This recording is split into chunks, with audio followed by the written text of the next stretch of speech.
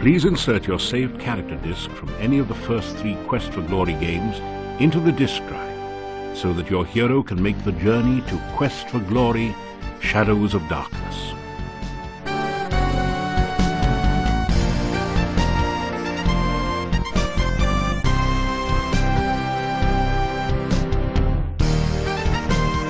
Your character has been successfully imported.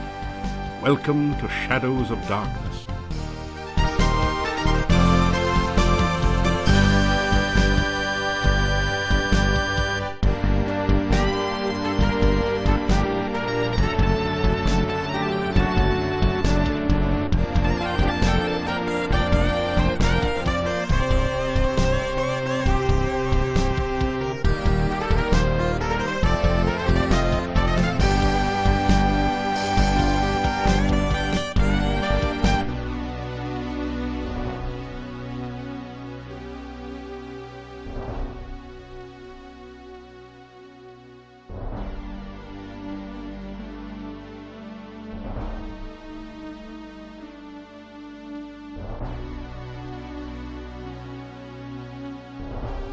You awaken from nightmares of flying and falling.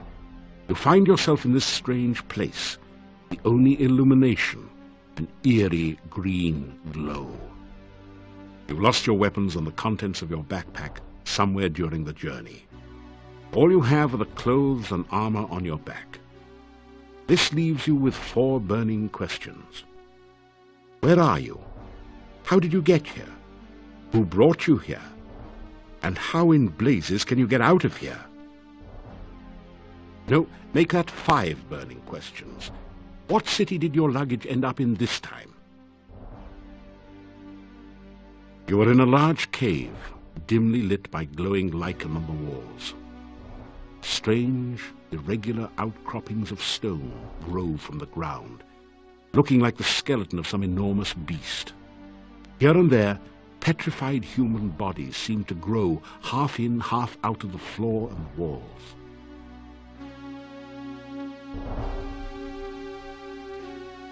You search the desiccated body. The only still usable item is a dagger, which you pick up. However, lying around the bones are some coins, 5 golden coins. Each have a crown stamped onto them, and 13 small copper coins, each stamped 1 kopeck.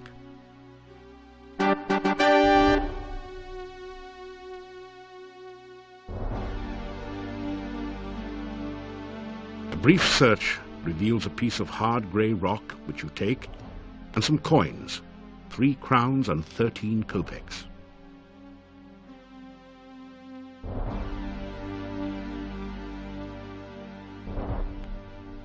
You find 30 assorted copper and gold coins on the body.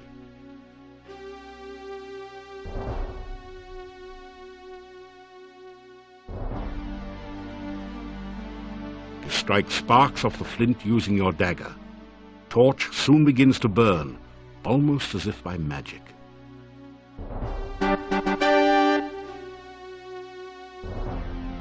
strike sparks off the flint using your dagger. Torch soon begins to burn, almost as if by magic. You take the torch.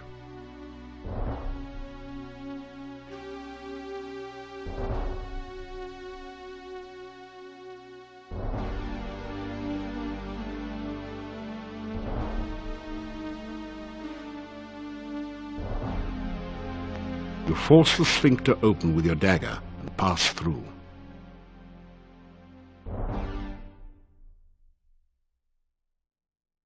You've made it into a large chamber. Stone valves, like the one you just passed through, apparently block 3 other passageways. There is a huge stone altar in the center of the room, and an exit to the south.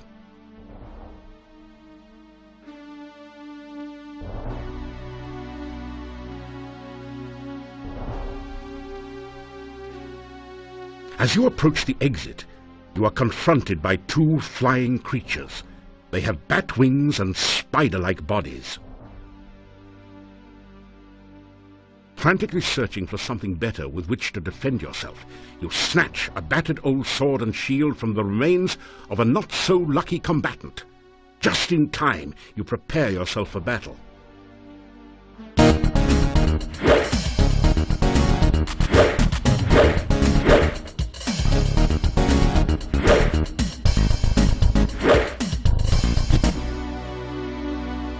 In a bitter battle, you are better than the badders. You kick some butt, too.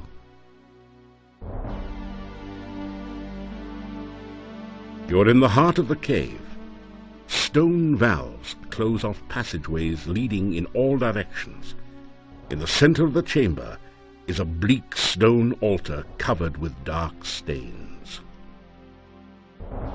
That didn't...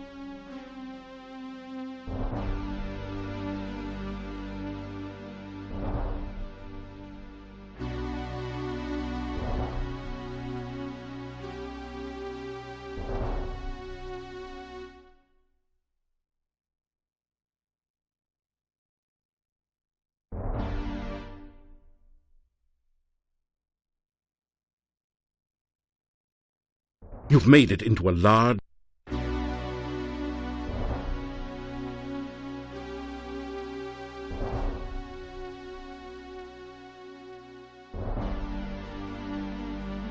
You gratefully retrieve the shield and battered sword from the dead warrior.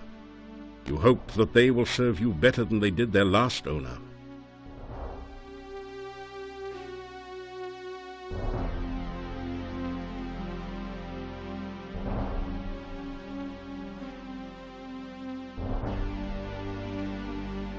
As you approach the exit, you are...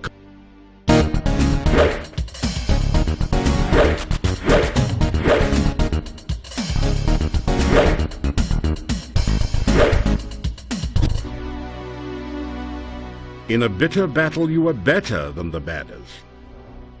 You kick some butt, too.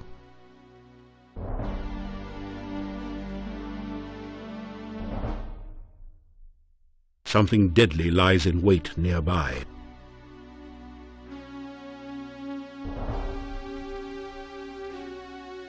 A heavy rope bridge spans the deep chasm. You can see the entrance to a large cave at the bottom of the pit. You catch an occasional glimpse of a horrid, multi-tentacled monster just inside the cave.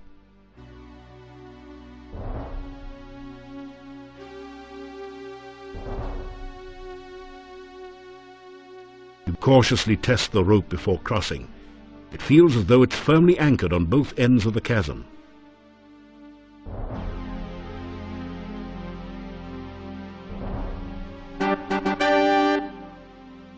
You just barely made it across the pit.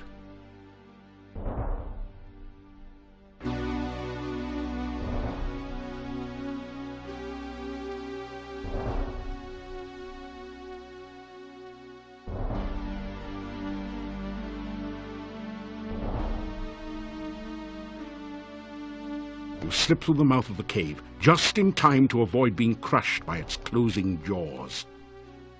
As the cave mouth closes behind you, you feel a strange warning tingle. There is danger here, although its source is not immediately clear.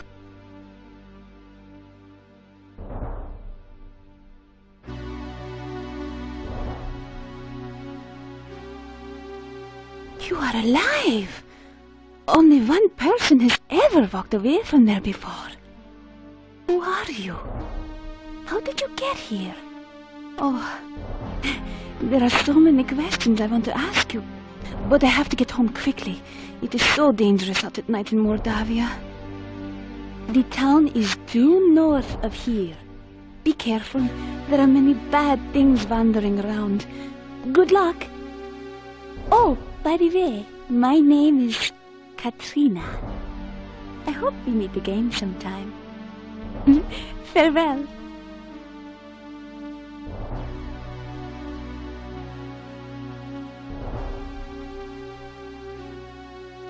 The six-pointed symbol seems to pulse with energy and comes loose in your hand when you touch it.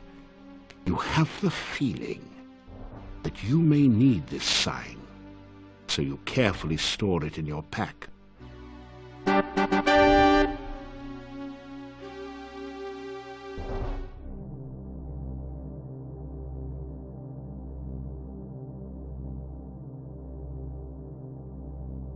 path is dripping with slimy goo.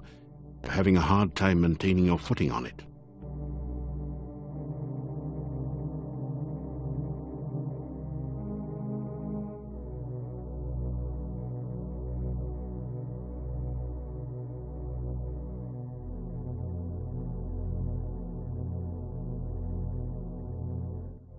A pool of sticky, greasy-looking slime dominates this area below the cave. A stream of slimy goo oozes down the right side, and goo dripping on the path makes it slimy and treacherous as well. A delicately crafted bonsai bush looks totally out of place in a pool of dark, unhealthy-looking goo. The huge tree looks to be half wood, half stone.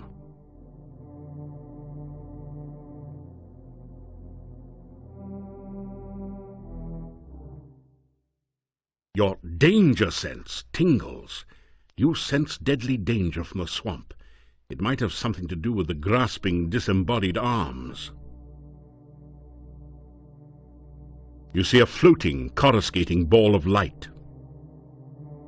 The heavy odor of decay overwhelms your senses and makes you feel slightly nauseated as you survey this gloomy swamp.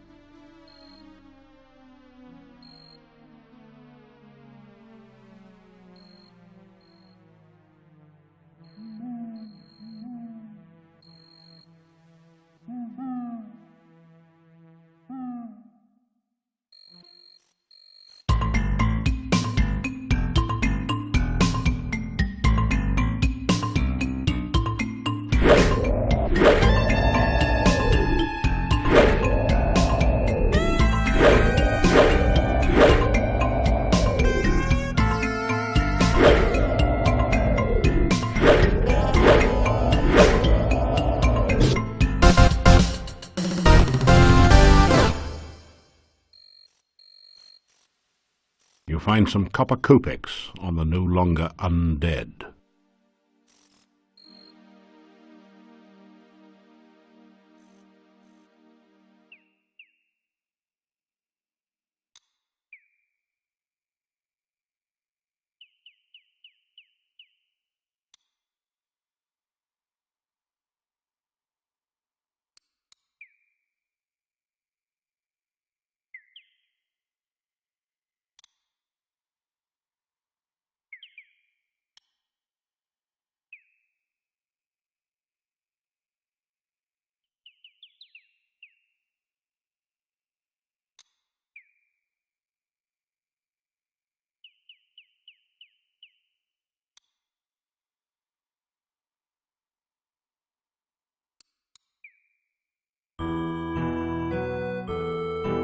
The huge boulder raises a solitary wooden staff high above the clearing. The curved staff has a very organic look to it. Its curves seem somehow feminine. You can feel a sense of magical power radiating all around it. You graciously but gratuitously grasp some grass. The staff feels warm and almost alive in your hand. You hear an eerie voice in your head. This I must first do. The sacrifice of life for one of love. You find yourself letting go of the staff very quickly.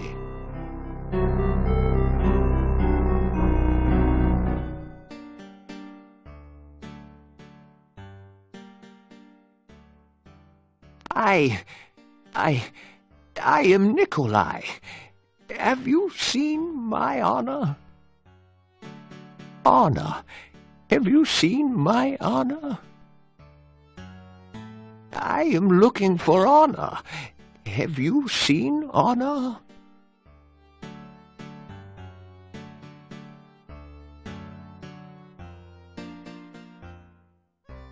As you enter the northern part of the town, you hear the sound of a chisel chipping away at a stone block. A man is carving gravestones at one end of the street. Your attention quickly moves from the stone carver to the ominous Gothic building in the center of the street. There is definitely something not right about this structure. A sense of great danger and hunger comes from near the door of the massive stone building. The Hectopus seems somehow calmer as you present the Dark One sign to it. You get the feeling that there's something it wants you to do with the sign.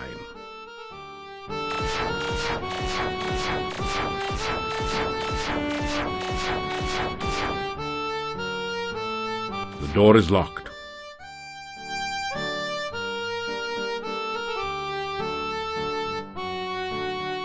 The headstone carver stares at you and then goes back to work. You introduce yourself to the gravedigger. Me, Igor.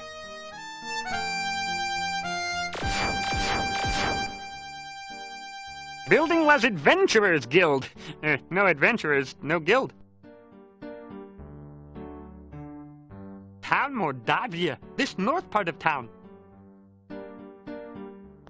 Oh, this day job. Also work graveyard shift. Little graveyard humor there. Igor dig graves in cemetery. Igor put dead person in grave. Igor cover dead person with dirt. Igor put headstone on grave. Oh, plenty job security around here. Business is piling up. Little graveyard humor there again.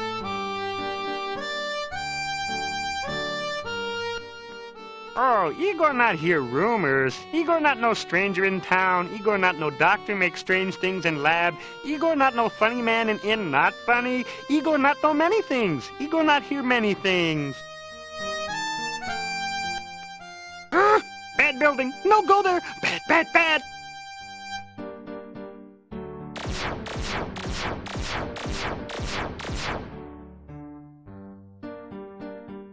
You! How did you get here? Why are you here?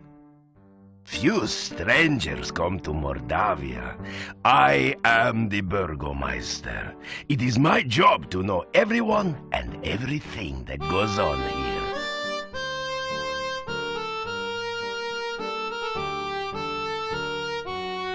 The Burgomeister stares at you suspiciously.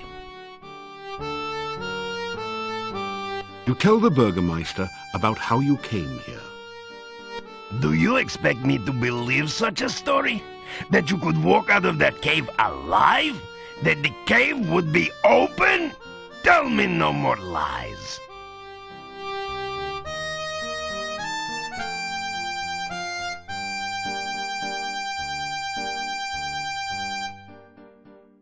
My name is Dmitri Ivanov. I am the Burgomeister of this town. Mordavia is a valley surrounded by mountains. There used to be a road which led from here, but heavy rains have created a swamp at the base of the mountain south of here. No wagons can get you in or out, nor can any person, except perhaps you. This is the town of Mordavia. There is an inn and a shop down the street where you can spend the night or get some supplies and be on your way. The sooner you leave, the better for all. There are many dangers in Mordavia, and we certainly do not need a stranger to stir up new troubles. The Hotel Mordavia has rooms and food. It is a safe place to spend the night. The shop does not carry much. We have been cut off from supplies for a while now. Still, you may at least restock your food rations before you continue with your travels. Just leave Mordavia quickly. No good comes from outsiders, and we do not want you here.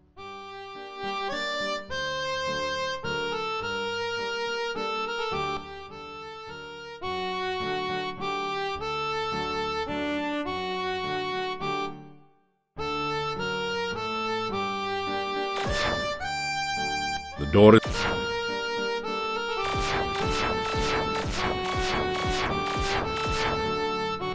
So...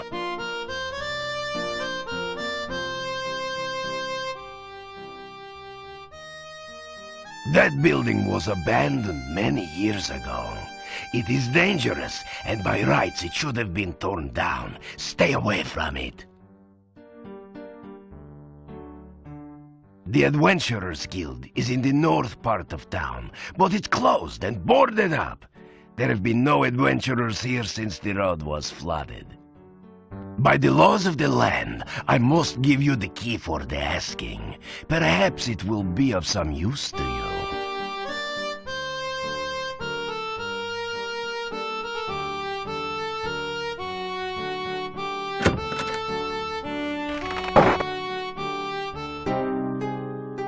This general store is cheery and well lit, thanks to the warm hearth.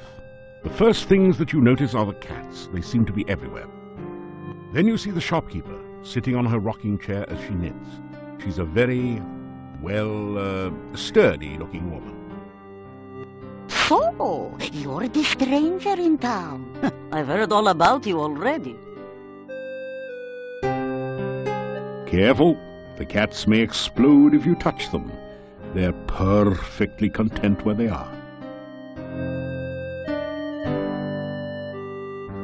They're polite, aren't you? And manners are as manners do, as my husband used to say. We'll see.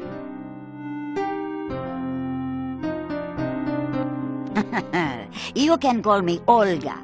Mrs. Stovich is too formal after all. We don't welcome strangers here. They bring nothing but trouble. All the same, it's good to see a new face again.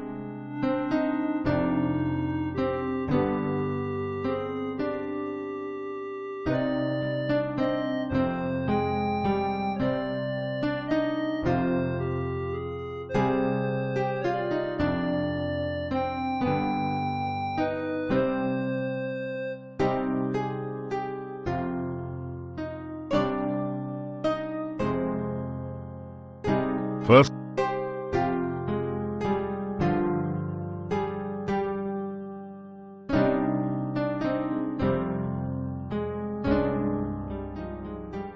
I do have some lovely sandwiches you can use for rations. And garlic, of course you'll need garlic. I've also got some oil you can use to keep the weapons and armor from rustling. And if you like sweets, I've got some yummy homemade candy. Although the garlic-flavored ones have all been purchased by now. I'll have to make some more. Oh, and a shopping bag to carry things in. I have a couple of those left.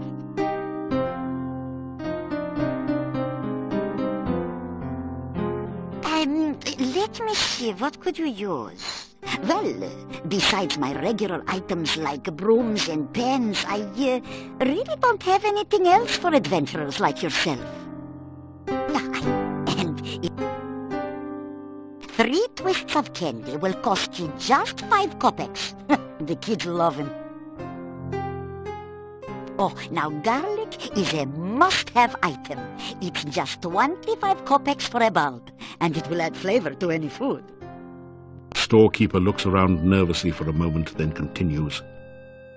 You know, some say garlic also has medicinal and protective properties. My husband always said I make the most interesting sandwiches. They're very good for you, and I only charge 50 kopecks each for them. The shopping bag costs 50 kopecks. It is very useful for carrying your purchases or other large things. A flask of household oil will cost you 100 kopecks. It's good for door squeaks and can also be used to loosen up rusty wagon wheels. I can sell you a very nice large pie pan for 250 kopecks. I've always admired the men who can cook. You can purchase the hand broom for 350 kopecks. I'm sure you'll really clean up with it.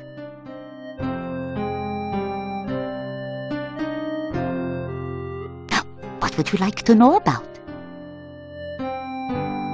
Yeah, Bella's a good woman. She's the one who really runs the inn. Her husband just gives orders. Someday she'll give Yuri a piece of her mind, and good for her. The things she puts up with. Bella. She was a pretty woman not long ago. Was not called Bella for nothing. Losing her only child really aged her. What a tragedy. The castle north of town was abandoned for many years. Then some strangers moved in 4 years ago. No one knows what goes on there now. But it won't be for the good, I'll tell you. Werewolves are gypsies, no question about it. They change into wolves at night, eating anyone they can get. Nothing can kill a werewolf but silver or magic. So you be careful out in the woods at night, you hear me? The gypsy camp is not at all that far from here. That is a bad place, and you'd better have nothing to do with it. It is dangerous and should have been torn down long ago. Many a stranger never came back after asking questions about it, so don't let your curiosity be the death of you.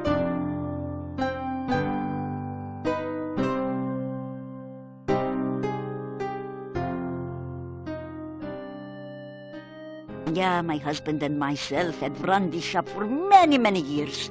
My husband passed on now, but I keep it just the way he liked it. A well-run shop is a busy shop, he always used to say. Not very busy anymore, what with the swamp. But I try to keep it going the best I can.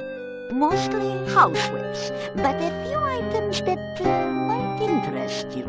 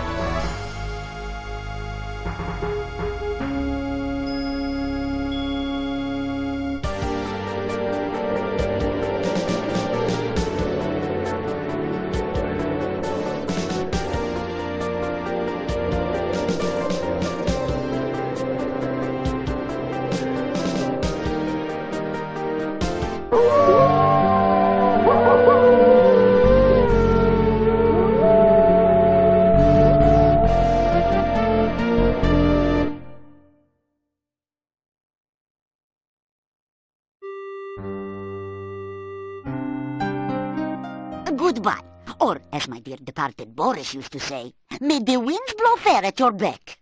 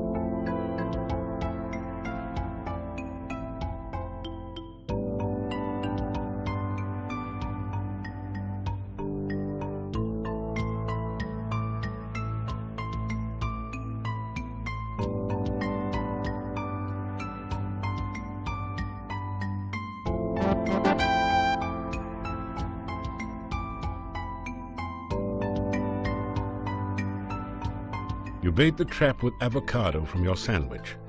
Avocado was never high on your list of favorite foods anyway. The trap starts working.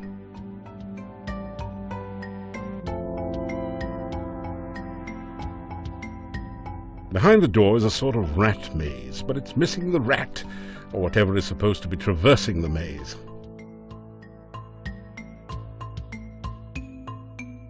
You hear something bouncing around behind the door.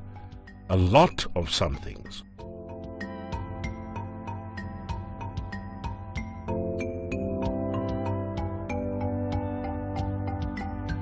Oh no, you've been Antwerped.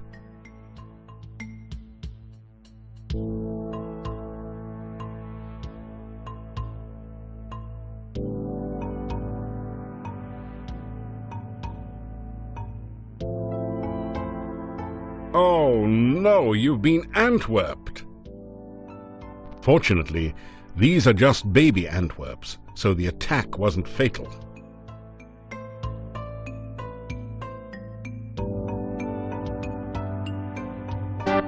You've caught an Antwerp. It's simply amazing. That didn't...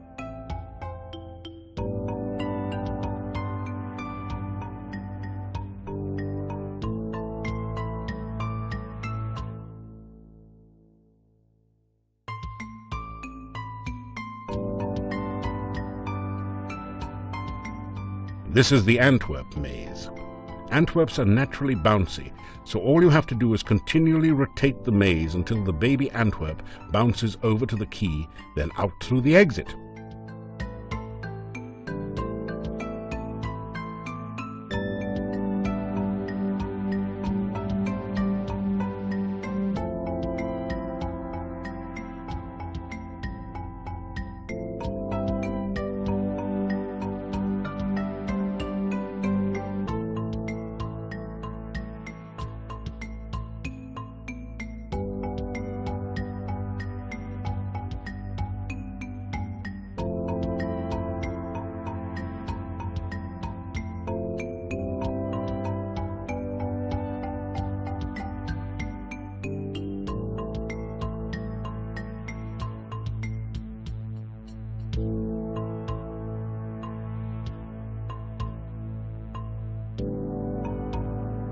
The Antwerp has found a hole in the space-time continuum and slipped back to the beginning of the maze.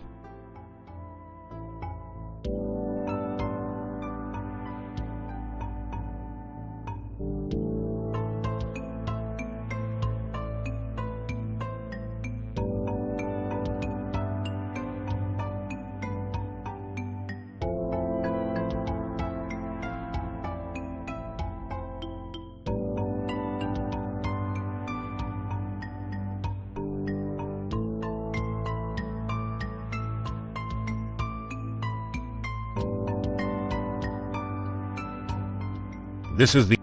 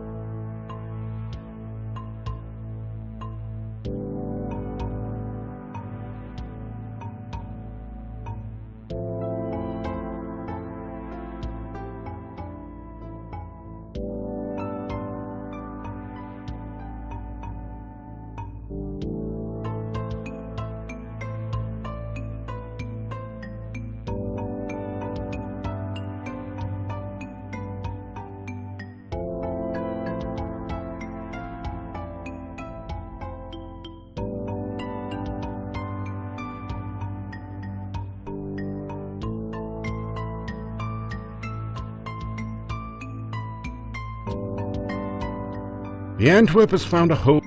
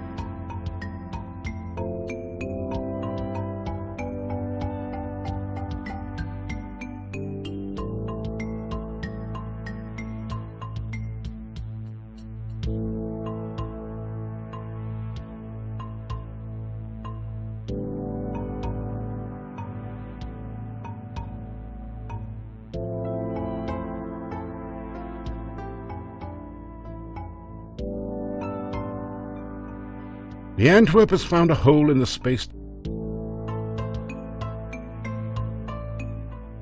Time the maze rotations, so the Antwerp is lined up on the path you next want it to follow. If the Antwerp is moving too fast for you, try bringing up the control panel and slowing down the animation speed. Watch out for the holes. Also, remember that an Antwerp can only bounce to a certain height. You may need to turn the maze over.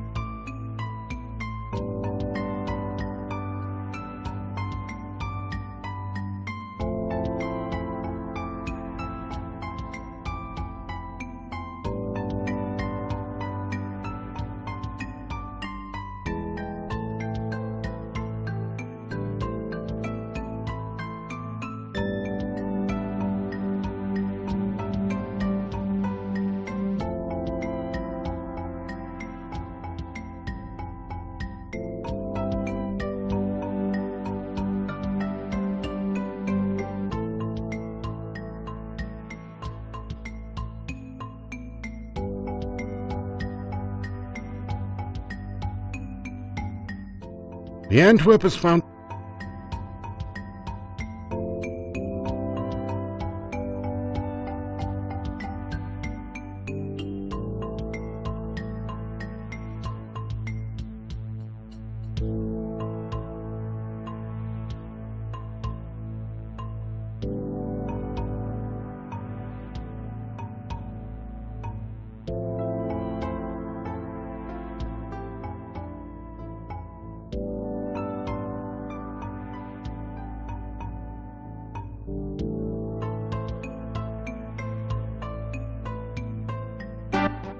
Congratulations. You've used the baby Antwerp to get Dr. Cranium's laboratory key from the maze. You add the key to your keyring.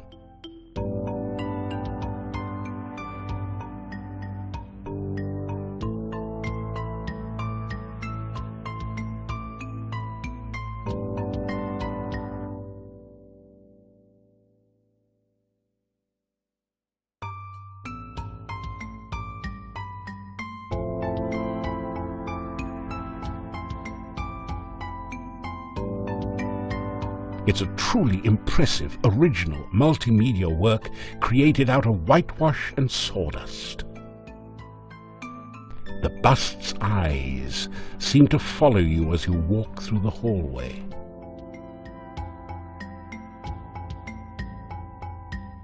You faintly hear a voice saying, "Don't knock! Come on in!" from beyond the door. You hear mysterious bubbling and sizzling noises. Every once in a while you think you hear someone muttering to himself.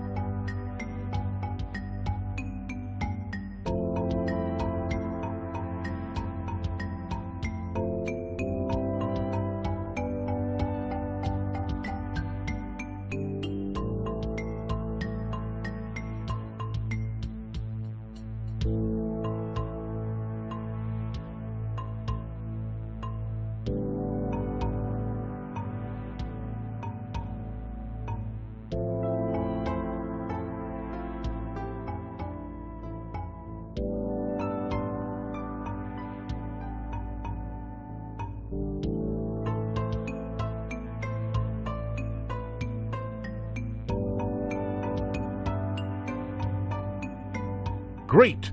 You've managed to find Dr. Cranium's keyhole and open the door. You pass through into Dr. Cranium's private laboratory. Quickly, Igor, the fluid. I must have the fluid. Oh, excuse me. I thought it was Igor coming in to assist me. He helps out in the lab sometimes. Now then, what can I do for you?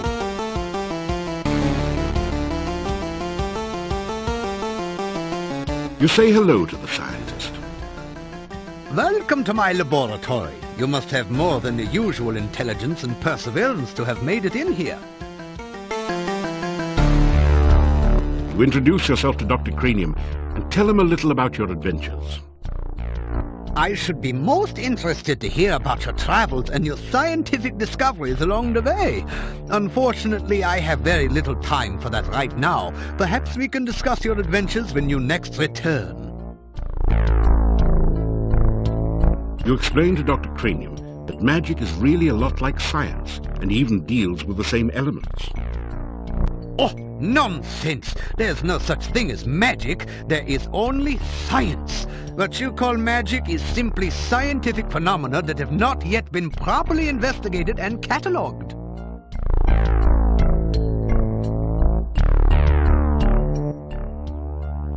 My name is Dr. Cranium. I am Moldavia's chief scientist and a certified genius.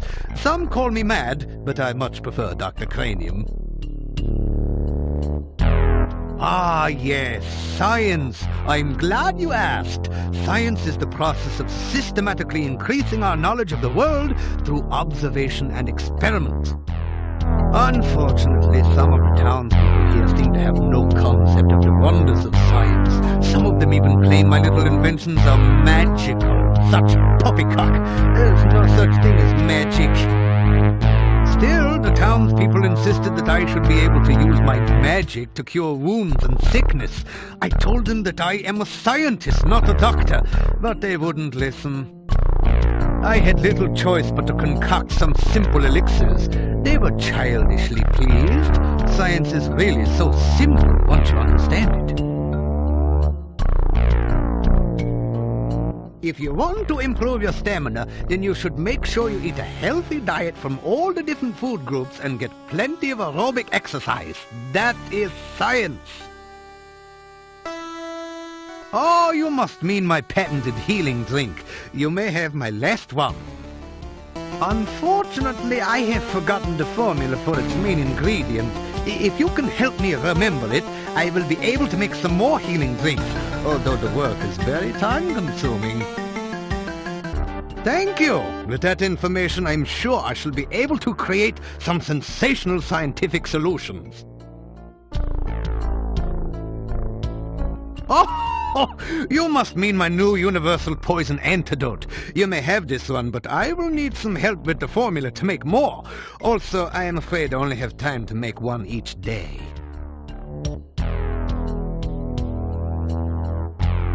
Thank you. With that information, I'm sure I shall be able to create some sensational scientific solutions. You ask Dr. Cranium if he can spare an empty flask for specimen collection. Of course, of course. I am always delighted to assist scientific research of any kind, and I have plenty of flasks. You may have this one. You ask Dr. Experiments are the meat and drink of science. First, you must come up with a hypothesis based on your understanding of the scientific elements. Then perform an experiment to test the hypothesis. Afterwards, you have a pizza. Earth is for solidity and stability. Air gives freedom and movement. Fire provides power and energy. Water, fluidity and life. Pizza, of course, is the most important element of all. Pizza represents the essence of well-roundedness and regaining strength. Most importantly, you can have it delivered in under half an hour in most areas. A hypothesis is a scientific guess. One predicts the result of an operation, performs an experiment to test the prediction, then has a pizza to celebrate the result. It is very important to stay flexible, however. Sometimes the experiment may give a different result than predicted by the hypothesis. Since real scientists don't like to make mistakes, we always write the hypothesis in pencil. Pizza is a crucial ingredient in many scientific formulae. There is a nearly infinite variation in its effects, depending on whether one starts with pepperoni, mushrooms, artichokes, or plain cheese. One should always order extra pizza in case the experiment requires additional materials. Besides, science is hungry work.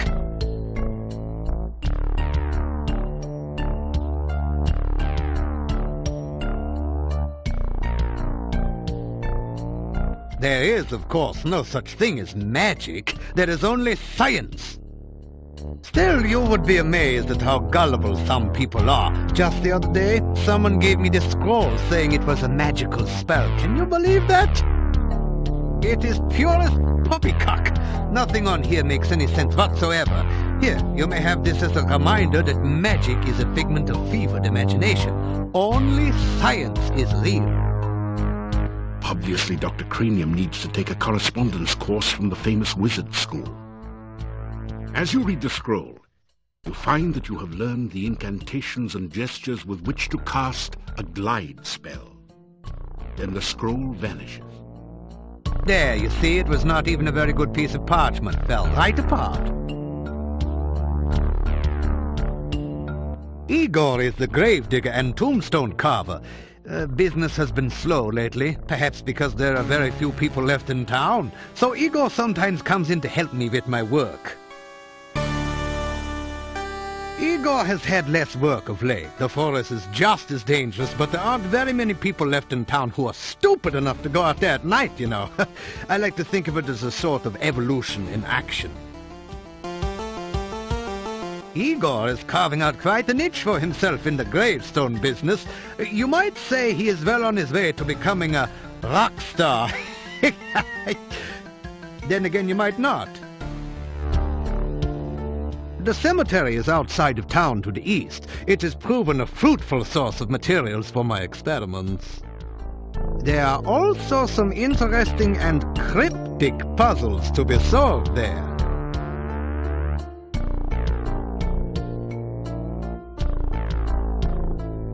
Essential etheric fluid is an important ingredient in my formula for reanimating dead bodies. It contains the essence of the element of water, the most important ingredient in life science. This laboratory is where I perform some of my most important research. Lately, I have been trying to bring life back to a dead body and to brew the perfect cup of tea. Reanimating the dead is just another day's work in the life of a scientist. Even science cannot bring a person back right the way they were, but one can use scientific principles to restore the semblance of life and energy to formerly dead flesh. The one alchemical combination that I have thus far been unable to fully analyze is that of a good cup of tea. I'm sure there must be a way to duplicate the effects of nature, but the results have not been promising so far. Perhaps you would like a cup of spearmint and beefsteak tea?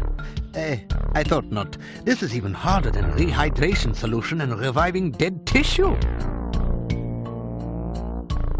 Research is the heart and soul of science. Without constant experimentation to prove or disprove one's hypotheses, the scientist is left trying to solve the world's problems by guesswork. That is hardly the most efficient way to achieve results. I try to maintain a modest selection of useful experimental equipment in my simple laboratory. Unfortunately, it has become very difficult to obtain the most modern scientific accessories since the road out of the valley became closed by the swamp.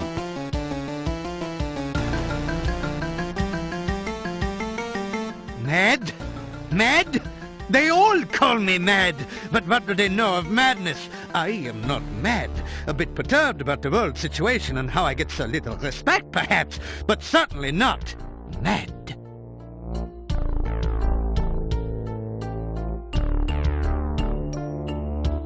It's a beaker full of eyes, and they all seem to be looking at you. Dr. Cranium likes to stay ahead of his competitors.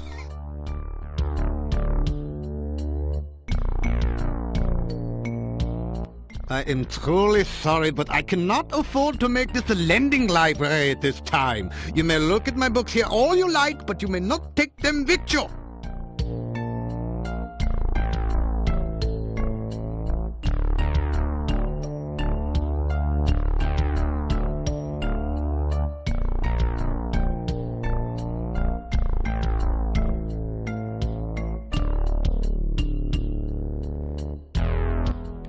It looks for all the world like a medieval moonshine still. But Dr. Cranium is far too intelligent to drink alcohol, so he must be developing a new fuel or something. Some sort of complicated scientific experiment is going on here. Could it be the quest for the perfect cup of tea?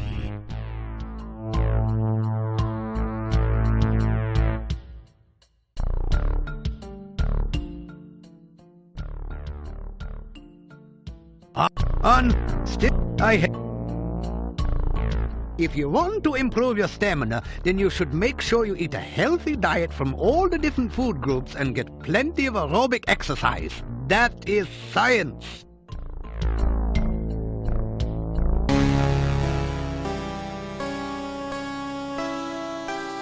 Come back and visit again. Oh, and if you see Igor, please tell him I still need the fluid.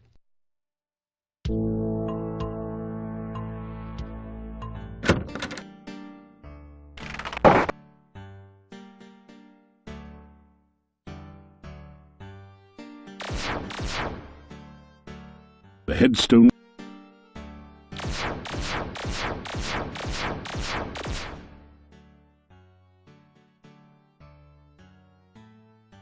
Town Mordavia.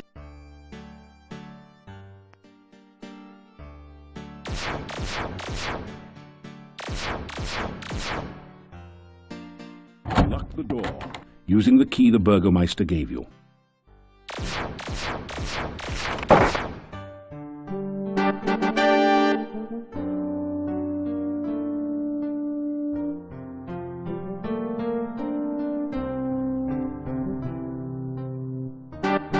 Pick up the rope and grapnel set and tie it onto your pack.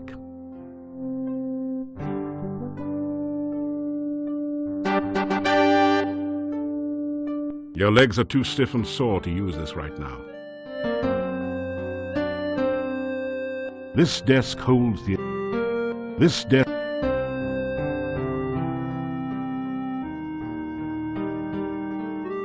You read in the adventurer's log about some of the exploits of past adventurers in Mordavia. Prominent among them is the story of Pyotr and the Dark One's cult. Near the end of the book, Pyotr tells how he led the armies against the Chernovi cult outside the Dark One's cave. The fighters were trained soldiers, but the cult members fought like madmen. Suddenly the cult members changed their forms and became grotesque monsters. Many of the soldiers panicked and ran. The battle was nearly lost.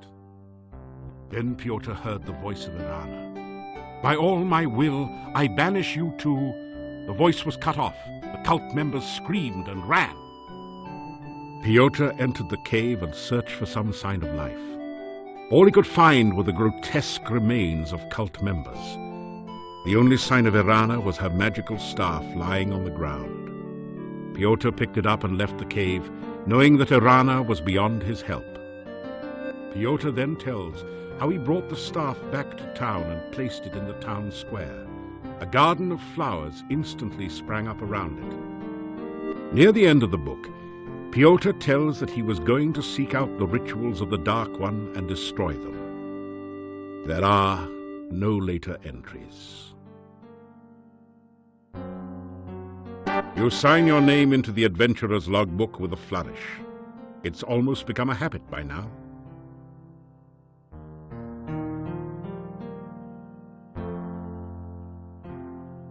Which book do you want to read? As you scan through Hero, the Journal of General Job Adjusting. You find quite a bit of information that might be useful here. There are a series of articles about the land of Mordavia. The town originally grew up around Castle Borgov. The Borgovs were the boyars, or local noblemen, assigned the role of guarding the area from invaders. The chapter on fauna describes a number of interesting creatures. The Necritor is a vicious carnivore with big, sharp teeth. Some of the other monsters sound even more horrific. In the forest lives the Lishi, a creature known for playing practical jokes on travelers and playing riddle games, but which can also be helpful to those it likes. You learn about the Rosalka, the spirit of a murdered unmarried woman. Such spirits are said to inhabit lakes and rivers. They try to avenge themselves by drowning any man foolish enough to approach them. You could really learn a lot by reading this magazine thoroughly instead of just browsing through it. Isn't it nice that we included a complete copy in your game box? The book turns out to be an advertising brochure.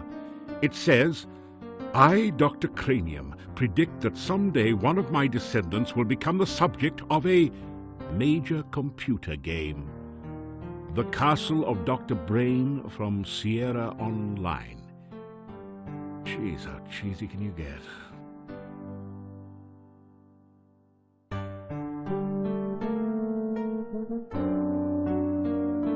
The book is all about using spells in unusual and creative ways, such as calming a fire, using alternate flame and frost spells to make something brittle and break, and so on. You pick up a number of useful tips which will improve your spellcasting.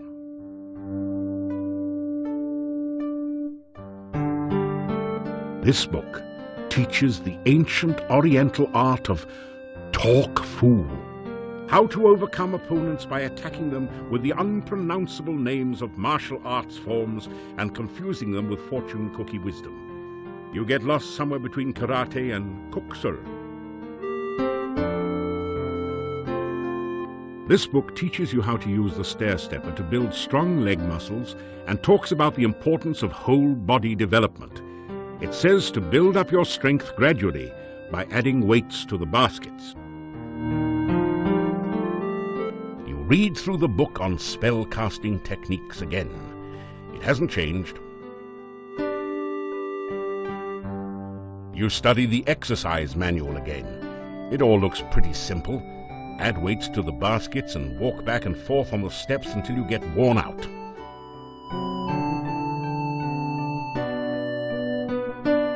The book. Nice try. But the bookshelf won't budge. If there's a secret passage around here, it's hidden a different way. Hey, this isn't a lending library.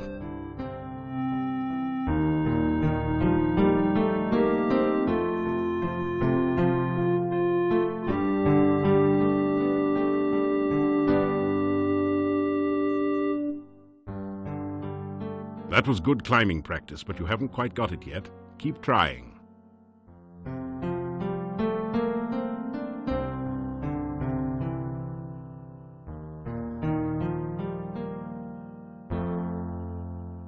The painting shows a proud-looking adventurer standing on an obviously defeated dragon.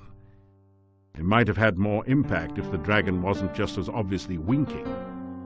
The plaque says, "Wish you were here in Silmeria, Dunstan." The portrait of an adventurer long gone hangs on the wall here. A small plaque at the base reads, "Piotr, Paladin." The finely crafted sword rests within this case, but there doesn't seem to be a door or any way to open the case. A plaque reads, "Break glass in emergency."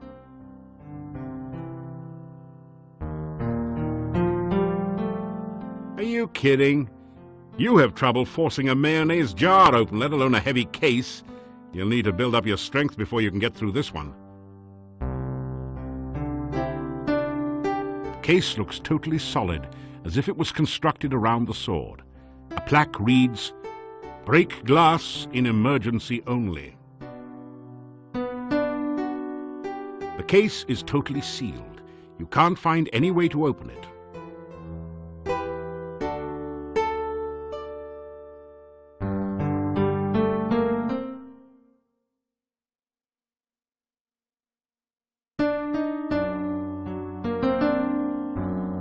Are you kidding? You break open the front of the case. Avoiding the broken glass, you pull out the sword. It looks like a fine quality weapon.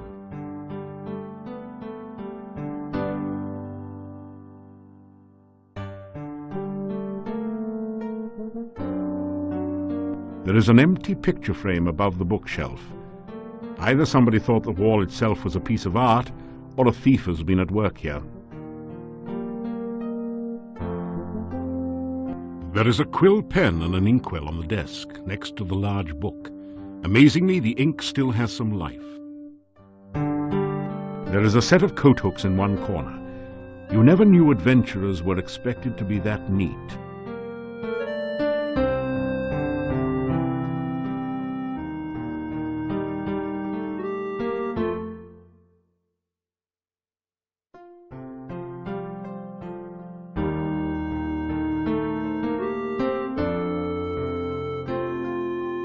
You need to rotate the hooks into some set position to unlock a secret passage.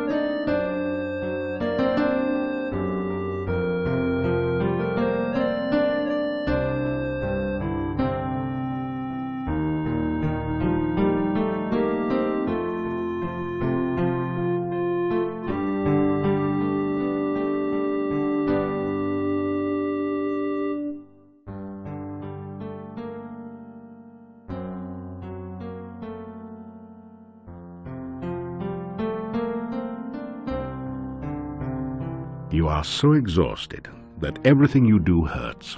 Better get some rest.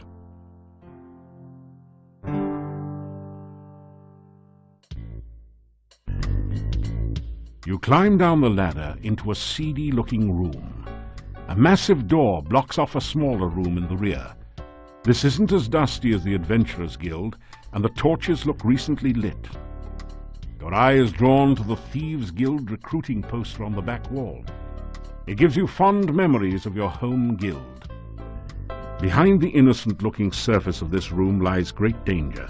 You sense that traps for the unwary are everywhere.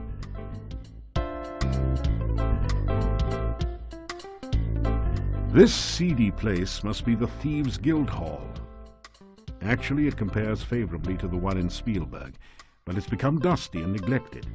There doesn't seem to have been anyone in here for quite some time.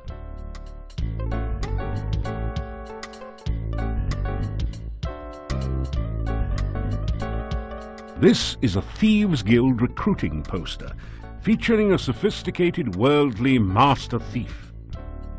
In an early excess of 3D poster art techniques, the artist has arranged the poster so that the thief is holding an actual plastic card. A legend at the bottom says, "Don't thieve home without it."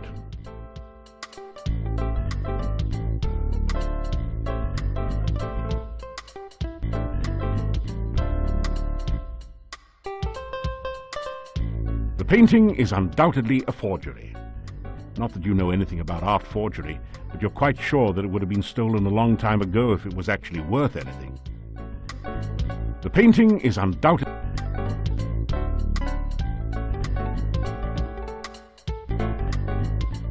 You examine the metal grate on the floor. It might be a drainage grate, but it's strange that there should be two of them right next to each other. This is a drainage grate. Strange that there should be two of them almost next to each other.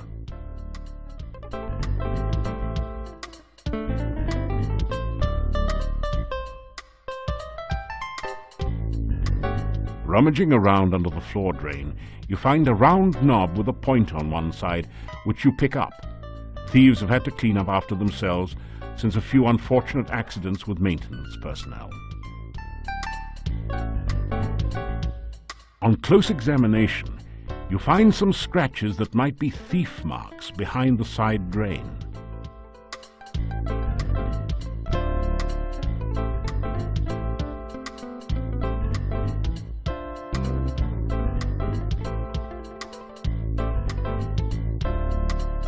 The double doors are, of course, locked.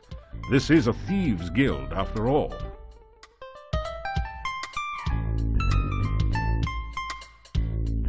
The double doors. A single tapped barrel rests against the back. The well-worn oak desk looks as though it could conceal 1,000 secrets. Most of the drawers appear to be fakes. The one real drawer is locked.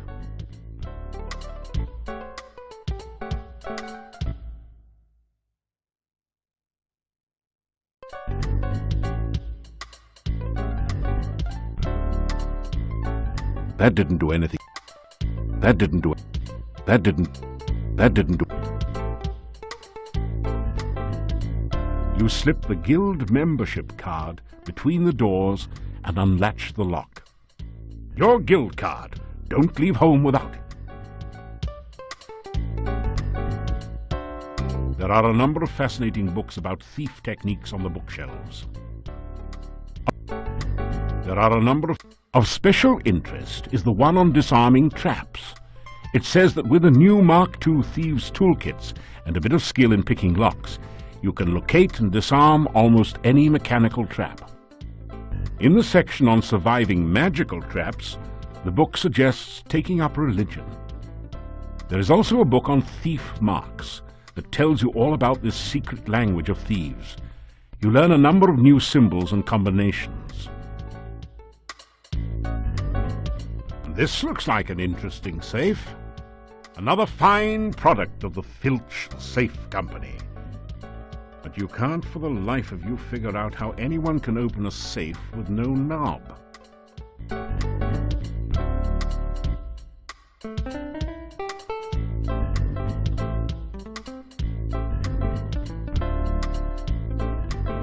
Now that you've replaced the safe knob, the Filch safe looks ripe for the cracking. You know, kind of like a walnut. To open the safe, you will need to spell out the combination with alternating right and left turns.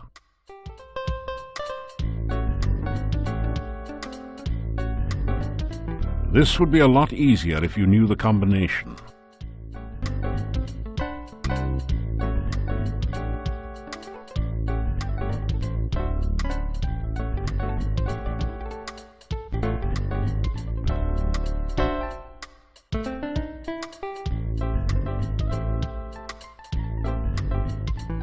You quickly rifle the opened safe. Unfortunately, it looks as though legions of Thieves' Guild initiates have been here before you, as all the money is gone. You do find 5 throwing daggers placed here for, well, safekeeping. The only other usable thing in the safe is a single lockpick, half buried in dust in one corner. You grab the lockpick and the daggers.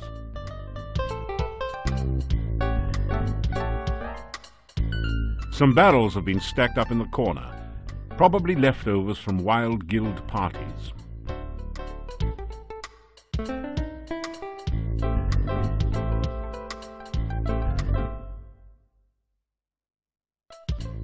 The well-worn oak.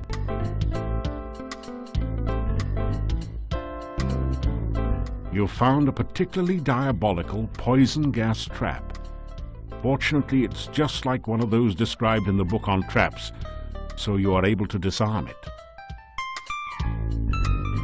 Ah, that did it.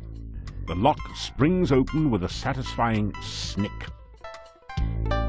Inside the desk, you find a complete and hardly used Mark II Thieves Toolkit. It has all the latest facilities for opening the toughest locks cracking safes, and disarming mechanical traps. There is one lockpick missing from the set, so you add yours to it. You also find a fancy match set of 3 throwing daggers, which you add to your collection. Finally, you find some sort of diary or logbook in the desk. The title of the book reads, Memoirs of a Master Manipulator. Modest, eh? You take it out and set it on the desk, but it's a little heavy to carry around with you. You leaf through the chief thief's logbook. An interesting entry speaks of a proposed night raid on the castle. The guild members would use the secret passage to avoid notice. You wonder which secret passage that might be. A later entry in different handwriting indicates how far the guild had declined recently. It seems to be just a bunch of doodling and some nonsense words. It says, Bad boys yell, good girls giggle, rich girls run. Not quite on the same standard as a nighttime castle raid. One of the final entries says, Fred and Frank caught out at night without hooks. Fred is dead and Frank sank. I'm the last. An ambitious thief will try to prosper by hook and by crook. The log closes with some incoherent ramblings about passing the deadly tentacled beast, then the horror, shadows of darkness enfold me, madness and mockery in the dark one's chamber. Sounds as though the author was in a chemically modified state. You depress the barrel tap, but nothing comes out. Instead, the barrel slides across the wall to reveal some sort of mechanism. This is a door unlocking mechanism. To operate it, push each of the tiles until all 9 tiles have been set to the correct pattern to open the door.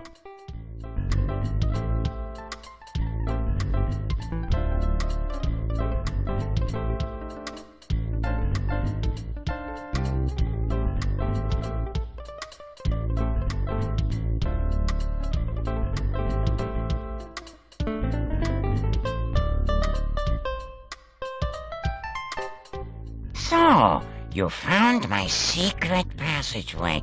You must excuse me. I'm not quite myself anymore. Oh, don't worry. I won't hurt you. It is good to talk to someone again. It has been so very long since anyone has been here. Ah, but I'm forgetting my manners. Welcome to Mordavia. I am the chief thief here. I'm also the only thief here other than you, but that is beside the point.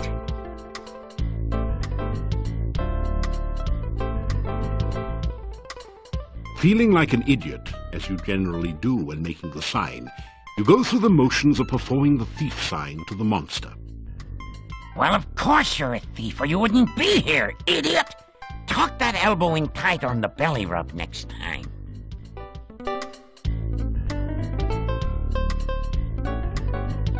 You are a very brave and honorable man to offer such a thing. Are you certain you are in the right profession? Do you want to be a thief or some kind of a hero? The 2 roles are usually mutually exclusive, you know. Interesting. You have had a good deal of experience. If you study up on trap disarming and thief signs, you will have almost every skill you need to become a master thief. Perhaps even a chief thief like myself. Pleased to meet you. It's so good to have someone of my own kind to talk to again.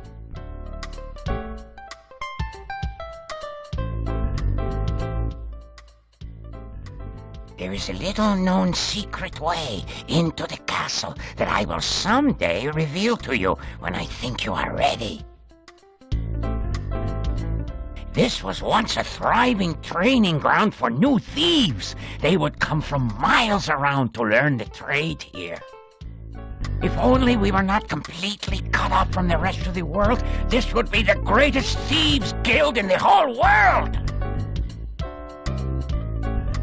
After I became such as I am, many of the members left. One thief said that I was no longer fit to be chief. After I showed him how fast I could throw daggers with these feet, he didn't say much. Never said anything again, as a matter of fact. The ones that left said they felt uncomfortable around me. Fools! Do they think this is some sort of brotherhood of man? This is a brotherhood of thieves! They should be uncomfortable around me. Soon it was just me and two others. They decided to explore the castle after the new owner moved in and never returned. So now, there's only me and you. After I became such as I am, many of the members left. One thief said, the ones. You mean this passage behind me? It leads out of town under the bridge near the gate. You can use it to get out of town, but you cannot get back in. The door can't be opened from the outside.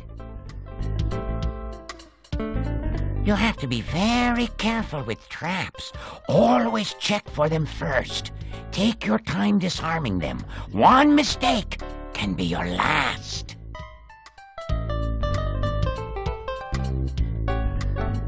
We are not exactly set up right now to fence stolen items.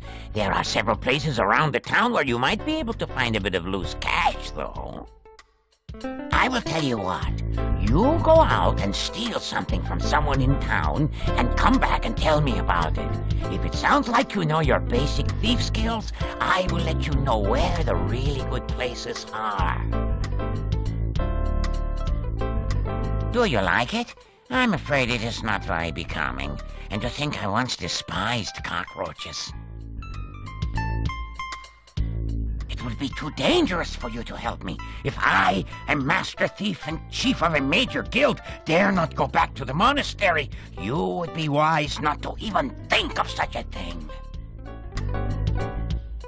I made a terrible mistake and broke into the monastery one night. It had been abandoned for years, and I thought maybe something had been left behind there. I discovered a secret passage to the basement.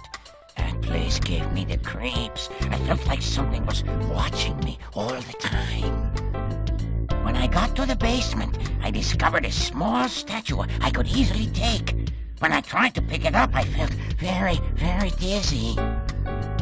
When I awoke from my faint, I looked like this. You can imagine my horror. Do you think it's fun to have 6 legs and no matching socks? Do you think I enjoy running around frantically and stopping suddenly for no apparent reason? Do you think it's fun to look in the mirror and wish you had a giant fly swatter so you could commit suicide? Is that your idea of fun? You idiot! You! Forgive me, I'm just not myself lately.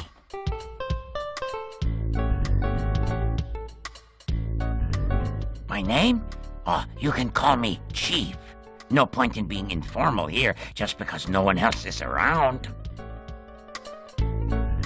This was once a very prosperous town before the swamp cut off the only passages in or out of here. That is a very dangerous place. Do not even think of trying to break into it through the door. The last thief who tried that did not even get the door open. We found his toolkit lying beside the door, but we never found him. You will need to be careful around him. He takes his job most seriously. I once offered him a bribe, just as an offer of goodwill, and the man practically bit my head off. Phew, what a sore head.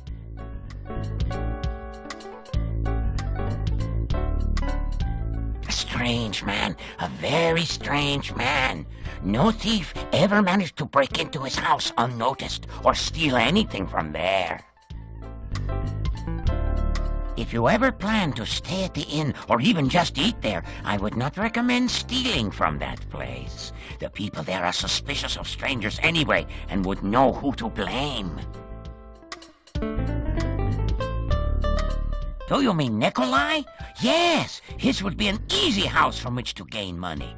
Be wary, though. The Burgomeister's bedroom is beside the house, and Dmitri watches out and listens for the old man.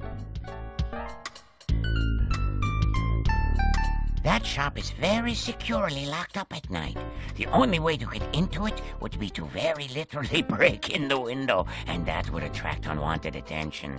Do not try it unless you want to get caught.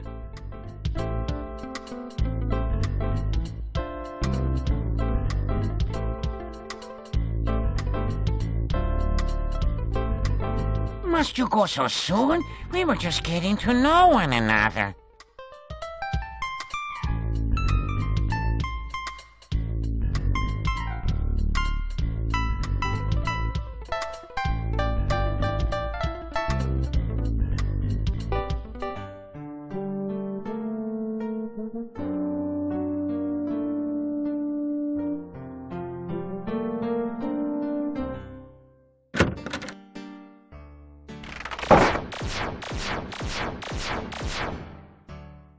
Still you remember?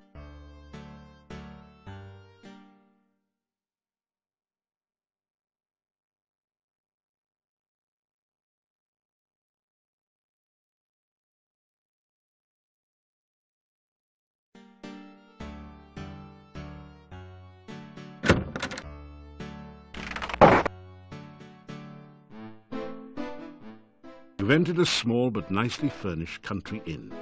Stairs lead up to the guest bedrooms. The floor is covered with sawdust and peanut shells. The barrel contains the few shells that manage to land in it. The innkeeper stares at you with an expression of fear and astonishment. It is several seconds before he speaks. This is the Hotel Mordavia. Rooms here are 15 kopecks for room and board. Pay for 1 week in advance. Your room will be the first room at the top of the stairs. When you want food in the morning or evening, just sit down over there by the door. Pay the innkeeper for your room and board. Thank you for your payment.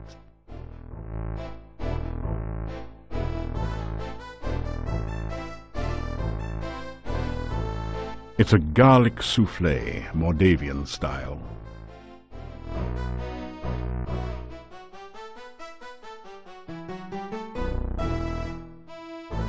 They stare at you in astonishment. You say you are a hero. Well, we will judge you here by your actions rather than your words.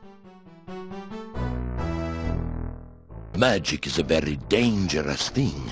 We do not trust those who use or are used by magic. Make certain you do not give us any more cause for alarm.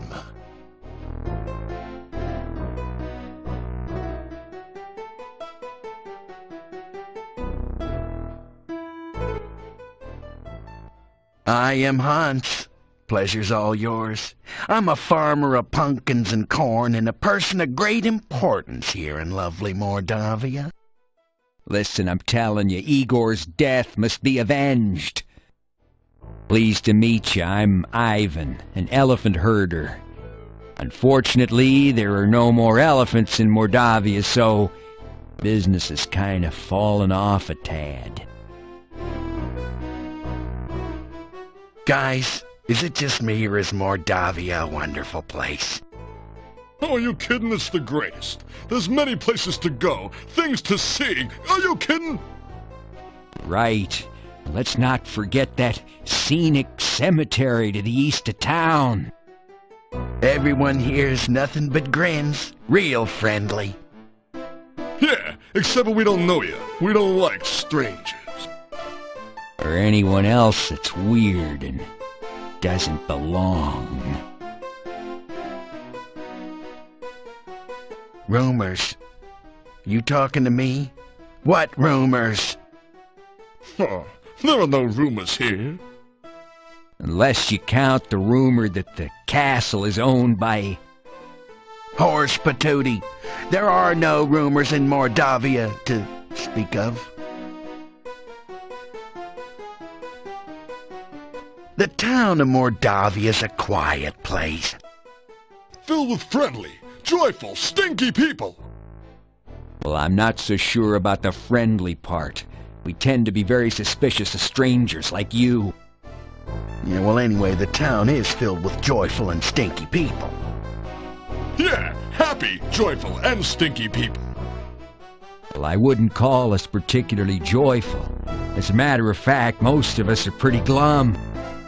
Oh, very well, all right, then Mordavia is filled with people, you know, stinky ones. Yeah, many stinky people. Well, I wouldn't exactly call it many. There actually aren't very many of us around here. Oh, forget it. Well, at least he stinks.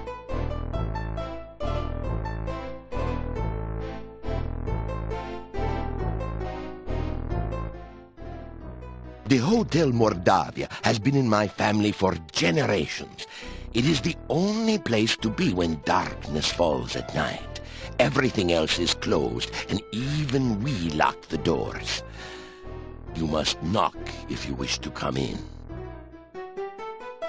My name is Yuri Markarov. My wife's name is Bella.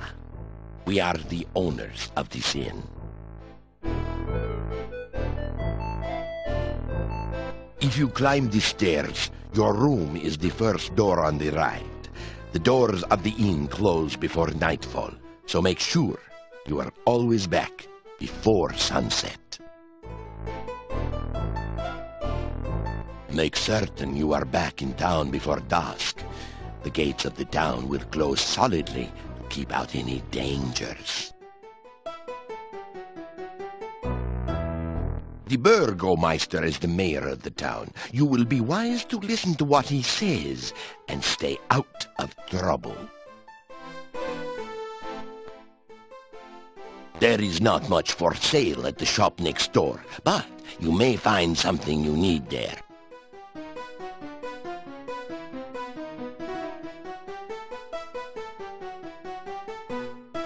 The monastery is to the north of here. It has been abandoned for many, many years, but it has a bad reputation. No one in town will go near it, and if you have any sense, neither will you. There are many ill things that roam this valley by night.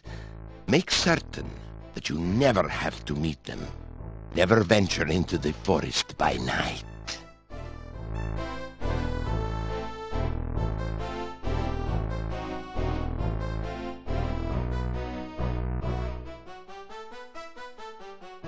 You unlock the door to your room and go in.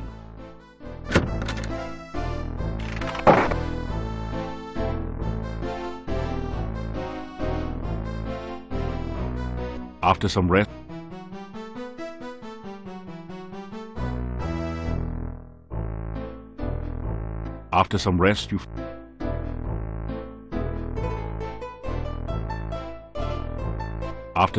you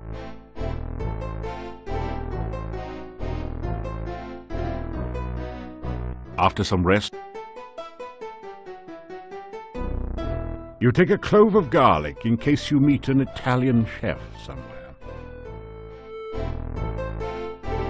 The townspeople have a poor opinion of people whom they see climbing out of windows and over roofs.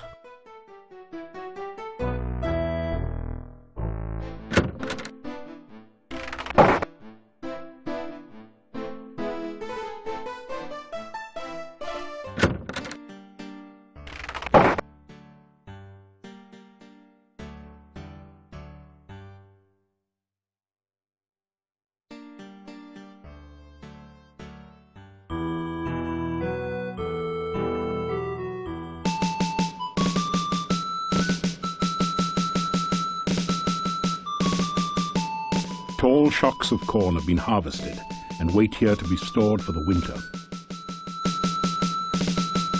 You take an ear of the corn and put it away in your pack. You've never been very good at making pumpkin pie. You can't take the scarecrow. That would be strawberry.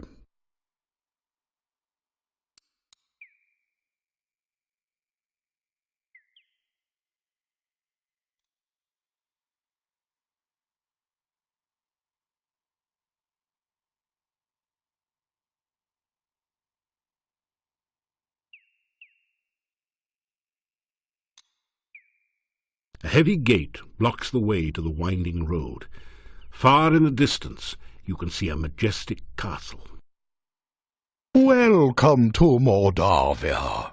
It's nice to have some fresh blood around here. We so seldom see strangers.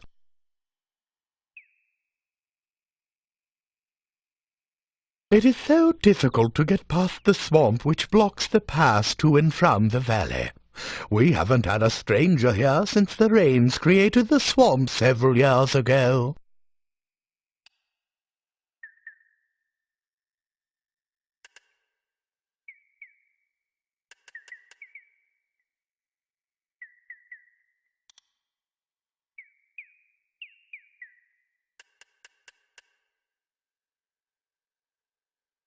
You've obviously done quite a lot for one person.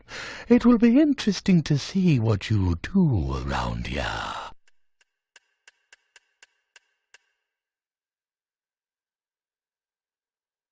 I am Boris Stovich. This is the castle of the Boyars, the title of the rulers of Mordavia. It once belonged to the Borgov family for generations, but the last Borgov has been dead for many, many years. Mordavia is the name of this valley and of the town. Even the inn is called the Hotel Mordavia.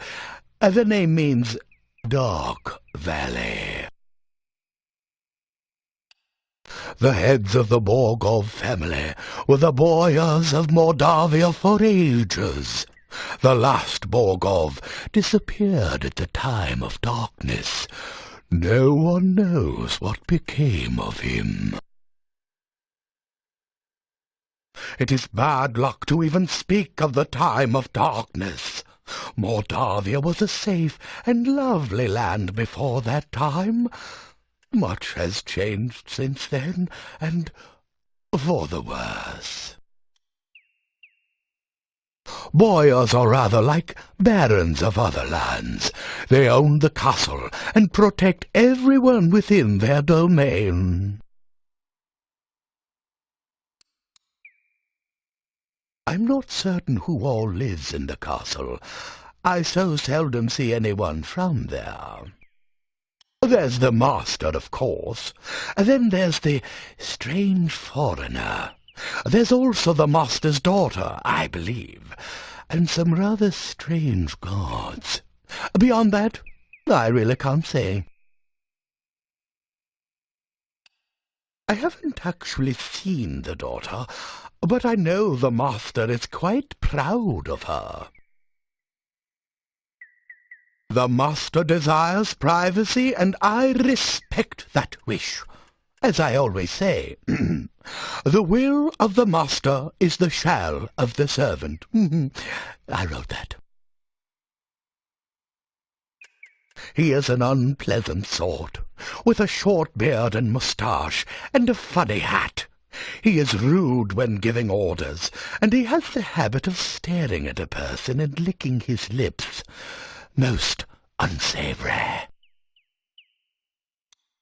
I have only caught glimpses of them occasionally, but I don't think they are quite human. No matter. If a man does a good job, then whether he is a man does not matter.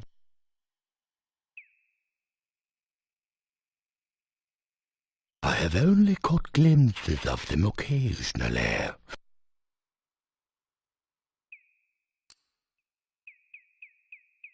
I am the gatekeeper of Borgov Castle.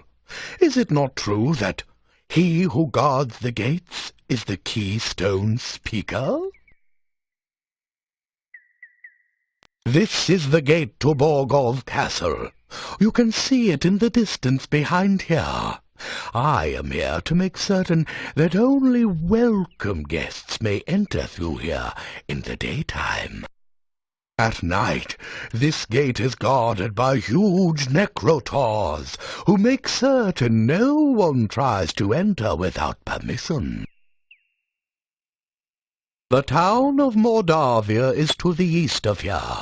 Turn to the east as you leave and continue until your way is blocked by rocks.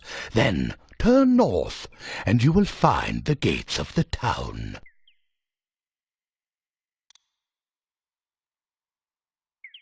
Goodbye, young man. May the fireplace be warm and the drink cold at your journey's end.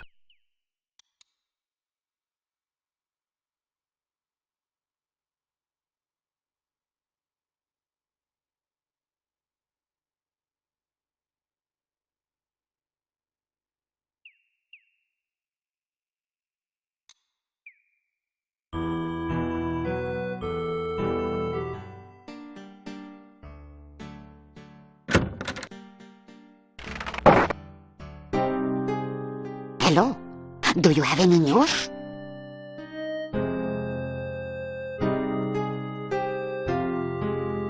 So, you haven't been eaten yet. We'll see how long you last traipsing about everywhere when you should be staying in this nice, safe town. Tell Olga about what you've been doing in Mordavia. And be sure and keep me informed. I need to know everything that goes on around here. Someone's got to have a clue after all.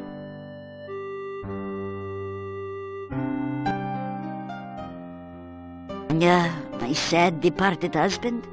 His name was Boris. Gone 3 years now. He was such a good man.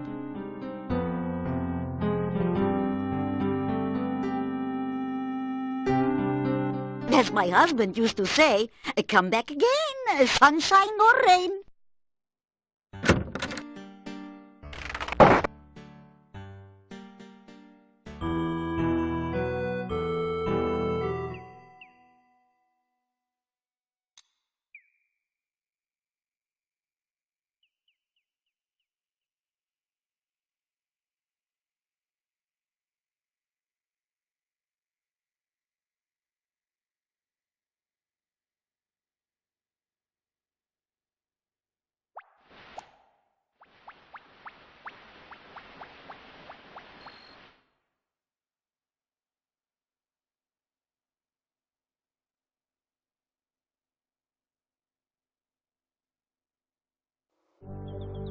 The majestic mountains in the background provide a beautiful contrast to the grim gravestones and crypts of the cemetery.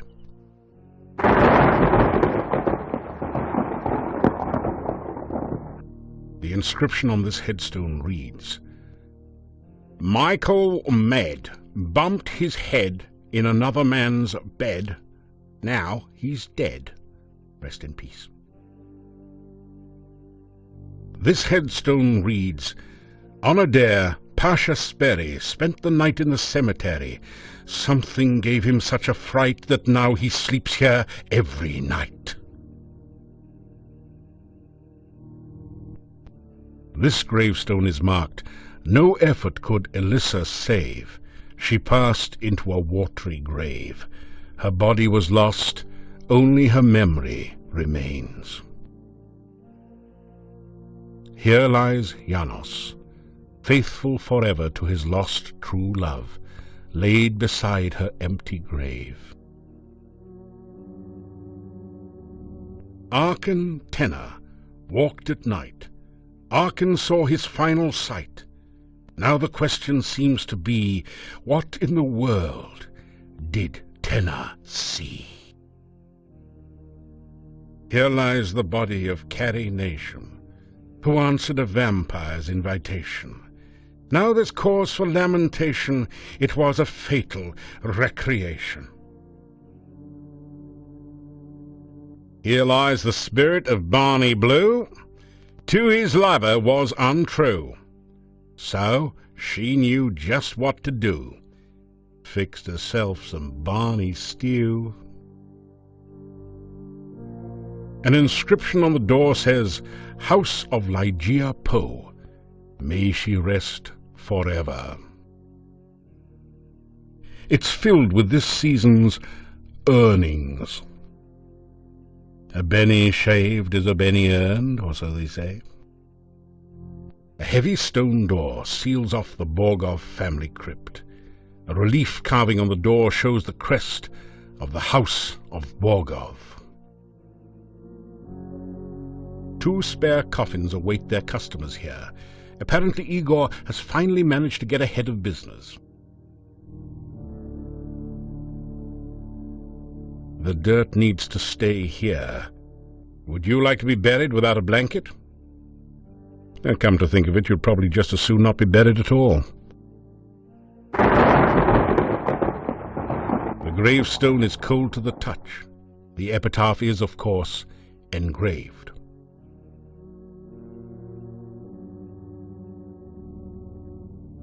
That didn't do it. That didn't do it. That didn't do it. That didn't do it.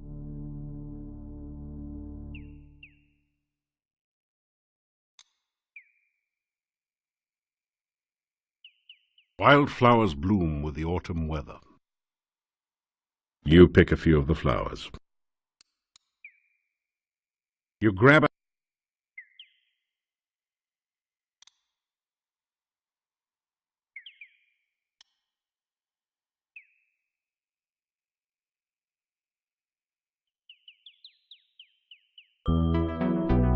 You have come to a beautiful garden deep within the forest. A stream flows gently in a loop around the central island. Feelings of peace and harmony permeate the area.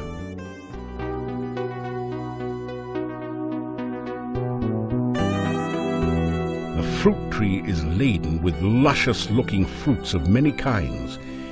It must be one of the rare mixed fruit trees. As you approach the tree, the fruit vanishes. Must be that low-calorie kind.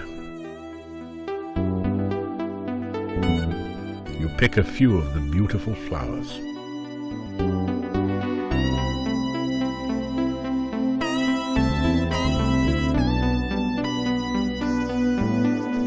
That's a dirty job that you don't put...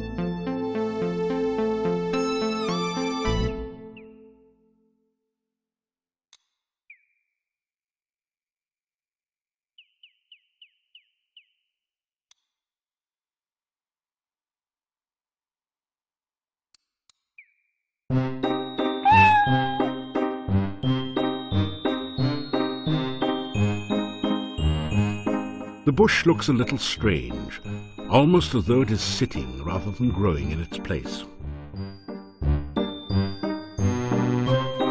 You say, "Hello," but there's only...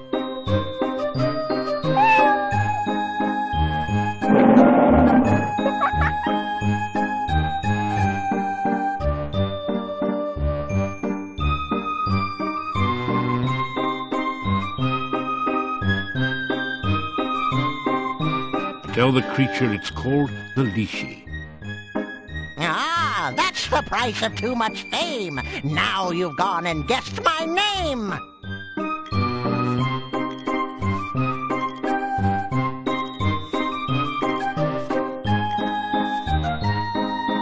Lishi, Lishi, look and see, in a bush or up a tree. Lishi, Lishi, riddle rhyme. Can you solve them every time?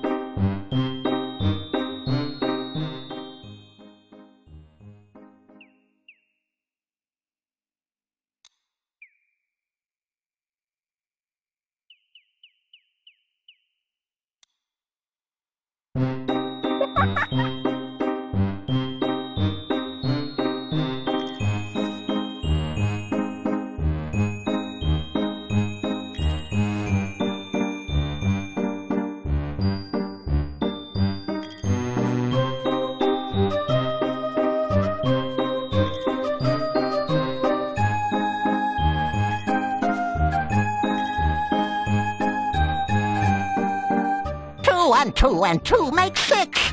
A little bush is in a fix. If you save a plant from goo, I can help you with a clue.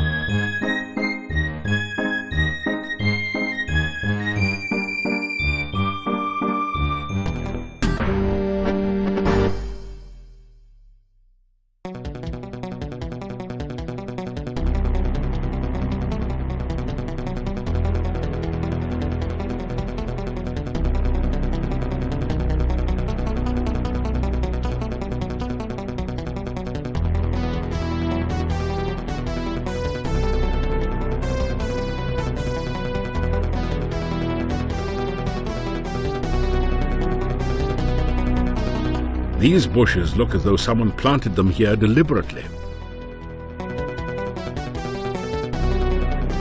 The bush won't budge. It's almost as if it were welded to the spot.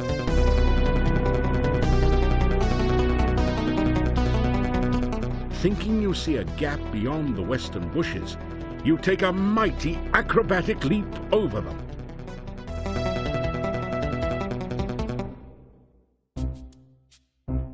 Every sense tingles with the feeling of danger. The eye sockets of the skulls glow with deadly energy. Even the hut looks hungry.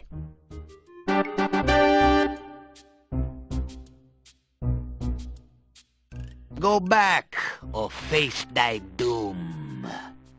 Hey, wait a second. Don't I know you from somewhere? Yeah, you're the guy that turned Baba Yaga into a frog. So what are you doing here? Trying out for the part of soup du jour or auditioning for the main course? She's back to her old self, if you knows what I mean. Other than a craving occasionally for flies and a distaste for frog legs, she's the same as ever.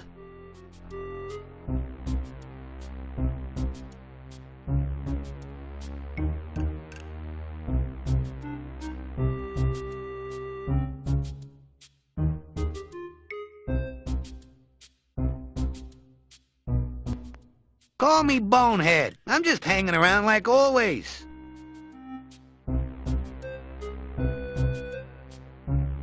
Danger? Around here? Nah, must be your paranoia acting up again. This place is as cozy and safe as a coffin. You can see for yourself that the hut's okay. Took it a bit to settle down from the last flight, though. You mean the hut of brown now sit down sort of thing the last time you was by? Well, that don't work anymore. Just go up to the hut and it'll squat and let you in, if it wants you in. My eye? Not bad at all. I has to admit, you gave me a real gem.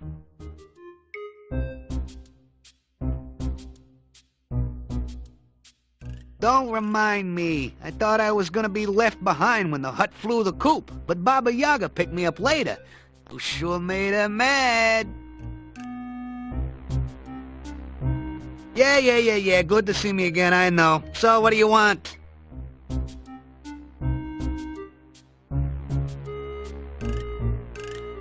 I wouldn't do that if I was you, but I'm not.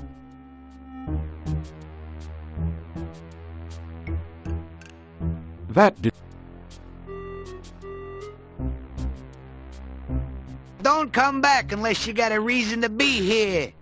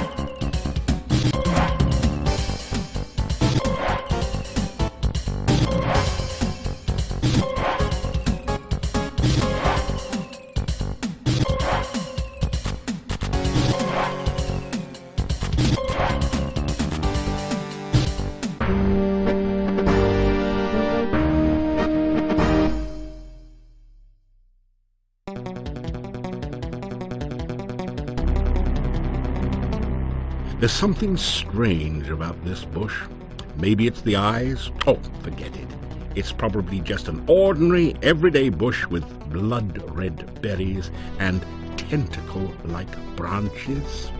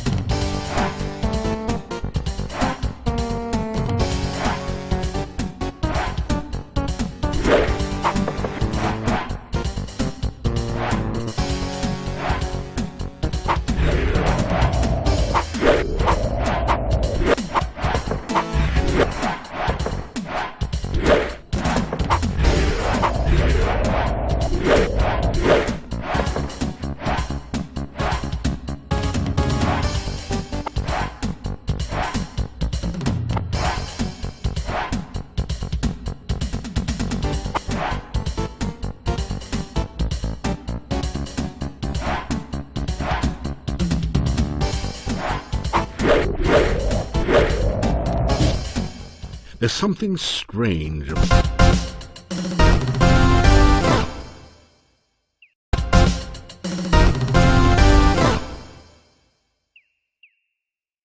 The wyvern has no place to carry treasure. This is one reason why dragon hunting is far more popular.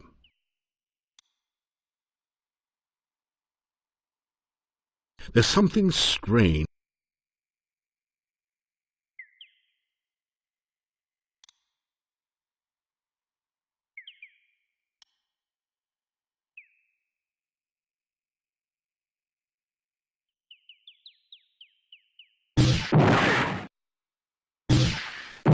Doesn't seem to have any lasting effect on the bush.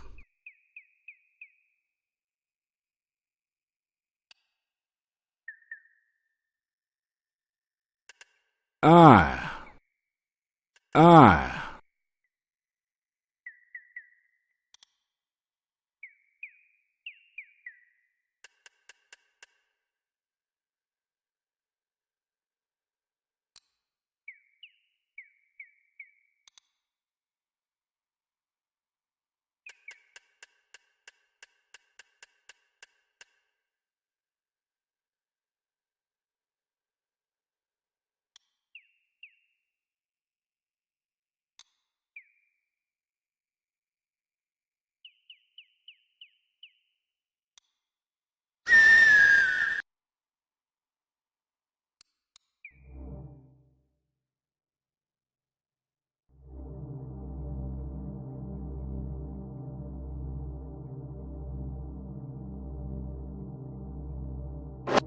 You managed to knock a few of the rocks loose from the pile, although the remaining stones still dam up the pool. You knocked some more rocks loose. The pile is definitely loose. You are so exhausted. That last throw did it! The rock pile has collapsed and goo is oozing down from the pool.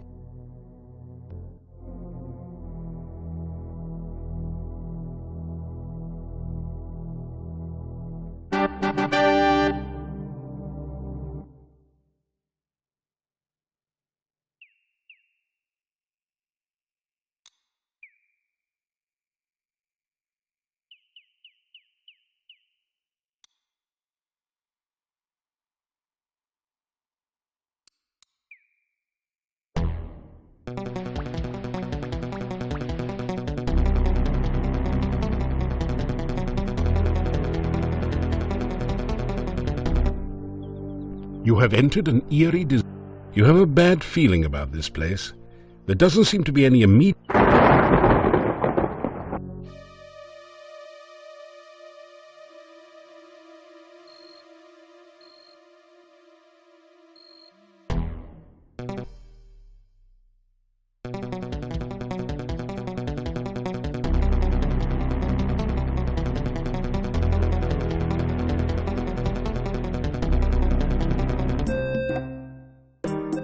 Colorful wagons surround the fire pit in this authentic Moldavian gypsy camp. You've heard that gypsies like to keep to themselves, but surely they won't mind just one visitor. You sense a feeling of wariness from around you. You are clearly not welcome here.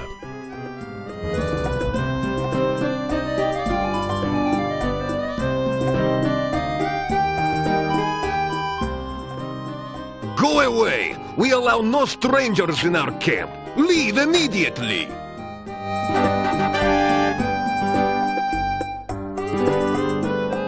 You greet the man. Leave!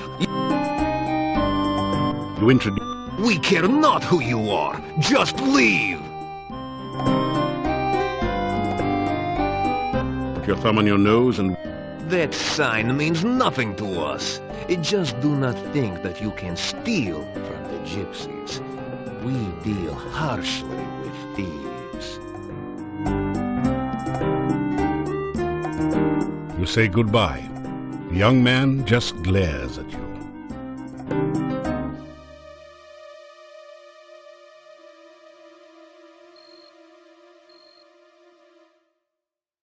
You feel a chill go through you as you enter this.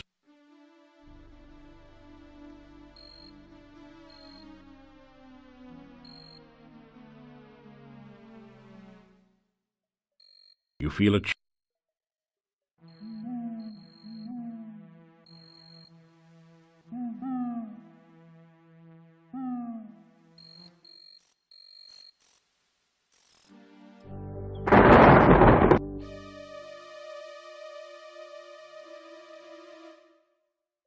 You feel it.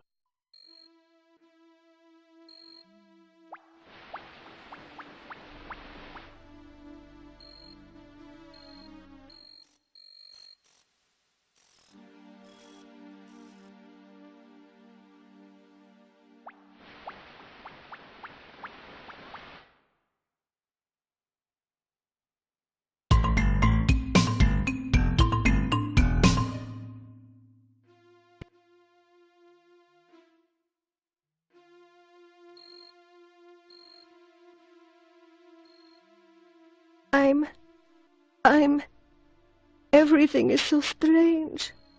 I lost my way home. Please, can you help me find my way? I'm trying to find my way home. I keep getting lost. Can you show me the way to town? The ghostly apparition vanishes.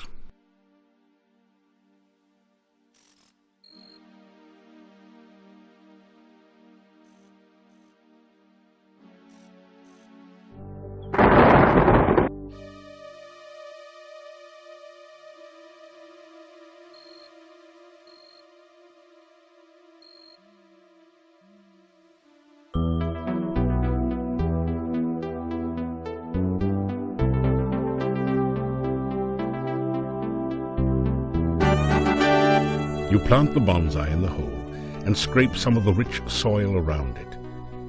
In moments, the bush begins to grow and blossom before your eyes.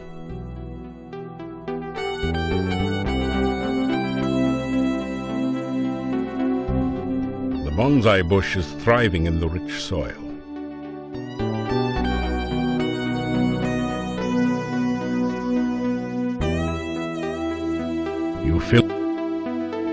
You drink some warm water.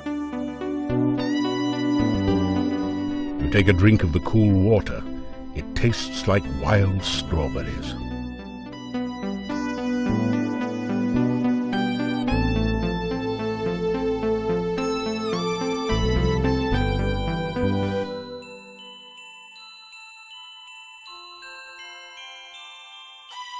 You feel the sensation of floating freely in a swirling cloud of magic. You are warm and safe, surrounded by the sound of peaceful beauty. You feel as if you are suddenly totally alive. You can remember every happy moment of your past, taste every favorite sensation, hear all the colors of the universe. This is the true joy of living. Suddenly, you find yourself trapped by darkness. You cannot breathe. The darkness is tearing the warmth, life, and magic from your body. Pain! The agony of lungs without air, the burning cold of a body trapped in ice. the terror of helplessness as death approaches. You float, cold and lifeless. You awaken as the sun begins to rise.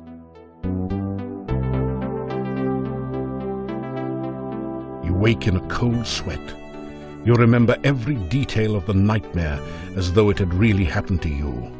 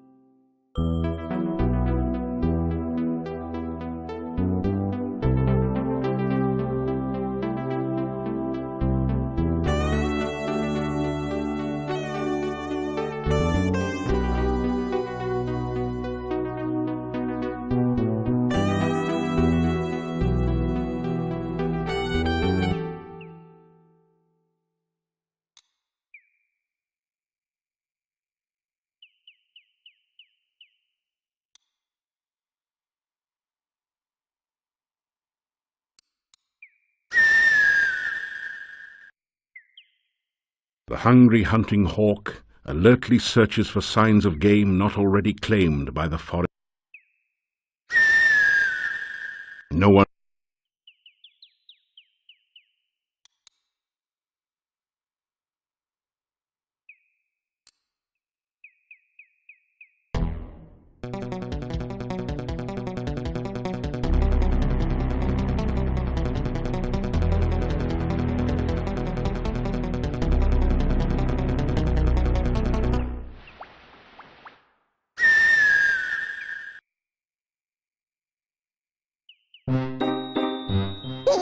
Na na na na.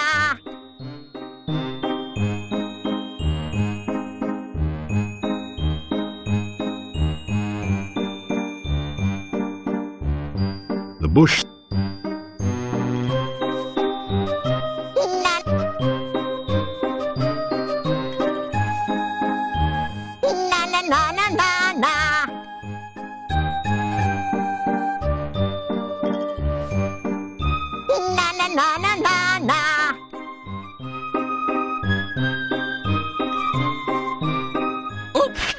Hi there!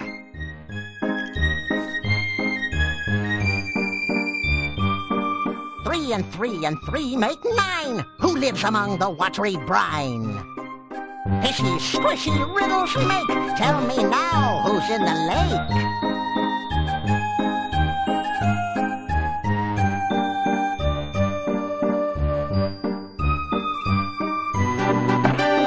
One and 2 and 3 make 6. Who hides her hut behind trick sticks?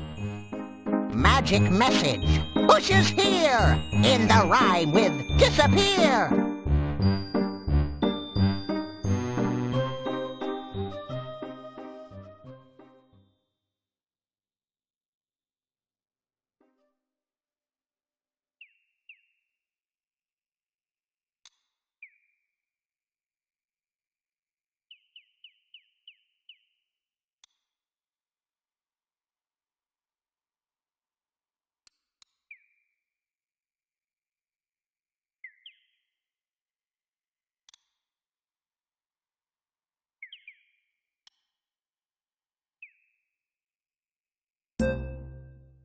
You have a strong...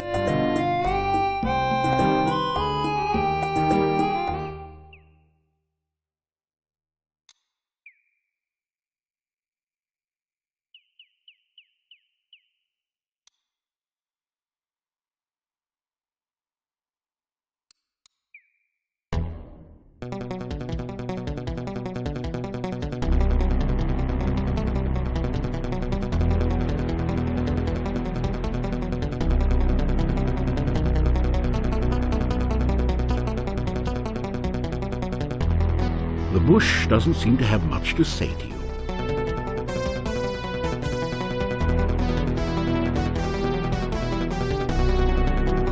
As you repeat the magic phrase you learned from the Lishi, the bushes on the west spring apart as if by magic.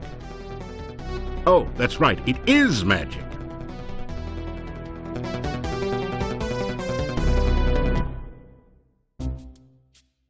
Every sense tingles with the feeling of danger.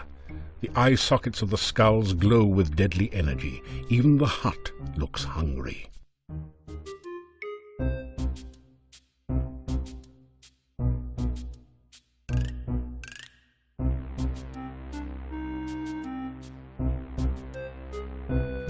So, have you got an excuse for being here, or have you just come to keep me company, or what?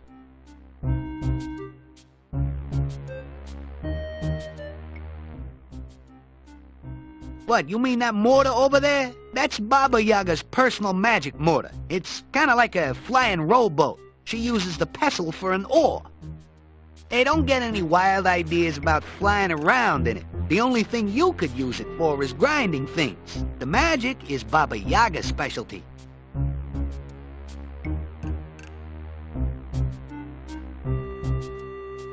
This skull has brightly reflective eye sockets that look almost like mirrors.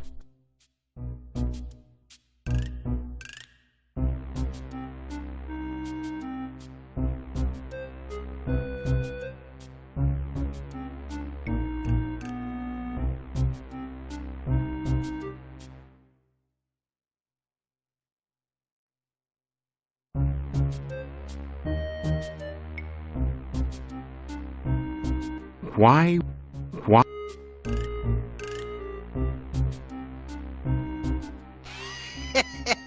Don't say I didn't warn you, buddy. Why? Why? Why? Why?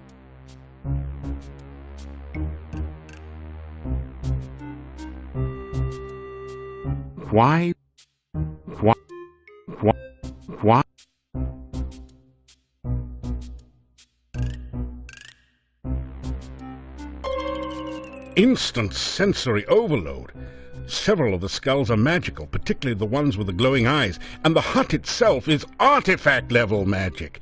You know, the kind for which wizards go around challenging each other to magical duels. That didn't...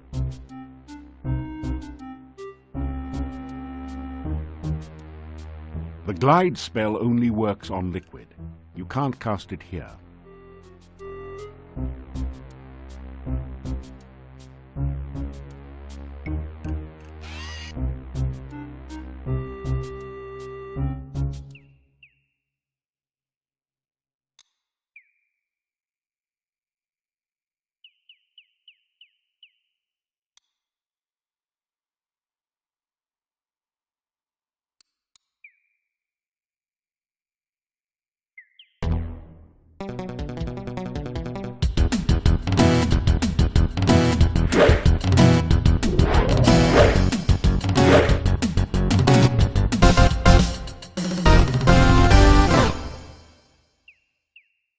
The cute, innocent, well, maybe not exactly, little bunny has been viciously slaughtered and now looks like a roadkill. There is absolutely nothing in the little rabbit's fanny pack. Well, maybe a pocket watch, but you don't need one of those.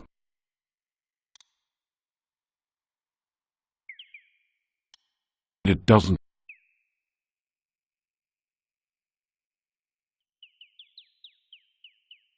There's something strange about this bush.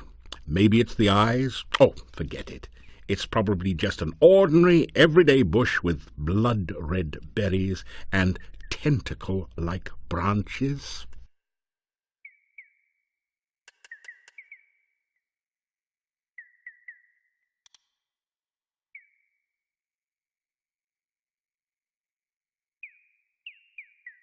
That's not a great idea.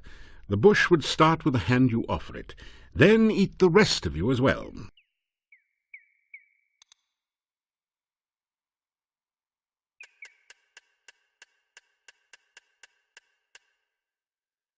You grab a... You've managed to knock a branch with some berries loose from the bush. You strip the berries from the loose branch and carefully store them in a pocket in your backpack. That hurt. That really... You think that would be a relief? That hurt.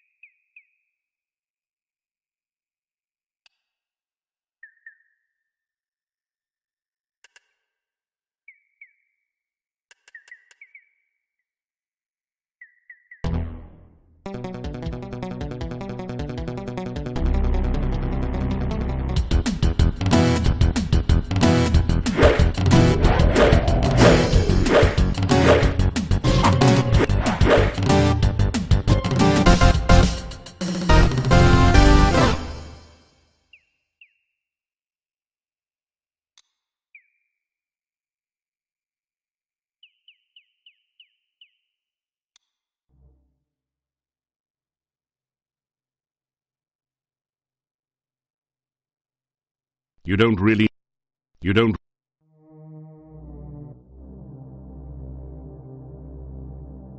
You slowly fill your flask with the greasy, grimy goo.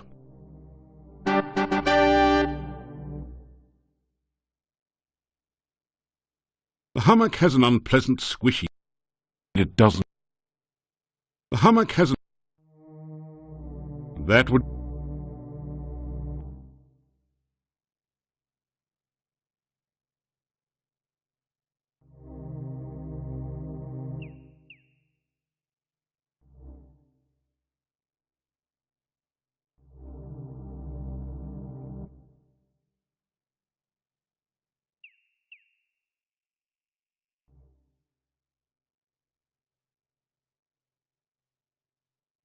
You pick up a single slimy bone.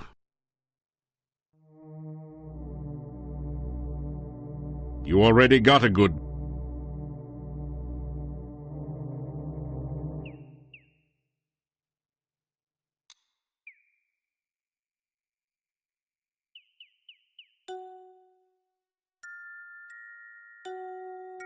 You have a strange, disquieting feeling along with a sense of sorrow, longing, and unfulfilled desires as you near the lake. The briny lake seems to draw you towards it. Hello there. Could you help me? This water is so cold and I need someone to help warm me.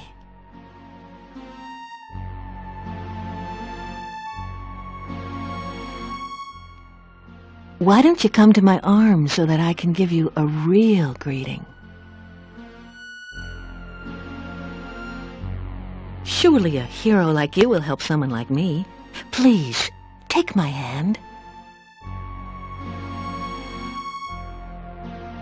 It is so cold here in the lake. Please, come and hold me and help me to be warm again.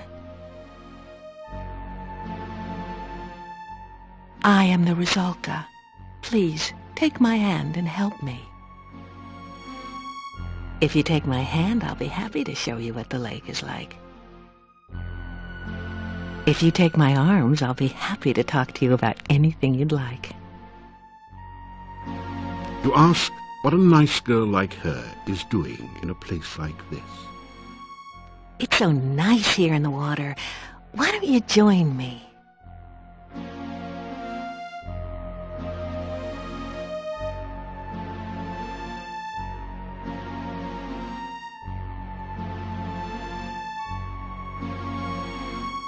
It is so... Thank you for the beautiful flowers. No one has been so nice to me since I can remember.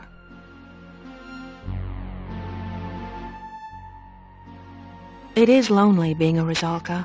Anytime anyone nice comes along, I pull him into the lake and drown him. Once he's drowned, he's not much company, I'm afraid. I've been a Rusalka for so long, I've forgotten. This lake is surrounded on 3 sides by steep mountains. To the southwest it merges with a swamp. The lake is not a safe place for you to swim. Many unpleasant things lurk in the deep water. The swamp is definitely a creepy place. Dead things lie under the water and try to drag the living underneath. Kinda sounds like my job description, doesn't it? Well, the things in the swamp are a whole lot nastier than I am, so be careful out there. I stay far away from them. They crawled into the lake from the swamp one day. Ugh, they remind me of worms and give me the creeps.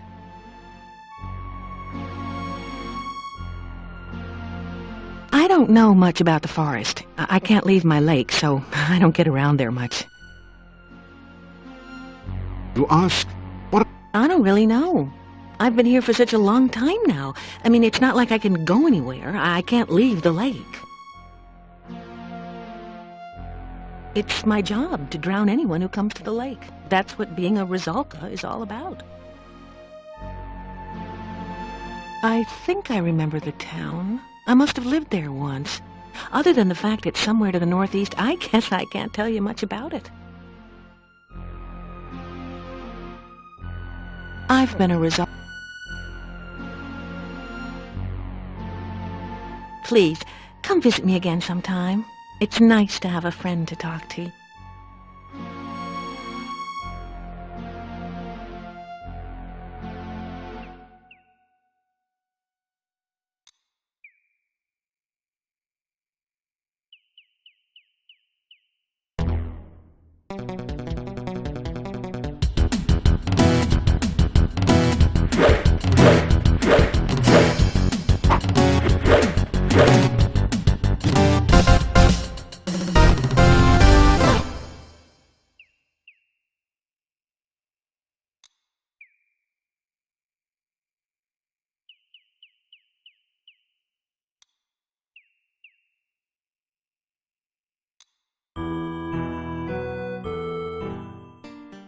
Still you remain.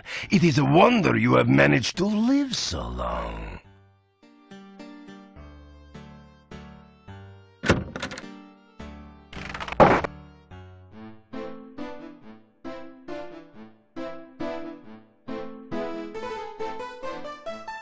It's a garlic souffle, Moldavian style.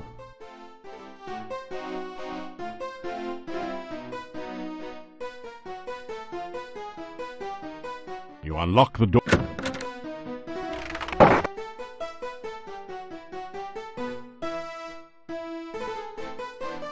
After some rest.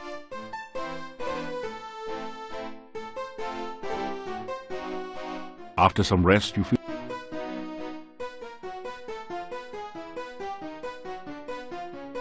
Ah, you feel much better now.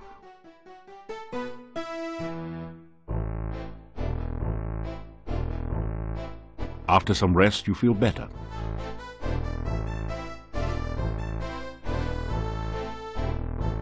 After some...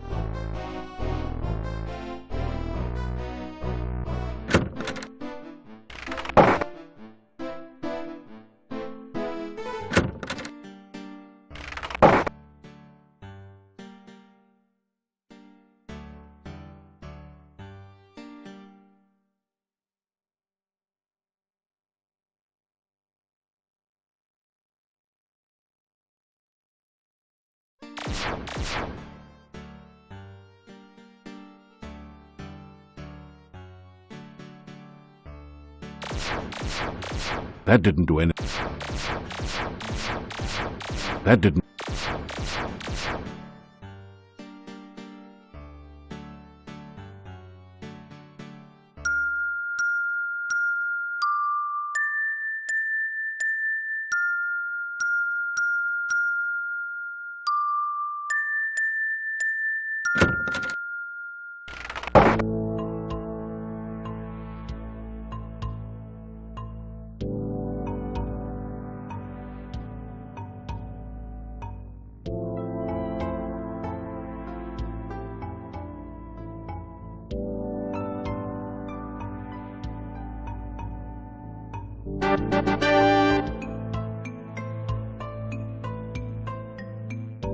That didn't do...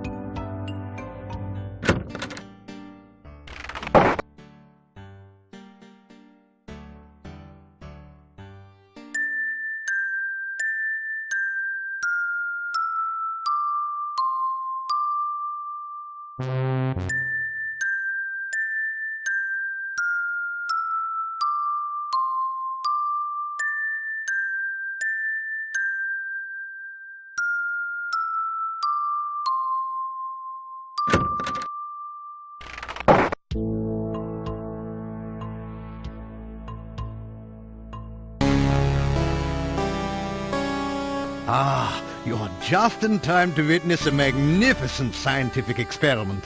I have managed to harness the very primal force of lightning at my beck and call. Now I shall use it to create life itself. Watch this.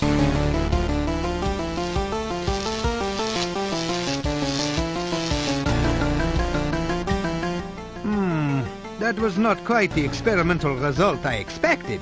But never mind that. It is merely a momentary setback in the annals of science.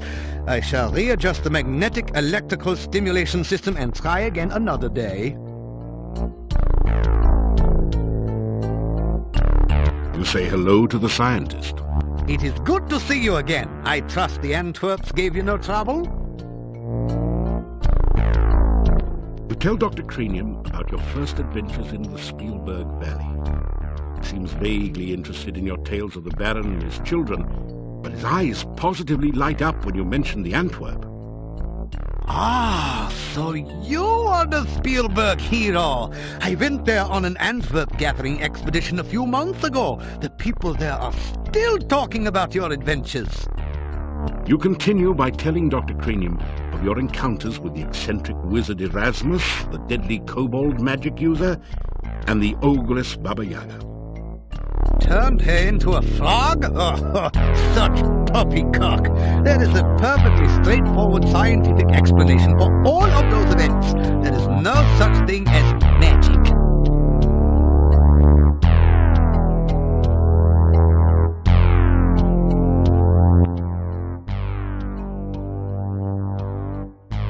My neighbor Nikolai is not actually as old as he now appears. He has been very unhappy since his wife's disappearance some 15 years ago. I can understand his disappointment. She never brought me back the berries I needed for an experiment. I am convinced that the primal force of life is electrical in nature. Of course, it must also involve water for life, and Peter, without which life would be boring. I have come to the conclusion that lightning is electrical in nature, which would put it in the realm of fire. Fortunately, there have been an increasing number of storms here lately, so I have been able to harness some of the lightning and store it for experimental use.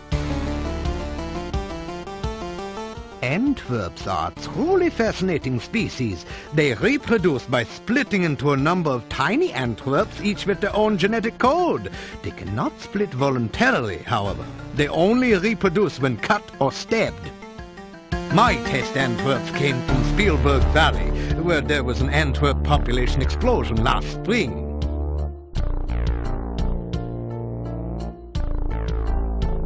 Understanding and Here you are, one freshly brewed healing drink. Sip it if you get hurt, and its beneficial vitamins and other ingredients will help your body to recover quickly. Here you are, one freshly brewed universal poison antidote. You ask Dr. Of course!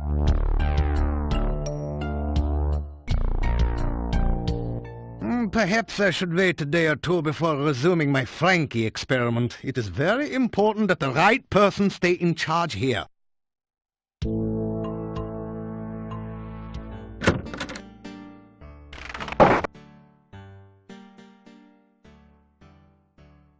Anna has been gone for a long time. I have been looking for her for so very long. I do not know what has become of my Anna. Yes, well, I...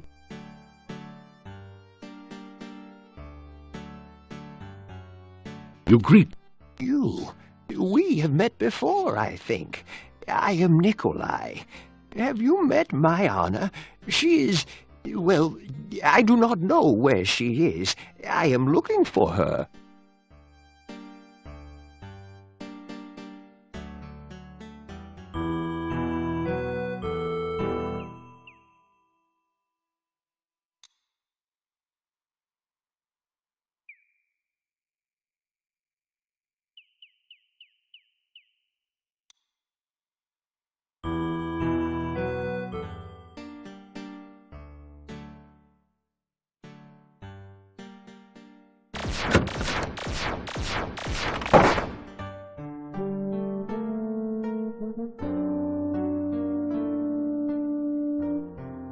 There's only a certain amount of punishment your body can stand on.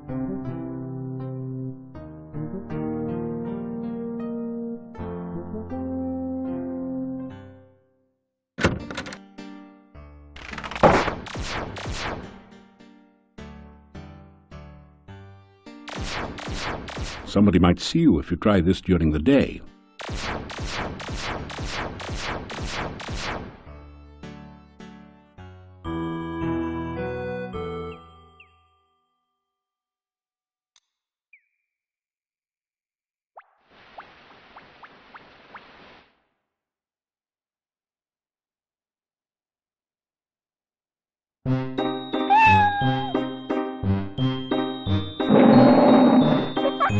One and two and three make six. Who hides her hut behind trick sticks? Magic message. Bushes here. In the rye with disappear. Would that be Baba Yaga in her chicken leg hut you try? Baba baby, that's the one. An ogress who is loads of fun.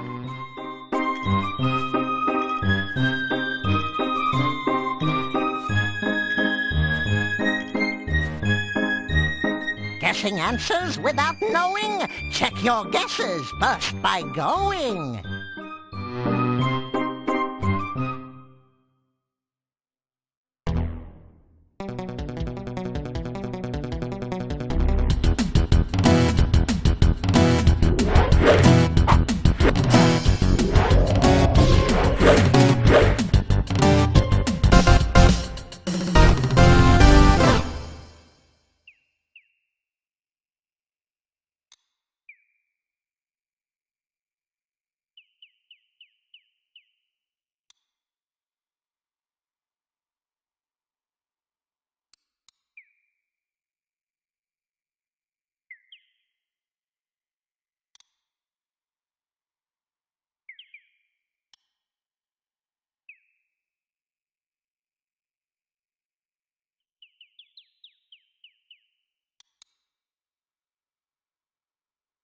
Thinking you see a gap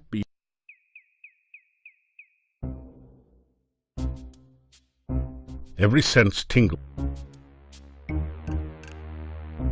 So, have you got an excuse for being here, or have you just come to keep me company, or what?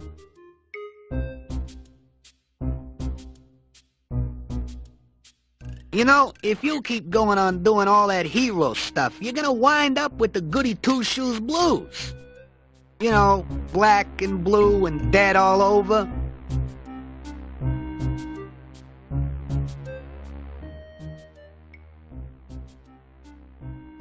When I mentioned that you had visited the last time, she didn't exactly get out the welcome mat, if you know what I mean. But once she got over a temper tantrum, though, she got that smile on her face. I'd expect a warm greeting when you get in the hut. Like, you know, maybe you stewing in her cauldron.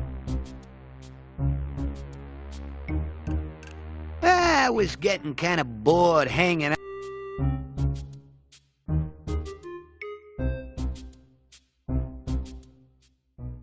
They're just the guards. Nothing inside their skulls but some magic. Not exactly brilliant conversationalists like myself.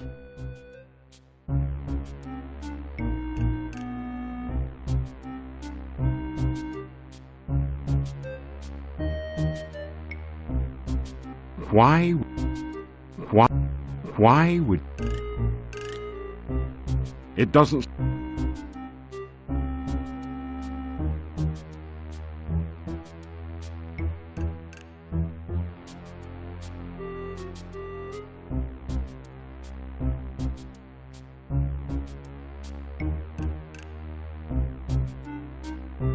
This skull has brightly reflective eye sockets that look almost like mirrors.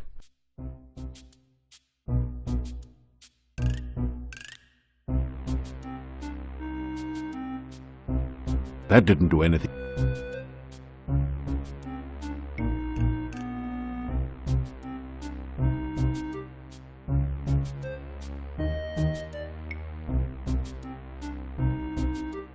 That didn't do anything.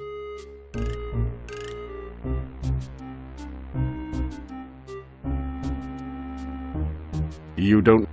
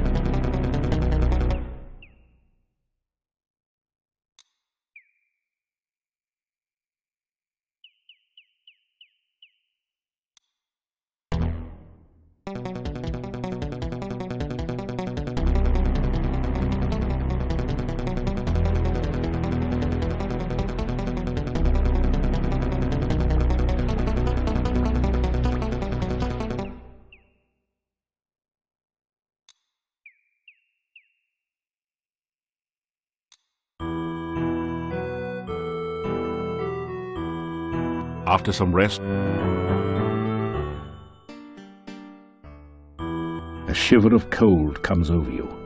You sense no danger, but even so, you find yourself afraid.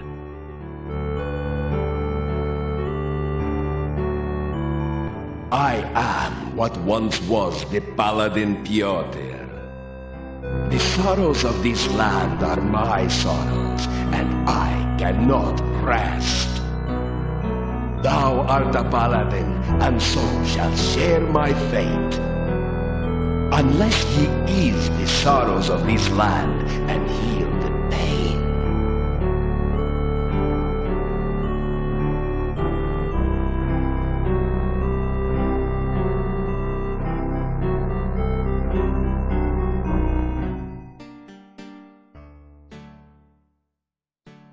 The stone carvings on the dark building seem to writhe in the moonlight.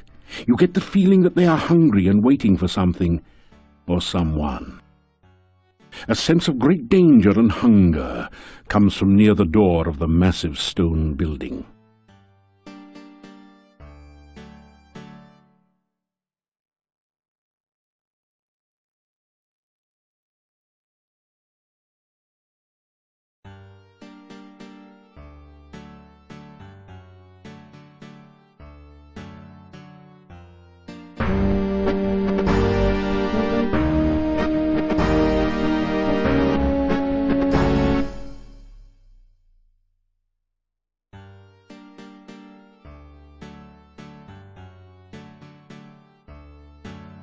The Hectopus seems somehow calmer as you present the Dark One sign to it.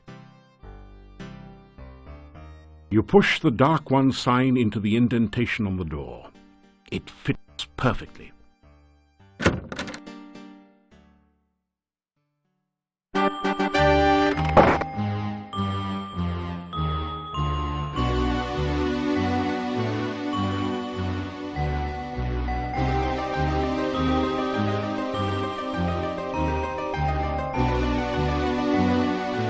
This amazingly lifelike sculpture looks like a cross between a baby troll and a hermit or dervish.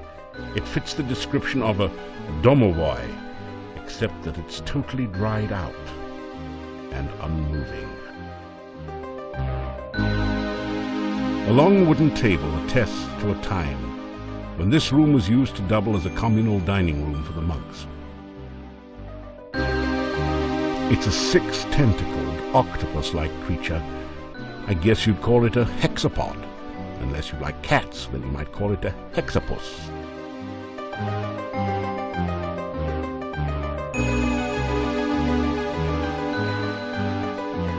Hector the hexapod happily gorges itself on the garlic. Hector looks much less hungry and perhaps a little less dangerous now.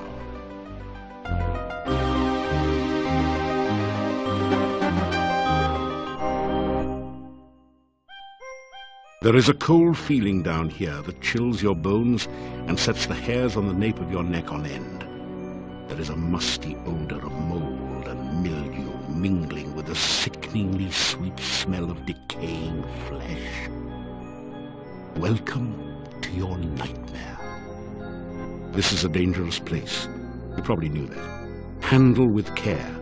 An incredible sensation of evil emanates from over by the book. That seems like an excellent thing to avoid.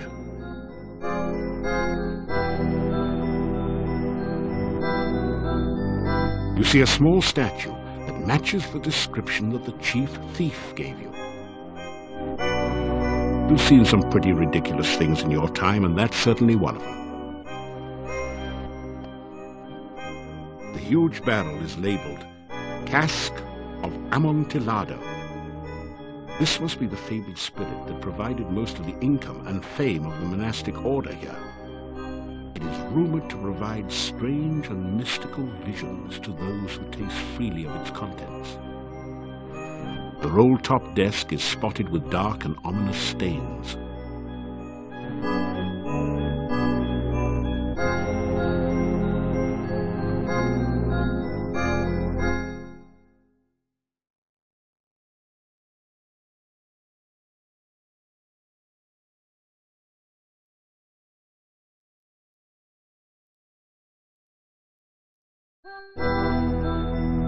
You tap the huge cask of Amontillado. This is the strongest stuff you've ever tasted, assuming that you're not an aficionado of dragon's breath. Bottoms up.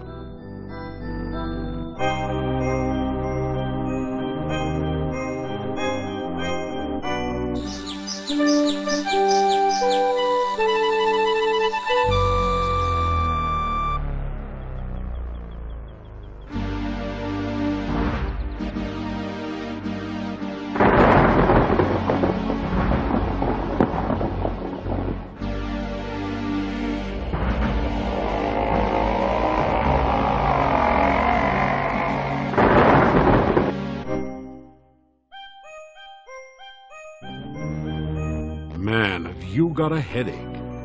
Fortunately, the Dark One rising seems to have been just a vision, not the reality. Yet.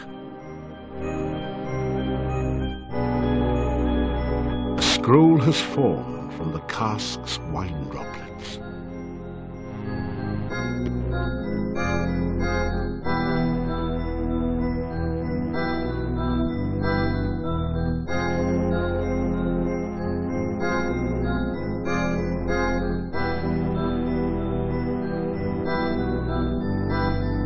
The ritual isn't designed to be used that way. You need to read it in the appropriate place at the correct time.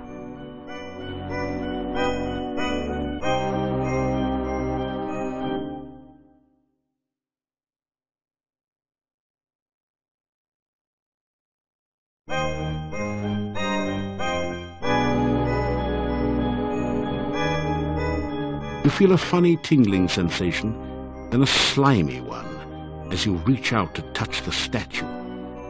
This is not good.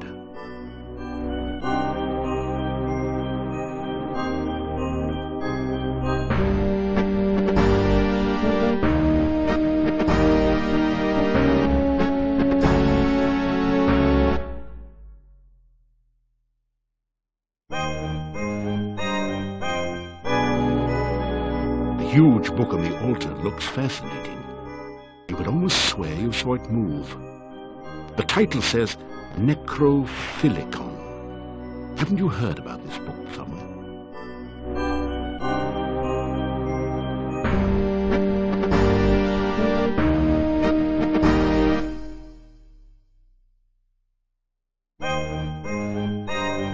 There is a huge book on the altar. The binding looks like stretched human skin, with letters and markings written in dried blood. The letters spell out Necrophilicon. What could that mean? Oh, that's it. Something like the Silmarillion for of the love of death. There's something very, very wrong and dangerous about this book.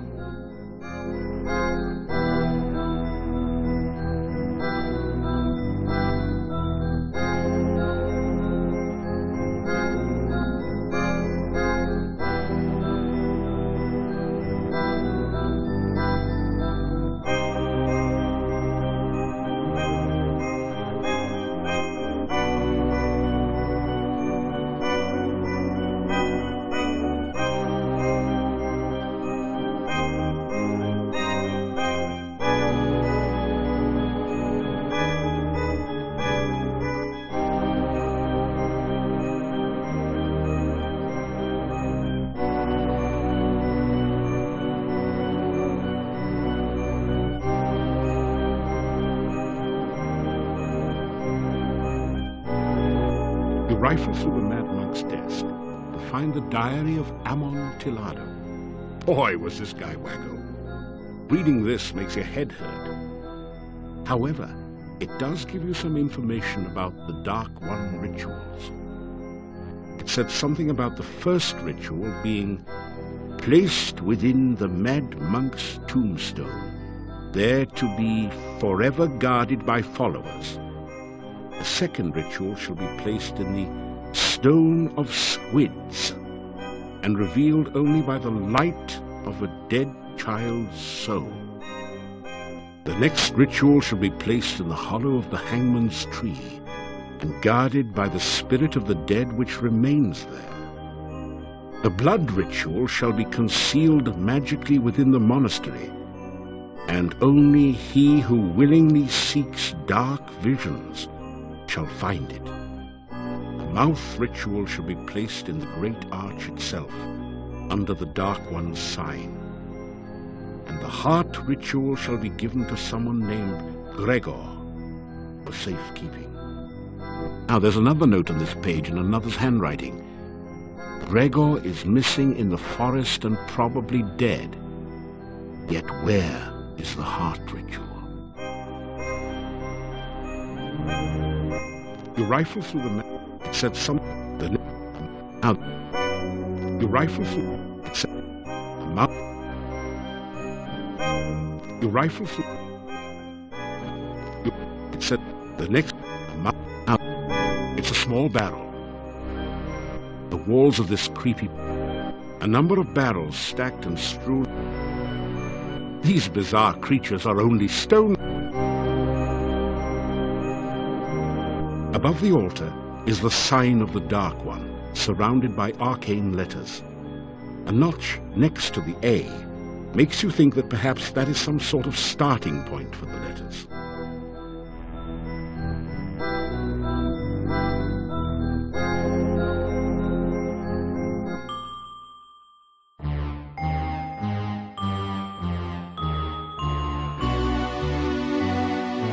You can't budge it. If you want to do anything with the sculpture, you'll have to do it here. You retrieve the Dark One sign from the monastery door, then quickly step away before the Hectopus can react.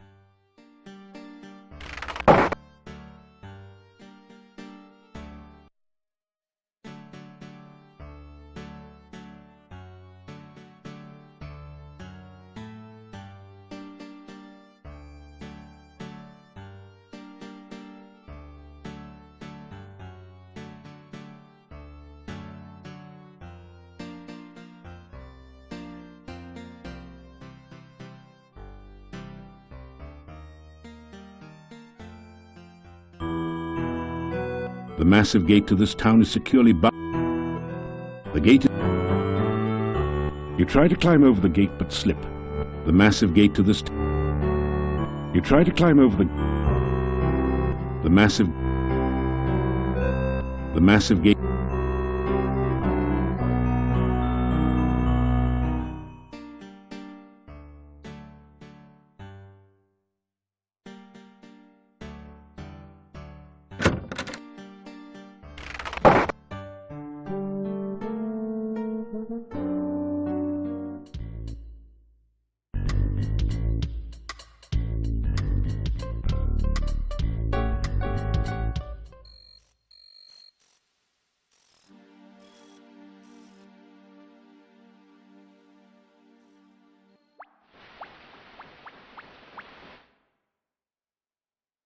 You feel a chill go.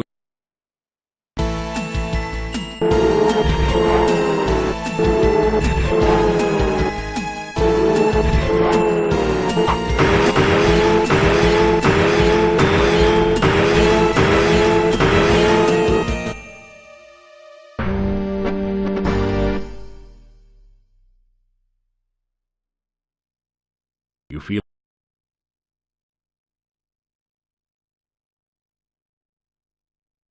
There you are. What happened to you? I thought you were going to show me the way to town.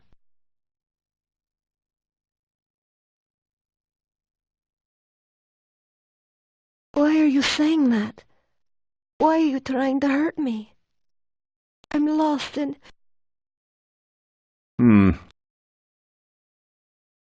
I am looking for berries. The wild blackberries should be ripe now. I want to surprise my husband with a pie. It's getting dark now, and I need to get home.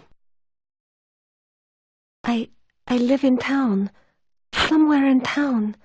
I've got to get home. What's wrong with me? What's happened to me? Everything is so strange. I don't understand. Please don't talk so. It's bad luck to speak of the dead. The ghostly apparition vanishes.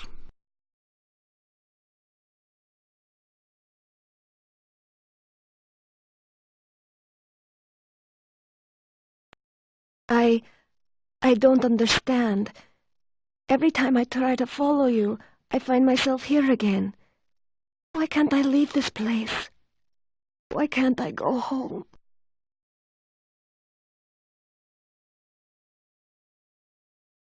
Everything is so hazy when I try to think of things. It's like trying to look at things far, far away. I should be able to remember my own home, shouldn't I? Every time I try to go anywhere, I keep returning here. Why am I so lost? I can't remember. I can't even think of my own name. What's wrong with me?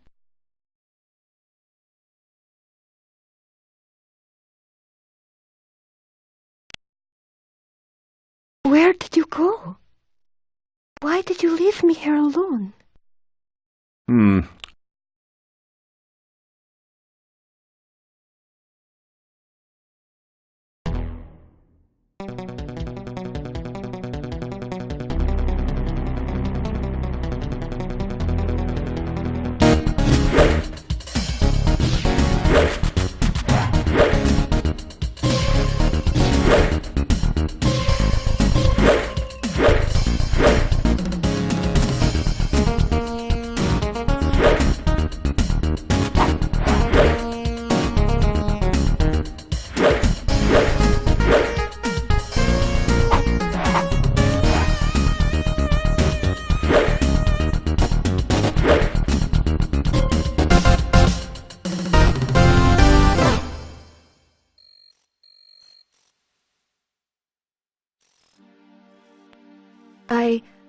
I don't understand.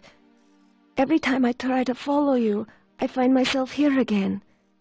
Why can't I leave this place? Why can't I go home?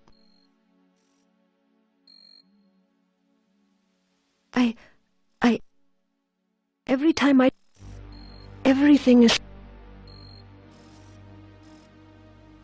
No! It can't be! No!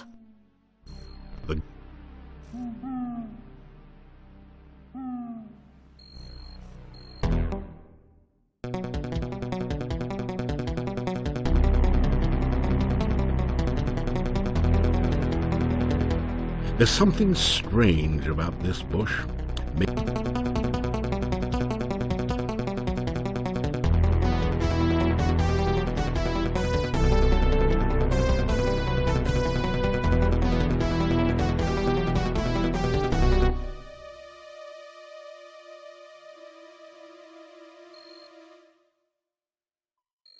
I remember now.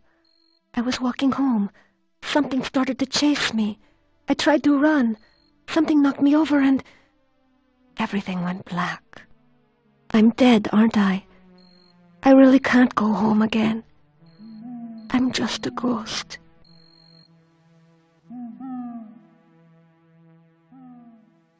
My name was Anna. I can remember things now, but everything is like a faded dream. It seems so strange to think of myself as a ghost. Everything is blurry. There's no day or night, only this shadowy landscape. I want to go from here, but I cannot leave. I can only wait. It seems so... I can remember my house now. I lived beside the tall oak tree near the center of town. I've been gone so long. My poor, poor Nikolai.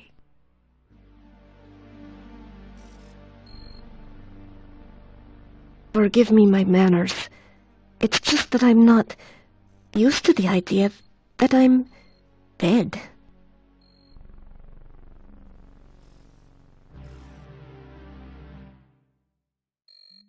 You feel it? I remember now. I was walking home. Something started to chase me. I'm dead, aren't I?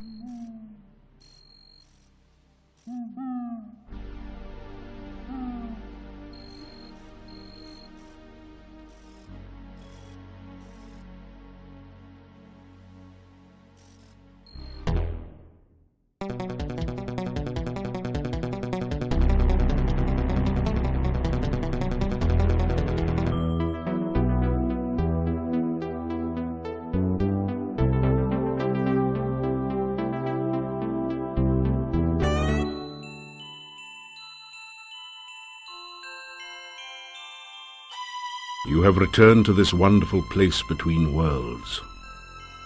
You are again filled with the joy of being truly alive. You find yourself dancing at the heart of the cosmos. You spin and the universe swirls with you and around you. Suddenly, something calls out to you.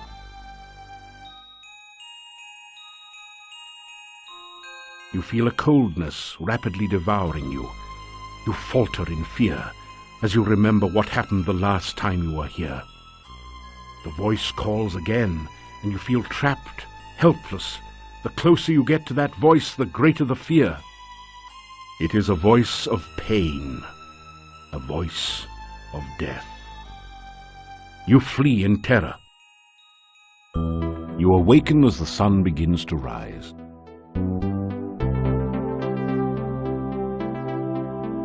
You wake in a cold sweat. You remember every detail of the nightmare as though it had really happened to you.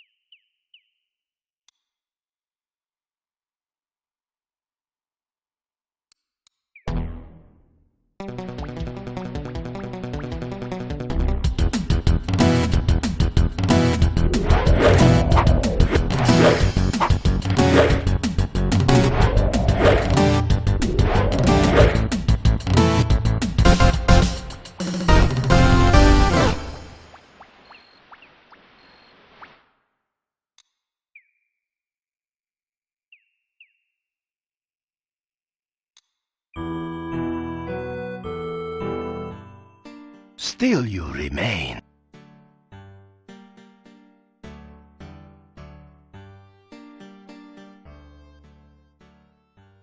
Anna has been gone for a long time. You start to tell the old man about the ghost you met in the forest. Anna? You have seen Anna? You explain that you saw her ghost in the forest. Anna is in the forest? Where is she? I must go to her. You tell Nikolai where you saw Anna, and try to explain that she is dead. Thank you. I cannot thank you enough for finding my Anna. I will go to her now. I will help her find her way home. Thank you again.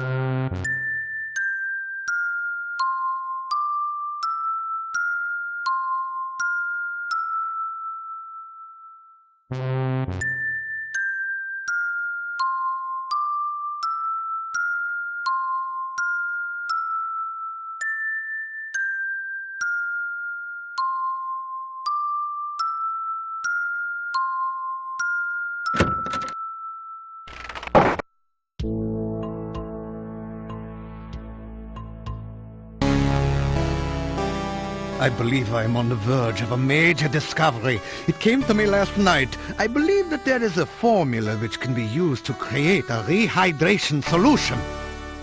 Such a solution could be used to restore fluidity to any substance or object that has become prematurely dry. If we can but manufacture Dr. Cranium's rehydration solution in sufficient quantities, we could rehydrate the great Shapirian Desert. Of course, there are a few small bugs to be worked out. It would take most of the water in the world's oceans to make that much solution. Then there's the tiny snag that I have not been able to remember the formula since awakening from the dream.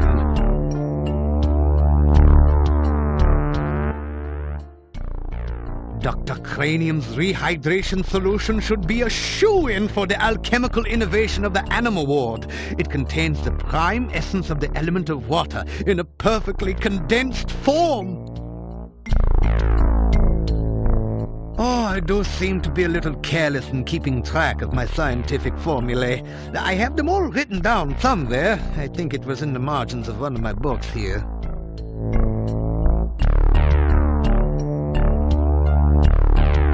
I am true. Dr. Cranium.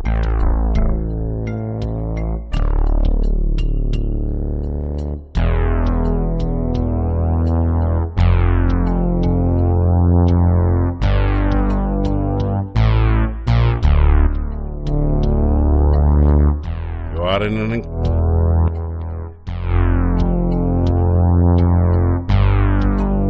Relate the tale of your journey to Shapir, how you saved 2 cities from the evil vizier Ad-Avis and his elemental minions. Now you are talking science. The elements are the building blocks of everything in nature.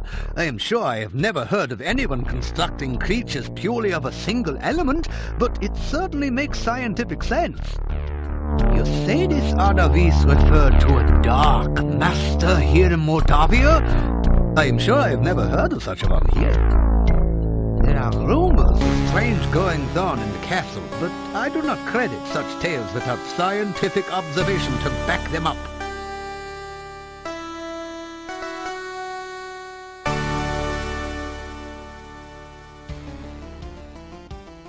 It is very important. Ah, you need my world-famous rehydration solution. Unfortunately, I have forgotten the elemental formula of its main ingredient. Perhaps you can help. Yes, that sounds just right.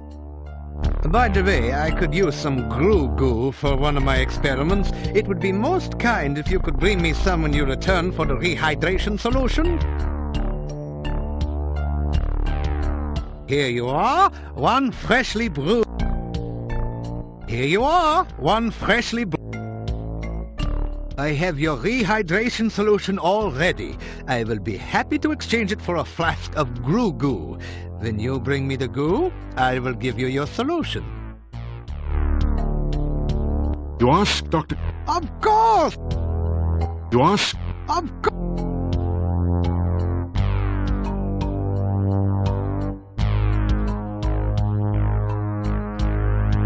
That is terrific! This is just what I need for my experiments!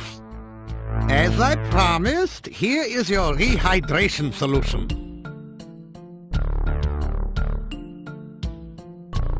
Rehydration may prove to be a crucial step on the way to an even more important discovery: instant water.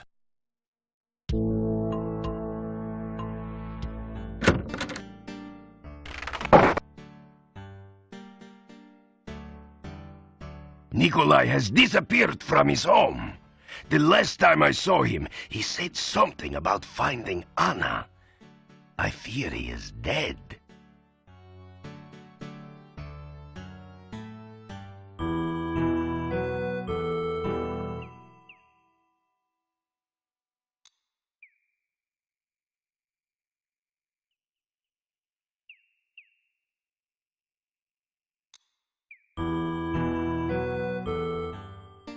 Still you.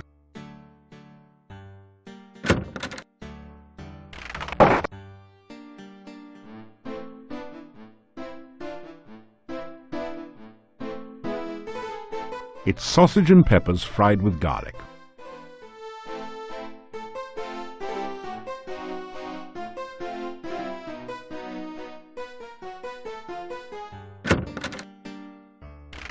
Still you.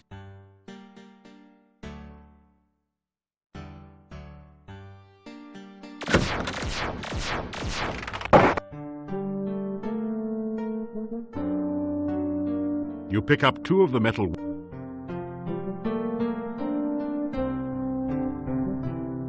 Your legs are too stiff and sore to use this right now. After some rest, after some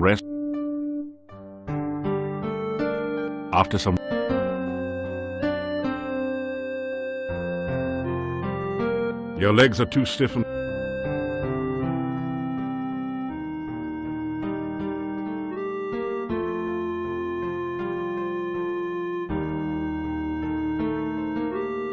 your legs.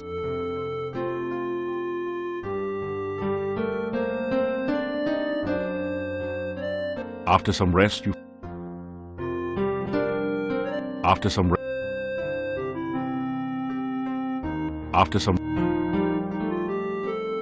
there's only a certain amount of punishment your body can You consider placing a few more.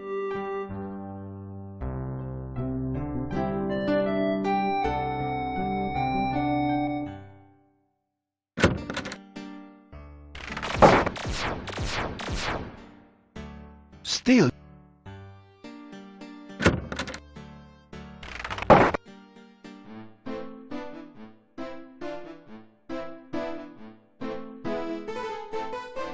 Nothing like a good breakfast to get you off to a good start in the morning, especially when everything's laced with garlic.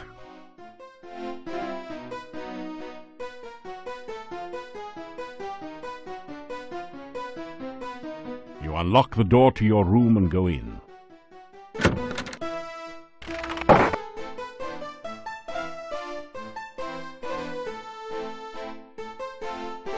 After some rest,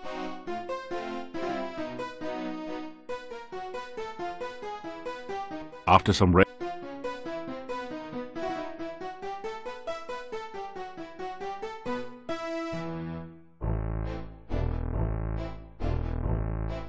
after some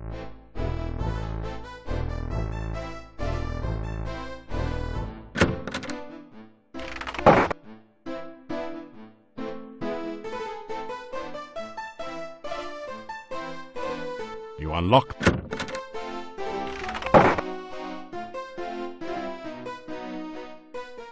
that did the inhabitants of the inn eye you suspicious.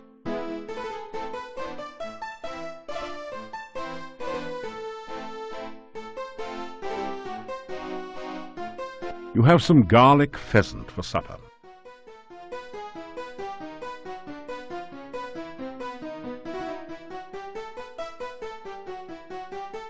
You unlock the door.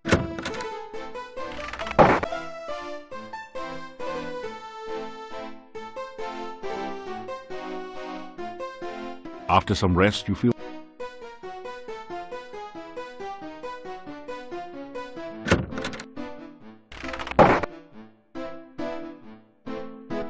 Have a seat. Wait, no, better leave the seats here. But why don't you sit down on one? This show can't get on the road until you get off your load. So sit a while and enjoy yourself. Or maybe just sit.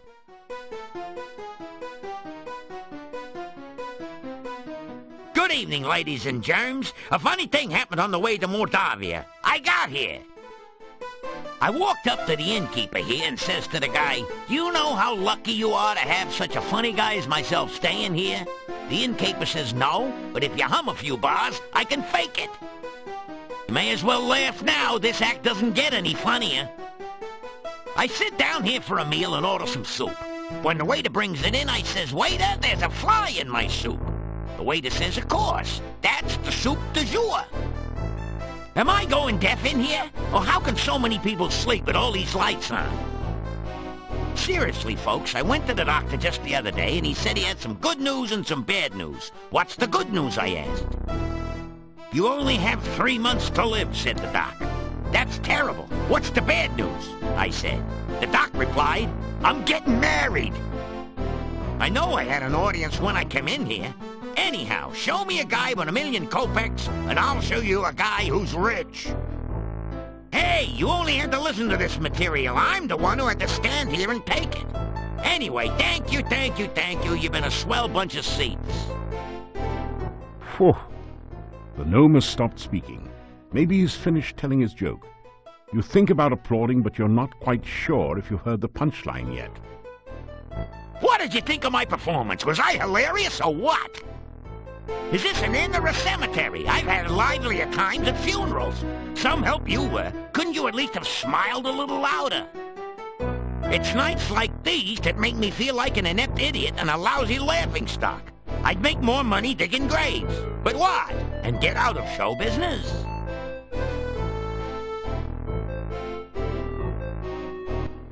Pleased to meet you. I could tell by your outfit that you were no ordinary rube. Punny Bones, the name. Joke's a fair game. I'm a pro punster. Thank you, thank you. I always like to meet a receptive audience. It's always good to see you. It means you're not behind my back.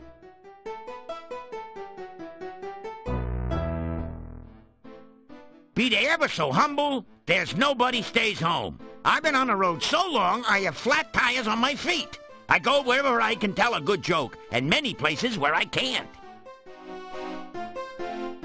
I'm staying at this inn for a while until I find something here. I got the last store down the hall. Visit me sometime. I'm sure we can have a few laughs together. Hey, my last tour was a great success. I outran everyone. But there's no business like show business. With me, the show must go on and on and on. I got millions of them. Problem is, I can't remember most of them, and the ones I do remember should have been buried long ago. I used to be worth my wit in gold, but, oh, it's a long story. Ask me about it some other time.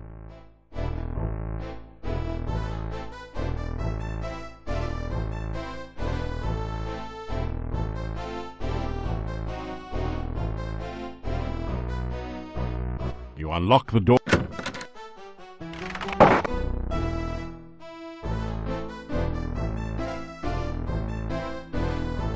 After some rest, you...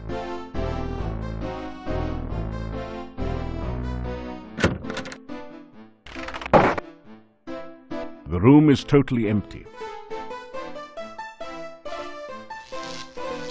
A voice from behind the door says, "Oops, sorry. Seems I forgot about my burglar alarm. Hope it wasn't too shocking for you." Hello, how are you? Come in and have a sit, why don't you? As you sit down, a rude noise comes from the chair seat. hits every time. A million laughs. How are you? Good to see you. Nice see you to drop in. Speaking of dropping in, did you hear the one about the bad waiter? Seems like he was always dropping in. Dropping in. Get it? Didn't think so. No one got a sense of humor anymore. Not even me. You walk over to the chair and sit down. Aloud and rather you tell about some... What was that you were saying about saving Spielberg? You tell about your adventures in Spielberg. So you're the guy that made me lose my sense of humor. Listen, if you hadn't made Baba Yaga mad, I never would have told the joke that made her take my humor away.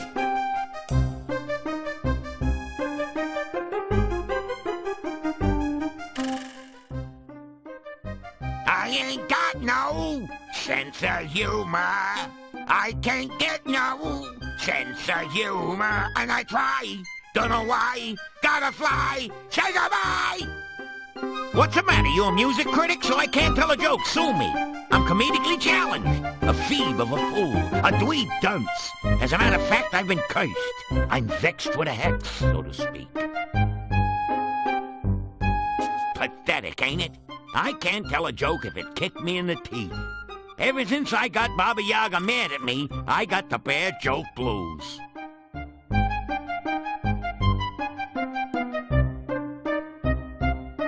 She has no sense of humor whatsoever. Let me tell you, I was just telling a joke about how some hero got Baba Baby hopping mad and fit to be towed. How was I to know she was in the audience at the time? Anyhow, Baba Yaga stands up, says some bad poetry, and the next thing I know is my jokes are jumbled and my puns are pathetic. So here I am in Nowhere Land trying to locate Baba Yaga so as I can get the curse removed and my humor returned.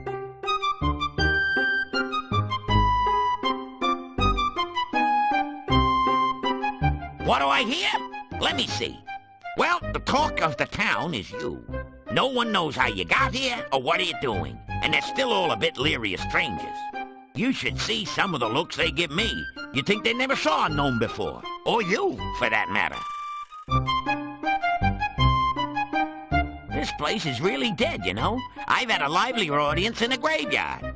What do they know about humor? They think a guy falling into a mud puddle is a major joke, like lots of yucks, huh? Now, a man being tripped into a mud puddle, that's comedy.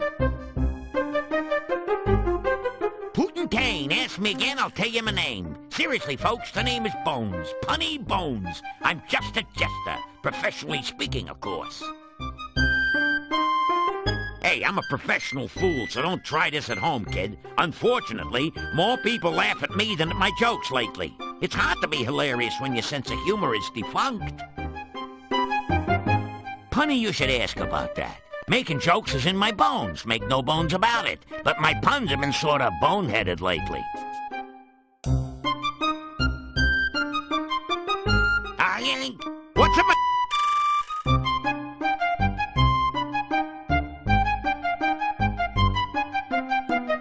Tell about some of your adventures.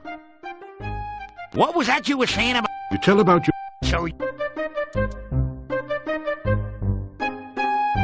So I ask you, what do you call a dinosaur crashing into a wall? Late for supper, of course. See you later, crocodile.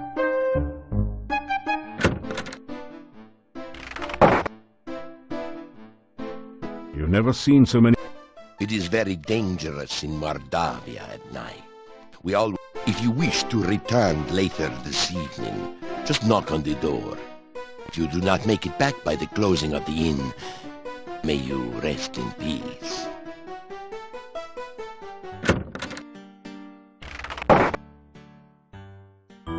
A shiver of cold comes over you. You sense no danger, but even so, you find yourself afraid. There is one for whom I weep. She lies in her watery grave, her heart broken by a lover untrue. Speak with the gypsies on how to free her spirit.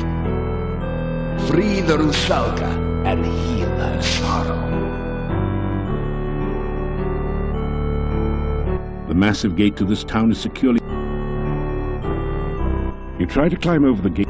The massive gate to this town is...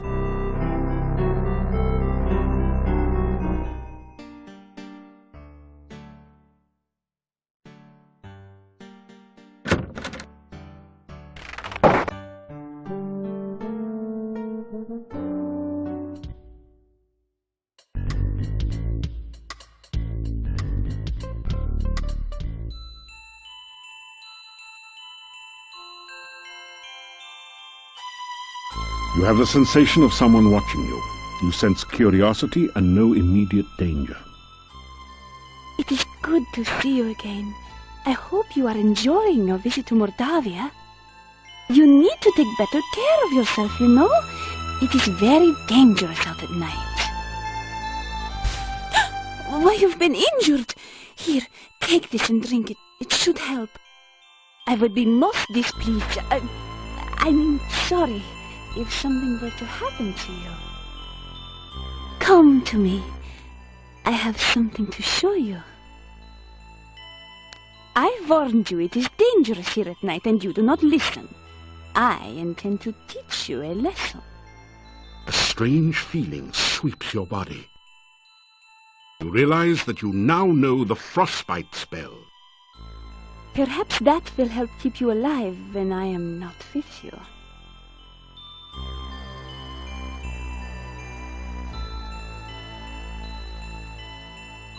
You try out a few of your best lines on her. You flatter me. It is nice to have someone as handsome and attractive as you say such things to me. You tell her your name and a little about your adventures. How fascinating. I have never met a true hero before. You must tell me more sometime. I bid you welcome to Mordavia.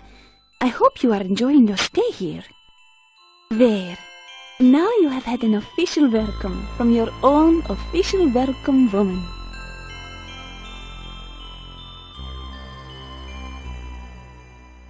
You may call me Katrina.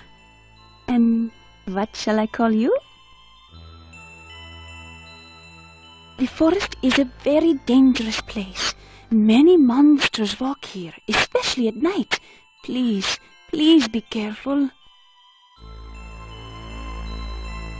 Magic is very useful for survival in Mordavia. Use it wisely and carefully. I must go now. I hope we can meet again soon. I enjoy your company. Before you can think to follow her, the young peasant girl has disappeared into the forest.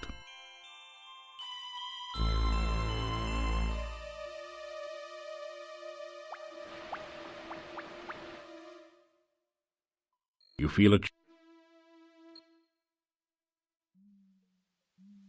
Anna, I found you! Anna!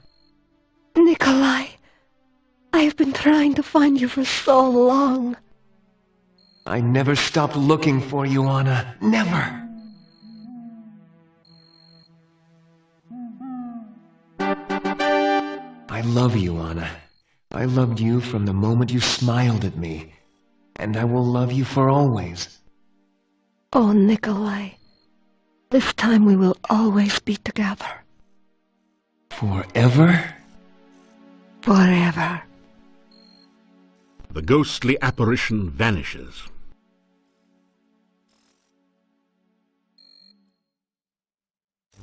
You feel it. We came back one last time to thank you for reuniting us. Yes, thank you so much. Without your help, I would have been lost forever. I do not know how we can help you. This is the last you will ever see of us. If there is anything we can do for you, please ask.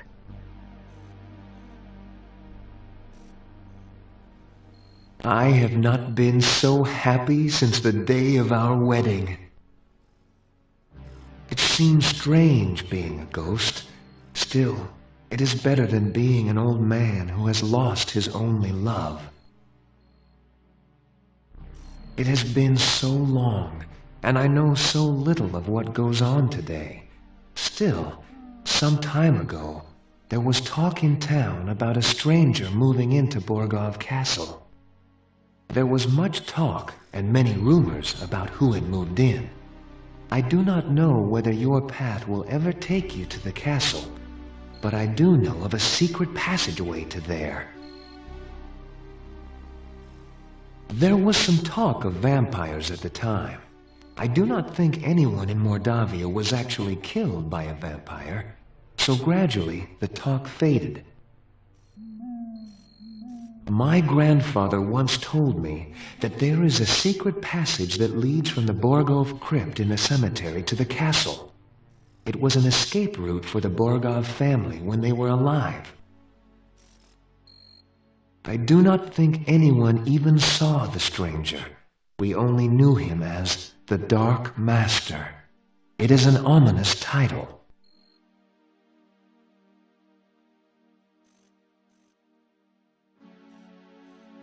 I shall never again be lost and alone.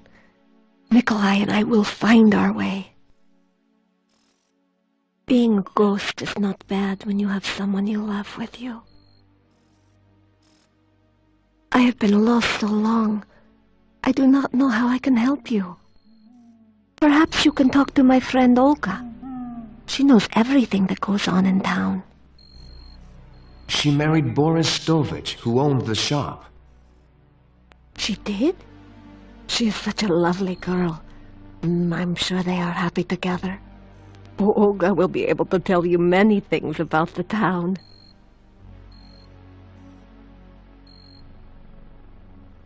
We waited so that we could thank you. You have saved our deaths from being endless and meaningless.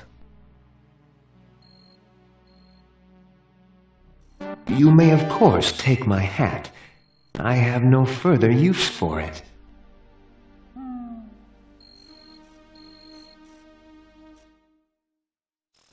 You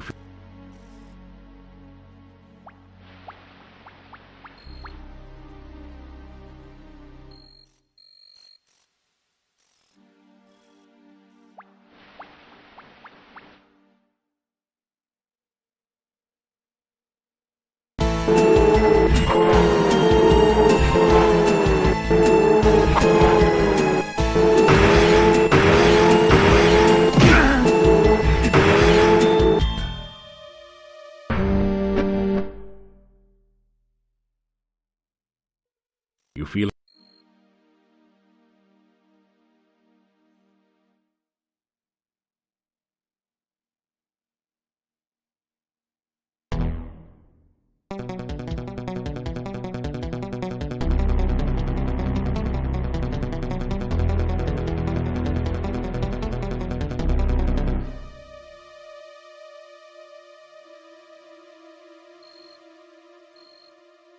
the bush.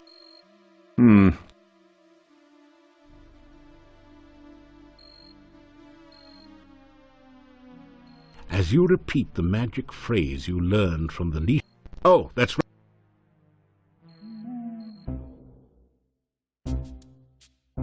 Every sense tingles with the feeling of danger.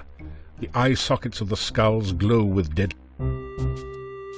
So, have you got an excuse for being here, or have you just come to keep me company, or what?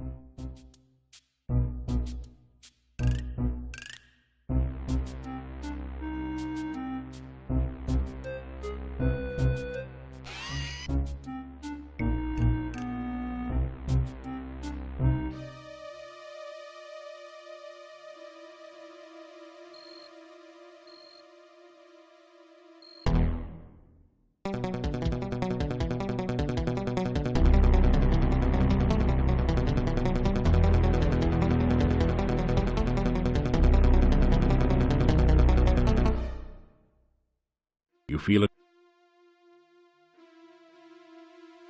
There's some.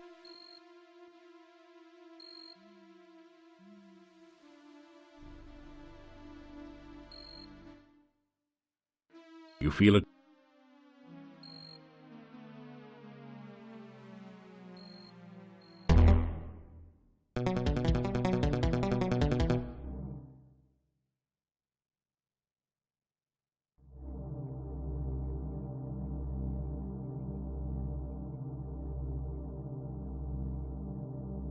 You slowly...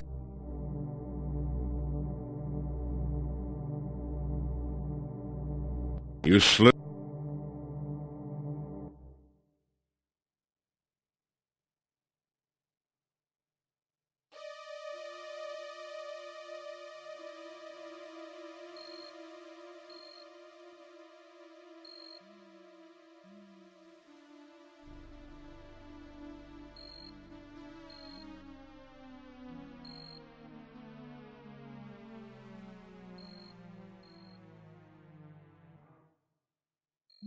You feel it.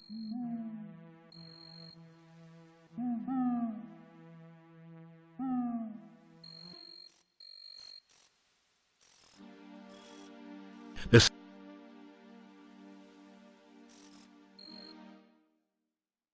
You feel it.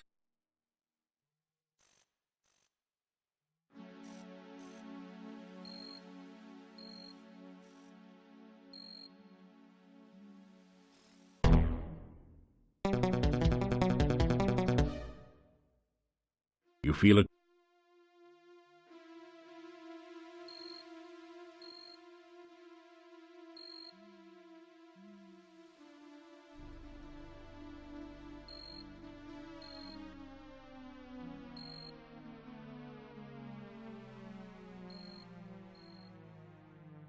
As oh.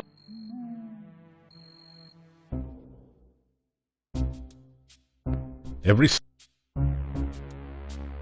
So, have you got...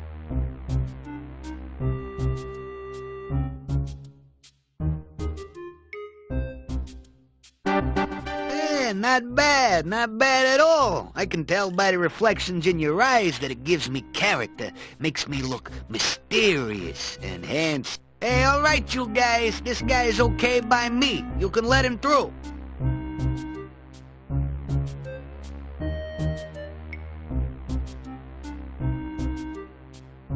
You've seen better trees to climb. After all, you really don't want to end up hanging around here. Searching it, you find a large knothole, but there's not anything inside of it. You grind the pestle around in the empty mortar. It's heavy work, and you don't seem to be accomplishing anything useful.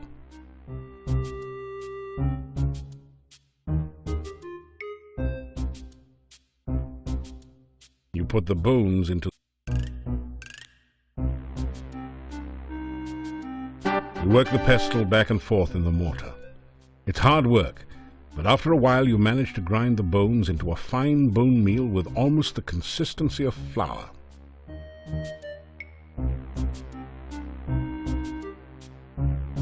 You fill the flask with powdery bone meal from the mortar.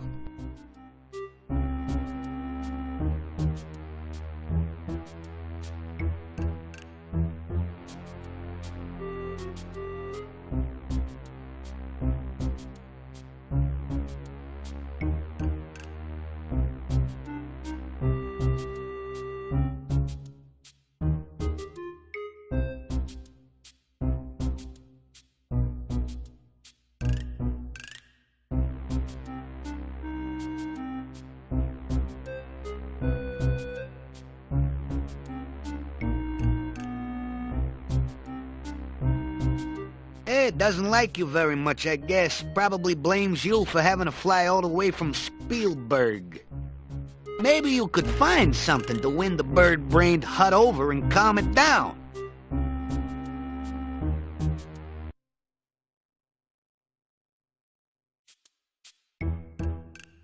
That didn't do it.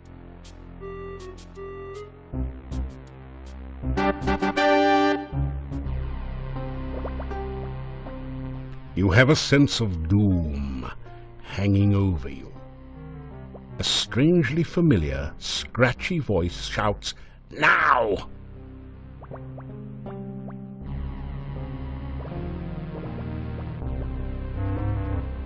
Spirits of the frigid north, spin the water, draw it forth.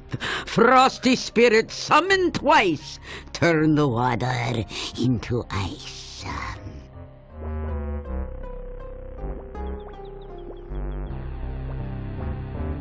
You find yourself trapped in ice. Come for a little visit, are we? A little chat, perhaps? We remembered the last time you came for a little visit, don't we, kids? You turned me into a frog, didn't you, ha? Thought I wouldn't remember you. You thought to yourself, let's just visit Baba Yaga and see what we can turn her into today. Well, you thought wrong, kiddo. Well, now you're here and all trapped like a fly in a web. Just looking at you reminds me of lunch. So, what'll it be, kids? Hero sandwiches or Hero on the half shell? Seeing as he is already frozen, we could just settle for a little ice cream sundae with whipped cream and nuts. Oh, good. We'll just skip the main course and go straight to dessert. Any last words from the soon-to-be supper?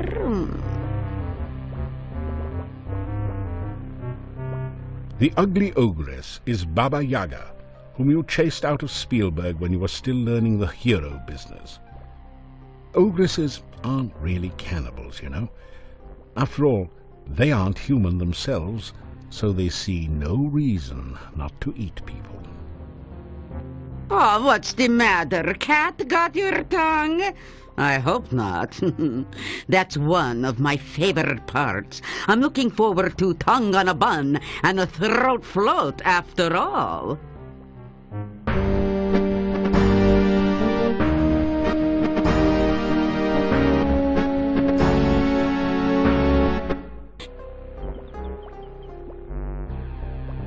You tell about Mr. Bones the Gnome and the reason you came here.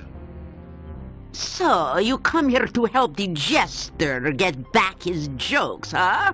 How fitting. He made a fool out of me because you made a frog out of me, and now I'll make food out of thee. Just desserts, after all. So now we can all have our favorite treat to eat.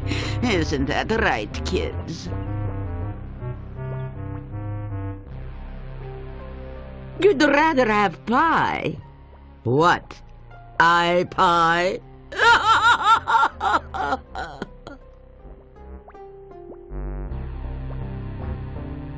Oh, elderberry pie. It's true we haven't had that for a long while. But I can't very well make one now. I don't have any of the ingredients. Oh, poo. Now that you mention it, I'd really like some elderberry pie, with or without ice cream. You're right. He did bring us a mandrake, didn't he? And it made such a lovely mousse. Very well. But it means no ice cream for now. So, Mr. Tender Morsel, I'll give you another chance. Bring me some fresh elderberry pie, and I won't have you for dessert. Agreed? Good.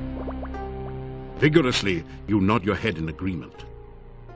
Good. Bring us some fresh elderberry pie, or we'll just settle for Adam's apple pie and minced meat instead. We'll recycle this ice around this fool for iced knee later. Hero Lout, now get out.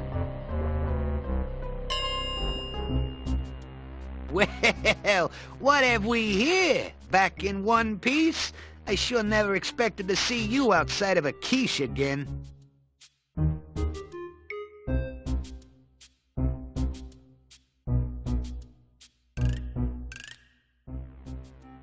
She didn't give you the recipe. All right, let's see. You'll need a pie pan for starch. You'll need bone meal for a crust, grue goo for flavoring, and elderberry berries, of course. Well, it won't be on the shelf with the flour and cornmeal. You'll probably need to make it yourself. Get some bones and grind them. Hey, don't look at me like that. You know, Baba wouldn't like it if you used bones she knows personally, but a bone meal, if you know what I mean. How should I know how you get a pie pan? You're the one with the skull still stuffed with brains. Use them! That's the stuff that leaks out of the Dark One's cave. It's kind of like molasses gone bad. Really bad. You'll need to pick them right off the elderberry bush. Careful or you'll make it cry. There's nothing worse than elderberry whines. I don't know much about it. I don't get around much after all. I think it's a mean green to the northwest. Hey, careful around it. If you destroy it, you'll make Baba very displeased with you. On the other hand, it could destroy you.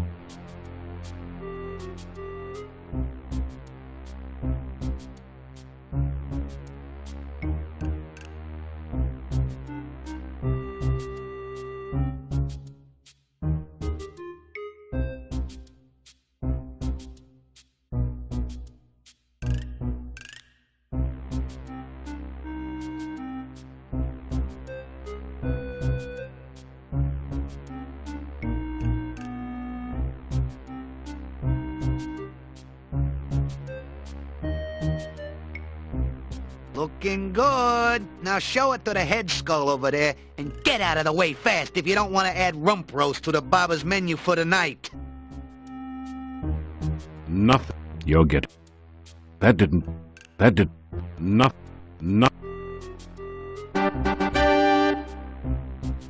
The skulls appear to have stopped flashing their lasers. You pick up the pie. It's been cooked to a delicate golden brown. Hey, bird legs! Squat!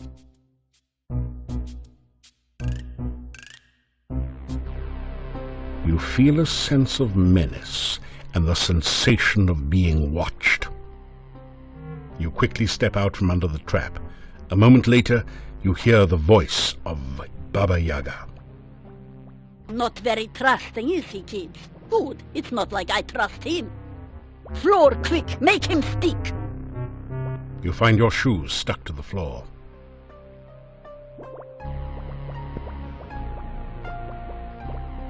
Spirits of the swamp and mire, aid me in what I desire. Creatures of the mist, beings of the fog, turn this human into a cute hedgehog.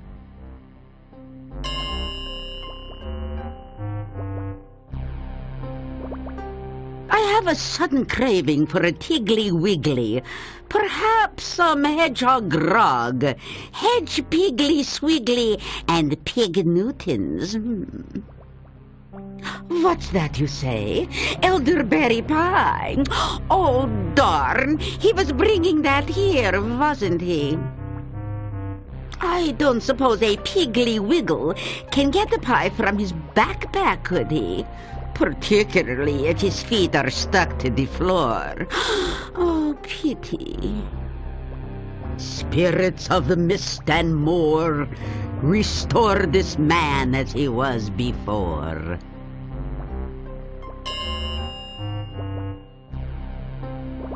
So, now my dining delight, do you have what I asked for?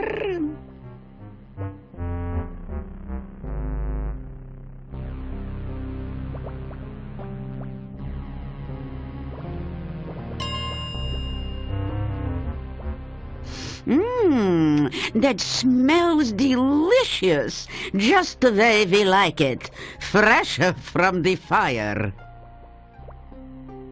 So, let me think. How should I reward you for such a lovely pie? Well, Kitty, should we just fry him now, or for an entree have green spleen casserole with roast leg of man?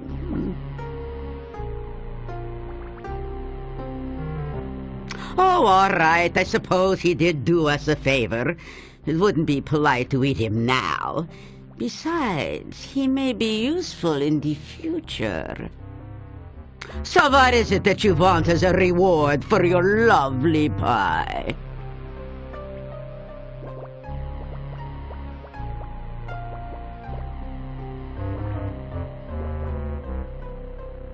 You tell about the gnome and how he wants his humor back. Humor, is it? You want a sense of humor. I'm not sure the gnome really had a sense of humor, making fun of poor old ogresses. Oh, all right. Take this good humor bar and give it to the gnome. I suppose there is nothing more pathetic than a gnome who can't tell a joke. You take the good humor bar and put it away.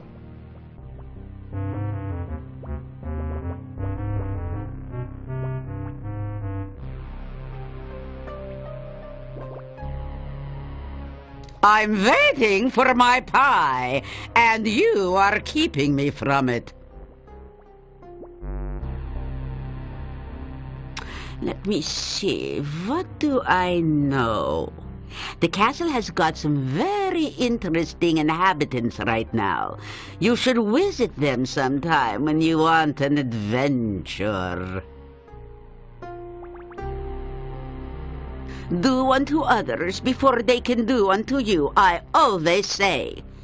On the other hand, the pie does look lovely. And the kids would get upset if I didn't properly reward you. So, what can I give you in return for this flavorful favor? You've got what you wanted, and I've got what we wanted. Tasty treat, now retreat. Well, I guess she liked the pie, or you would have taken its place.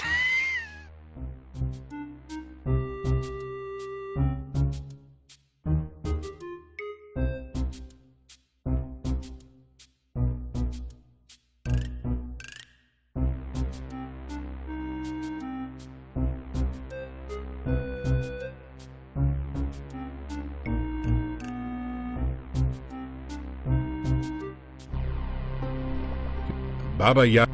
That's so true. Glue his shoes. You find your feet stuck again to the floor.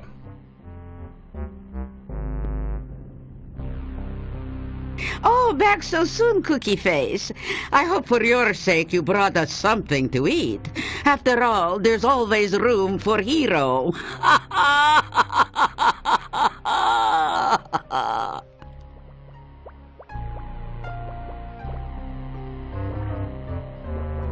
Well, it is true that Gru Goo makes a lovely sauce for ice cream sundaes.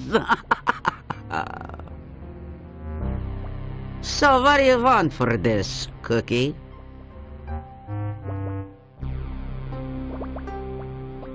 You ask Baba Yaga about a Dark One ritual. So, you heard about that, huh? I found it in the hangman's tree some years ago. You're asking for trouble, I hope you know. Using the ritual for any purpose will only bring you grief. It can be used in either one or two ways. Its main purpose is to bring a Dark One across to this world. However, a very powerful wizard could use it to send the Dark One back to its world. You don't qualify as a very powerful wizard as I see it. Still, you want it, you got it. You put the ritual away in your pack. Hero near, out I hear. Can I help you out? Which way did you come in?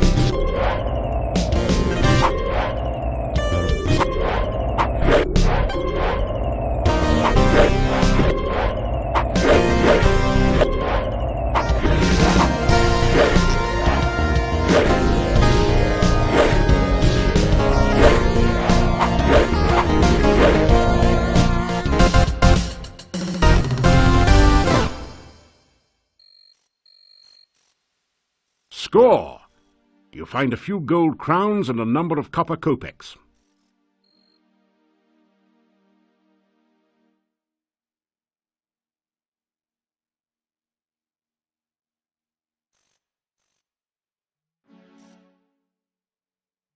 You feel it?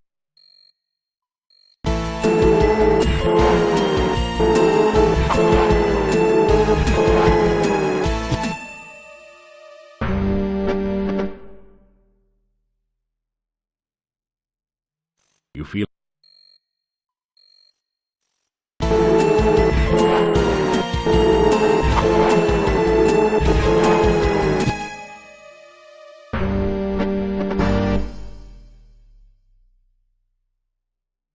You feel it?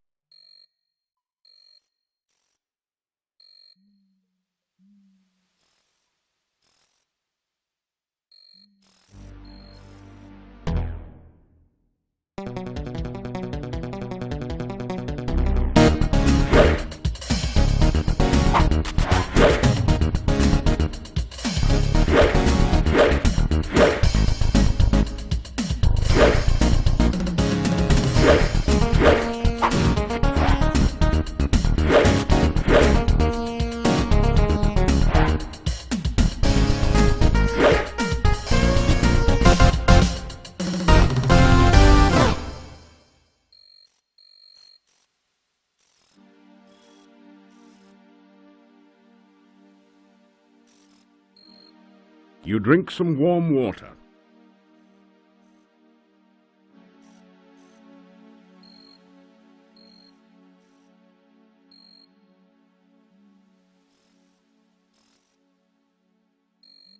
Ah, you feel much better now. Ah.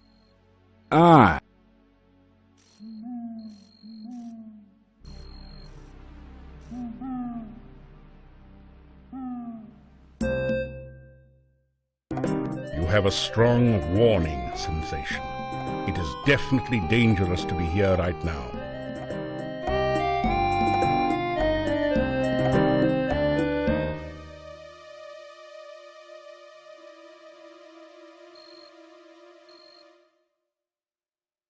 You feel it.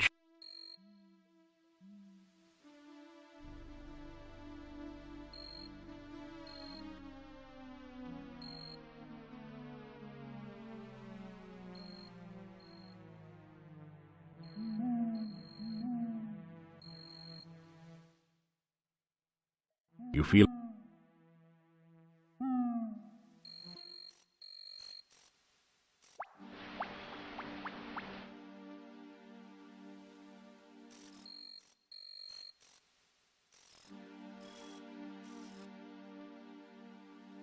You are so exhausted.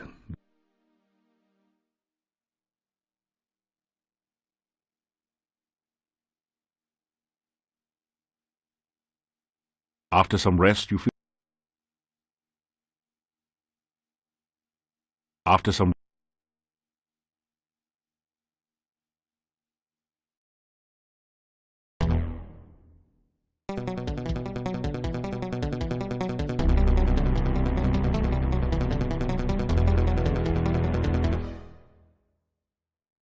You feel...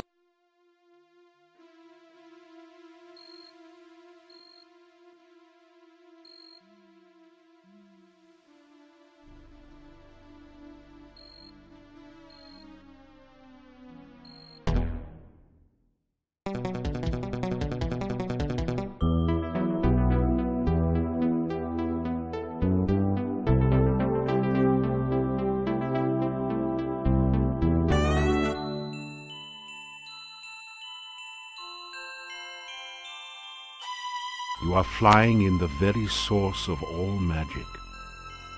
You are filled with power and the knowledge of how to use it. You create flowers dancing around you.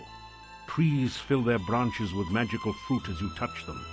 You dance in a circle, and the very ground itself radiates peace and harmony. You sing the message of your heart, and the magic echoes around you a song of love and happiness. Then you realize that it is not you doing this. It was someone else, back in time.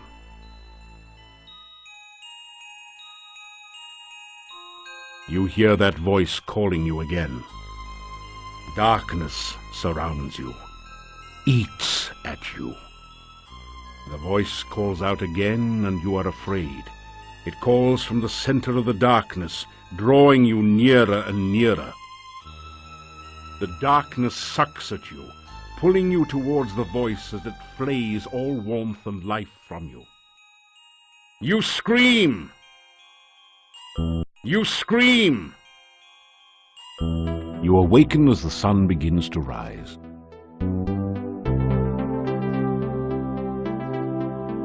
You wake in a cold sweat. You remember every detail of the nightmare as though it had really happened to you.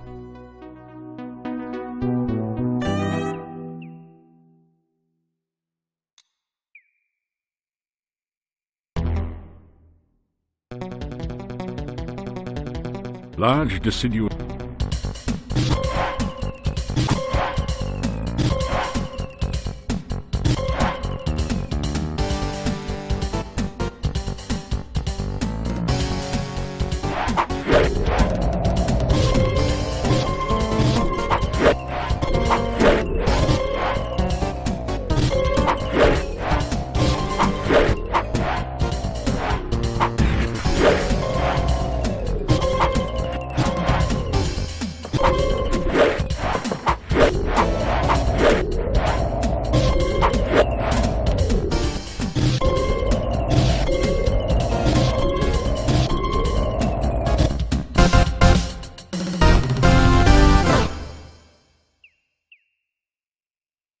The wyvern has no place.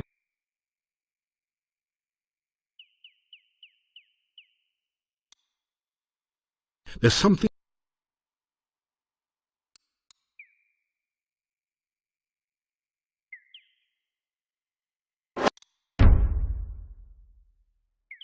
You are so exhausted.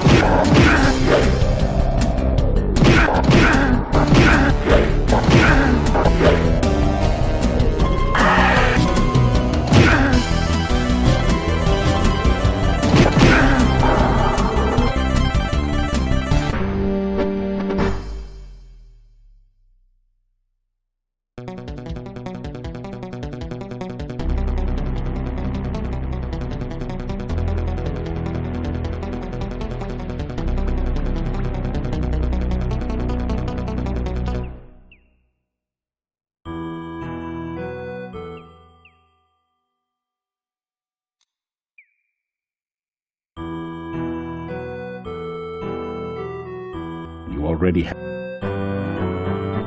The staff feels warm and almost. This I must first. You find yourself. Still you remain. It is a wonder you have managed to live so long.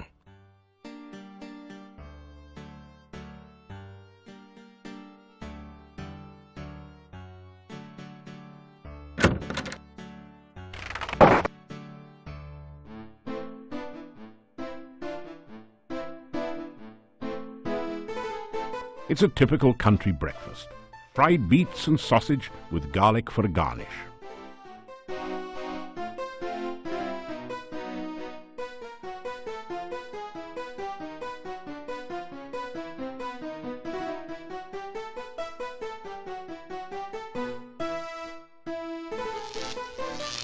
A squeaky voice from beyond the door says,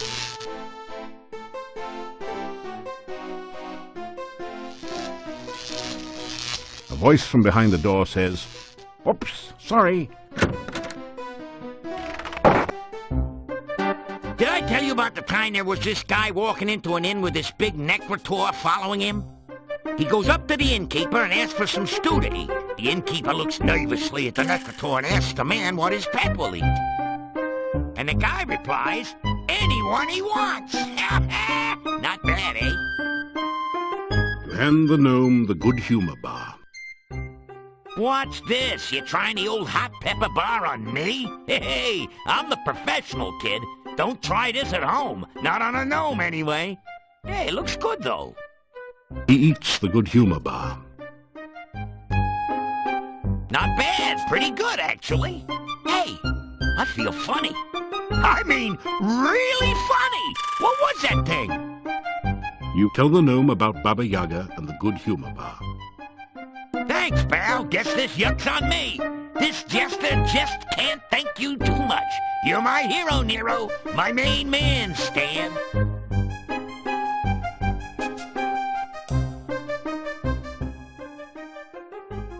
Well, now that I'm back in the funny business, it's one more show and I'm back on the road.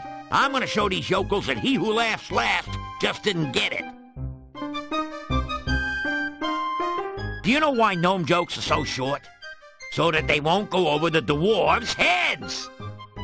There's no point in telling a dwarf a joke with a double meaning. He won't get either one.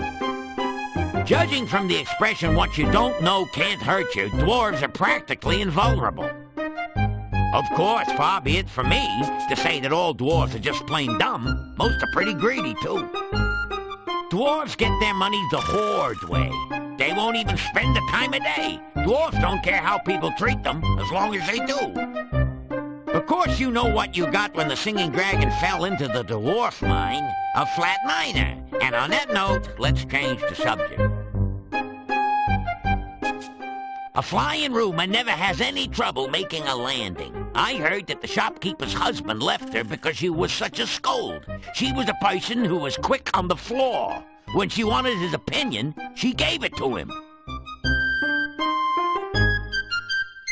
You know what they say about humor? If you don't got it, you won't get it. And if you don't get it, I'm sure someone will try to explain it at great length. I am so happy that it reminds me of the time Dimlit the dwarf came across a magic ring in the bazaar in Shapir. He rubbed it, and lo and behold, out comes a genie. I will grant you 3 wishes, said the genie. Well, for my first wish, I want a purse that's always filled with gold, says Dimlit. So shall it be done, said the genie. There before Dimlit appeared a purse. He turned it over, and a pile of gold spilled out on the desert sand. Again and again he turned it over, and more gold covered the ground. Master, you do have 2 more wishes left, said the genie. Oh, that's right, said the dwarf. Well, give me 2 more of these. Let me tell you, I'm every bit as happy as Dimlit was.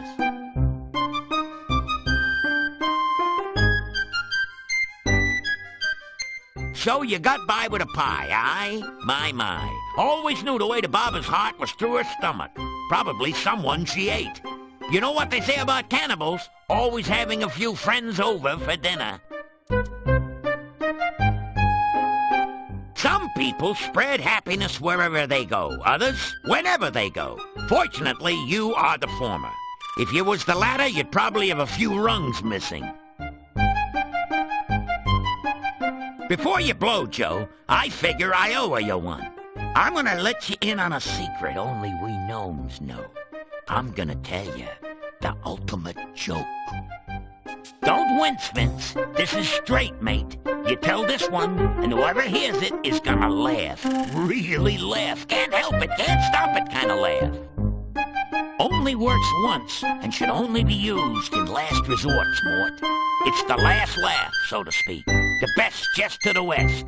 Yours for the telling. The gnome tells you a rather silly joke.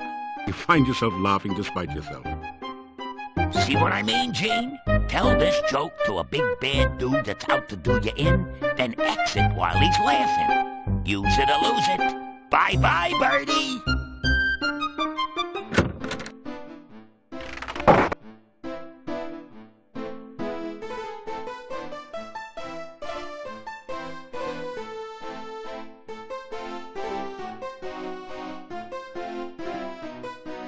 Ornamental plates seem to be the fashionable decoration.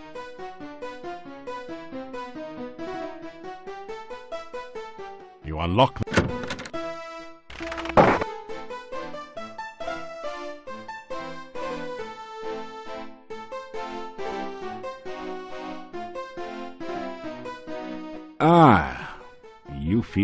much better now.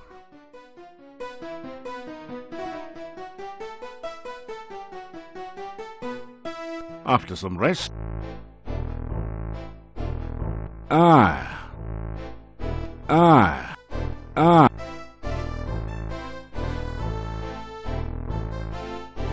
After some rest, you've...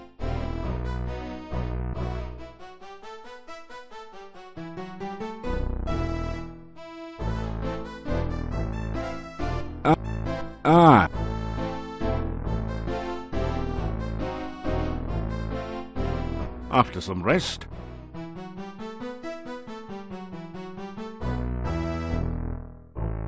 After some rest...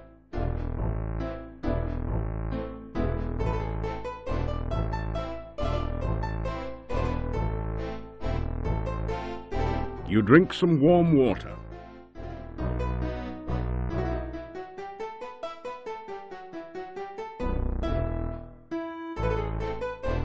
After some rest...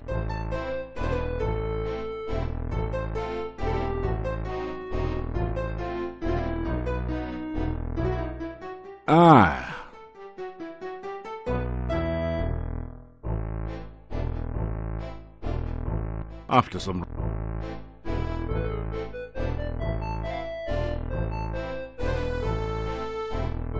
After some...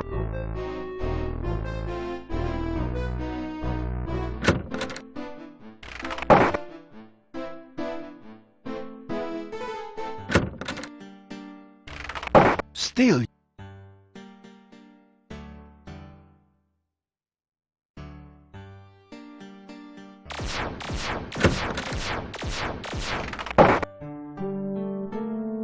This is a little... You pick up 2 of the metal weight...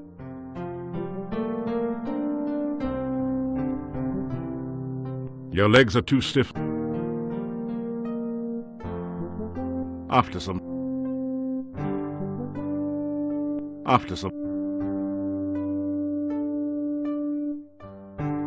Your legs are too...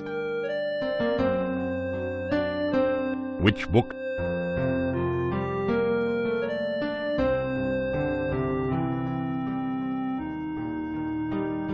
Which book? You read through the book. You study the... This book. The... As you scan through, there are a series of... You could... Your legs are... After some rest... After some... After some... There's only a certain amount of punishment your body can stand.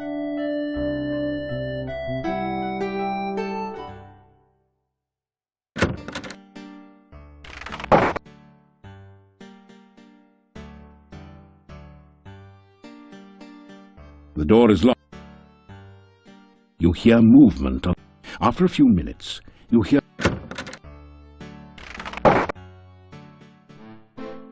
So you're back. No, it's your front. Take a seat. No, take 2. They're small. I got a joke just for you, so don't look so sheepish.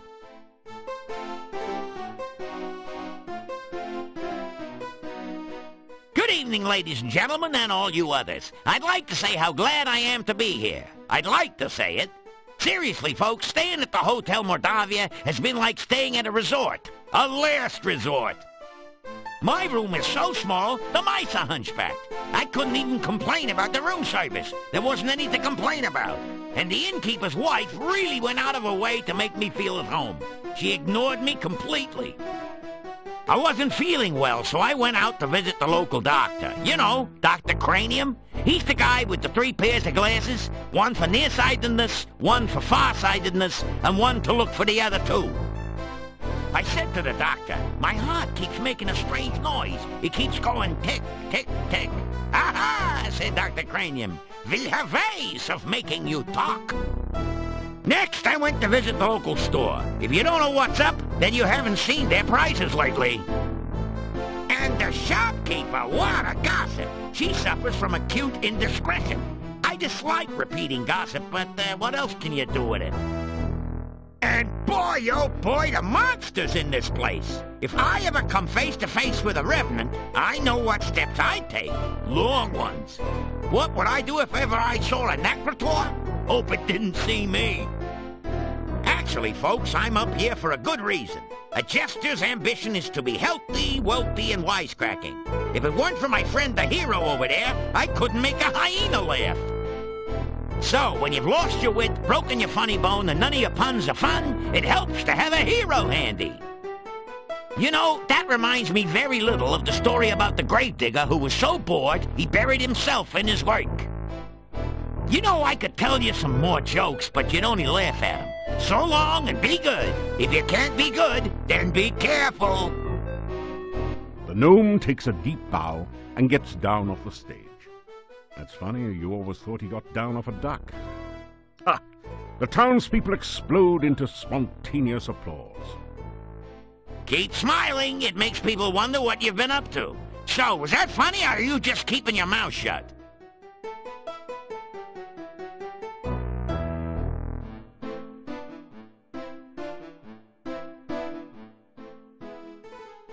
In another minute, I'm gonna say my bye-bye and fly. I'm going south for the winter, down where the nights are balmy, and so am I. Heading for Silmaria, land of winter waterland, where there's no snow nor cold wind to blow. Up here, the winter is so cold, even the wind howls about it. Did you hear the one about the dwarf who is so dumb, he always stops to think and then forgets to start again? Everything that's said to him goes in one ear and out the other. There's nothing there to block traffic. I can tell dwarf jokes all day, mainly because there are none around to stop me. It's good to have my wit about me again. Nothing worse than someone who can't take a joke or one that tries to tell one and can't. Before you helped me, when I told a joke, people always clapped their hands. Unfortunately, it was always over their ears. Now, whenever I tell a joke, I get carried away.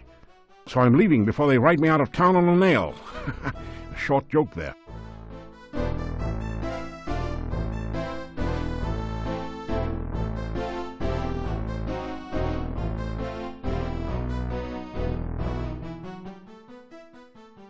The gnome was very odd and said very strange things.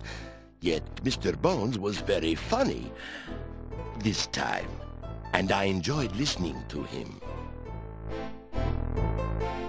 There will be no more entertainment acts at this hotel. Understood? At least not until a new, funny entertainment arrives. I think I am sorry to see the strange gnome leave. It was odd being able to laugh again, if only for just a moment.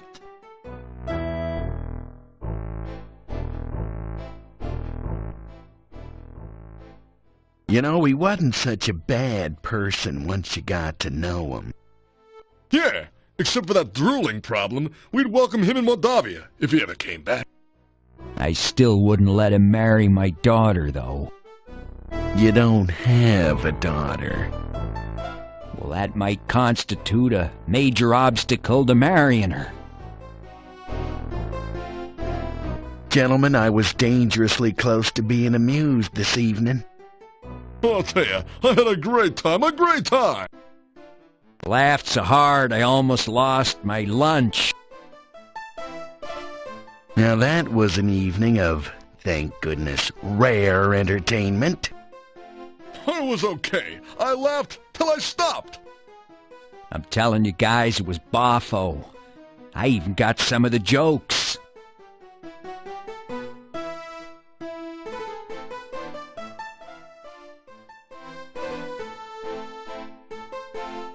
Your voice is lost in the noise of the crowd. You unlock the door. Well, it's so long, it's been nice to know you. I like you. I have no taste, but I like you. If you ever make it to Silmaria, look me up. I never forget a friend, especially if he owes me money. But seeing as how it's me that owes you one, I'd better get while the going's good. See ya! Don't take any wooden kopecks! So, everyone, I'll leave you with this story. A man runs up to his doctor and says, "Doc, you gotta help me. I keep thinking I'm a goat." The doctor asked, "How long have you had this delusion?" The guy replied, "Ever since I was a kid." Ba-da-boom. That just goes to show you I'm one bad dude. It's been sheer pleasure here, but I'm gonna take it on the lam and just bleed it. Be seeing you.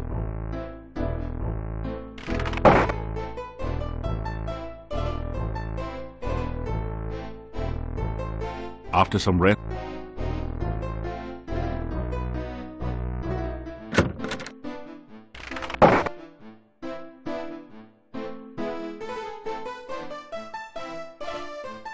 tonight, for your dining pleasure, it is the traditional Moldavian chicken paprikash, delicately seasoned with locally grown paprika and garlic.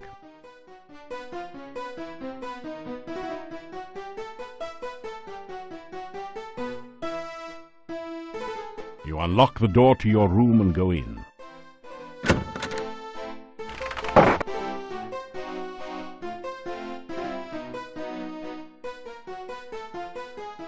After some rest,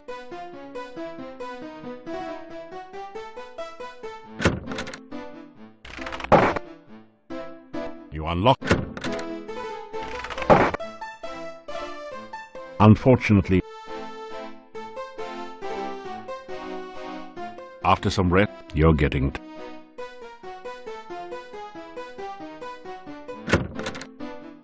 you have the feeling you are being watched.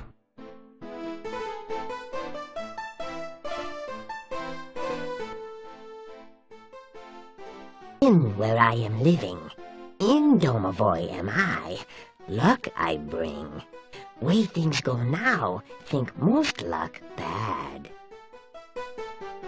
Things at inn not good.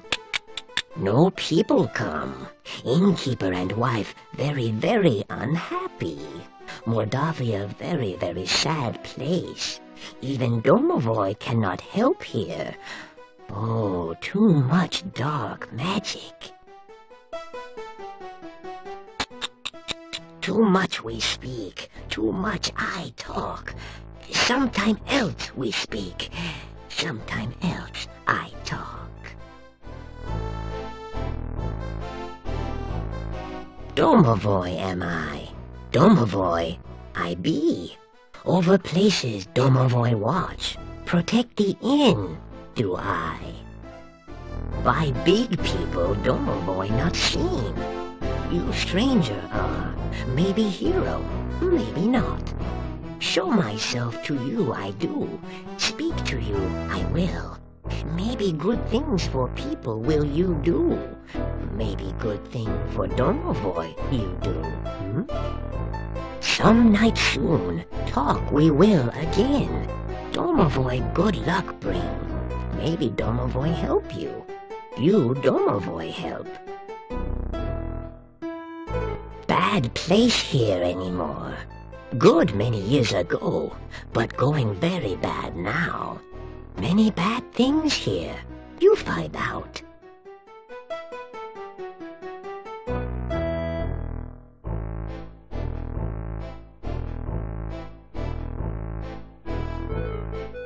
you unlock the...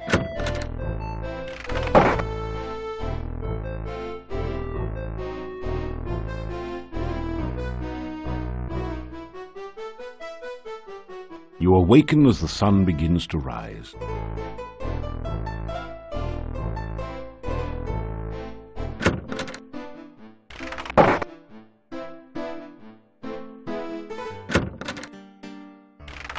Look, he is safely locked away.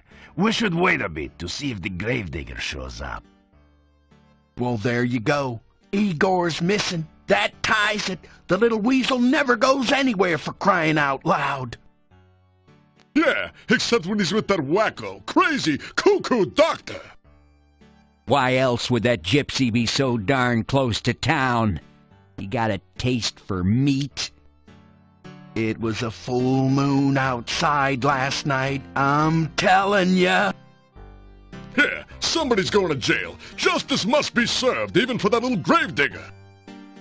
Justice? We don't even know if a crime has really been committed.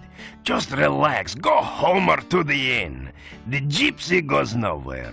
We can decide what to do later. But we... Later. Go home.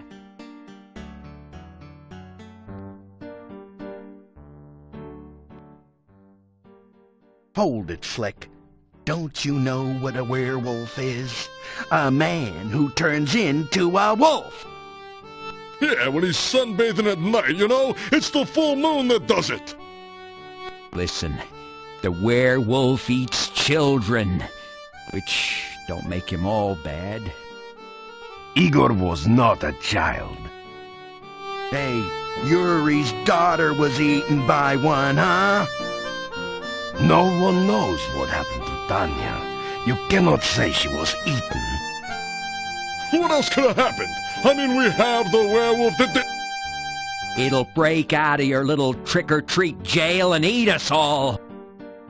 Hans, not one word about Tanya eaten by a werewolf will you make to Yuri. He and Bella have been hurt too deeply. As you are a man, do not open the wounds again. Well, I'll tell you what, you suit yourself, pal. But at least they can be avenged now upon the werewolf! The gravedigger's missing!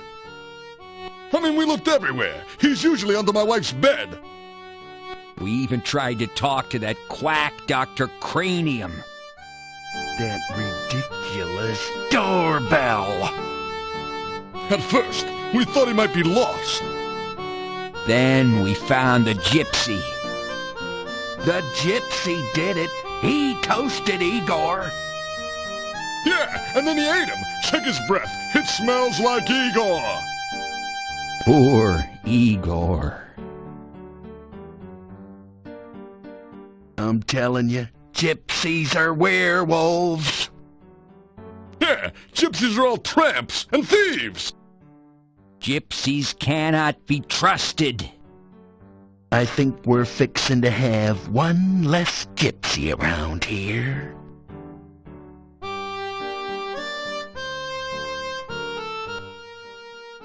A gypsy was found right outside the town gates. We brought him here for questioning. Why don't you have a bake sale, pal, and send away for a clue? Everyone knows that gypsies are werewolves. Yeah, little Igor was somebody's Big Mac, and you want us to just go home? That werewolf is a danger to us all. Think of our families and our mistresses. Do you think I would endanger the town by allowing him to escape? The gypsy is securely locked up. He will not get away. Werewolves are mere peasant tales. You want to see a peasant tale, pal? Look, we all know that werewolves are real. Yeah, I saw the movie. They turn into wolves by the full moon. They are harmed only by silver in wolf form. They're allergic to wolfsbane. There's a poem about it, okay? Even a man who's pure in heart. And says his prayers by night. Enough! Enough! It is all hearsay and speculation. May become a wolf when the wolfbane blooms. Oh, that's beautiful. And the autumn moon is bright. Or so the charming legend says.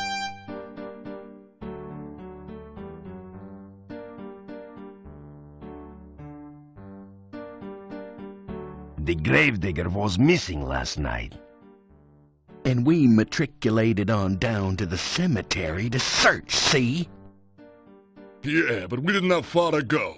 Just outside town, we caught ourselves a werewolf.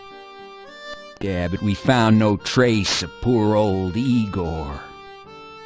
Enough! Igor is missing. We do not know what happened to him. It is none of your... Perfect.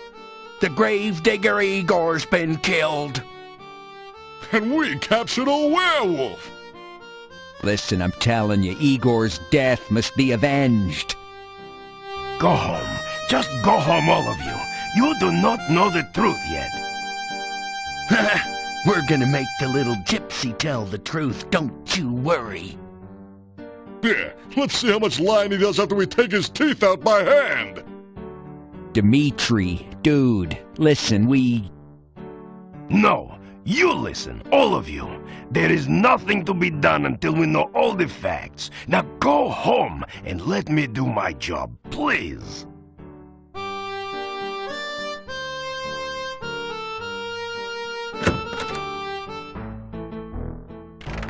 The gravedigger is missing, and the gypsy just happened to be near the front gate when we were searching for Igor. He is suspected of being a werewolf and of having eaten Igor.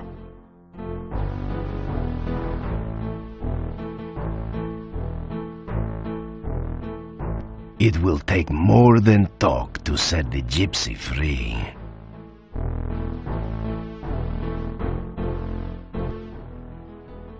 The gypsy looks at you with disdain. The gypsy spit. The gypsy. You tell the gypsy that you will do whatever you can to help prove his innocence and see his release. The gypsy doesn't seem to believe you.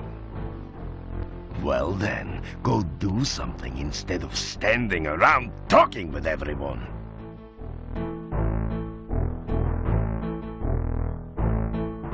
That did... It is possible that the gravedigger is still alive. If you are going wandering outside of town, please watch for him. Calm down, everyone. Give me a little more time. Yeah, well, that's all well and good, Gandhi, but we have waited long enough. Yeah, he's right. I got first dibs. That gypsy's gonna pay. That gypsy's gonna make Joan of Arc look like a piker. He's gonna burn at the stake. Yes, yes. If I cannot find out what happened to Igor before tomorrow, you shall have your burning.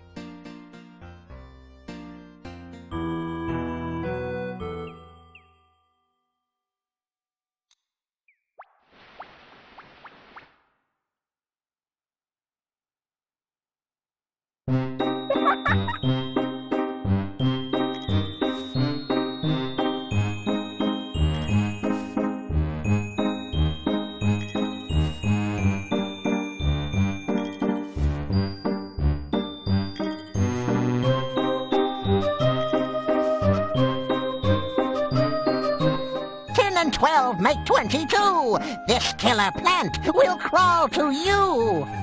Hungry, hunting, seeking food. A berry bush with an attitude.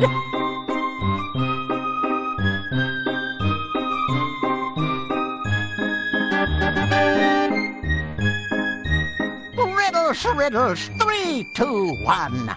Next one, Anne. My riddling's done.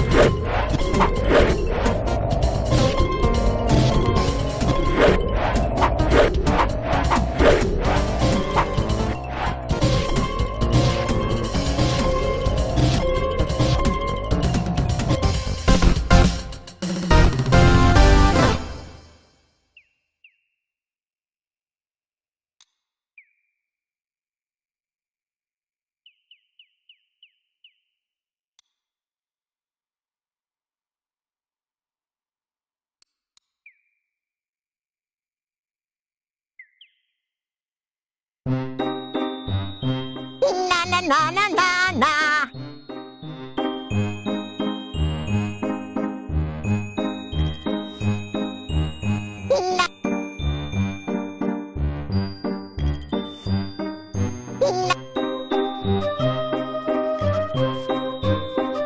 Na na na na. Hi there!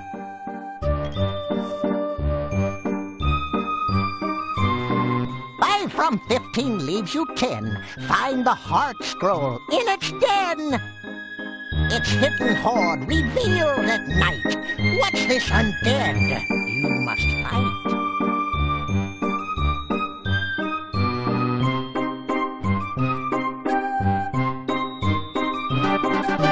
I'm almost out of riddles. I'll ask you nothing more, but come back in a while just to see what I've in store.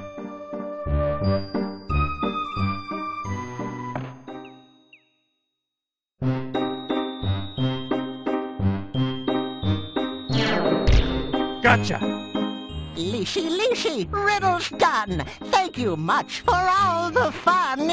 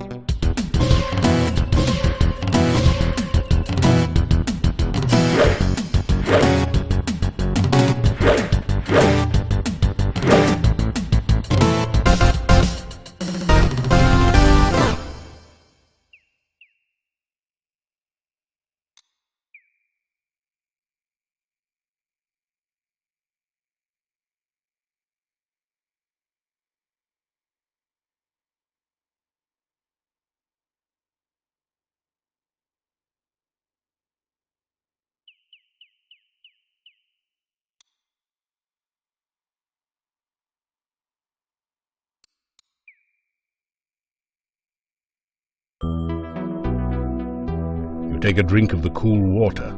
It tastes like wild strawberry.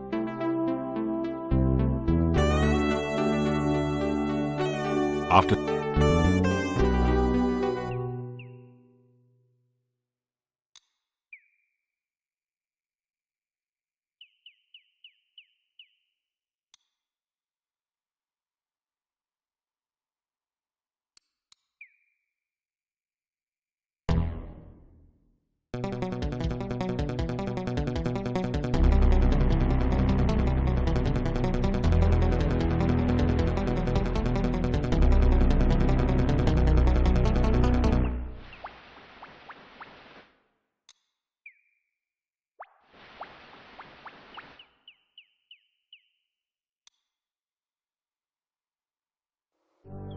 you hear a monstrous groaning noise from beneath the fallen tombstone.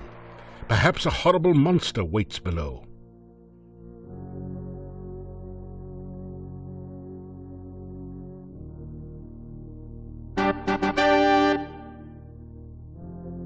Igor saved! Kind stranger saved Igor! Good kind stranger! Igor happy grave, not Igor's grave! Urgh.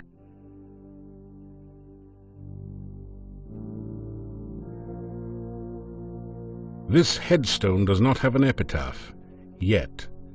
How about that old one? Death is just nature's way of telling you to slow down. This gravestone is marked, "No effort could Elissa save. She passed into a watery grave. Her body was lost, only her memory remains."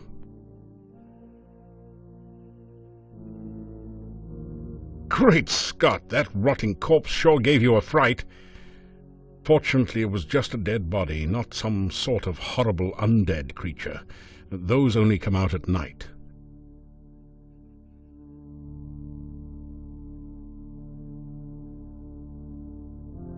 It is deathly silent beyond the door. You need to practice some more.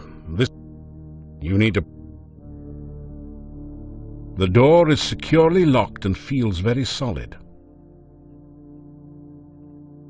You examine the door closely. It's massive and well made. A large lock secures the door. Above the door is an intricate crest with the single word, Borgov, above it.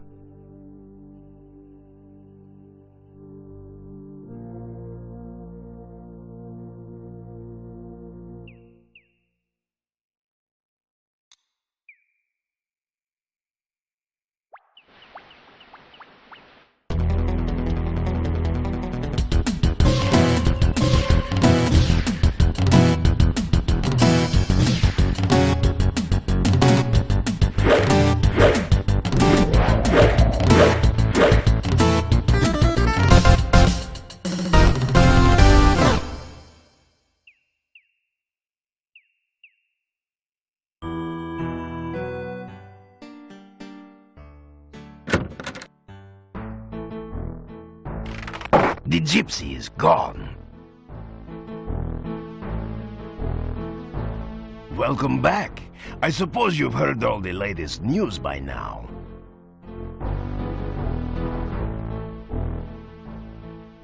The gypsy is no longer my prisoner. Good riddance. I would not have enjoyed burning him at the stake. The townspeople are foolish sometimes. They want easy answers instead of difficult solutions.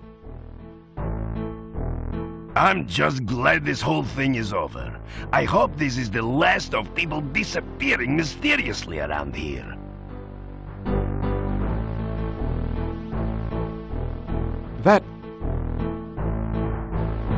Farewell, and thank you for helping, Igor. I did not believe the gypsy was guilty, and I did not want to burn him at the stake.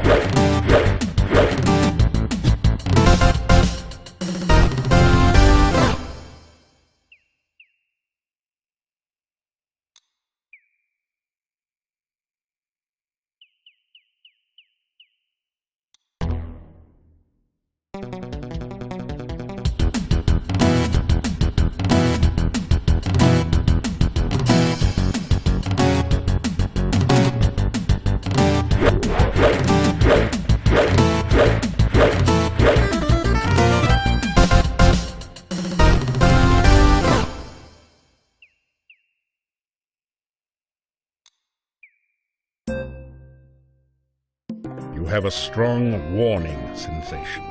It is definitely dangerous to be here right now.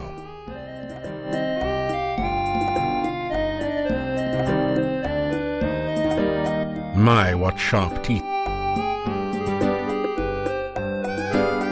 You tell the wolves to stay calm. They don't seem particularly less agitated.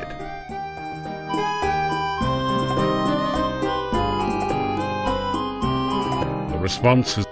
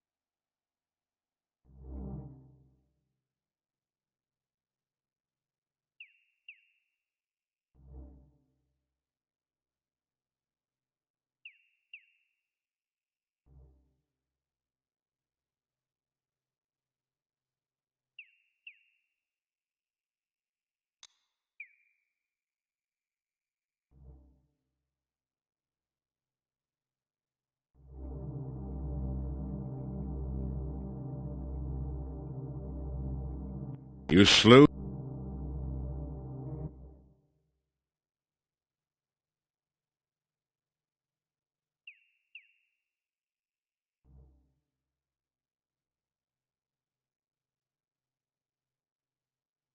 You are surrounded. That...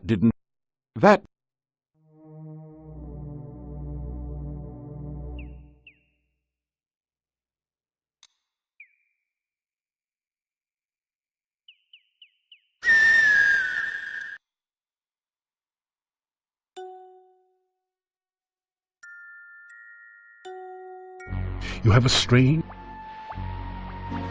Hi again. I'd hoped you'd come back. It gets lonely here with no one to talk to but the fish. You know, we'd better not touch. I'd have to drag you to your death, and I really don't want to do that. You've been kind to me, and I like you.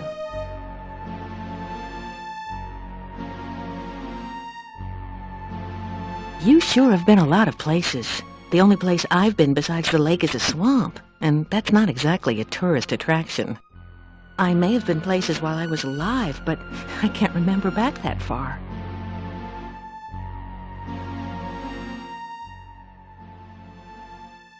Mermaid? What do I know of mermaids? I'm a Rusalka. You do realize I'm undead, don't you? I mean, it's not like I have a life here. I live, well, maybe not live exactly, but I do reside here. It's a nice lake, but as a recreation area, it leaves something to be desired. The only boats around here are sitting at the bottom. Fishing tends to catch the fishermen. The swimming's pretty good if you don't mind drowning. All in all, it's not an ideal vacation spot. I swim a lot and comb my hair and look for people to drag to their deaths. It's not exactly a busy schedule. The swamp to the southeast is a very scary place. I swam there once out of curiosity. I was combing the weed and goo from my hair for weeks afterwards. The will-o'-the-wisps were friendly enough, but those grasping arms, ugh. Weirdest of all were the creatures standing guard near some sort of tomb. Well, I'm not going back to that swamp for anything.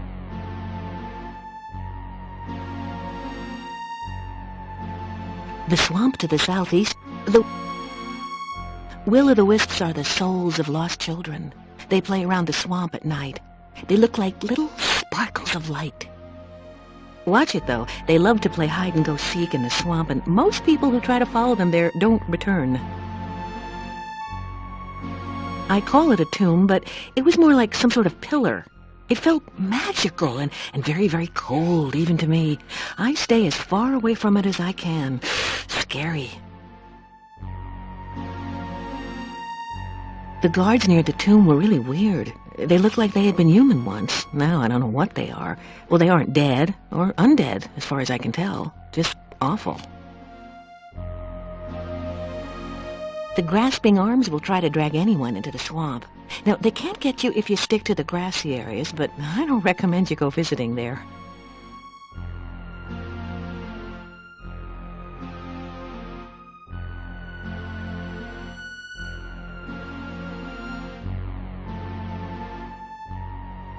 Welcome back. You seem to be finding your way nicely in Mordavia. It was great talking to you again. Come back soon.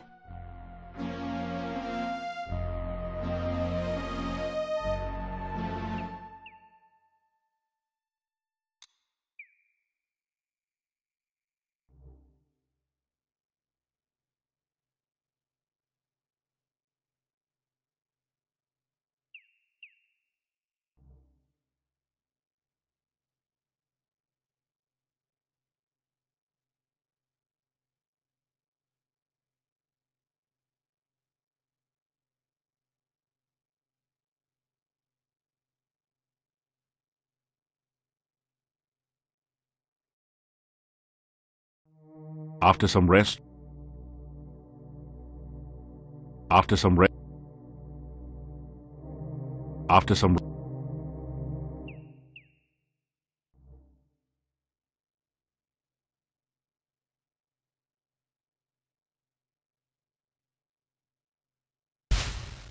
As you start to glide, you realize the only way to get back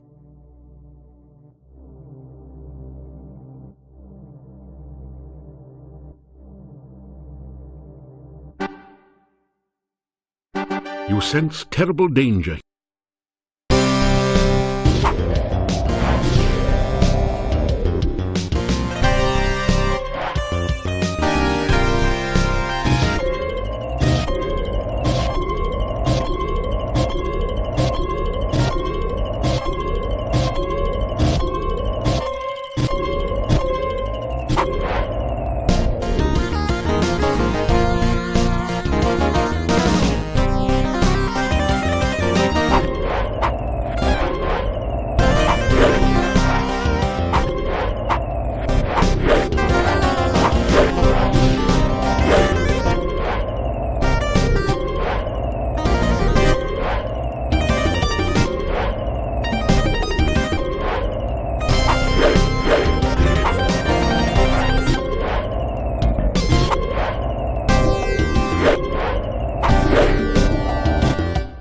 You sense that your magic is weakening. You need to return to shore quickly before it is gone. You can't do anything.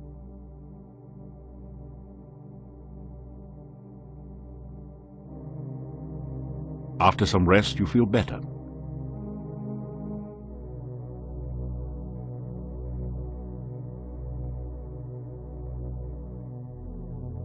You can't do anything with the monolith as long as the Chenov...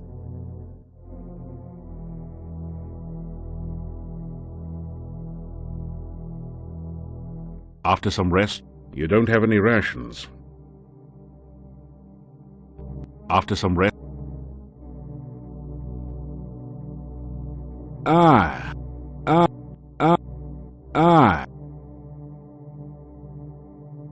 After some rest, you feel...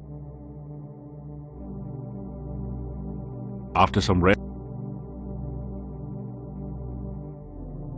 This is not a good place. This is not a good... This is not...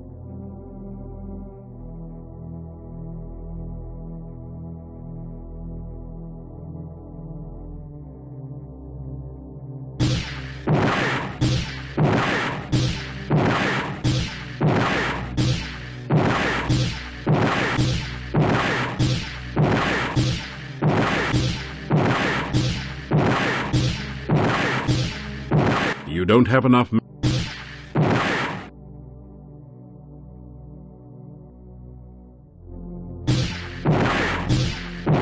You don't...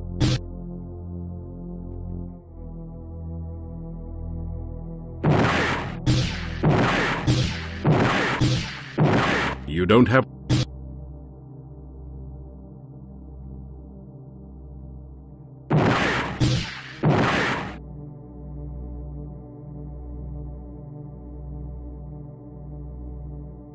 The Dark One sign clicks into the depression in the stone.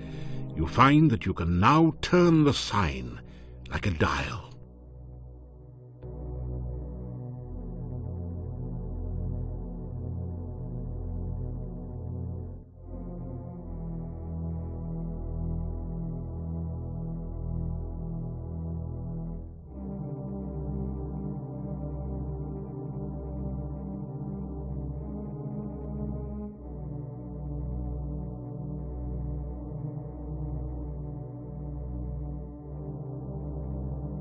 Finally, you feel the Dark One's sign settle. You pull on it, opening the tomb, and retrieve a damp but readable scroll from its depths. It is the Dark One's bone ritual. You retrieve the Dark One's sign from the monolith.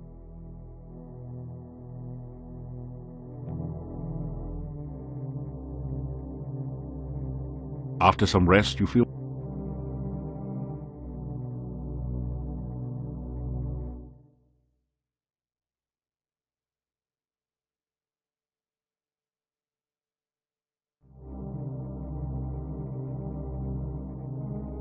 Either that hillock is too far away, or you need a little more practice with acrobatics before you can get around the swamp with this skill. Either that hillock is too far...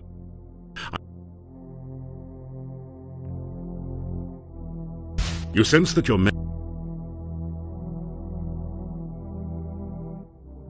That didn't do... It doesn't... It...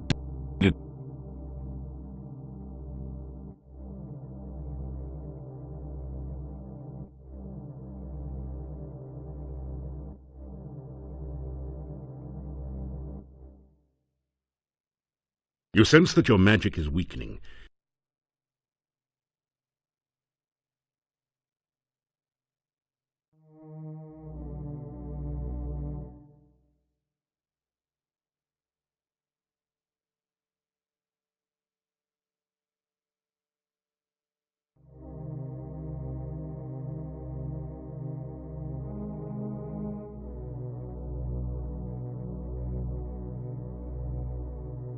You carefully place some of the candy on the ground.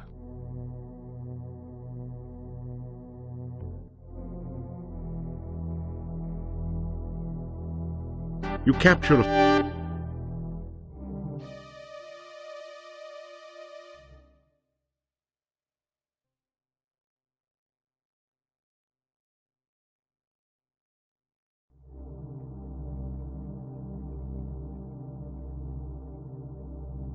When you bring the will-o-wisp near...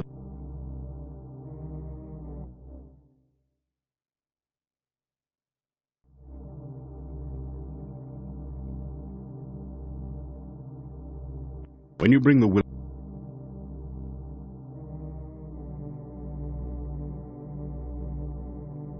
When you touch the Dark One's sign to its image on the squid stone, the sign locks it.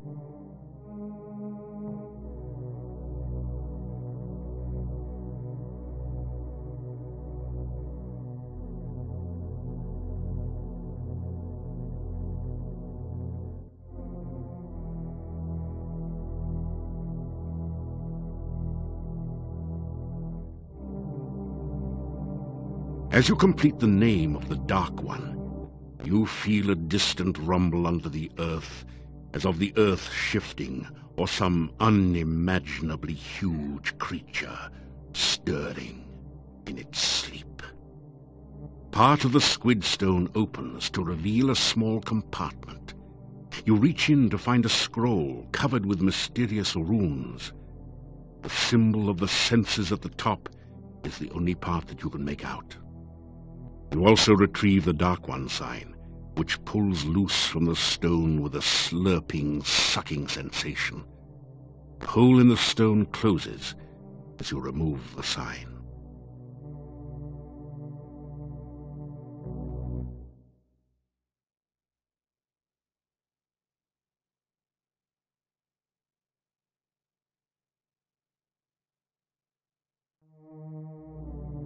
You release the will-o-wisps back into the swamp.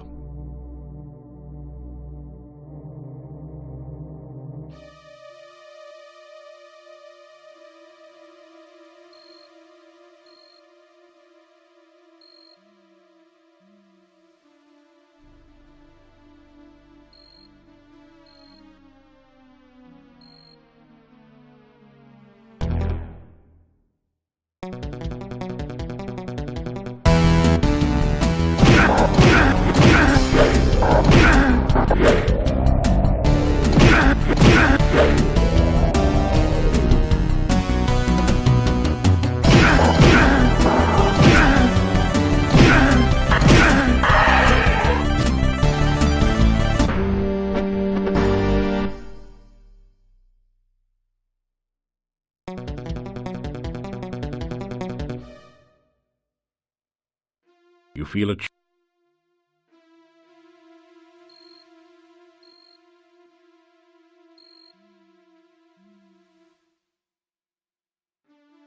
You feel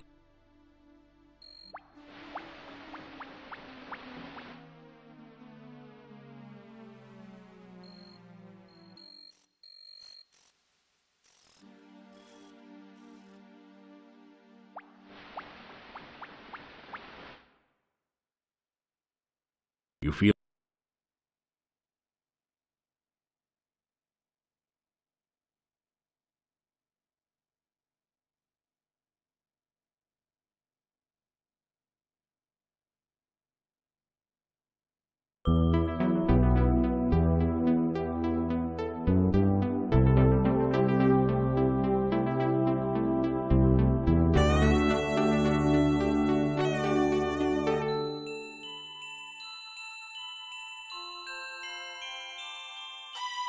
You float gently in this ocean of harmony.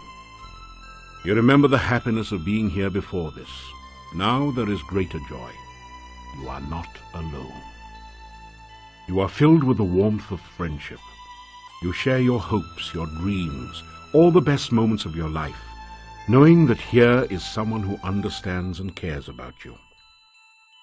You reach out to touch your friend, but there is no one there.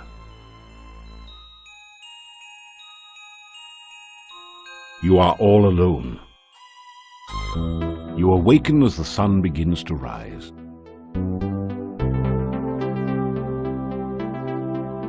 You wake in a cold sweat. You remember every detail of the nightmare as though it had really happened to you.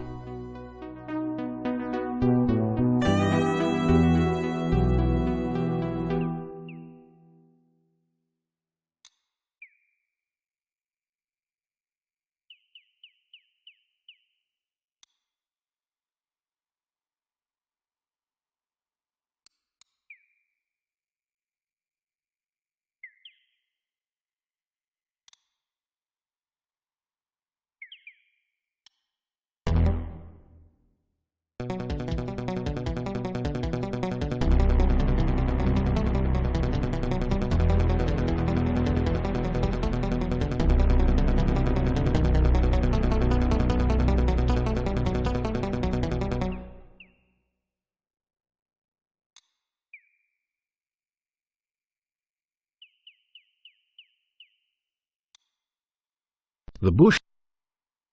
No.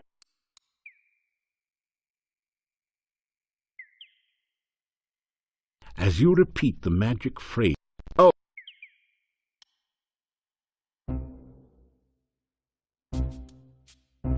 Every... Well, I never knew.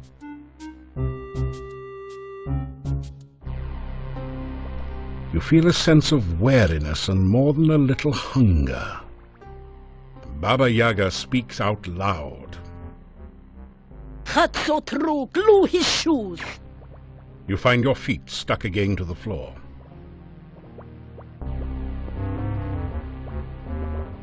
Oh, back so soon, Cookie Face. I hope for your sake you brought us something to eat. After all, there's always room for Hero.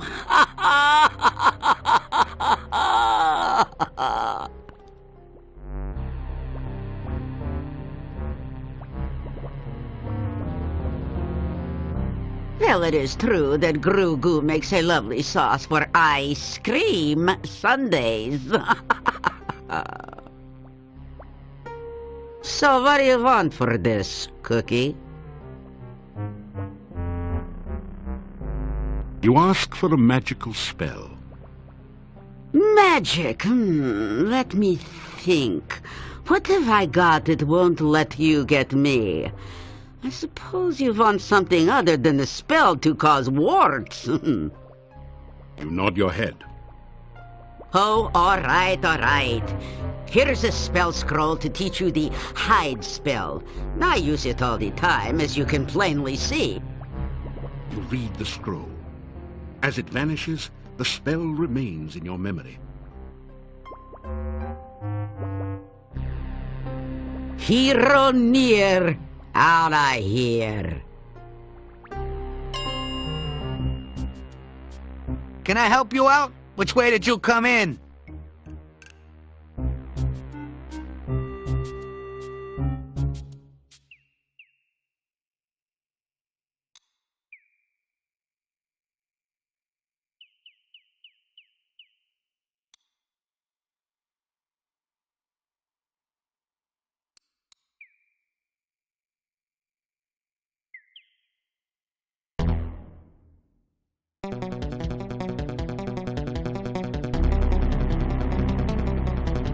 You have to stand still.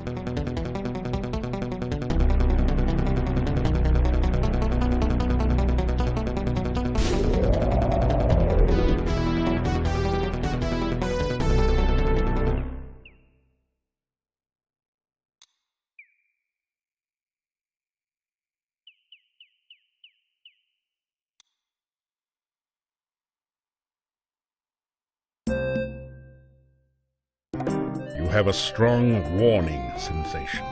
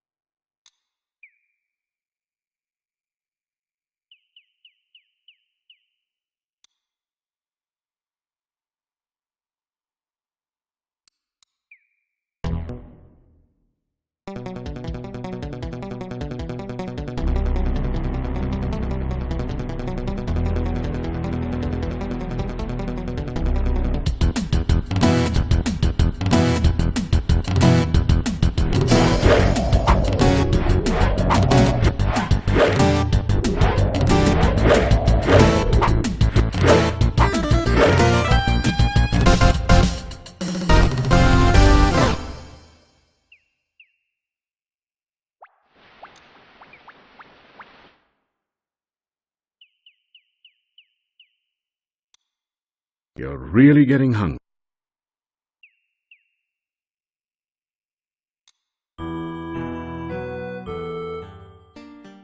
The werewolf threat has ended. Since you have found and rescued Igor, I have released our gypsy prisoner. It seems he was not a werewolf after all. All the peasant fears were for nothing.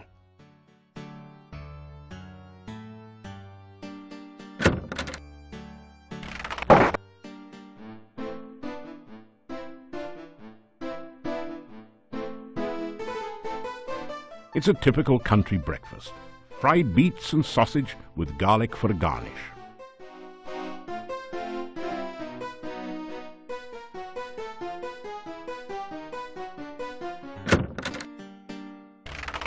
The days are getting cooler and shorter. Winter is approaching.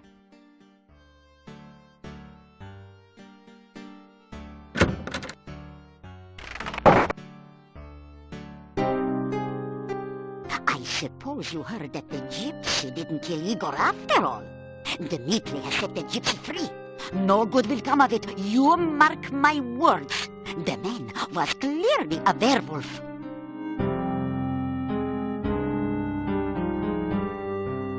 You tell Olga that the gatekeeper's name is Boris Stovich and ask if they're related. Aha! So that's where the so-and-so went. Huh. Tell him he's a rotten no-goodnik.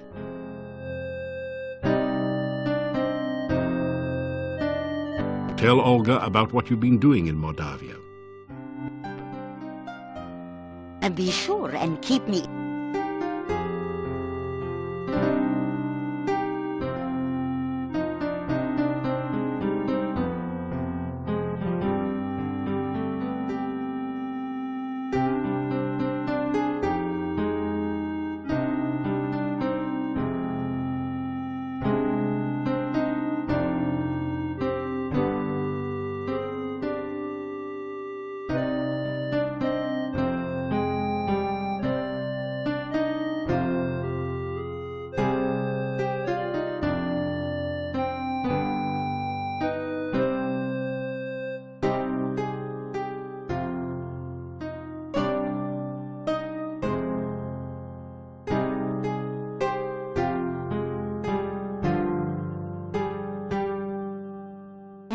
As my lost husband used to say, may all your travels lead somewhere.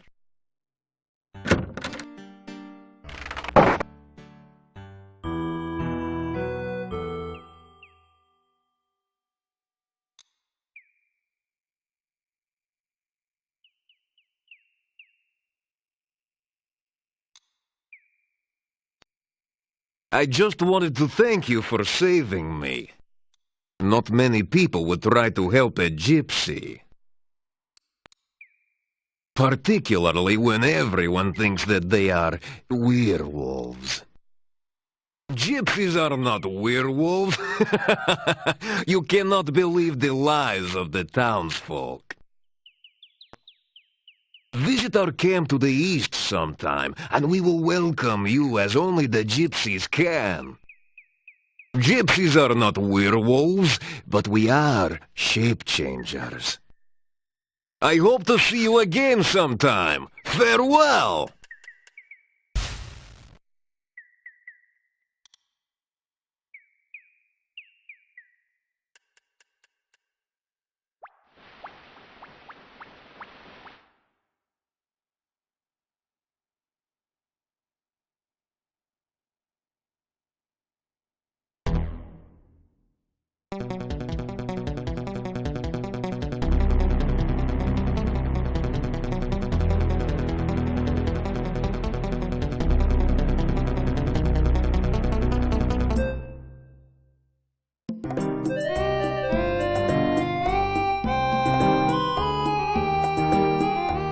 Greetings and welcome to our camp. You are a stranger no longer. When you saved me from death, our lives became intertwined. Henceforth, you are to be known as a gypsy friend. Come now, I will take you to the leader of our camp.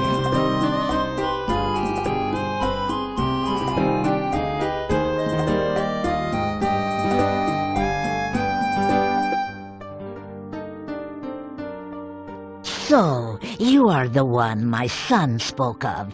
You saved his life. You also entered fearlessly into our den of wolves. You are a man of great courage. We gypsies owe you for our Davy, and I believe we will owe you for things to come.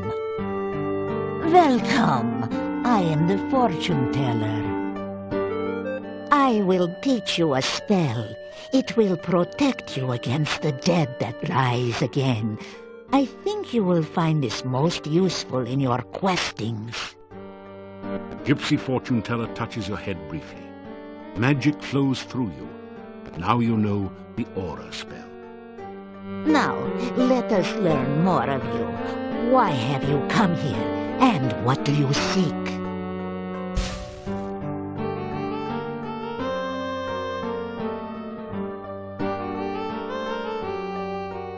Oh my, for an outsider, you are most polite.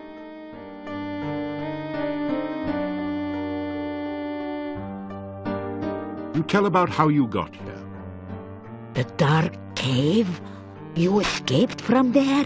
Ah, you are very powerful and lucky. I would guess that a summoning spell went wrong. That cave interferes with all magic around here. But it is best not to speak of that cave. Someone brought you here for some unknown purpose. Most interesting.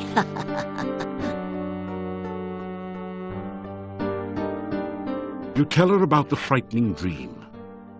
Dreams are messages. Such a message may be obscure or meaningful, depending upon the sender and the dreamer. The meaning of this dream may be clearer when you have had more of them.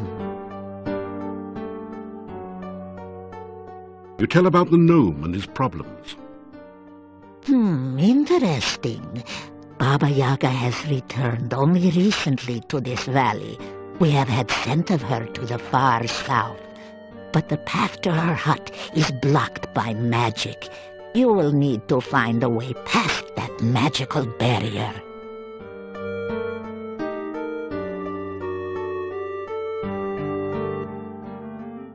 There are many legends about that ogress. We gypsies avoid her when we can. She is dangerous to enemies, and she takes offense easily. She has her hut to the south. There is some sort of magic hiding the pathway there. Her only weakness is her love of food. Be careful if you need to approach her. The Rusalka of the lake near here has been dead for many years. You cannot bring her back to life, but you can free her spirit. Our legends tell of the way to free the spirit of one who was murdered. First, she must know who she was and remember how she died. Then you must take the hair of the dead woman and weave it into a broom. You beat the broom 3 times upon the murderer's grave, and he will come forth. This act can be very dangerous. Now, if the ghost of the murderer rises, it will attack you. So you must be ready to destroy it. The last thing you must do is to give the spirit that which she truly desires. Then, at last, her spirit will be freed, and she will rest.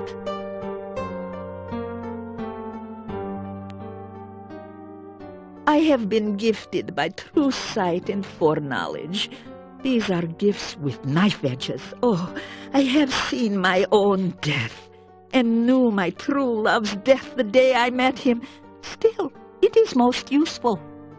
I will read your fortune in the cards, if you wish. You have only to cross my palm with silver. So much for the legends about werewolves, huh? Or at least a coin of value. But I warn you, no future is fixed. What the cards show of the future can happen, but only if you take the actions to create this future. And it is not easy to determine what those actions are, dear. Such is life. This valley has always been a nexus of power. Magic is very strong here. My people for generations come here to renew and strengthen their ties to the mystical ways. My dear, we are not the only ones drawn by this power. The magician Irana created a magical refuge here. Others, more dark, were drawn here as well. Oh, be wary and watchful at all times here. The magic of this land has become twisted, and there are many dangers around you. Oh, there are many places and things of magic around here, and I am certain you will come across them in your travels.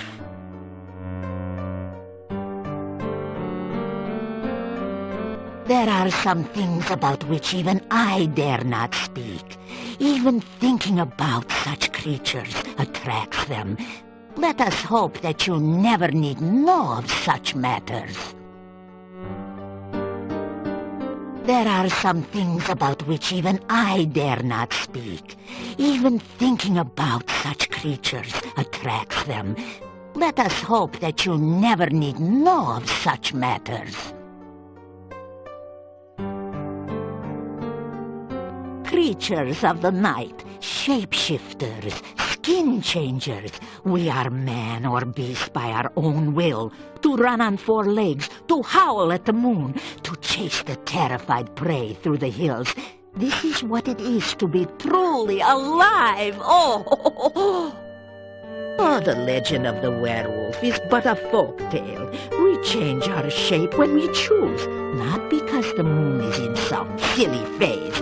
We are the beast with the mind of a man, and a man with the mind of a beast. It is not normally our way to speak so freely to outsiders. So why do I say so much to you?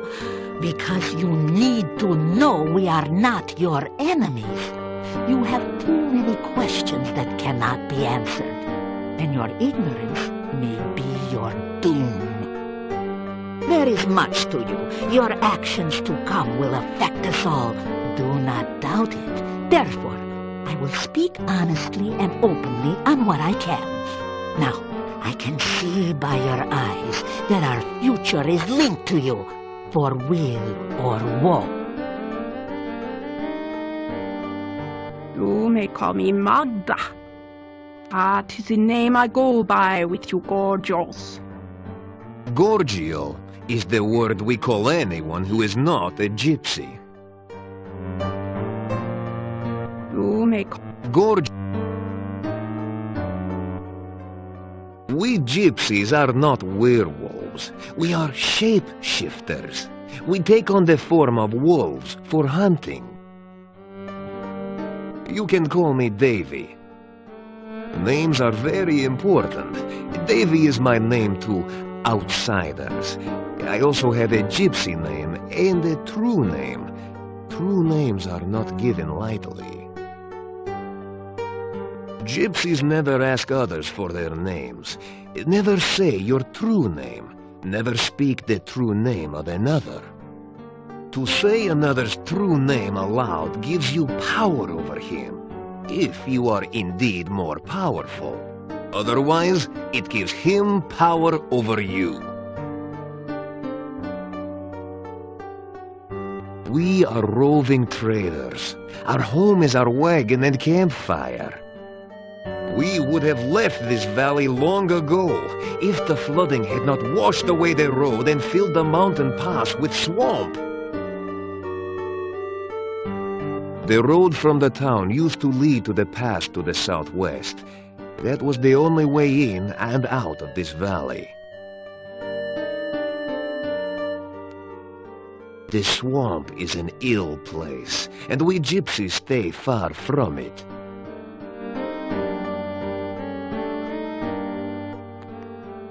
I was borrowing some corn from the cornstalks outside the town when the burgomeister and some townsmen came from the gate. I moved behind the cornstalks to stay out of their way. They looked to be heading to the graveyard. Then one of them pointed at me and shouted, and suddenly they all grabbed me. I had no chance to run.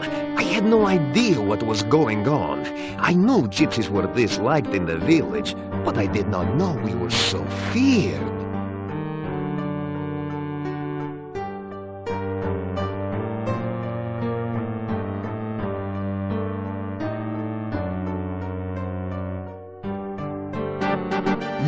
If you listen to the words of an old gypsy fortune-teller, you will initiate this reading of the cards. The shuffling and cutting attunes the cards to those vibrations which surround you. You do not control the cards, nor do I. It is the cards which show what they choose to show. I will reveal to you the meanings of the cards. It is up to you to interpret how they affect you. You may reveal the first card.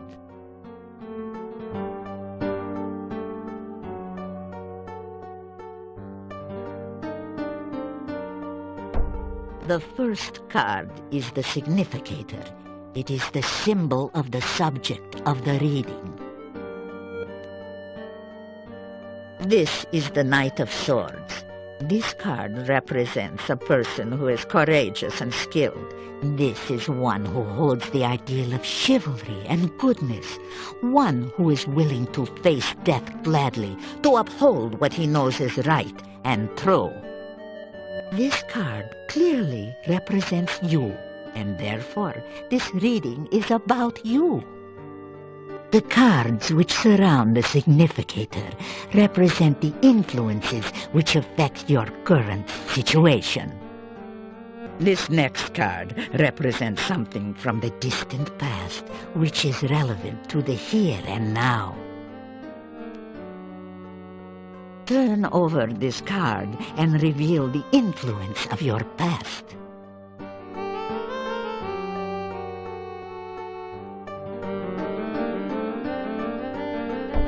This card is the High Priestess. It is inverted, which means the meanings too are turned upside down.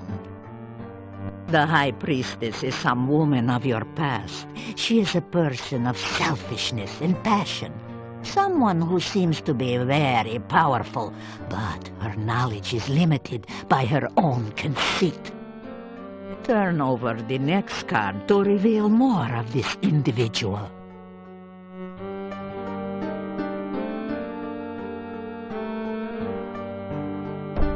The Four of Coins. Now that is the card of the miser.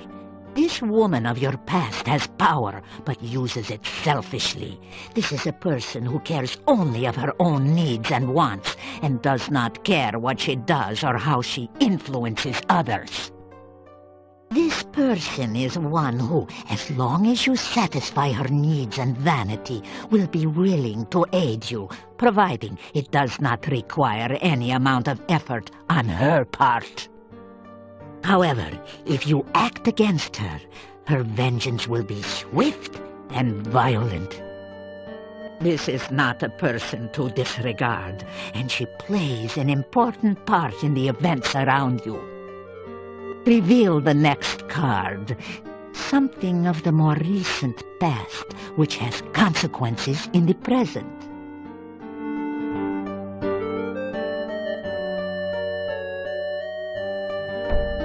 This is the inverted King of Coins.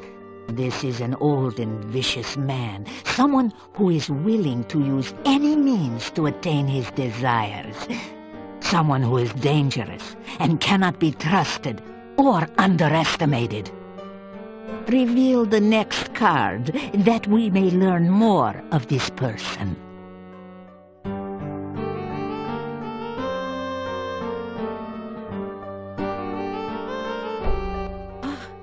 The devil. This is indeed an ill omen. This person is influenced by black magic, a man of power and dark desires. Yet the devil is a sign of bondage and subservience, and this person has faced unexpected failure of some sort. This is someone of great evil, someone who cannot be trusted. This is one who will bear you ill will, yet is somehow prevented from harming you or gaining his revenge, for now. Should he gain his freedom, this man will seek to destroy all which stands between his goals and himself. Turn over the next card to reveal a surrounding influence.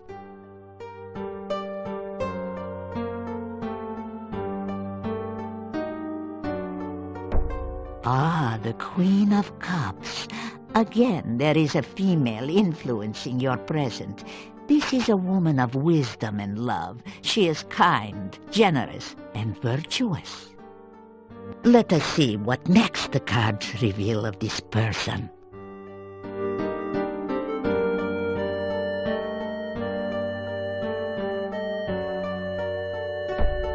The star.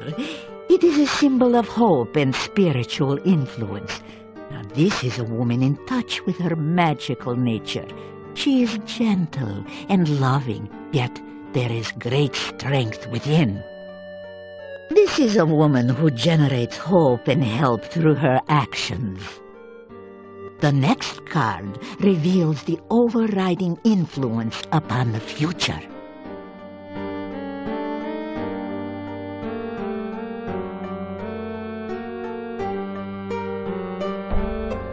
The Queen of Swords.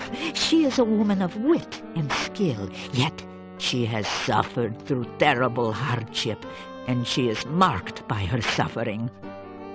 Oh, she faces her sorrows bravely, but with a deep, deep loneliness. The next card will tell us more about her.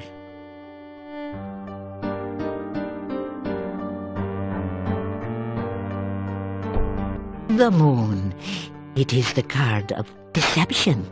This woman is a deceiver, or is deceived by her own beliefs. This card also reveals the magical nature of the woman. This is the strength which sustains her. Oh, she is either surrounded by false friends, or seeks to betray you herself. She is the victim, or the villainess. The final card will reveal the influence which will most affect you. The Void. About this card I will not speak. I must meditate upon its meaning. This tableau shows the influences surrounding you. These people will affect your life for weal or for woe. It is up to you to determine how and what effect they will have upon you. That is all that the cards and I can reveal at this time.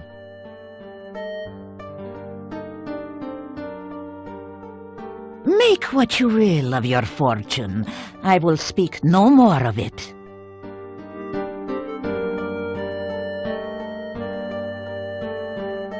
You say goodbye. Ah, you weary of talk? Good. You are a guest with us tonight. Let us join the others for food, drink, and dance, huh? I hope you will enjoy the hospitality of my people. You spend the evening in the joyful company of the gypsies. The gypsies seem to have gone all out to make you welcome in their camp. You've eaten a rich, spicy stew with no garlic, with fresh bread and plenty to drink. Now it's time to relax and enjoy.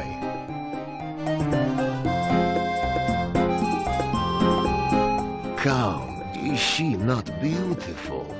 Ah, why do you hesitate? Go, join in the dance!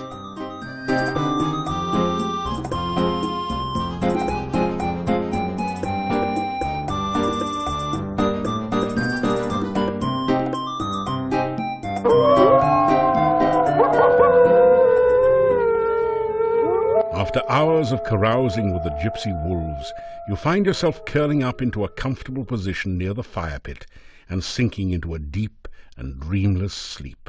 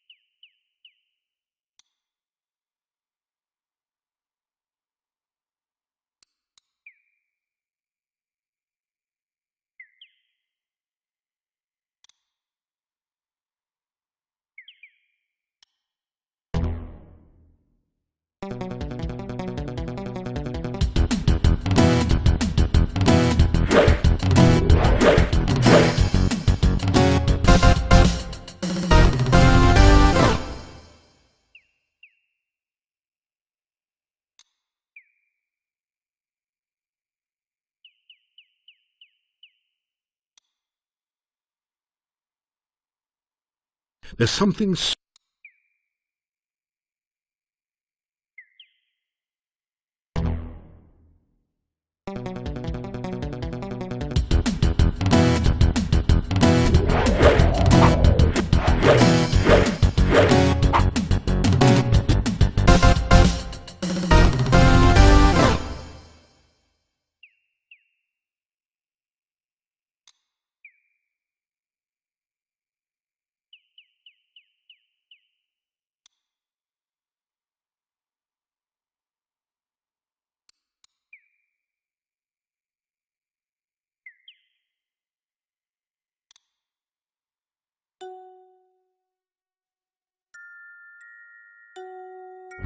You have a strange, disquieting...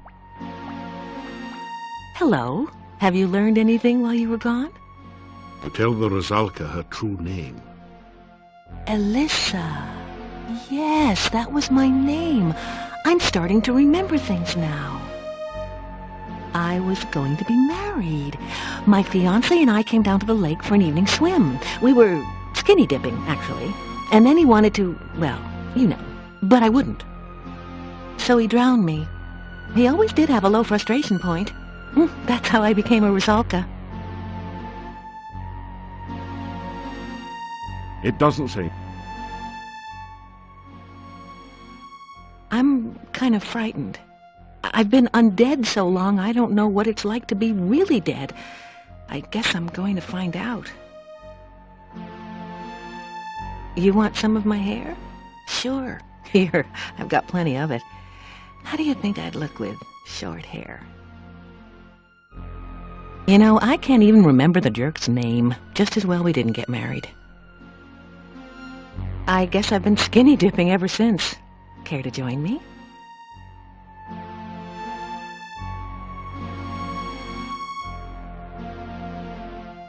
You're going to sweep the grave of my fiancé with my hair in a broom?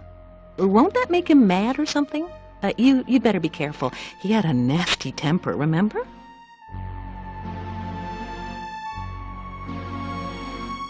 Please, be careful. I wouldn't want anything to happen to you because you're trying to help me, you know.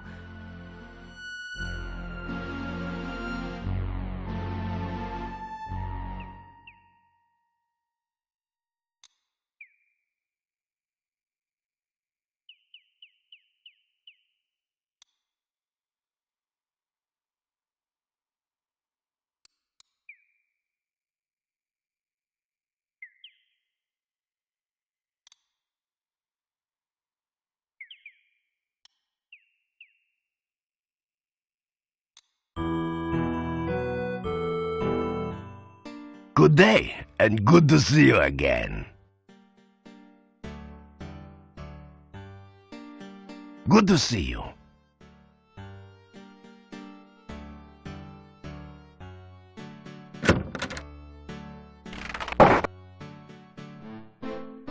Pay the innkeeper for your room and board.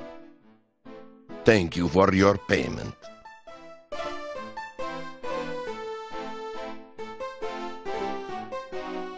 It's a typical country breakfast.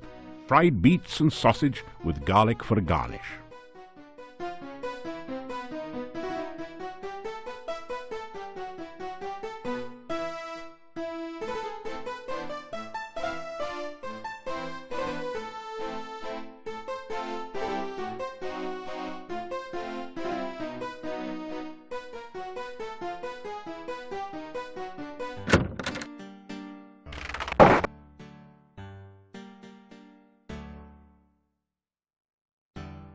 Igor very glad not to still be in grave. You Igor's friend now, her.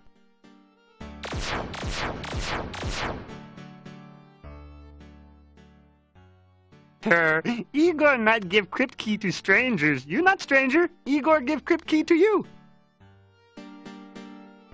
Oh, reports of Igor's demise greatly exaggerated. Grave accident? Little graveyard humor there. That good one. I like it. Igor carve headstone near grave. Igor fall in grave. Gravestone fall on grave. Igor not get out until you get him out of grave. Igor in grave danger. Little graveyard humor there. Staff been in town long time. Dimitri's grandfather brought Staff to town. Oh, people say Dr. mad. Doctor not mad. Doctor just crazy. Oh, people not like gypsies. People think gypsies steal things. People think gypsies eat people. People think gypsies not normal like Igor.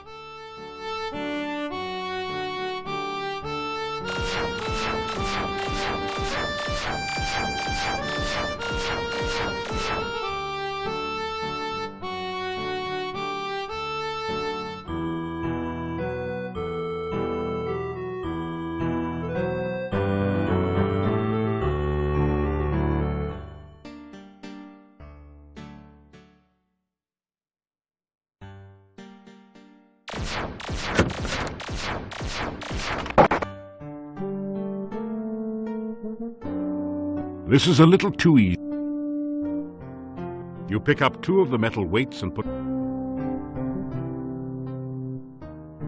Your legs are too... After some rest, you feel better. After some rest... Your legs are too...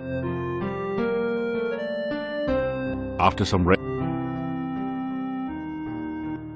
rest, you feel... Your legs are too... After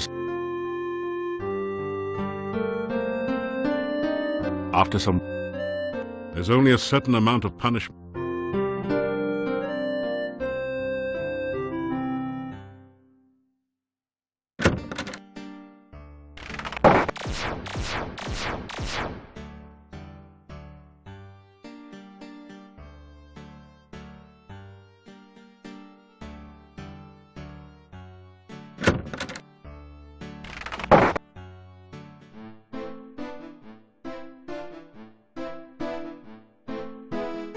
You get a fine meal of roast duckling a la garlic.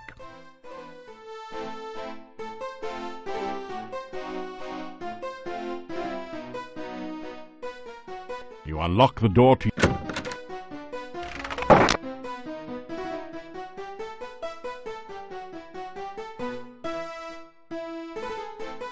After some rest, you feel better.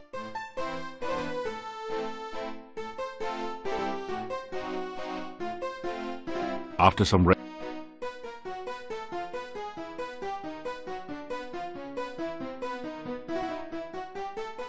After some rest, you feel better.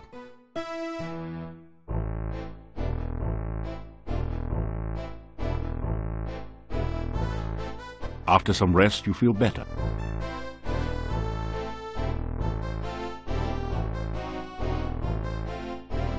After some rest, you feel better.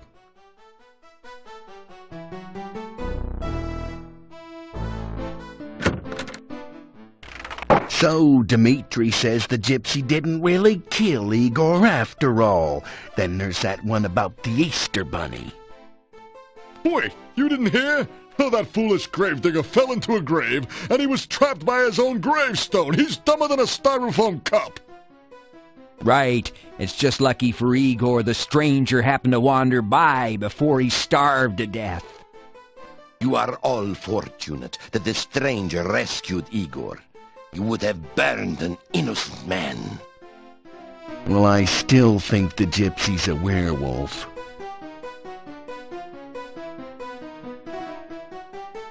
You unlock the door.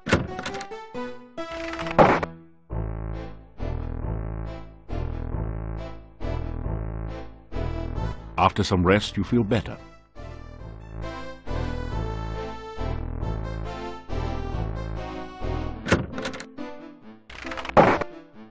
You unlock...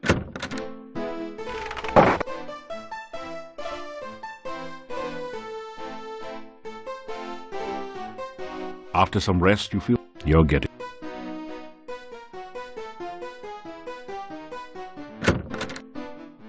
You notice the domovoi is watching you from its usual place.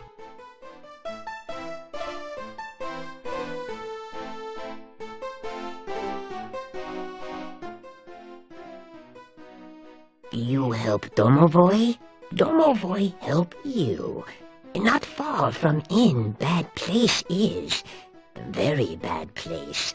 For sure bad place door try to kill you. Magic symbol you need. Magic symbol on door will open.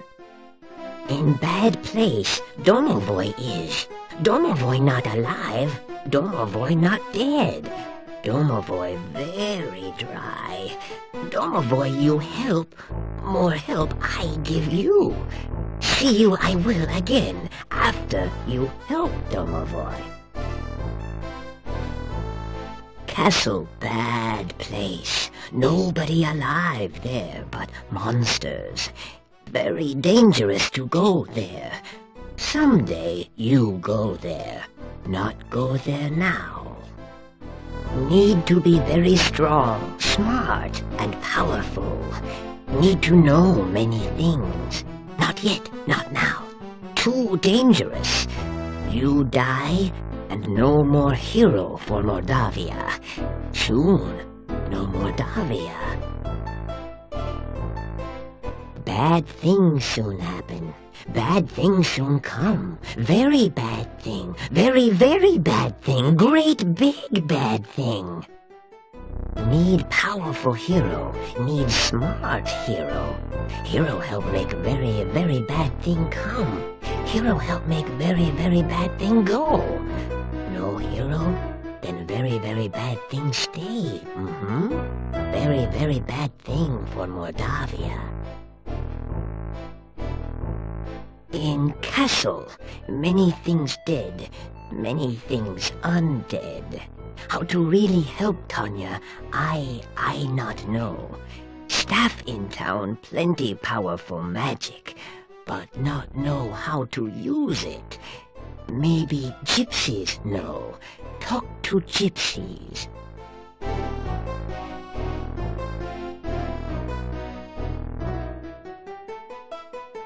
Yuri very, very sad. Innkeeper Bela very, very sad. Very, very bad thing happen. Not even Domovoy magic can help. Need hero. Need powerful hero. Someday, maybe you be powerful enough. First help me, then I help you.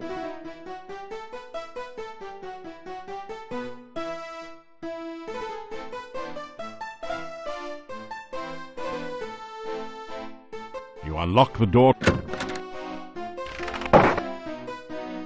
It's too dangerous. You'd have to climb over the roof to get out. It's too...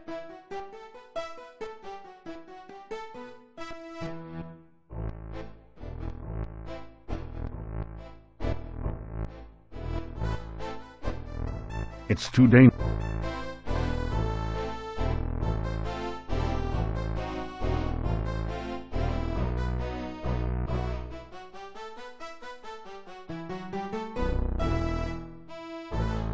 You awaken as the sun begins to rise.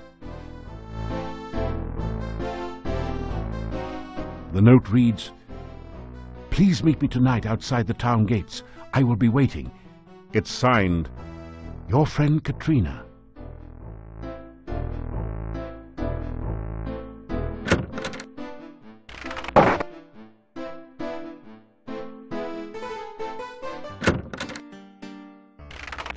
The days are getting cooler and shorter. Winter is approaching.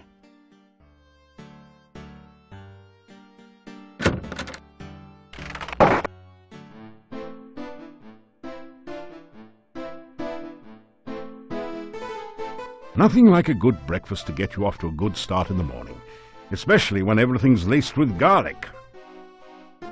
It has been my custom to sometimes go over to the center of the town and sit by the staff, yeah.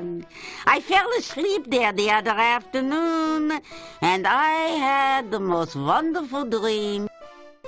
I dreamed my daughter was playing in the flowers, the daffodils, actually. I held her in my arms, and she said that you brought her there. She said you should visit the staff when night falls. And then the dream faded, and I awoke. Oh, it was so good to hold my child again, even if it was only in a dream. Still, you could try to visit the staff some night. The dream could have been important.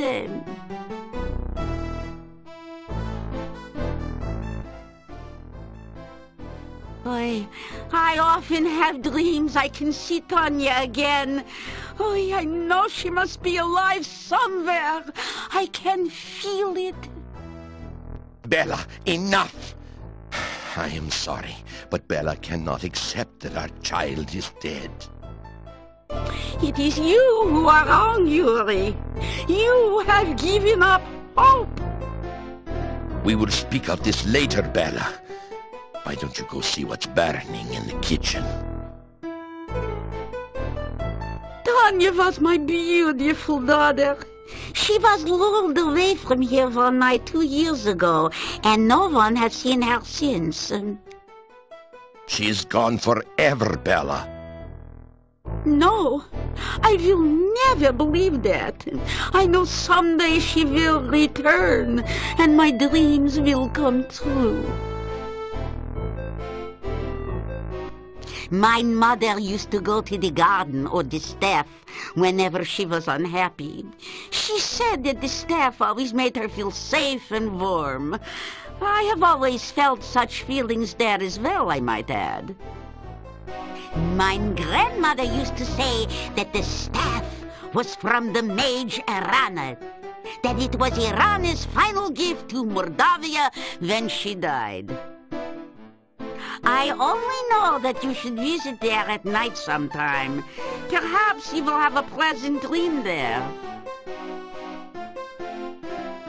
My grandmother used to tell stories about Irana, how she was part fairy folk and unearthly beautiful, and she brought kindness and magic wherever she went. Wives' tales. They were true. Somewhere in the forest lies Irana's garden. My grandmother used to visit there sometimes before the woods got too dangerous to travel in. My grandmother told me how very beautiful the garden was and how it filled her with happiness. Oh, how I wish I could visit there sometime. No, Bella. It is too dangerous outside the town walls. I know, Yuri. Still, someday I will go there. You'll see.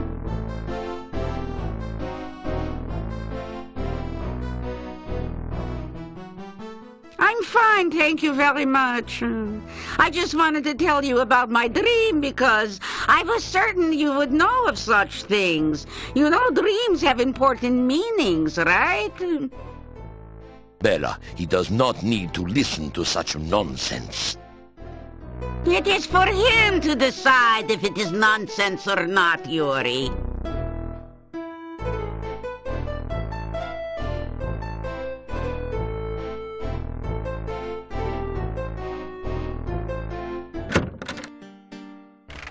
You do not need to go looking for trouble. It will always find you.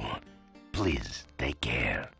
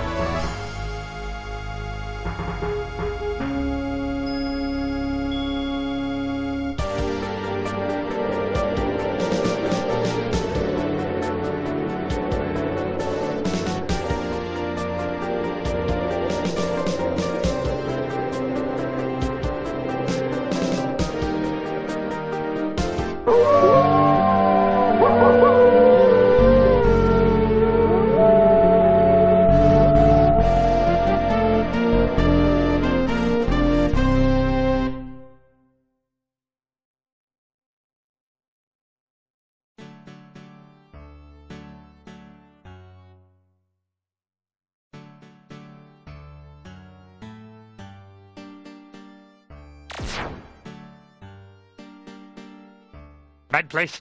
Very bad place. Go away. You'll be very sorry.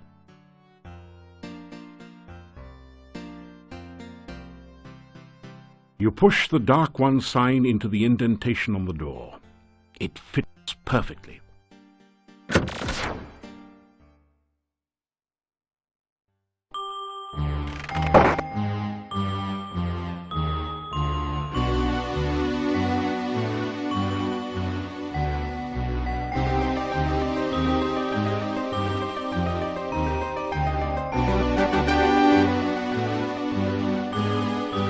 Very wet be I, very wet and very alive. Glad am I to be alive, happy thanks I give you. Careful you should be here, dangerous bearing it is. Feed the guard or destroy it to find the secret passage down.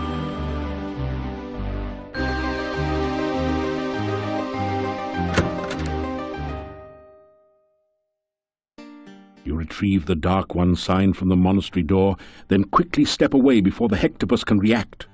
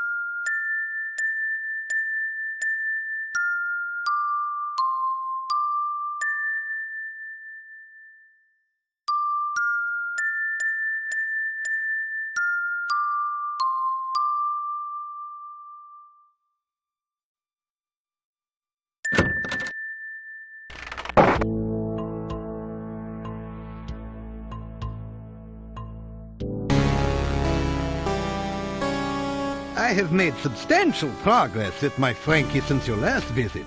With the MESS recalibrated, I was able to focus the initial stimulation and have achieved the first traces of independent muscular coordination. See for yourself. It is not often that ordinary people such as yourself have the opportunity to witness true genius. I expect that you are feeling especially honored just now.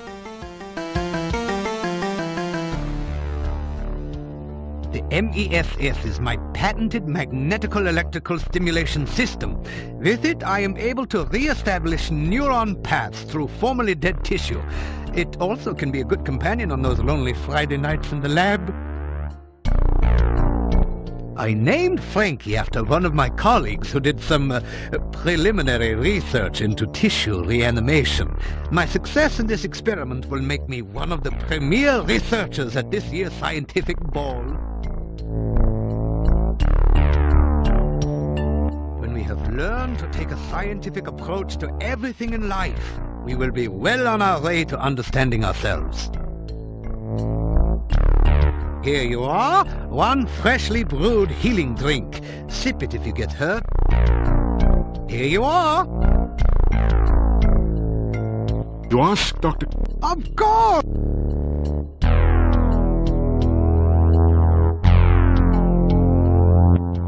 Could it be? Has Dr. Cranium at last succeeded in the ancient dream of bringing back life to the dead? Or is this just someone who had a little too much to drink at the Mad Doctor's party last night? Better table that idea for now. You regale the Doctor with tales of your exploits in Tana. Oh, that sounds like a truly awful land. Primitive conditions, almost no science. That apothecary Salim sounds like someone I should meet.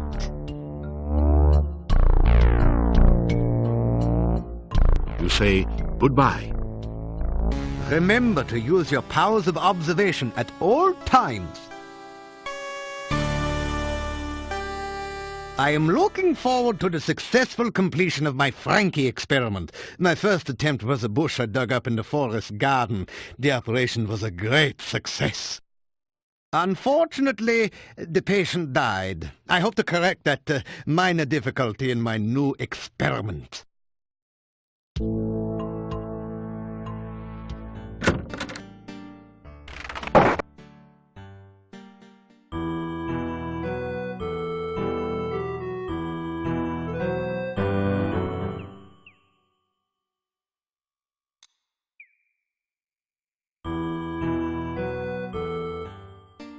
You do not...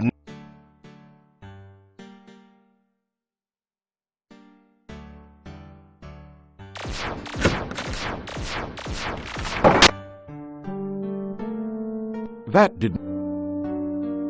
You pick up 2 of the metal weights and put one...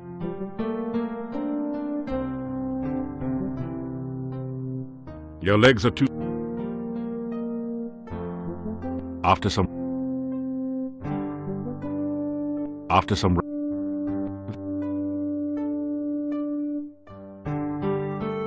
Your legs are... After some rest... After some rest... You think you've done about as much stair-stepping as your body can handle.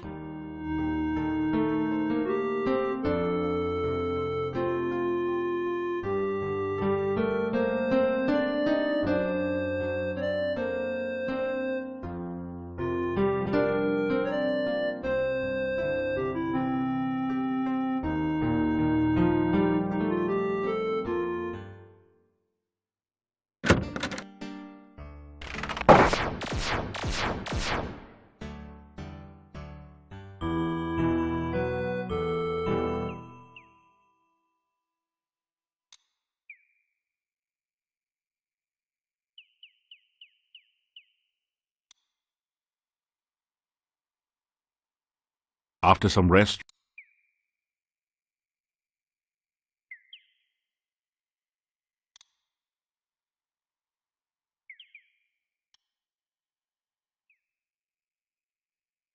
After some...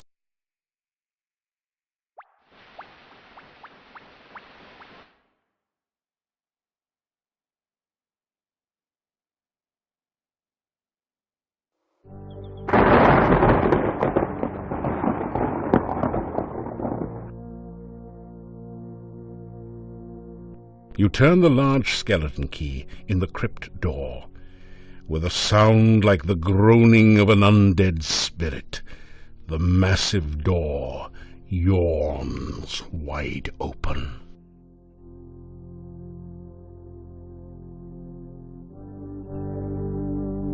You are in a dark, dank crypt, filled with bas-relief figures of long-departed knights and statues of the Grim Reaper. Stairs lead back up to the entrance. A brightly colored copy of the Borgov crest adorns part of the floor. Your danger sense tingles slightly as you enter the dark confines of this crypt.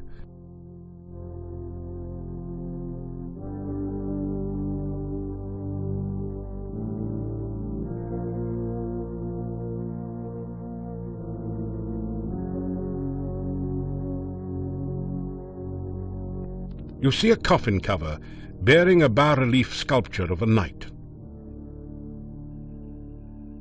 It's a figure of the Grim Reaper, harbinger of death. At the base of the statue are the words, "Greet the Reaper." You see a coffin cover bearing a bas-relief sculpture.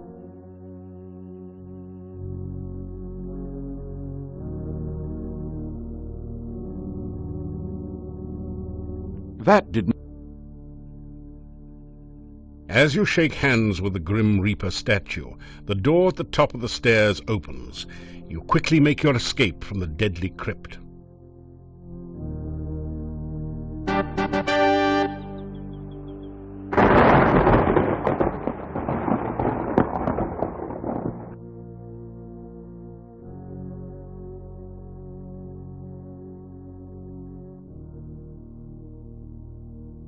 After some rest,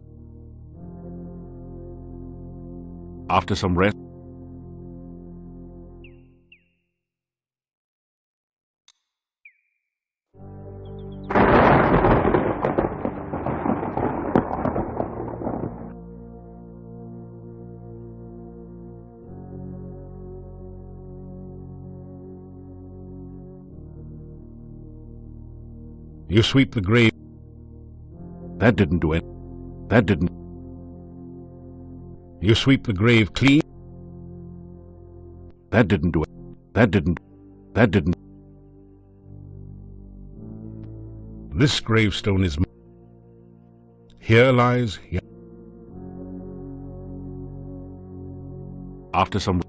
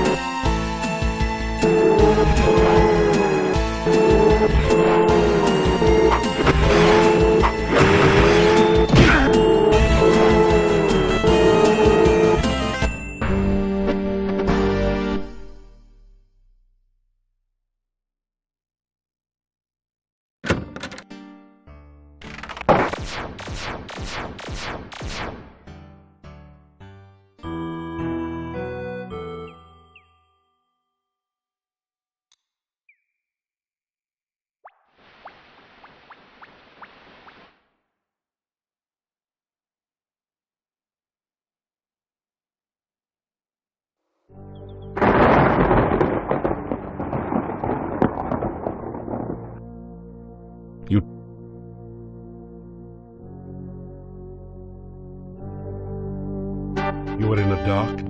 Your danger sense. You see a... It's a figure of...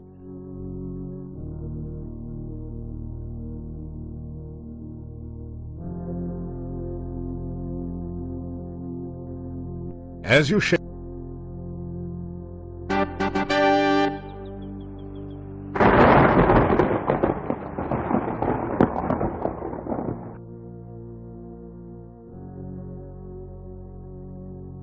After some rest, after some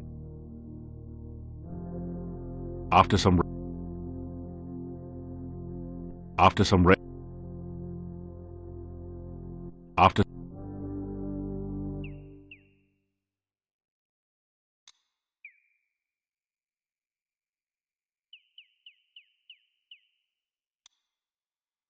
you cast the aura spell.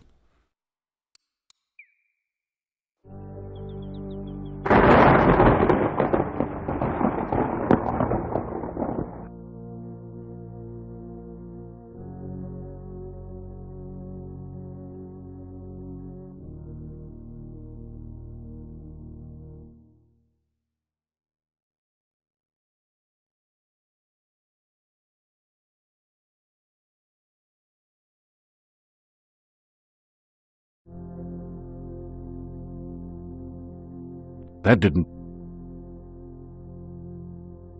After...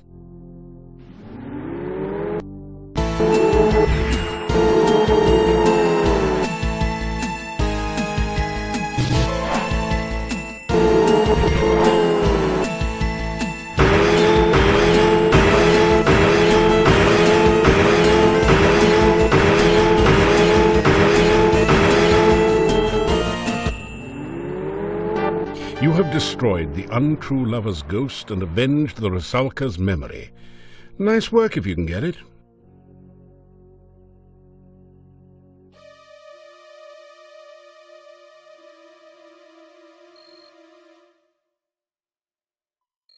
You feel a chill go through you as the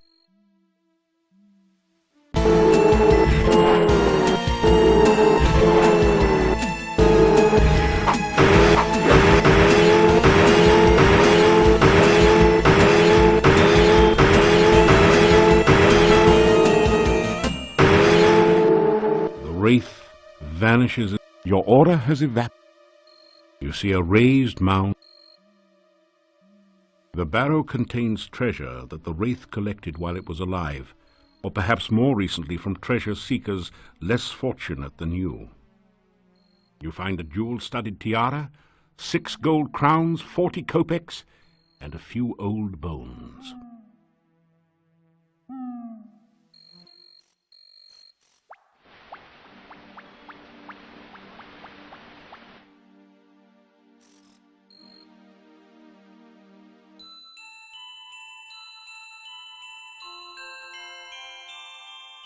You have the sensation of someone watching you. You sense curiosity and no immediate danger. Hello again. Did you get my note? I hoped I could see and speak with you again. I hope you don't think I am too forward. It's just that I don't meet many new people around here. I love to hear about your adventures. Oh, you've been hurt. Are you sure you should be out wandering? You really need to take care of yourself more. Here, let me see if I can make you feel better. I have a potion of healing right here. I hope it will help you.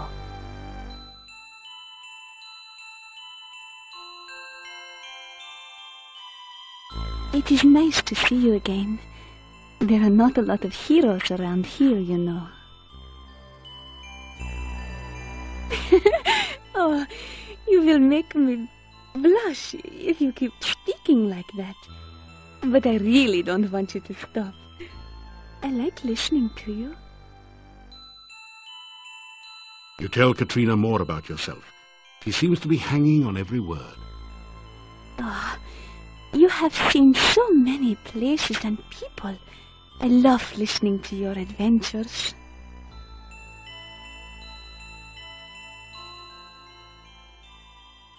Oh, I do want to see you again, but I'm afraid my parents will get very angry if they know I've met you. Oh, really, I'm not supposed to be out at the castle grounds. I guess I shouldn't be out at night. It is dangerous, but I do know my way around. It is just that I wanted to see you again. No one is allowed in the castle unless he is invited. Maybe sometime you will get an invitation? I hope so. I really want to get to know you better. I must go. Maybe we can meet again? It's too dangerous for me to come here again. It's so far from the castle. Maybe we could meet by the castle gate some evening. I'll watch for you there. Please, don't mention me to the gatekeeper. I'll get in trouble if anyone finds out I sneak out of the castle. They think it's too dangerous outside the gate. But I need to get out to see you again. Goodbye. You watch her walk off before you think of doing anything else.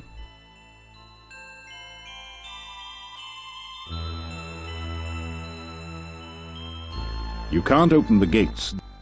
You're getting some good practice in climbing. You'll need to... You're getting some... You're getting...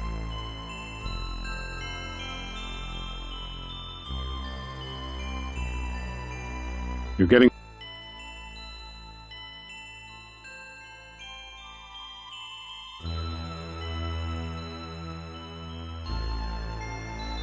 You get...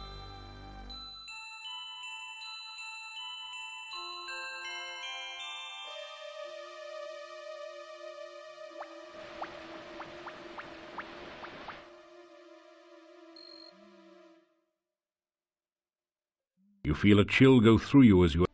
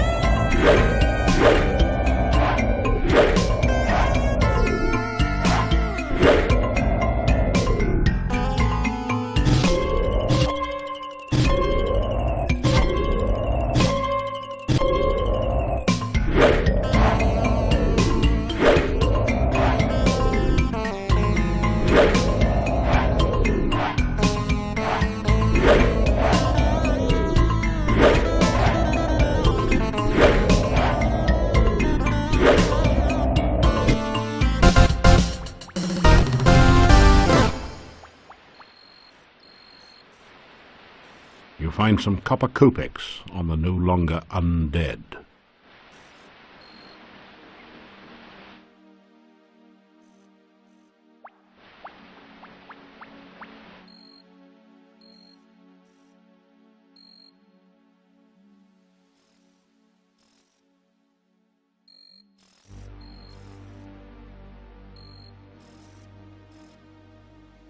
There's something strange about this bush.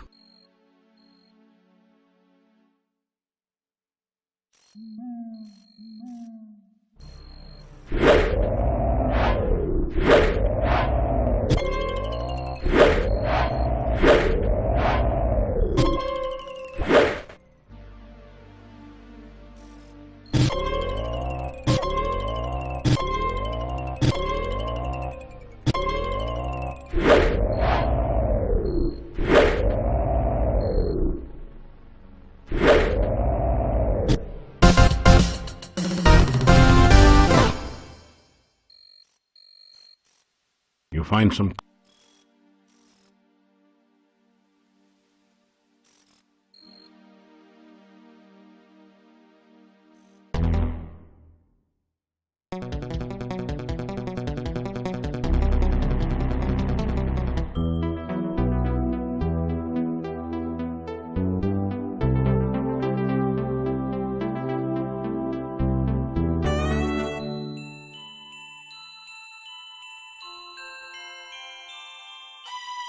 You are in this weird and wonderful place once more. This time you remember all the times you have been here before, and despite the beauty, you are afraid. You listen for the voice. It calls out for you.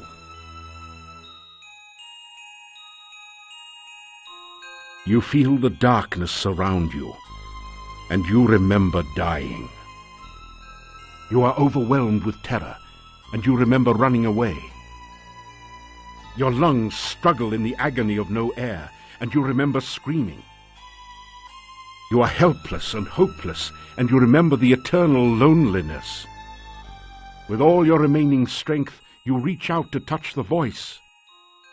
You awaken as the sun begins to rise. You wake in a cold sweat. You remember every detail of the nightmare as though it had really happened to you.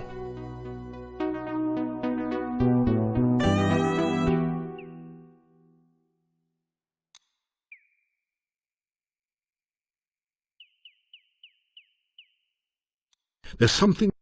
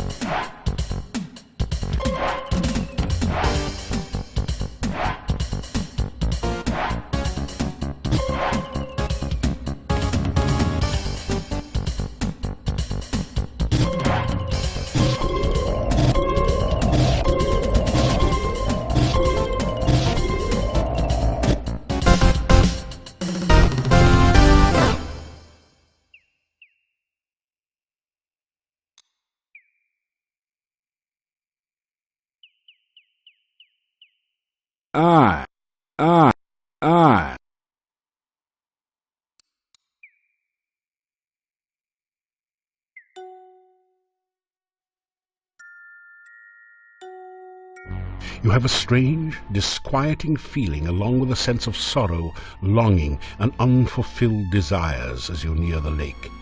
The briny lake seems to draw you towards it.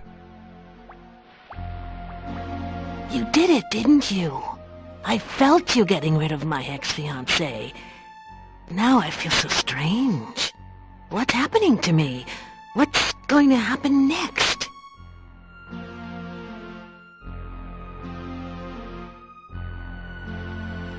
I told you he was a jerk. Janos the jerk. I remember he even had bad breath.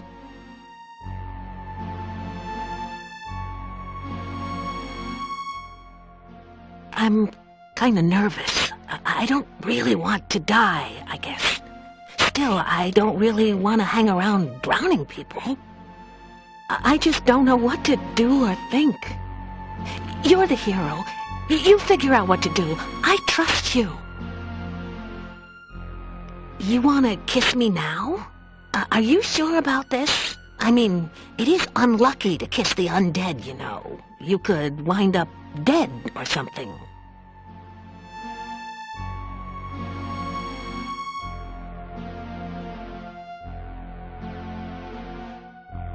You reach out to take the once lovely Rusalka in your arms and kiss her goodbye.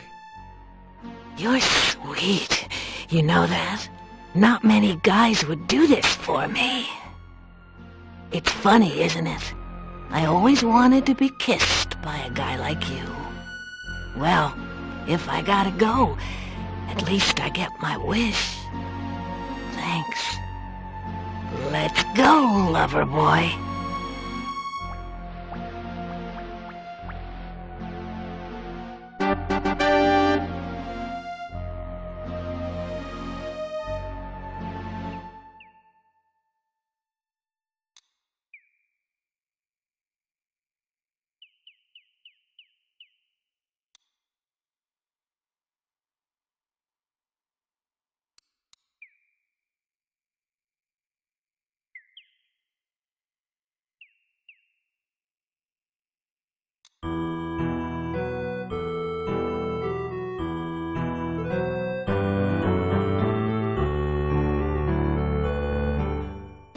The days are getting cooler.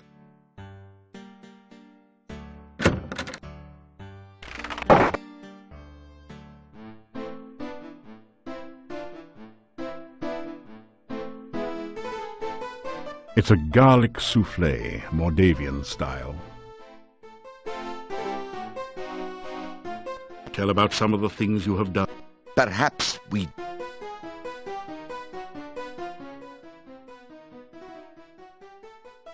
I used to see the domovoi. When I was a child, I'd sneak down from my bedroom in the middle of the night and look for him. He was always hiding somewhere downstairs, and he would laugh. When I found him, he would be hysterical, the domovoi. Now that I'm an adult, I don't see him. But I do know he's still around.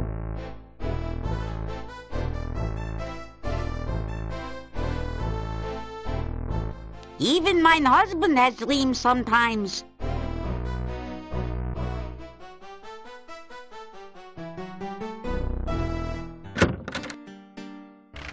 You are always on the go, my friend. Take care.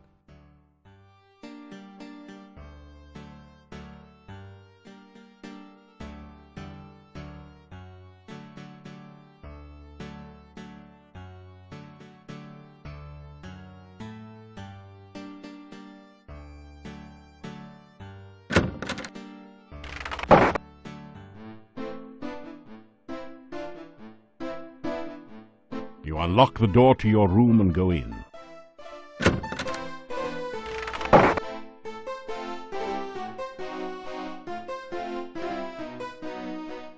After some rest, you...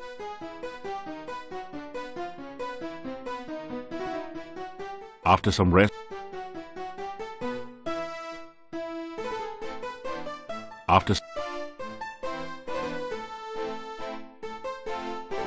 some...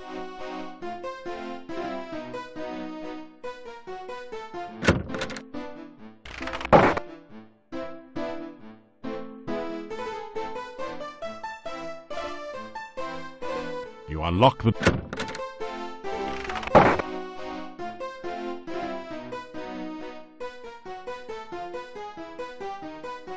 After some rest,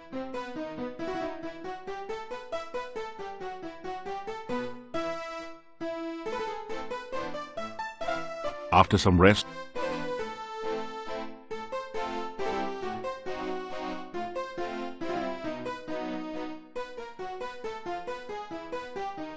after some rest,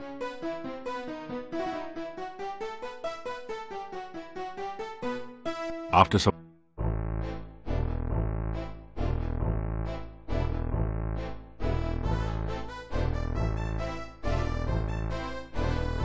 after some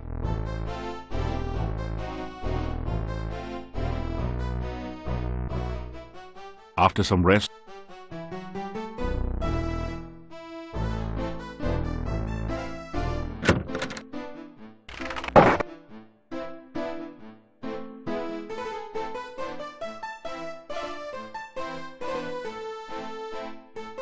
you get a fine meal of roast lamb garnished with red cabbage.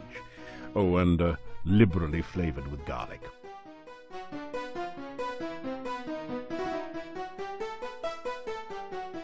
You've never seen so many lock...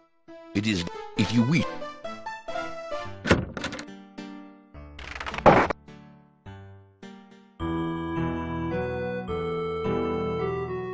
After some rest, a shiver of cold comes over you. There is a spirit most foul which haunts the land.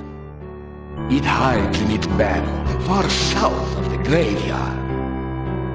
It guards a dire treasure which will start to summon the darkness and yet banish the darkness forever. Defeat the wraith and claim thy destiny. The massive gate... The massive gate... You try to climb over the...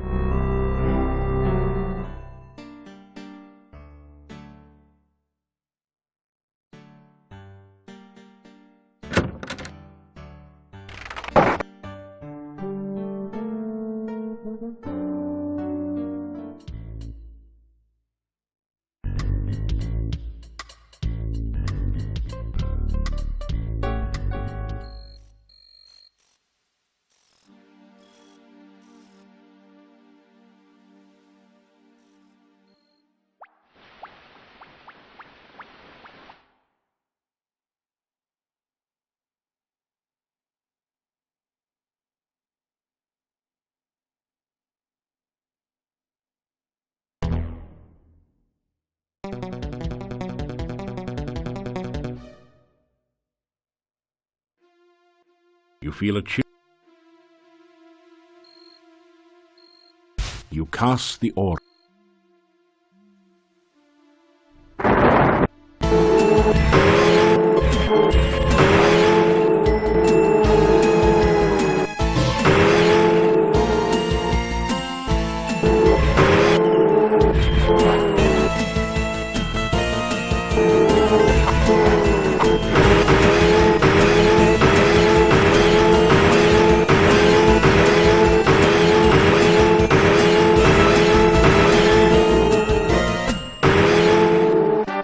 Just gained the paladin ability to sense the presence of danger.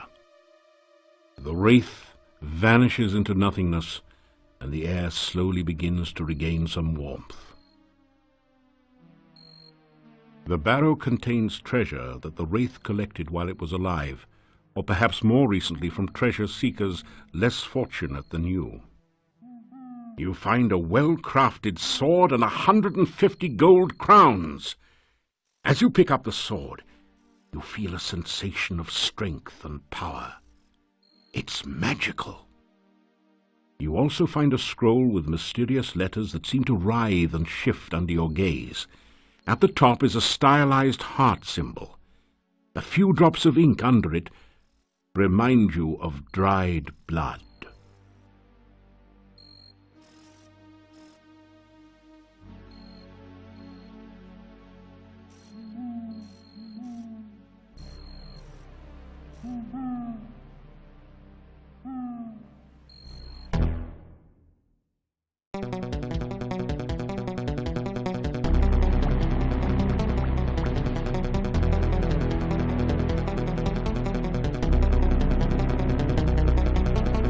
Your order has it.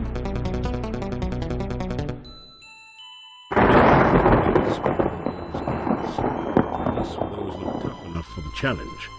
It comes in the form of two slavering necrotors. Oh, you did come. I was beginning to think I would never see you again. It is so dangerous to wander in Mordavia. I was quite frightened for you.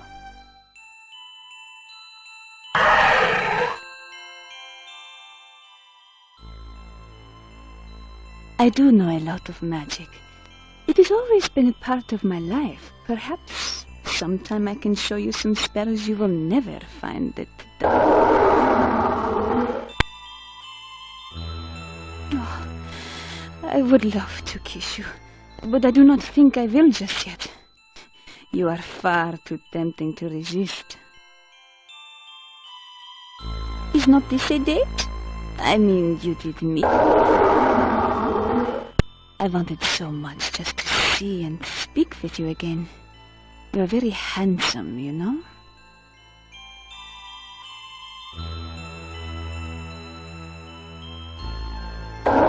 Please, meet me again. I will be waiting to see you here.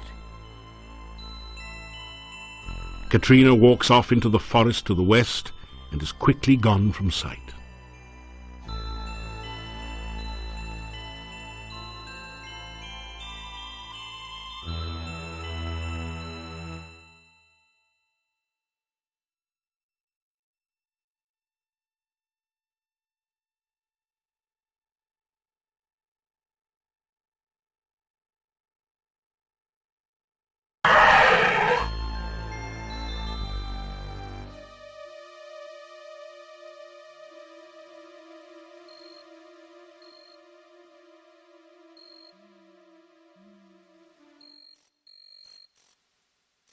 That didn't do. You're getting some good practice in.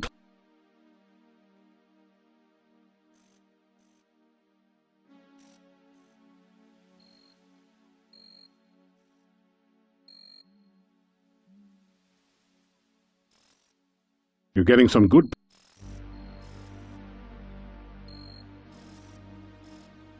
You're getting some good practice in.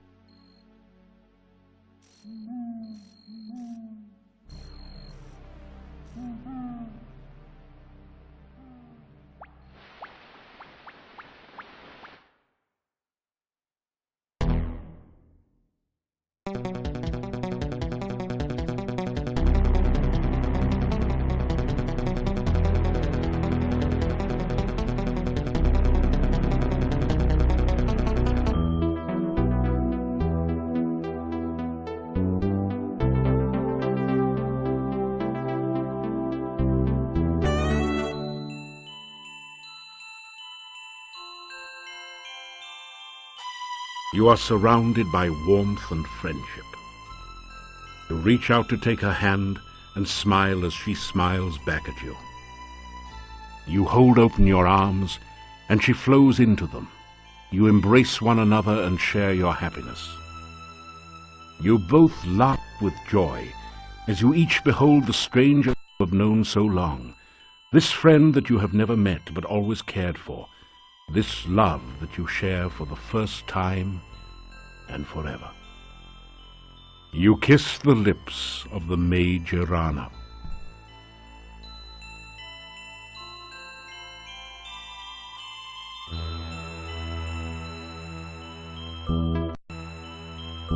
You awaken as the sun begins to rise. You gradually wake, feeling relaxed and rested from the night's dream.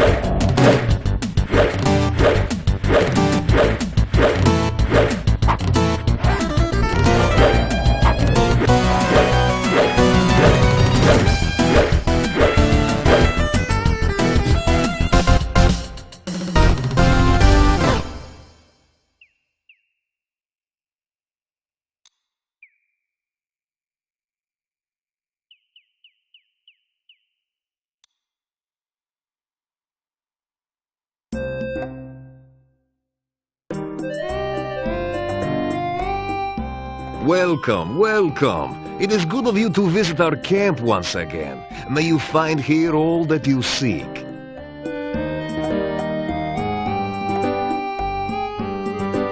The gypsies generally use...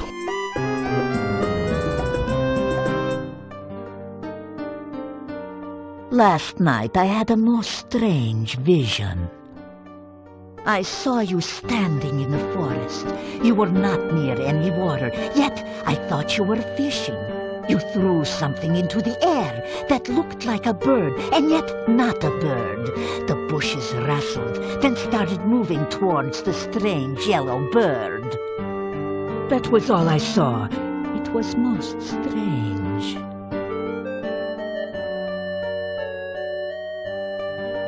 You tell about some of your adventures. Ah, you tell strange stories, but I can sense that you speak true. You have lived a most exciting life. I do not think this valley will be the same when you leave.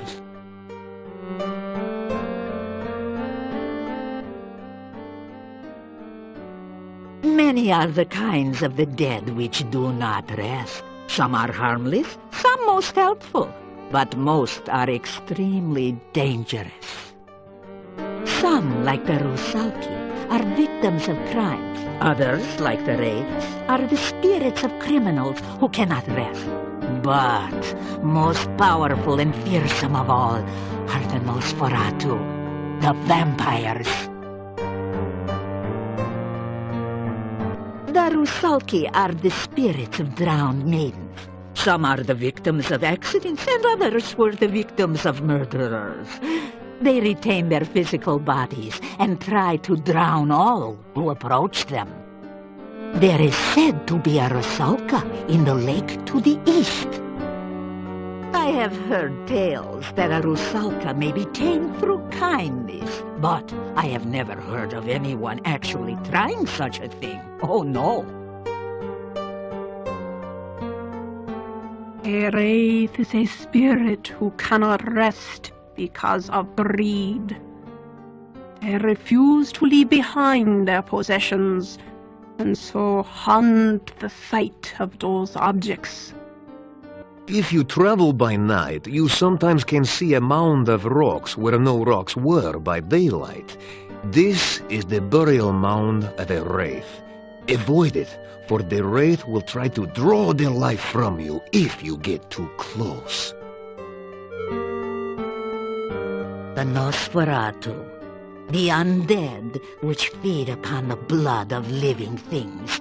If a man is drained unto death by a vampire, he will rise from his grave as a revenant, hungering for the taste of human flesh. If a vampire shares its own blood with its victim, the victim will rise from the grave as a slave of its vampire creator. It too will be a vampire, but it must obey the commands of its master, and cannot harm its master directly. Sometimes the sharer of vampire blood is not drained entirely by the master vampire. Thus, he can continue to live until struck down by a natural death. Then he will rise from his grave.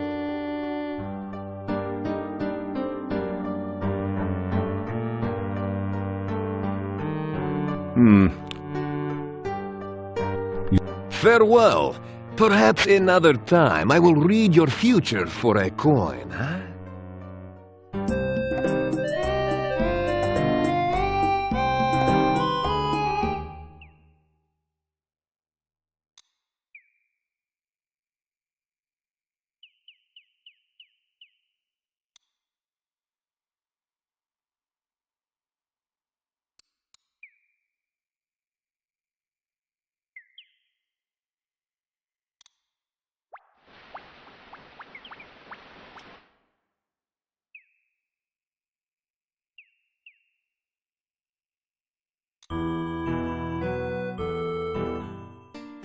Good day, and good to see you again.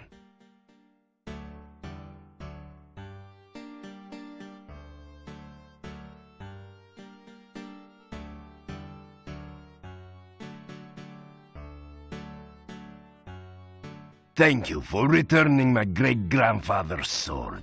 My family honor has at last been restored.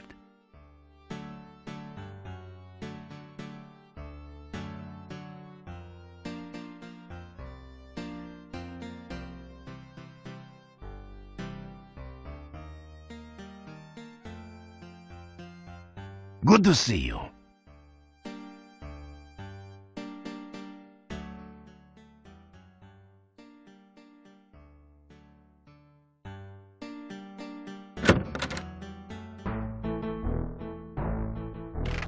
Do you need something? Or are you bothering me on general principles? That is the sword of my grandfather Pyotr. I do not know how I can tell, but somehow I am sure of it. He was supposed to have deserted my grandmother. This means Pyotr did not run off. He was killed instead. You keep it. You certainly have earned it. I was so ashamed of my grandfather. Everyone in town called him coward, yet he really was a hero after all. That shield on the wall over there was Pyotr's also. Take it. There's no sense in leaving it hanging on the wall if you can use it.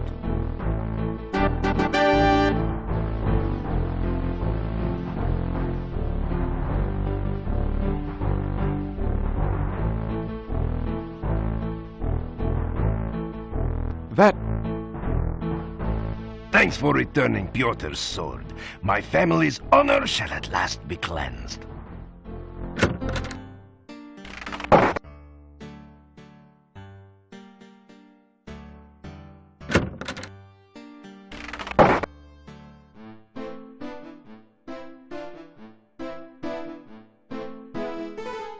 You eat your plain but nourishing breakfast. It has more than a bit of garlic added for spice.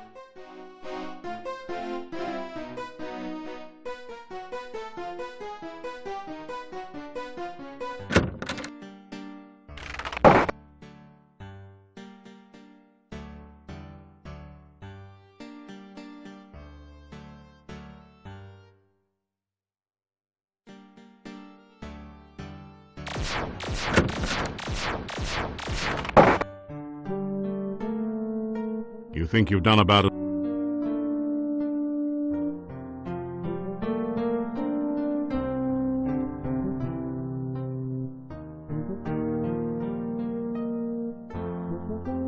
That was good climbing.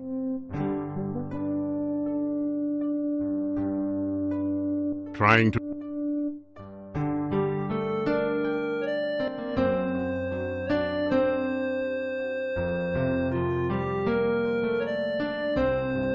That was good climbing.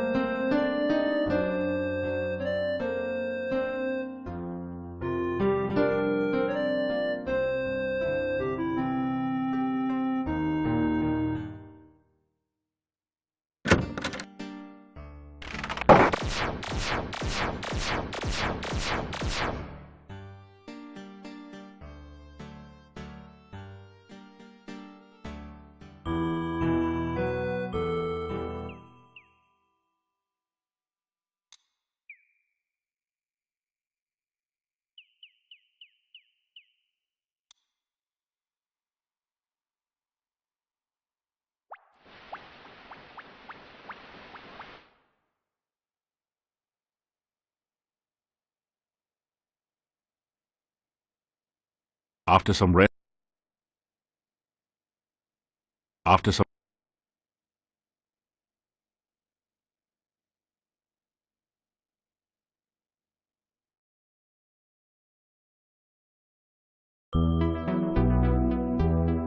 you take a drink of the cool water. It tastes like wild strawberries.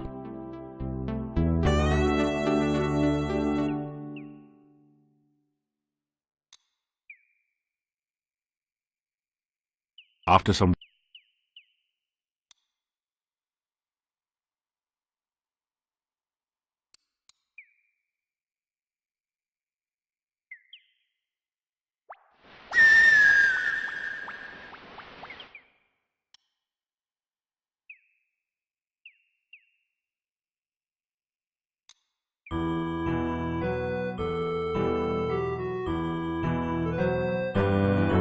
After some... After... After some... After some... After some... After some... After some...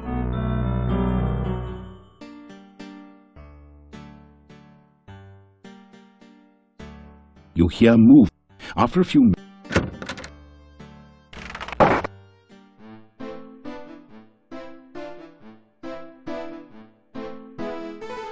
You have some gu...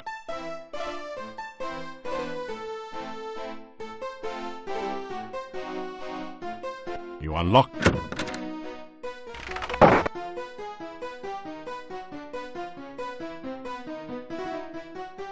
The townspeople have a poor opinion of people.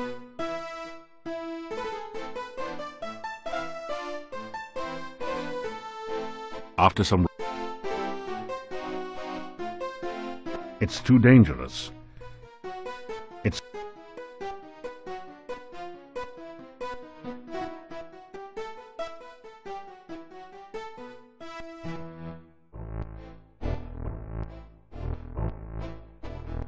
It's too...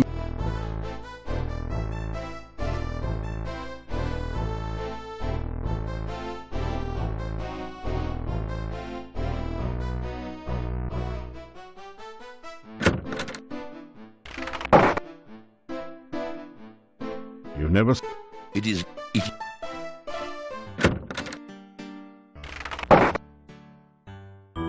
A shiver... There is a woman who sorrows, whose heart cannot bear the loss of one so dear.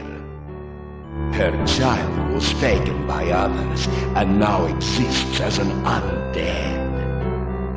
Piranha's staff yet contains one great spell, the trading of one life for another. Rescue the child from the castle, and restore her to life. Heal the sorrow of a grieving mother.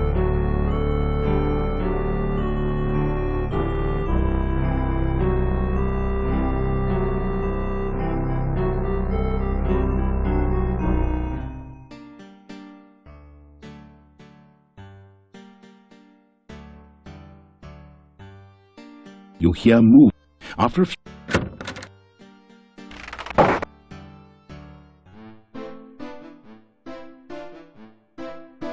You unlock...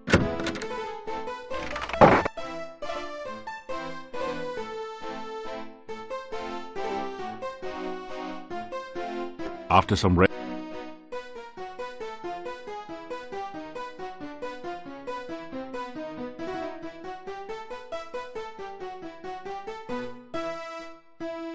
After some rest...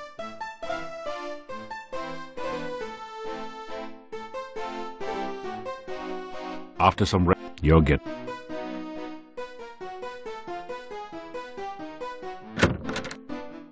You see that the Domovoy is here again.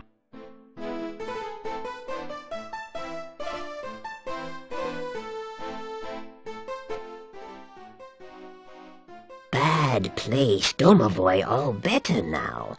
Bad place, Domovoy now live in Burgomeister's place. Maybe good luck to Burgomeister. You help me, then I help you. You want be big hero? You want make many people happy? You want make friends and influence people? First, to be plenty good hero, need to be very, very powerful. If not very skilled, you die. If not very smart, you die. Oh, no more hero. Domovoy tells story. Yuri and Bela have daughter Tanya. Lovely daughter, laughing daughter. One day, Tanya taken away, all because of doll. One night, Tanya get beautiful doll. Tanya not have doll before.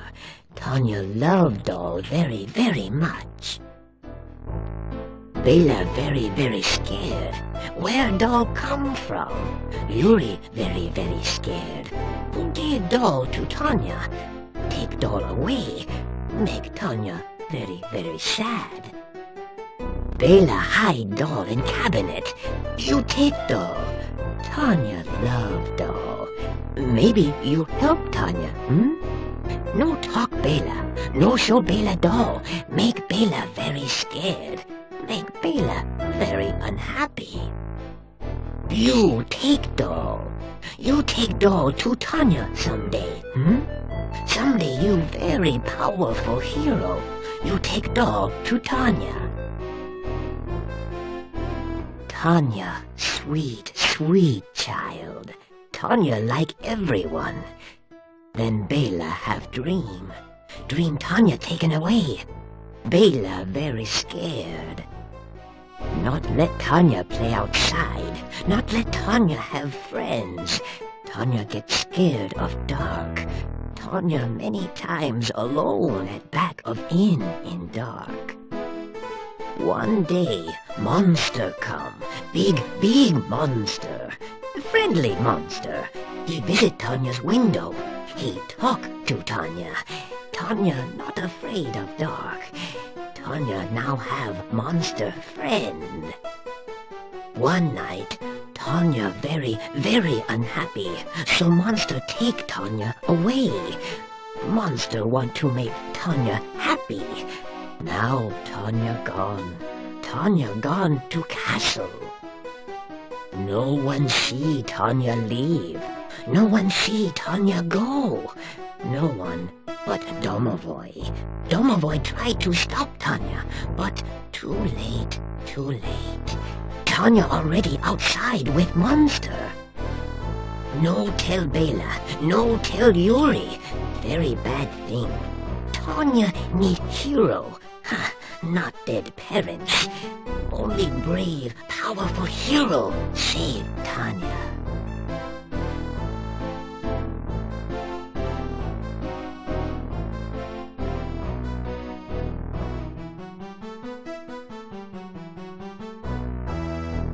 You hear the sound of silence. As you start to open the door, you realize that this is the innkeeper's room. You quickly close it again before you get caught.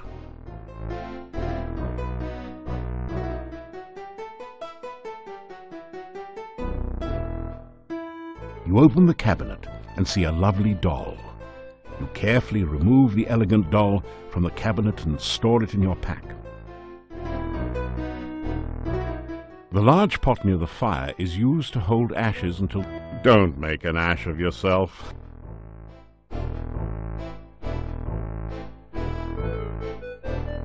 You unlock the door to your room and go in.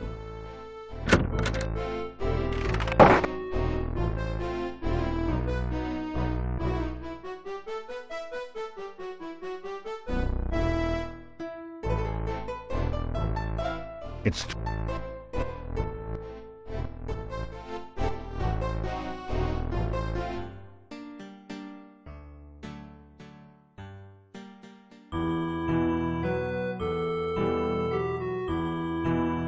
You graciously but good.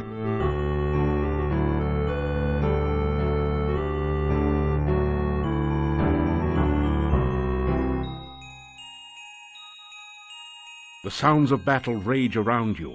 You hear once again the death screams of 100 brave warriors and friends. The darkness reaches for you. The tendrils of twisted magic writhe around you, sucking at your very soul. Your staff is torn away, your magic is sheared from you, and you lie defenseless before the all-devouring blackness. You are swallowed by the darkness. Now you draw forth the last of your power, your very life force. With your final spell you bind the darkness from within, and send it back to the chaos from which it came. It takes you with it.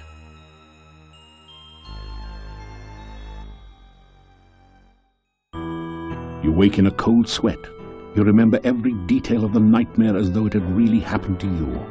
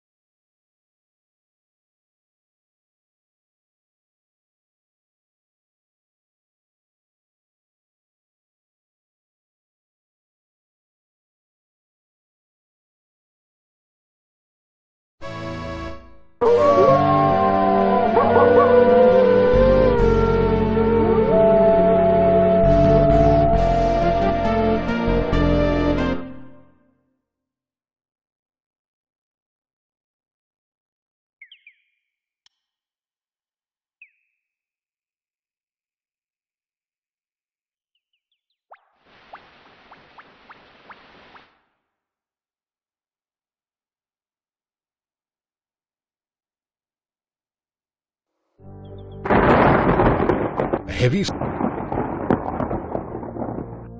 You turn the large skeleton key.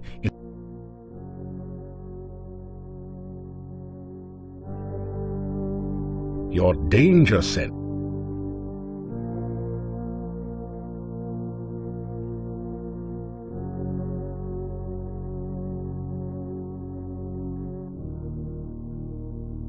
Spelling out the name Borgov in colors has caused a secret compartment to open in the crest. Inside is a small key which you add to your keyring. There. The small key from the crest opens a lock in the relief.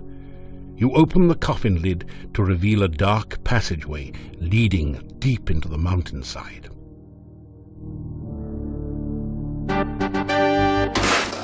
After following the dark passage for several minutes, you come out into a castle chamber.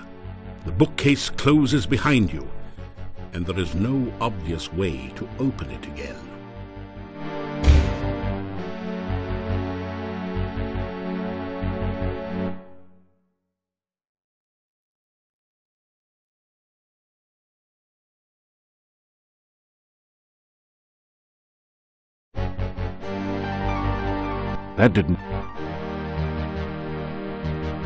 That didn't do anything.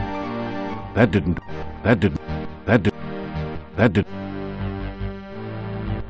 do. The castle doors are sturdily.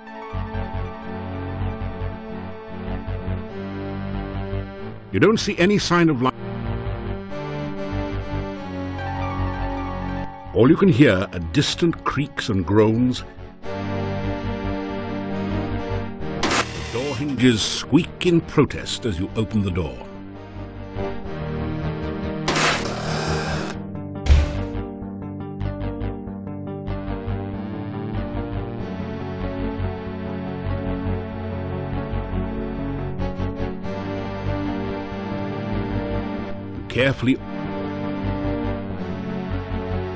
Carefully oil.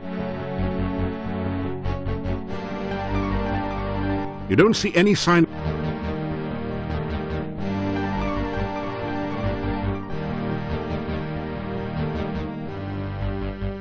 All you can hear are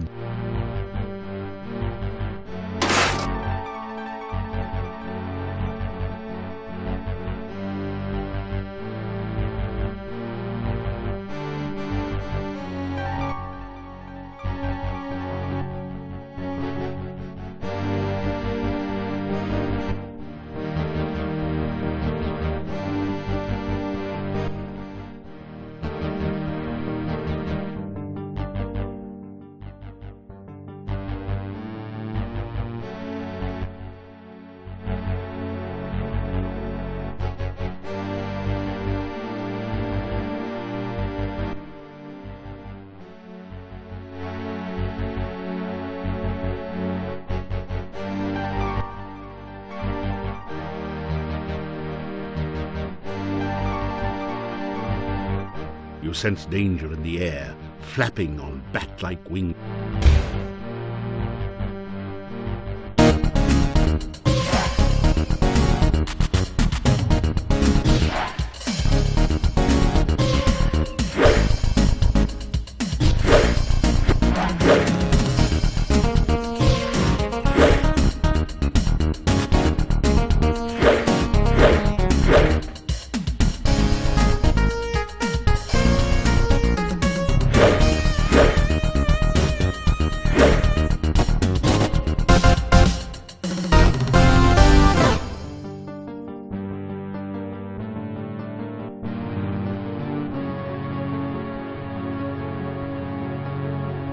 Peering through the keyhole, You see no threatening activity on the other side of the door.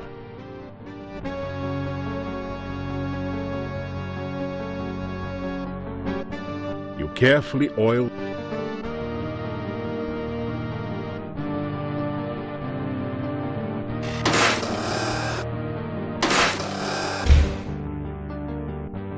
the bookshelf shifts ever.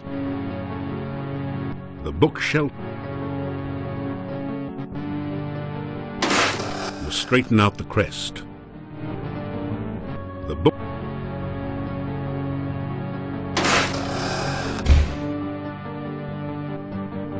After several minutes spent analyzing this piece of... You carefully... You don't see any sign...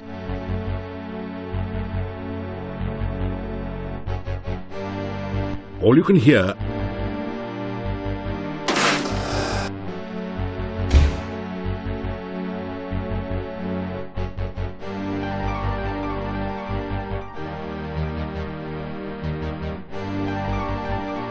Peering through the keyhole,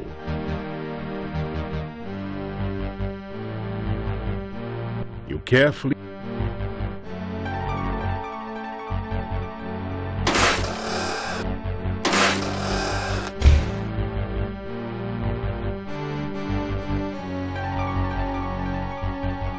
Carefully... All you can hear a distant... You don't see any... The cabinet is empty. The cabinet...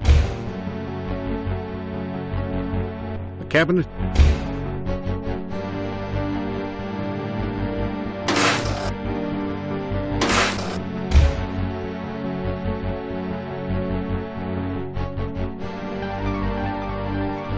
You don't see any...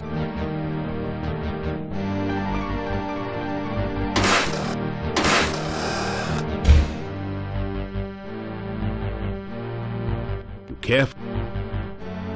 You care. You care. You don't see any... All you can hear a...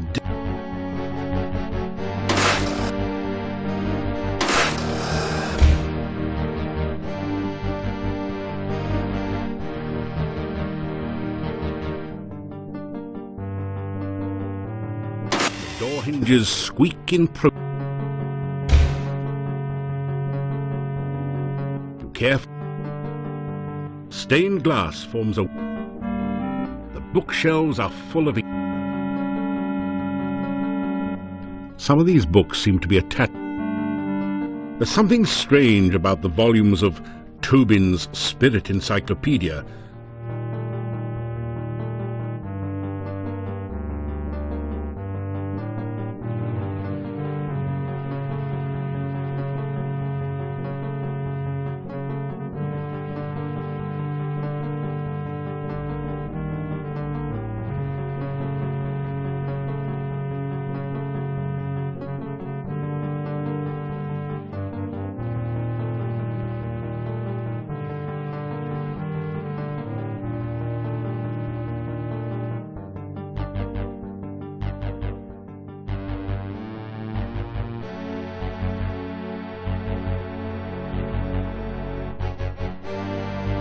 There's something...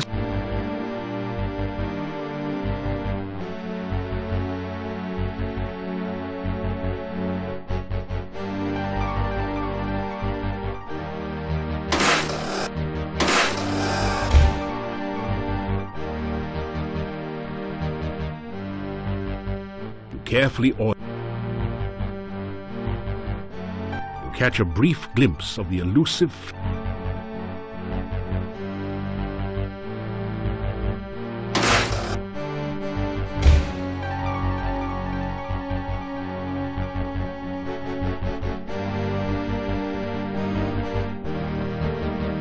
Peering through the keyhole, you see no...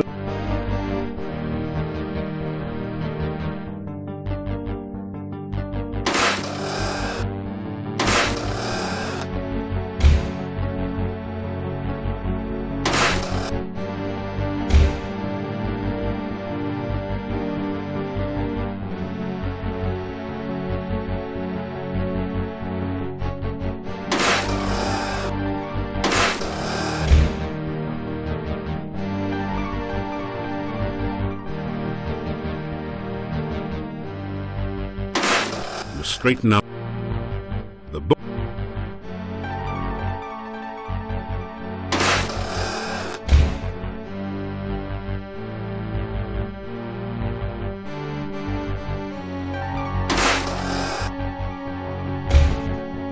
The stone.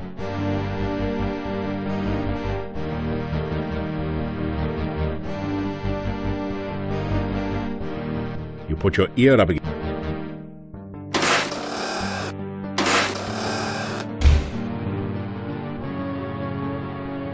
You don't see any.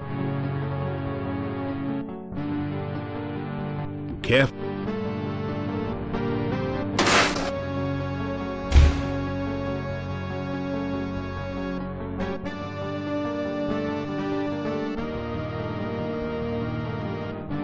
Through the keyhole, you can see what appears to be a child's bedroom.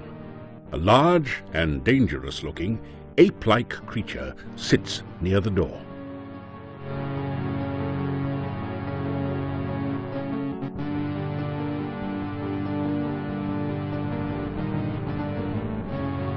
You carefully oil the door hinges to prevent revealing squeaks.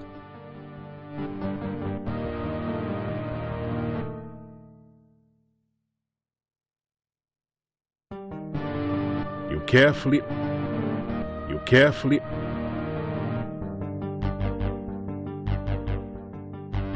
you hear heavy breathing.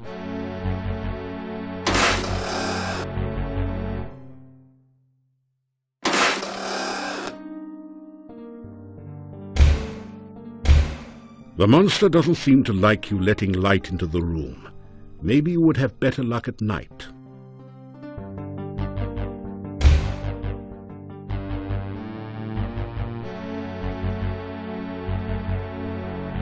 After some rest,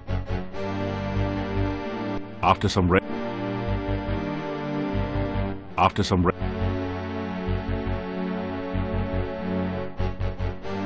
after some, after some rest,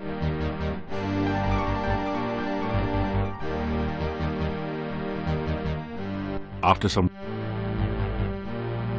after some rest.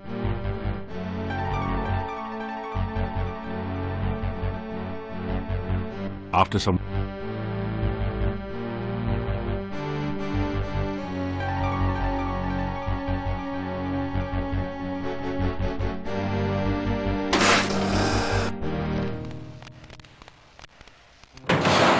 You sense that something is very wrong here, but not immediately dangerous.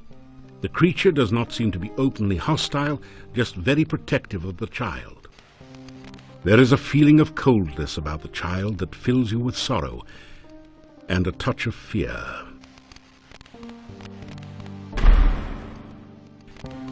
Who is it, Toby?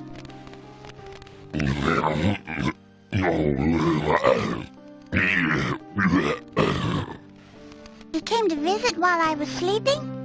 Did you ask him what he wanted? Well then, ask him now.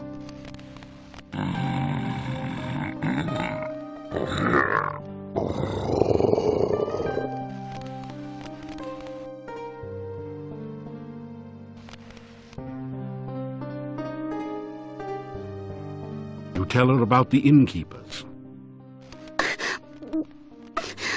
I miss my mommy and my daddy. But I can never go home. Not now.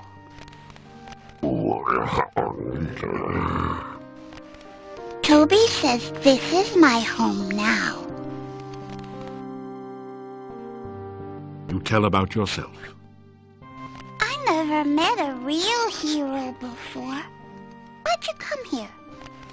You start to tell what you're doing here.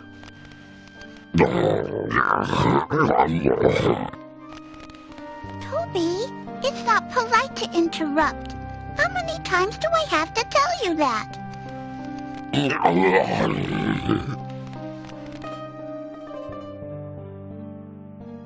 You say, hello. Hello? Do you live in the castle now, too?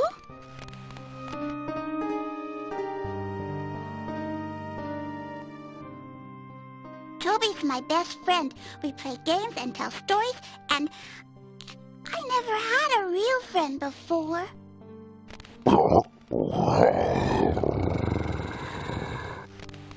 Toby says I'm his best friend, too. My name is Tanya, and this is Toby.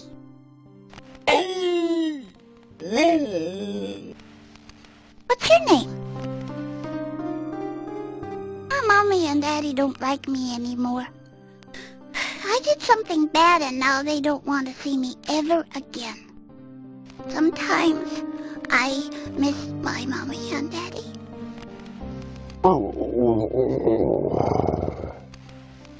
I know, Toby, you and Aunt Trina take good care of me.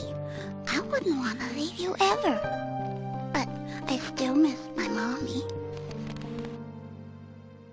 Toby used to visit me at the inn. My Mommy and Daddy would not like it if they saw Toby. They wouldn't let me play with him, so I didn't tell them about him. One day, Toby brought me a beautiful doll. I never had a real doll before. I named her Vanna. But when my Mommy saw Vanna, she got real mad. She tried to make me tell about Toby. My Mommy and Daddy yelled at me. They scared me. They took Vanna away, and they wouldn't let me see her ever again. I didn't want them to do that to Toby, so I ran away with him. Aunt Trina says my Mommy and Daddy won't like me now. She says they will be scared of me like they were scared of Vanna. I don't want my Mommy and Daddy scared of me. I will never go back again.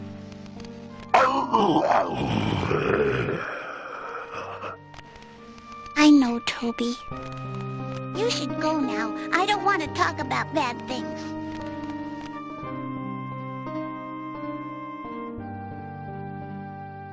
My Mommy and Daddy... That's a scary thing. That's how come we always used to have garlic all around at the inn. Mommy and I used to braid the garlic and put it up all over the place to keep out the bad things. I don't like the smell of garlic. I had to wear garlic around my neck all the time. Now I have a pretty necklace instead. See?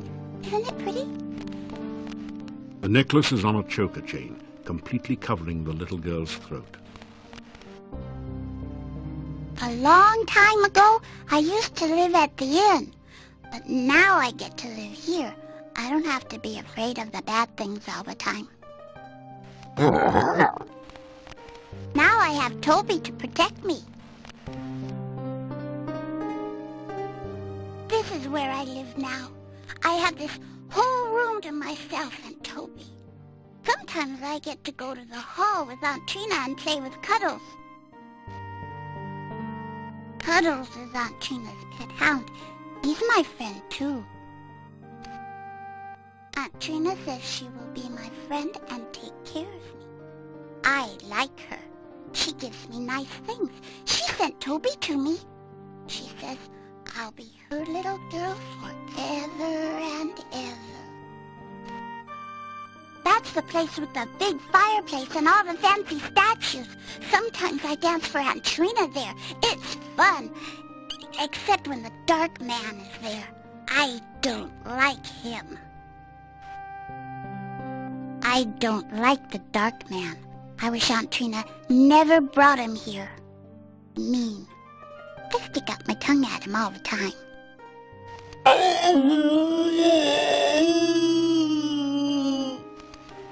Toby doesn't like the Dark Man either. Toby says the Dark Man can't be trusted. You should stay away from him.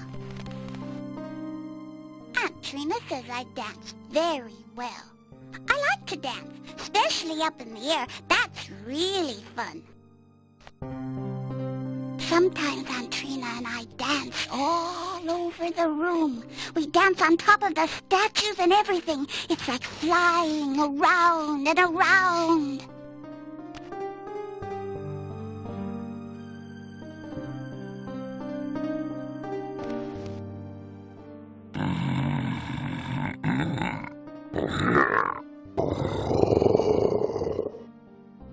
Toby says you ask too many questions and you need to go away now. Toby, you're being mean.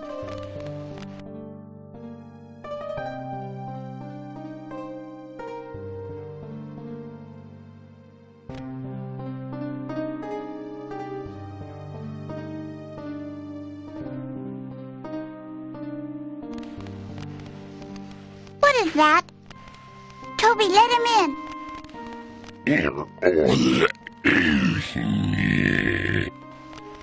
Toby, he has our dolly!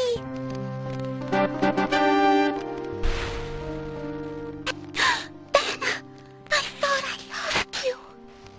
Look, Toby, it's Vanna! Thank you for bringing her to me. I thought she was lost. Where did you find her?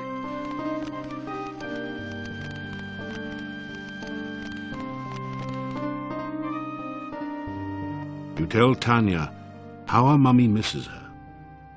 I miss my mommy too. Sometimes I want to cry, but I can't anymore. I just feel sad. You tell her about the inn and how sad it is without her. If I went back to the inn, I'd never be afraid of the dark again.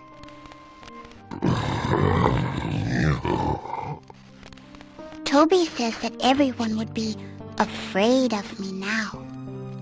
I don't want them to be afraid of me.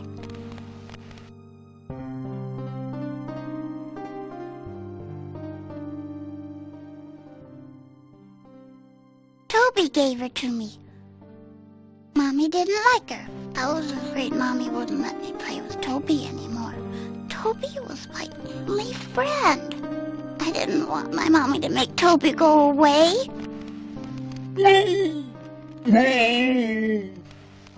I told Toby all about it, and Toby brought me here to Aunt Trina. She never takes my toys or friends away. Never. I can't go home again. And Aunt Trina says that this is my home now. She says that my mommy and daddy will think I'm a bad thing now, and that they won't love me anymore. Toby says this is my home now, and he loves me very much. I wish my mommy and daddy didn't think I was a bad thing. Then maybe Toby and I could visit them.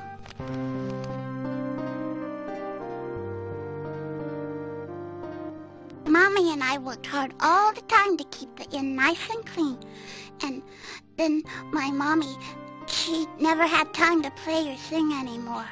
And when it got night, she made me go to bed all by myself in the dark. It was really scary. I was afraid the bad things would get me. But nobody heard me when I cried. When I went out to the inn, Daddy would yell at me to get back to bed. I was scared. Daddy wouldn't let me have a candle or anything. He said it would bring the bad things. I didn't like the dark. But then, Toby came to my window at night. He would hold me, and he would talk to me, and he would tell me he would keep the bad things away from me all night. And I didn't have to be scared again, because I had Toby. When my mommy took my doll away, I was afraid she'd make Toby go away too, so I went away with Toby. Now I'm not afraid of the dark. I like the night. Aunt Trina says the bad things will never get me now, and I have Toby to take care of me. But sometimes I still miss my mommy. Mommy and I worked hard, but my daddy used to be happy. He would take me out walking around and talking to everyone in town, and the inn was always busy with new people to talk to, and I could stay up and dance while my mommy sang for people. Then the rains came, and then people didn't come to the inn anymore, and Daddy said that there were too many bad things. He wouldn't take me walking anymore. He made me go to bed when it got dark, and he said the bad things would try to get me. Toby gave her thousands.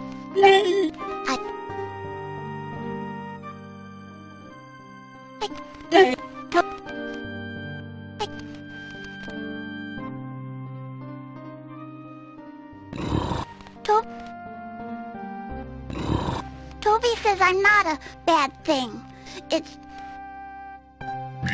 Toby says Aunt Trina is his master. She sent Toby to be my friend so I would never have to be afraid of the night again. Yeah.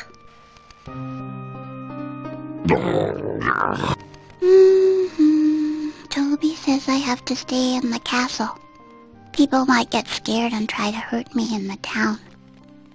And I have to go to bed in the daytime now.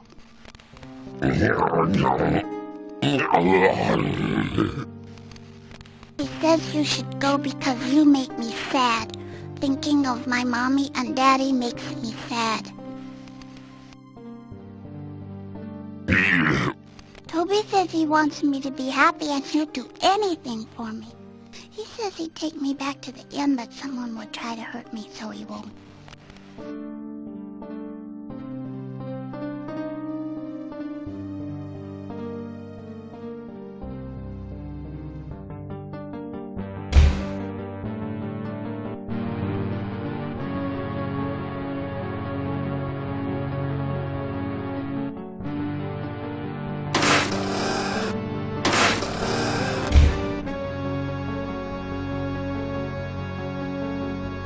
You don't see any...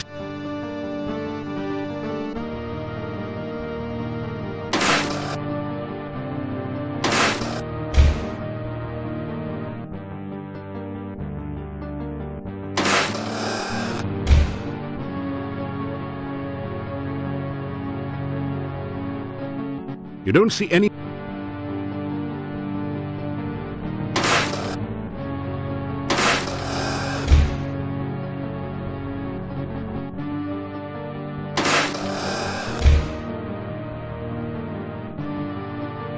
There's something strange.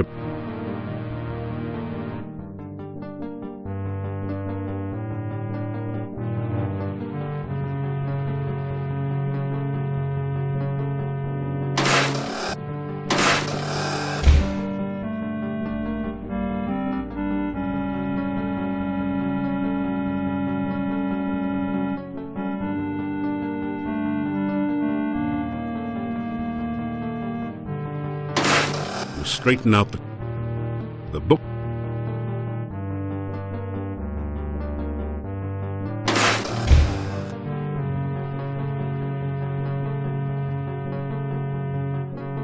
You don't see...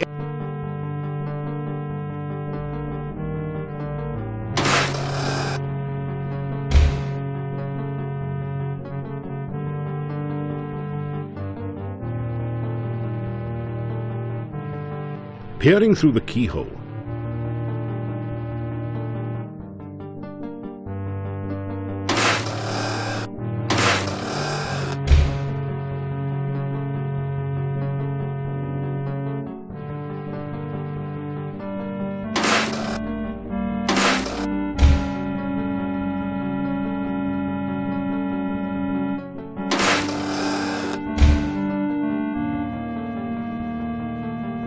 You don't see any...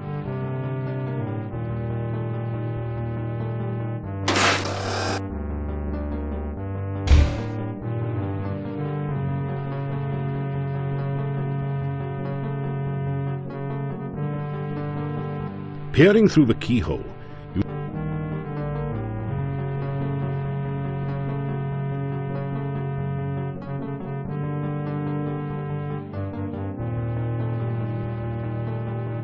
you carefully...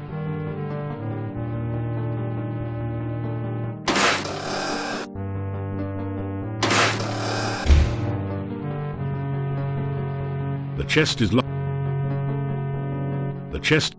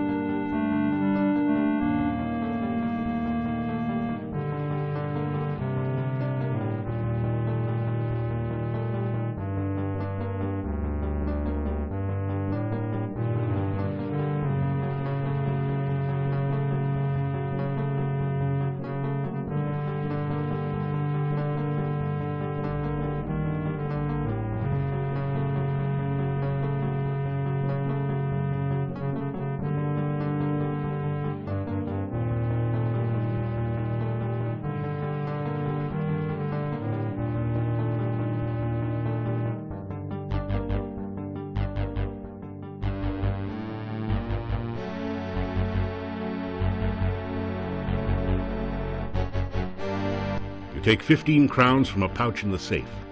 The safe also contains several papers and some old clothes, but they have deteriorated with age and are worthless, so you leave them.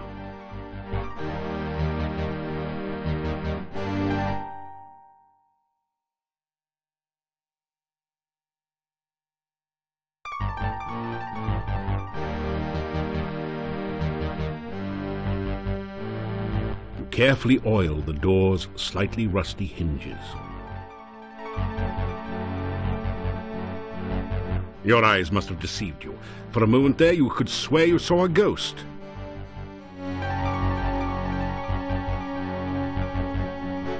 The door hinge. You feel a strong sense of sorrow and loss.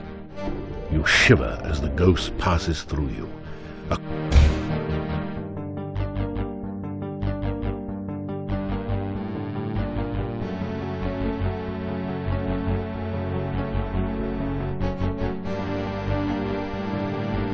Peering through the keyhole,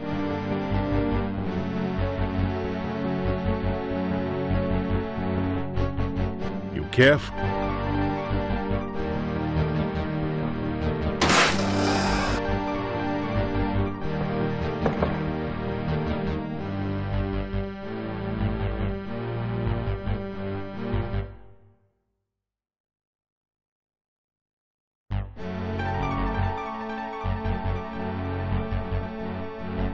don't beg. Nothing.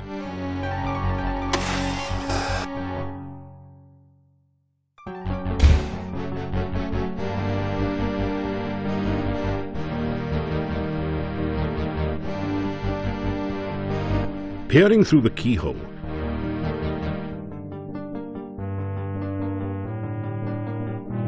you carefully.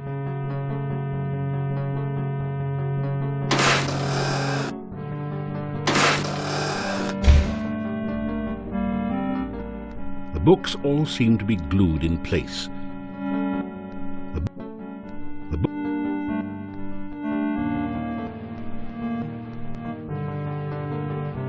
You reach up to put the candle back. It's a fake candle. When you move it, a secret passage opens up behind the bookshelf.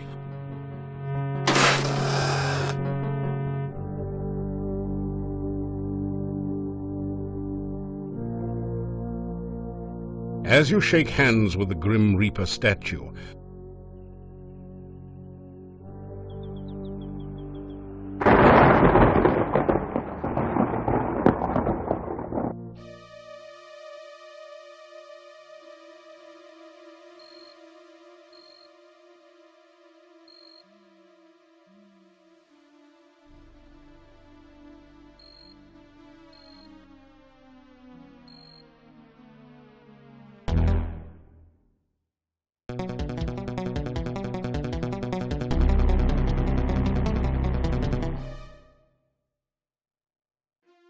you feel a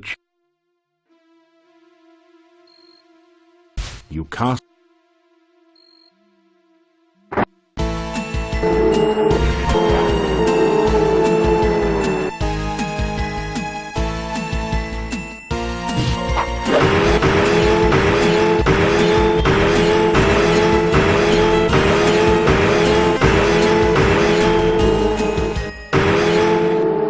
wraith vanish. The barrow contains treasure that the wraith collected while it was alive. You find a diamond-studded brooch, a healing potion, and 15 gold crowns.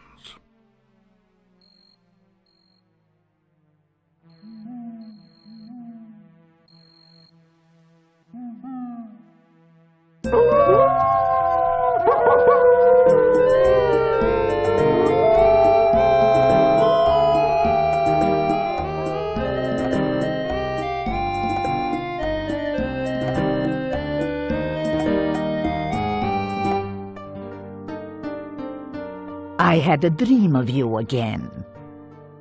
You were standing in a room. Before you there was a strange and horrible monster. It came toward you, and you gave it something. The monster then turned into a man. That was all I saw, and all I know about it.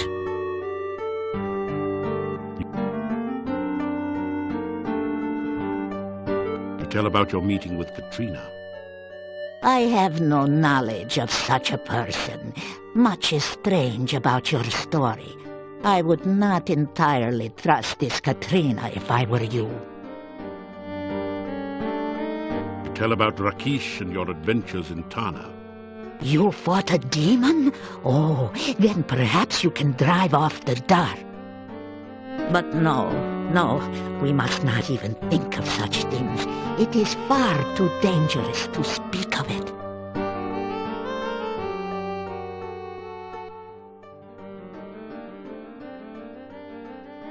If I have any more visions about you, I will let you.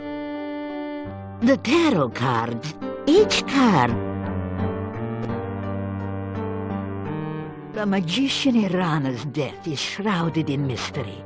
I do not know her true fate, but I only know that her staff protects the town, and her garden protects anyone in need of safety. The staff of Irana has a great deal of magic. It protects the town from the undead, although between you and me, the townspeople do not know it. But I had a vision of it one night. I heard it speak in the dream. It told me how it protected the town and of its destiny spell. When the staff spoke no more, I saw a most beautiful crystal floating in the air. The staff touched it, and the crystal shattered. Oh, that was all I saw. In my vision, the staff said that it would guard the town until it cast its destiny spell. That one day, someone would bring a dead loved one before the staff. That person would trade his life force through the staff. The dead would rise, alive and well, though the one who gave his life for the dead would never know. That would be a true sacrifice, done with foreknowledge and with much love. The staff still stands in the town, so I do not think anyone has been willing to make such a sacrifice.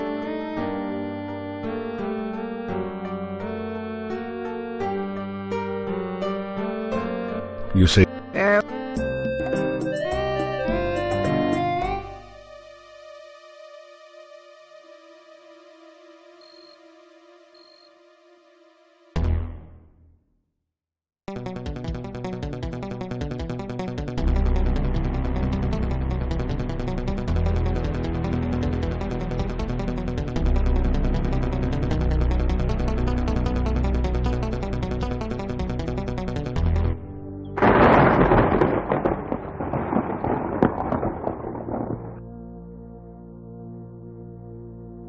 You turn the large...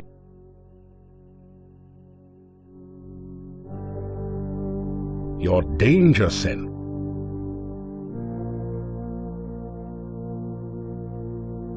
The small key...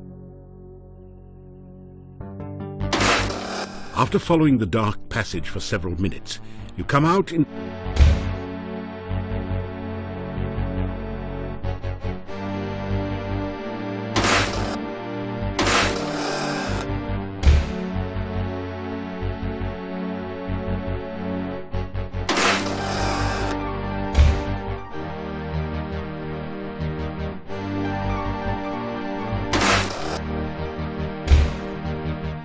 The stone...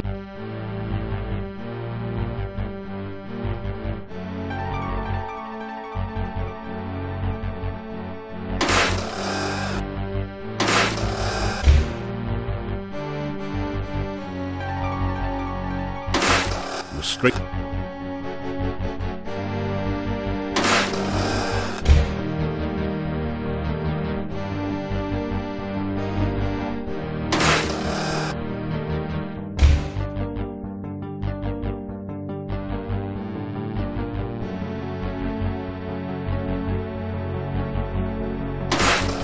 You are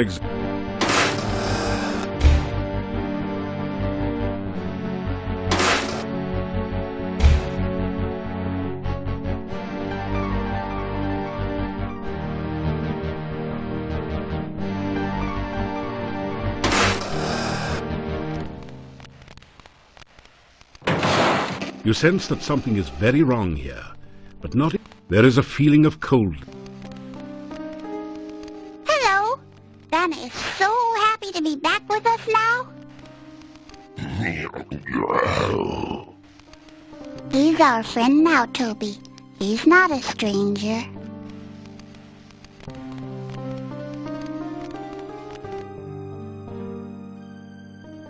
You tell about Erana's staff and how it can make Tanya back into a real little girl again. I like the staff. It always made such pretty flowers in town. You say it will make me all better and I won't be a bad thing anymore? You nod your head. Oh, Toby, I can see my mommy and daddy again.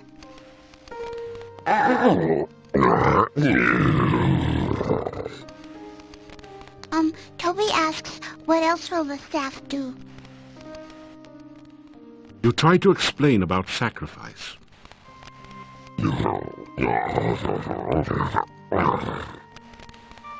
Toby says he understands. He says you should take us to the staff now, so I can be with my mommy and daddy again. Oh, it feels weird here. Kinda happy. Icky. I'm scared.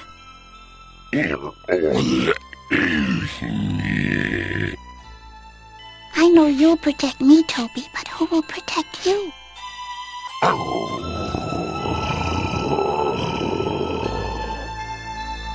Okay, Toby. I'll protect you. You cast the ritual of release.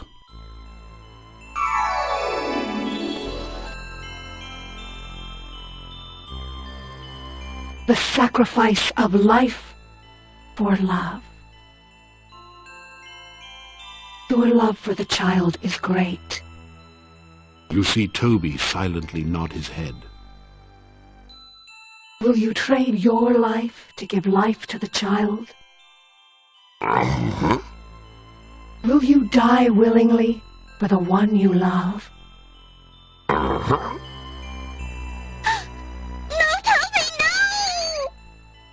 So shall the sacrifice be done.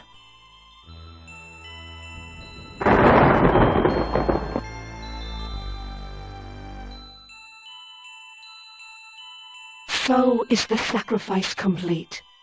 I am again the staff of Erana. I'm so sorry, Toby.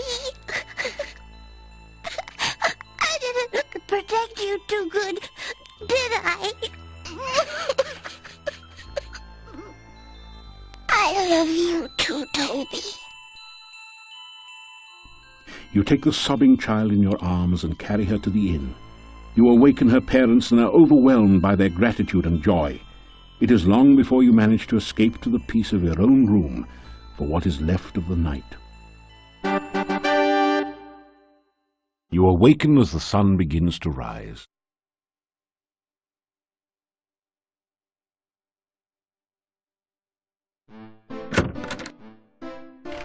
I must thank you for saving our Tanya. You have brought joy again into our lives.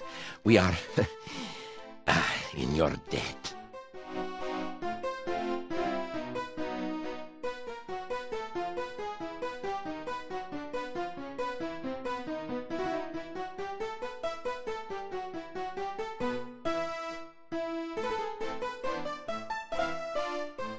It's sausage and peppers fried with garlic. I don't know how we can ever thank you enough. It's such a joy to have my little Tanya home again.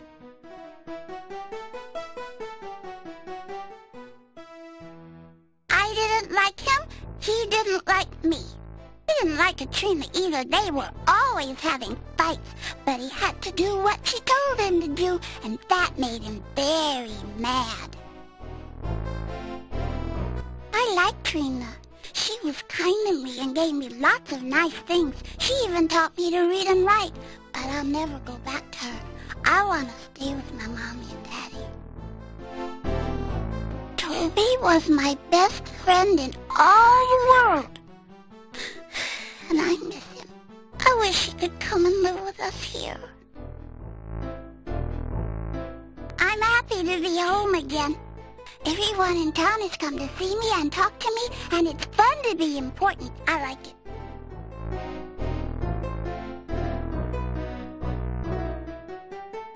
You tell again how Toby sacrificed himself for Tanya. He may have looked like a monster, but he obviously had a heart and mind of great kindness.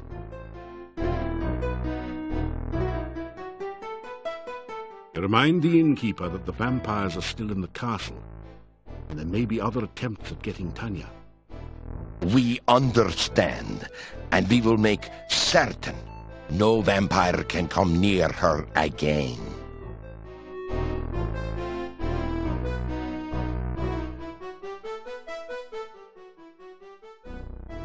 My Tanya is her cheerful, loving self again.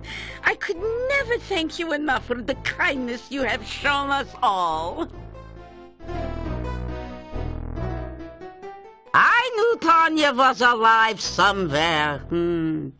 I never lost hope that she would return. Bella, you heard his story. Tanya was dead, an undead, a Nosferatu. She is fine right now, isn't she? As long as she's alive and well, what does it matter? I don't understand with all this talk about vampires and Tanya. She has returned healthy and happy, and this is what's important. Of course, I will never forgive the woman who stole my baby from me. Still, I think I can understand her a little bit. I, too, have always wanted a child such as Tanya. I am only overjoyed to have my Tanya back.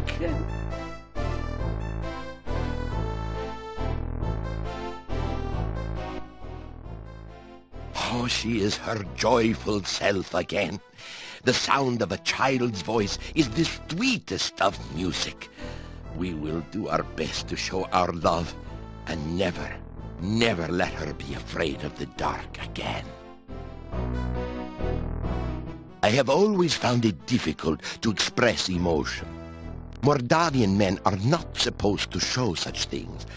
Yet I cried freely when you brought Tanya back to us. I cannot remember ever being so happy.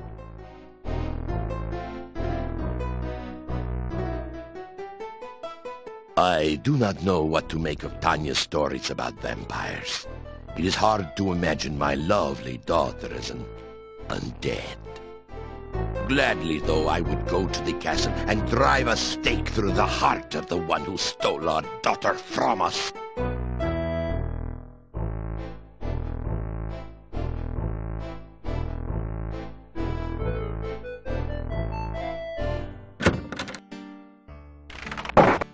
You have brought real joy to Mordavia by bringing Tanya back.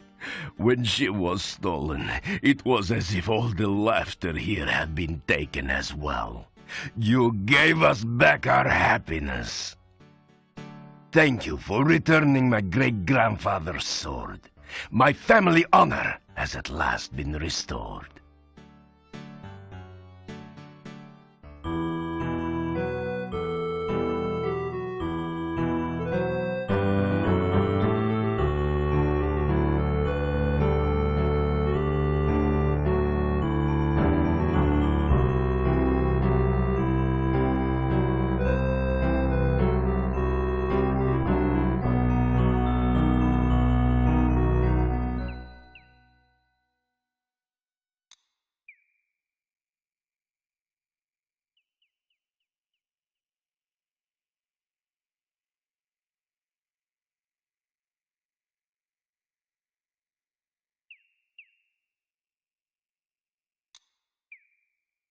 Welcome again to the gates of the Castle Borgov.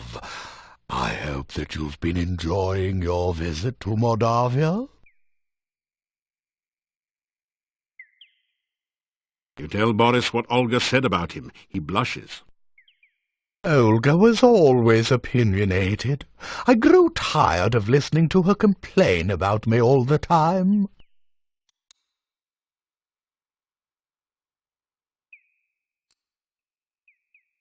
My wife has been gone for many years now.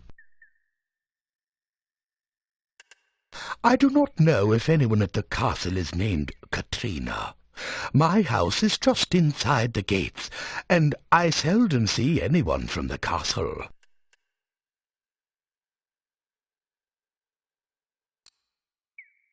Good luck, and may your feet move faster than the thing that chases you.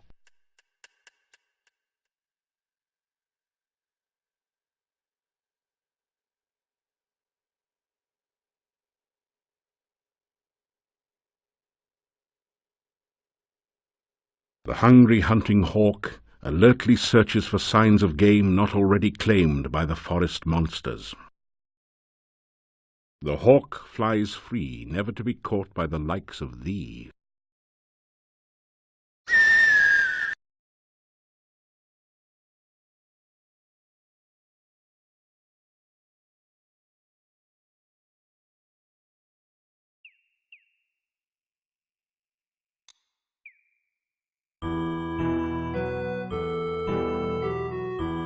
After some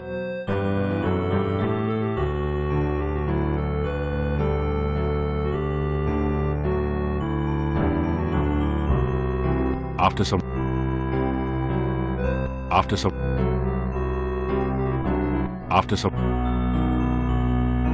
After some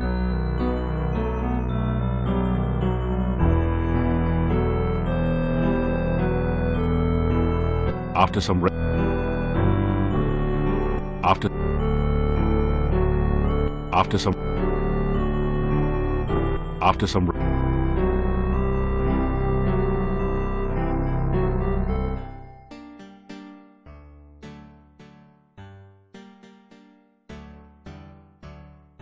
You hear movement on the other side of the door. After a few minutes, you hear someone removing the bar and unlocking the bolts on the other side of the door.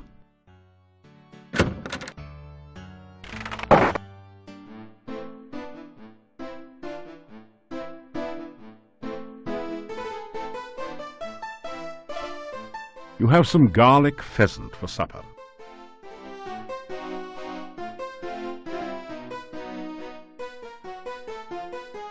You never... If you...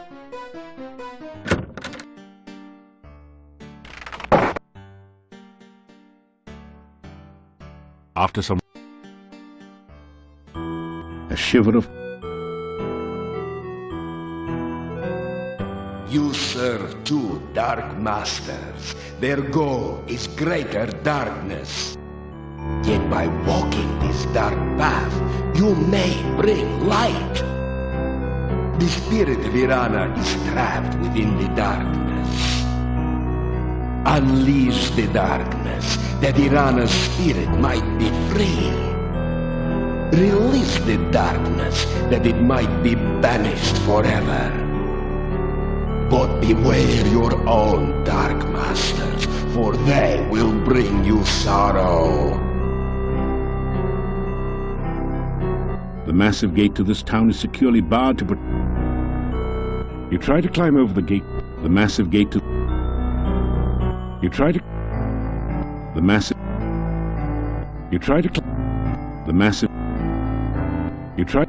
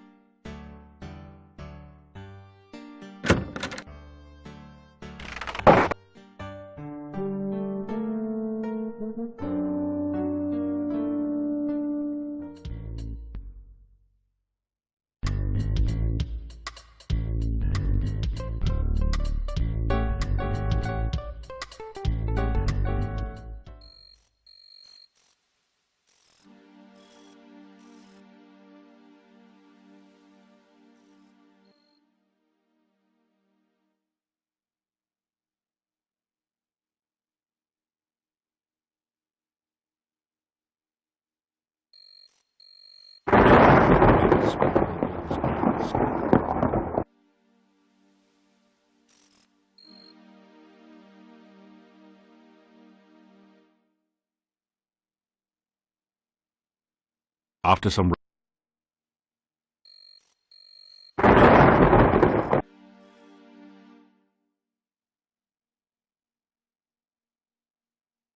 rest,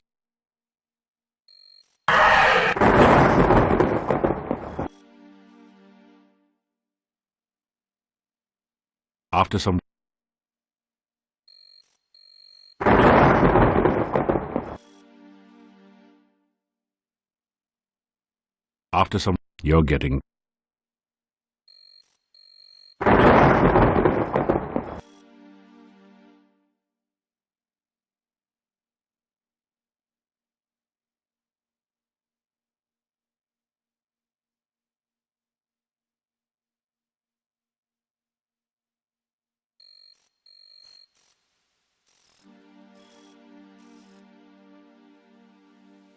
some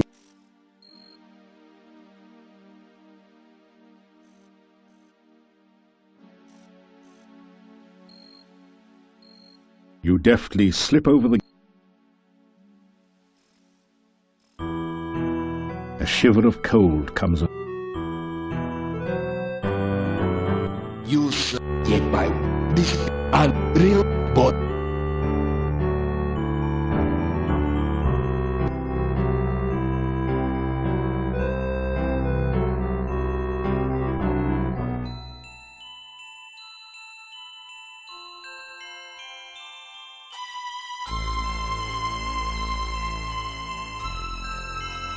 You are walking in the land of dreams, searching for something. You sense the nearness of Erana and feel her gentle presence beside you. You turn to her and see tears in her eyes. You feel sorrow and an incredible sense of loss and reach out for her.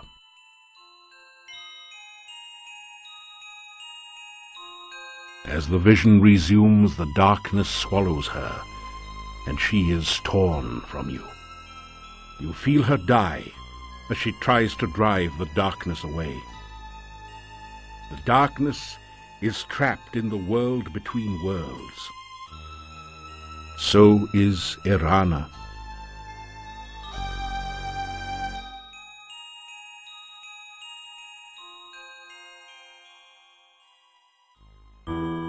You gradually wake, shaking off the shreds of dreams that cling to your memory.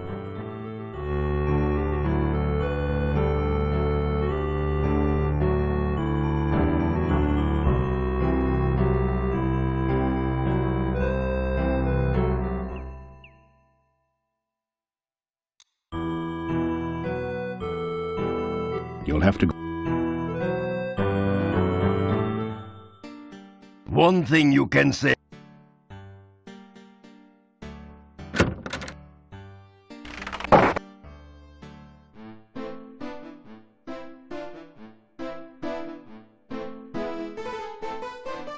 It's a garlic soufflé, Mordavian style.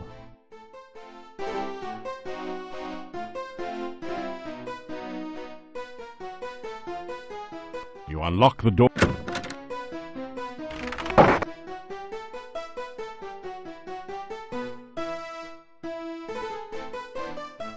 After some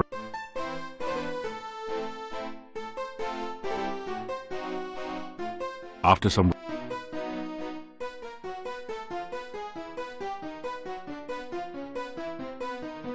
after some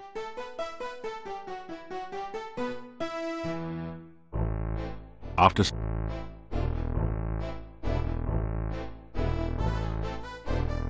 after some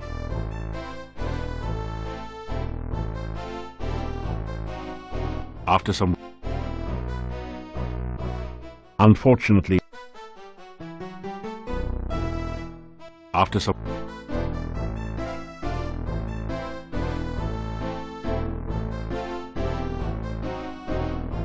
after some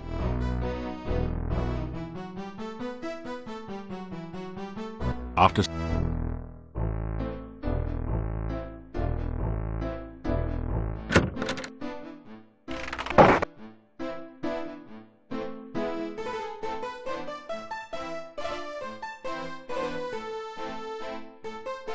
you get a fine meal of roast duckling a la garlic.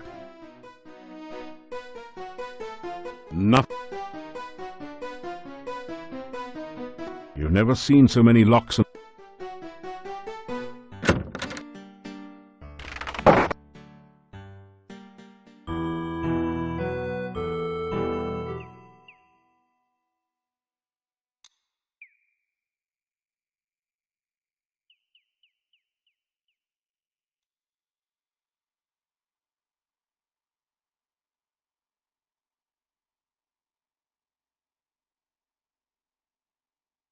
After some rest,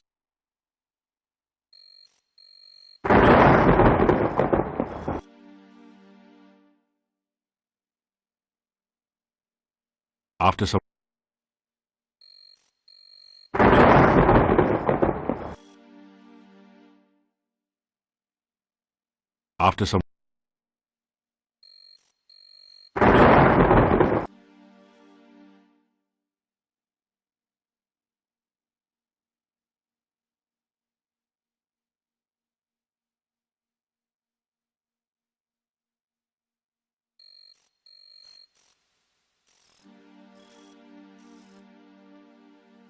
you deftly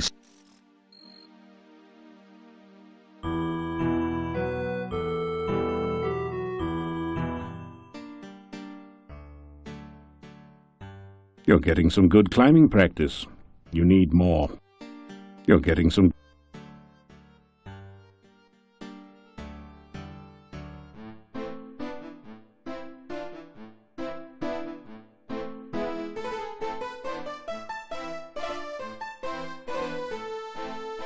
You awaken as the sun begins to rise.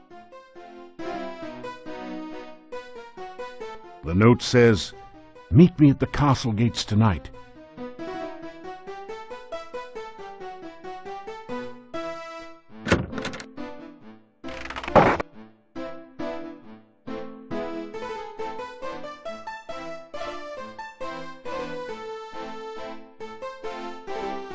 You eat your plain...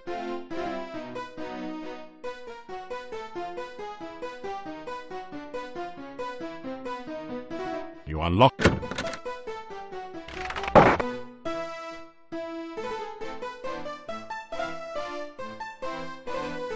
After some...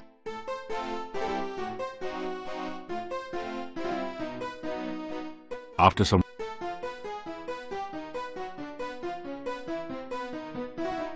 After...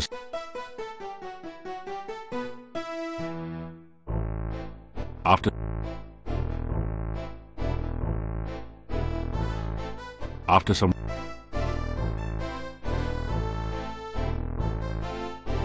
After...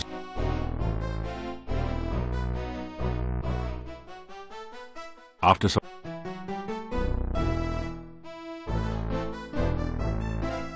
After some rain...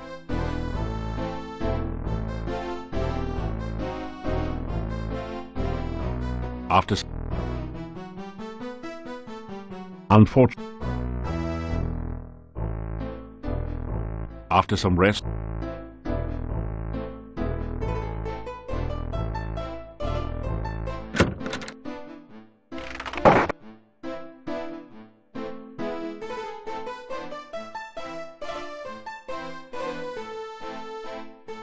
Dinner tonight is garlic stew with vegetables.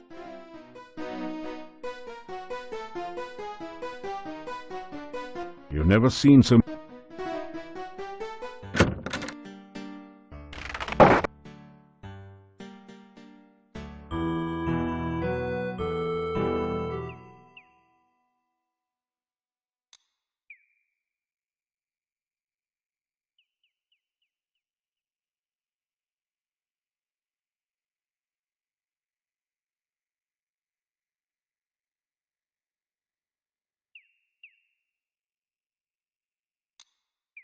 Hello again.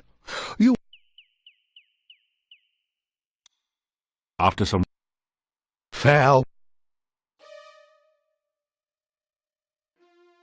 Suddenly you have a terrible feeling of peril. You recognize Ad Avis, the evil wizard whom you thought you had killed in Rasir. Somehow, he has returned to life. Thinking back, you recall how Ad Avis once brought you under his control. You realize that you must avoid looking into his eyes at all costs. How nice of you to come. I'm afraid I accidentally signed the wrong name to your note. It's been ages since we last met. Come here and let me look at you. You have no power against one such as I. Let's play a little game of fox and hound, shall we? I have summoned the hounds of death. Now we shall see whether you've kept up with your running lessons.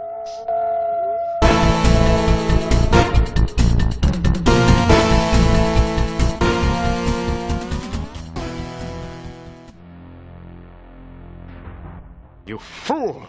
Did you really believe you could get away from me? I have you now, and you will pay for my death.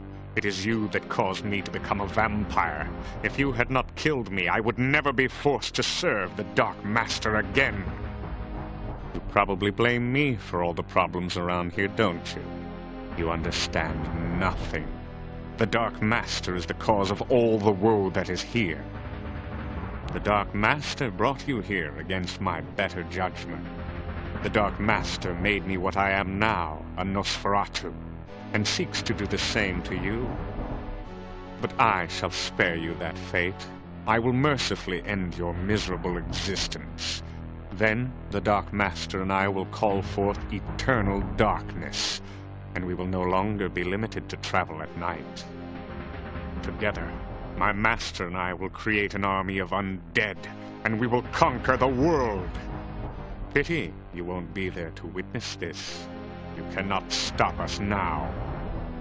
You will never find your way out of this dungeon, and only a stake through the heart or more magic than you will ever have can stop us. You will die, knowing that you were destroyed by the Dark Master. The sun now rises, and I must go to my rest. You too shall rest. I will not allow you the chance to escape your fate, or to use that stake and hammer I torment you with here.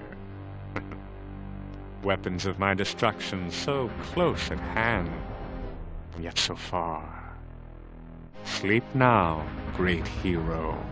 Tomorrow, you die.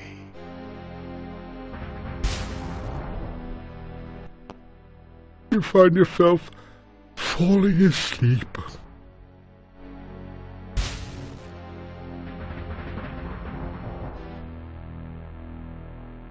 You wake up from what you thought was a nightmare, only to discover that it's only too real.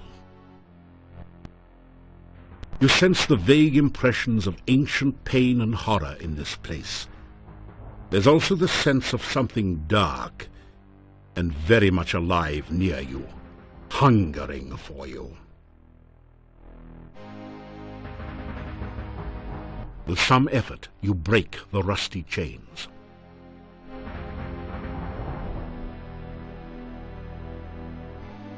You pick up the heavy hammer and store it in your pack. You take the wooden stake and stake its claim in your pack.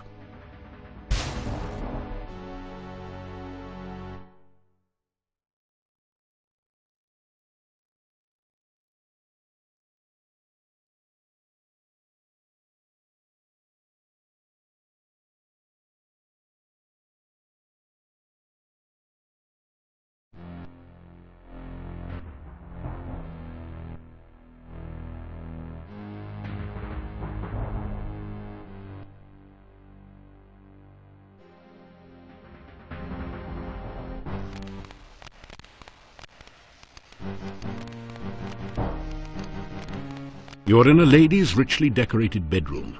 The coffin, where there should be a bed, seems a bit out of place, but there's no accounting for tastes. You sense deadly danger here, to your body and your soul.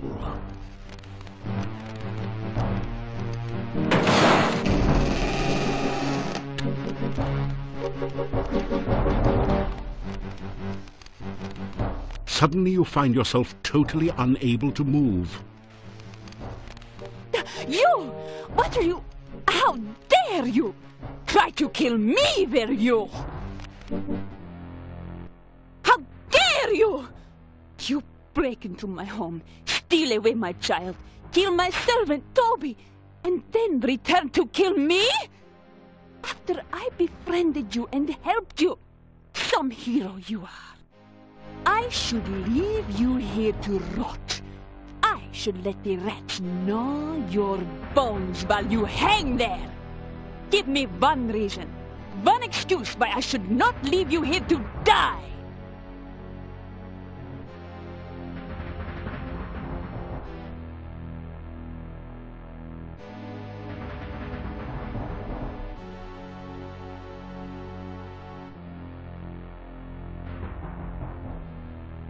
Tell how you returned the child to her parents and how happy she is now. I loved her. I gave her everything she ever wanted. Toys, Toby to talk and play with. She was no longer afraid of the night. She was happy here. Tell Katrina that Tanya is happy now. You think it was wrong of me to take her from her parents? They ignored her. They never gave her anything. I gave her everything. You remind Katrina that she did kill Tanya. Killed her? I lifted her to a new life. One where she would not have to fear growing old and ugly. One where she would never have to die again. You were the one who killed her! Returned her to fear and age and to face death again. I loved her. And she loved me.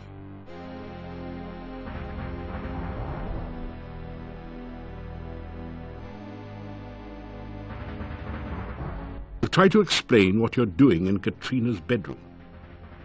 Trying to find an exit from the dungeon? Just couldn't pass up a chance to look at the helpless vampire, could you? Funny place to look for an escape route, wasn't it?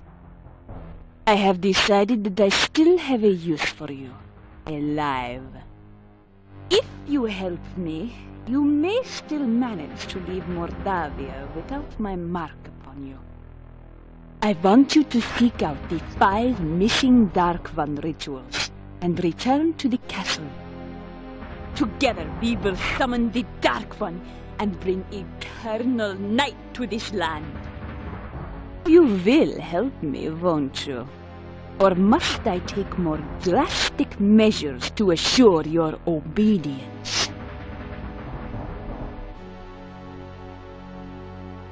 You tell Katrina that you'll do anything, anything at all, if she'll just let you go and not rip your throat out. Very well. But because I can never completely trust you, I will make certain you carry out my bidding. By my will, I guias thee. Thou shalt seek the heart ritual of the Dark One. Thou shalt seek the blood ritual of the Dark One. Thou shalt seek the breath ritual of the Dark One. Thou shalt seek the bone ritual of the Dark One. Thou shalt seek the sense ritual of the Dark One. Return with these rituals ere 3 nights pass, lest ye suffer. Thus is your guess. So go and return with the rituals soon. I would not want you to suffer after all.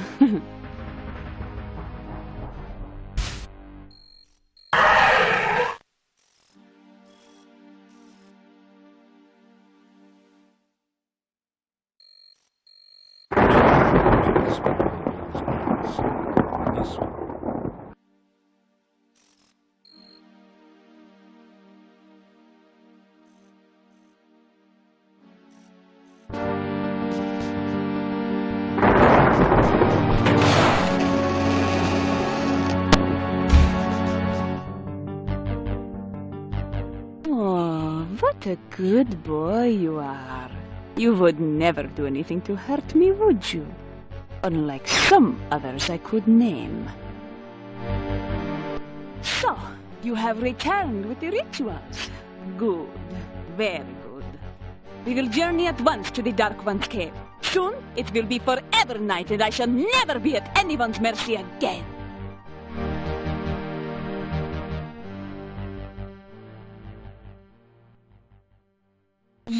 Avuzel, hear me, great Dark One. Open thy mouth that we may enter. Open thy mouth that will swallow us all. Open thy mouth of darkness, Ya Avuzel.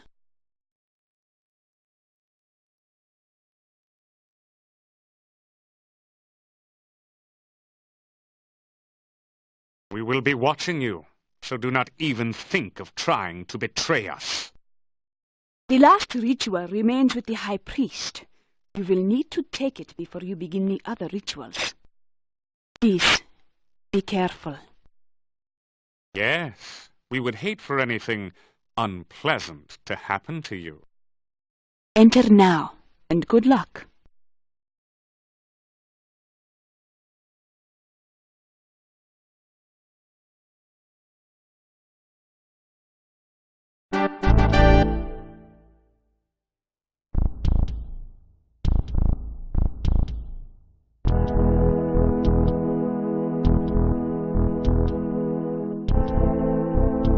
You see an old leather-bound book.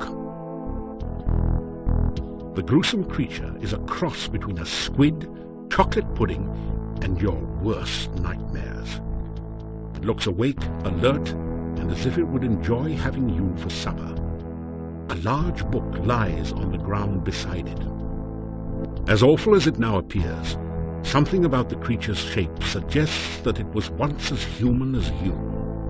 Something truly terrible must have occurred to change it to its current shape.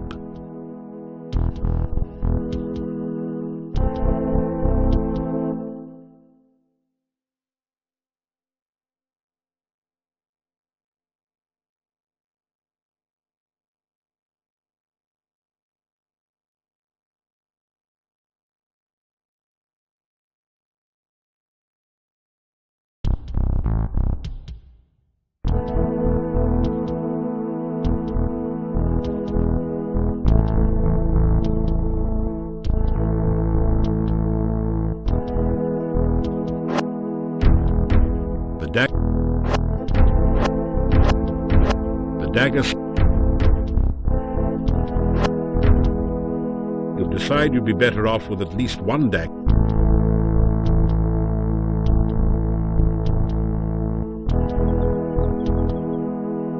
Casting frostbite on a defenseless blob creature?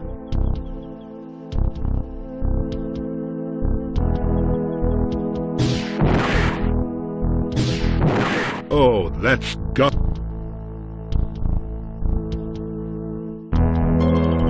The creature quivers.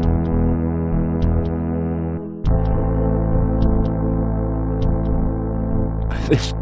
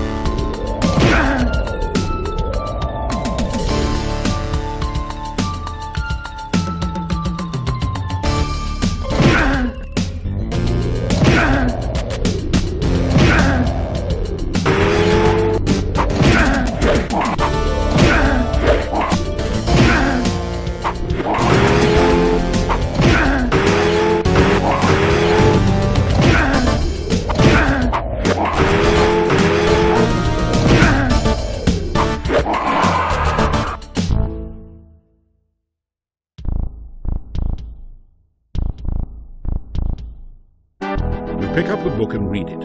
It is the diary of the last boyar. It seems that the thing in the pit was the last boyar. Being a servant of the Dark One didn't do much for his looks or disposition. On the last page is the thing you have been searching for. The Ritual of Essence. Now you have all the rituals, and the summoning of the Dark One can begin. The book crumbles into dust in your hands moments after you memorize the final ritual.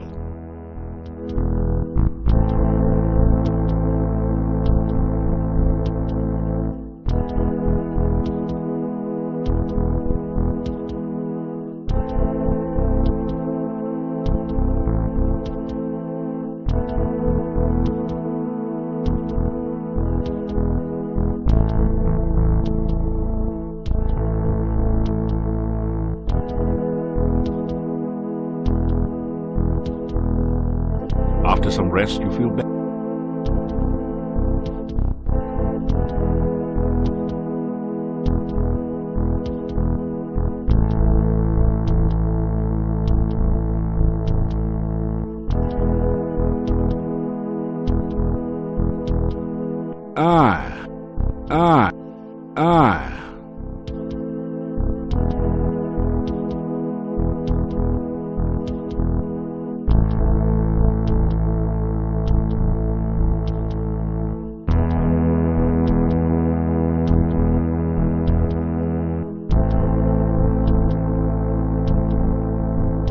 There's nothing in the torch holder.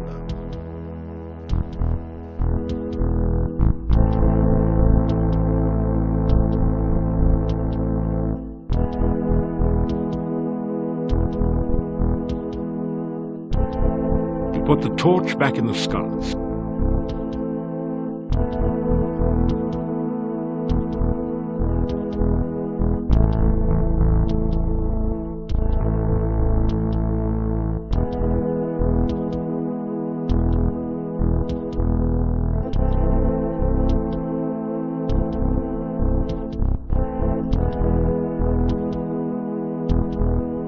That didn't do it. There are lines in the sand, as if it is being used in the past to form pictures. There is no apparent pattern to the lines at the moment. That didn't do anything.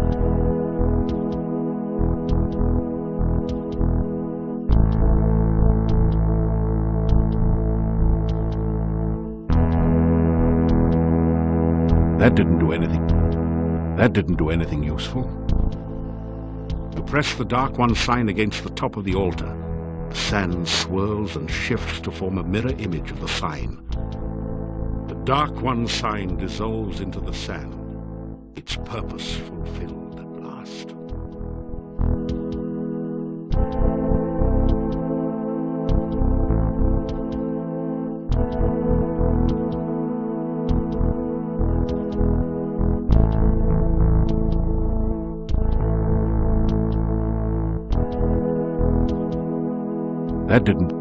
That didn't do anything useful.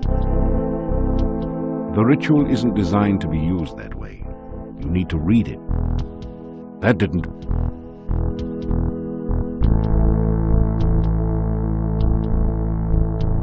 That didn't. You unroll the scroll containing the bone ritual. The words are visible at last, and you begin to perform the ritual. Ya Avuzel, Dark One, come! I stand among your massive bones. Let your skeleton once more be filled with your presence. The rocks of the cave creak and groan around you, as if forced to bear some massive weight. Ya Avuzel, take shape once more in this place that is your home. Stand again among us. The bones near the altar start to sway and move, as if a massive wind was blowing change through the cavern. Ya Avuzel, Dark One, come. As you complete the ritual, the scroll turns to dust in your hands. Suddenly you realize that the nearest bones have formed into a cage and are closing around you.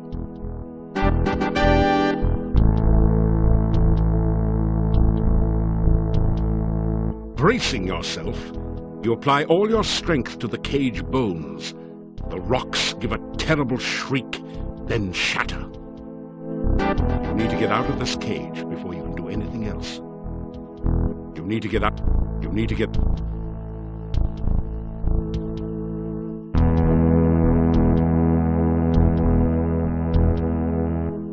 You need to get out. That didn't... You need to get out. You need to get...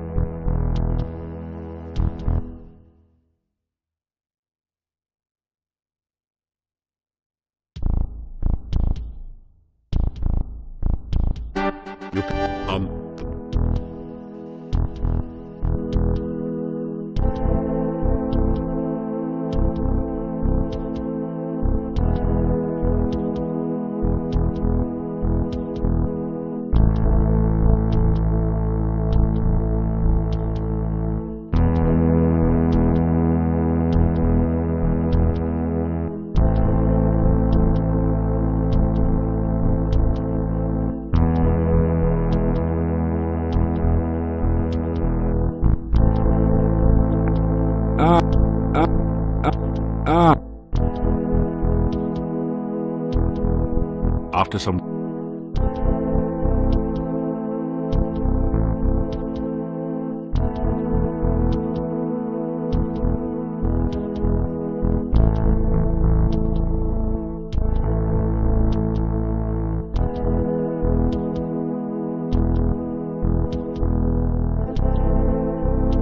Put the...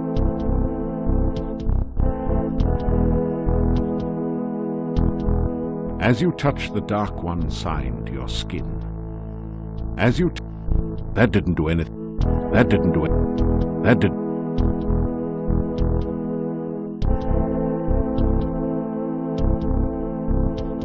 That didn't... That didn't...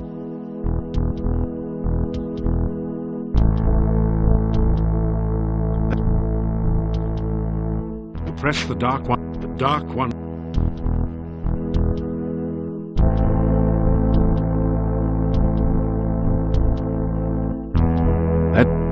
That didn't do.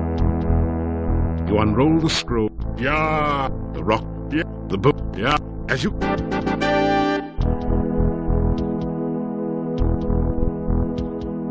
You are in a large cave.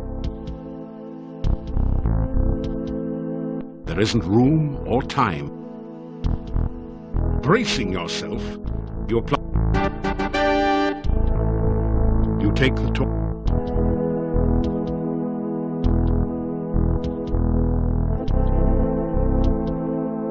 You force...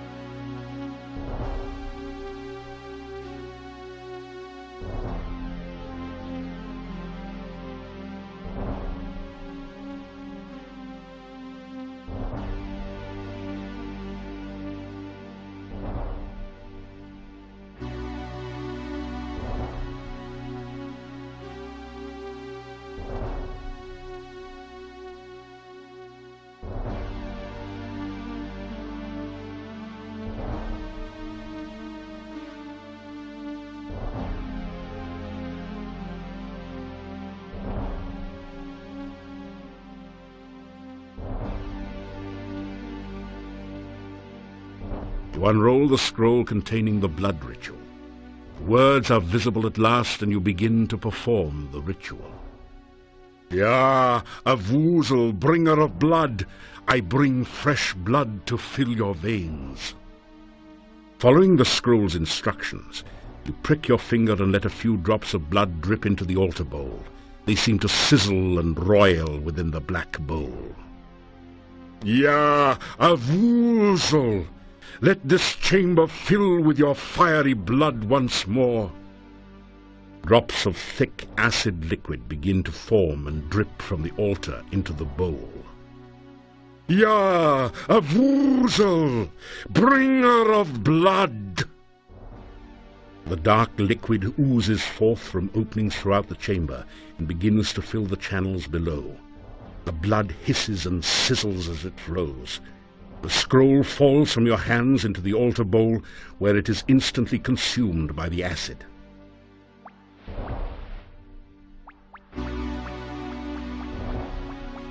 A thick, putrescent liquid now oozes and flows through the cave. It looks highly corrosive and in general like something you'd best avoid.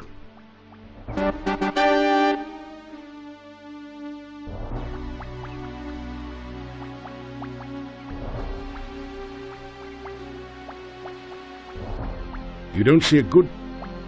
You don't see... You can't reach... You don't see a good place there to catch with a grapnel. You don't see a good...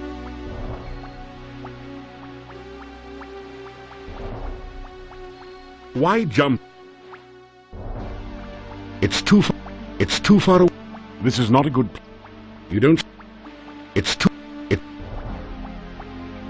You don't see a good place. You miss. The grap...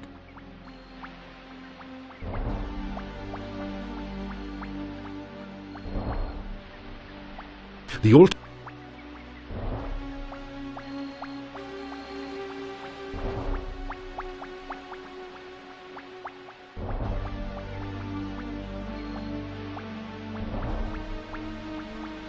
You can't...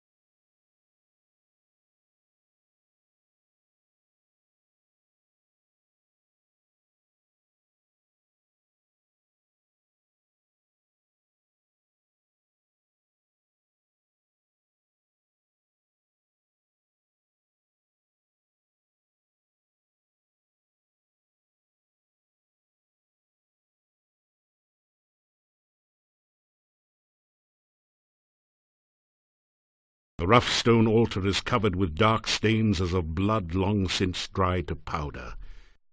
It's another valve or sphincter, much like the one through which you entered. You can't get this valve to move.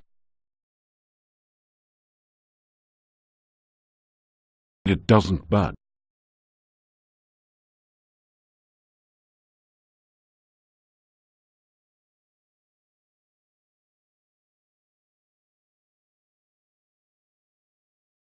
You unroll the scroll containing the breath ritual. The words are visible at last, and you begin to read the ritual. Ya, a woozle of the breath of night, I shall come to draw forth your breath in the song of shadows. On the most right horn shall I begin thy song. The shadows of darkness gather. Ya, a woozle, then shall I play on the leftmost of three. The wind shall come forth among the shadows. I shall bring breath again unto thy centre. The wind of darkness blows all before it. Ya, a woozle of the breath of night, I shall sound the final note on high. The shadows of darkness shall rise again. You sense an awakening and a waiting within the altar, as if it is alive and expecting something more.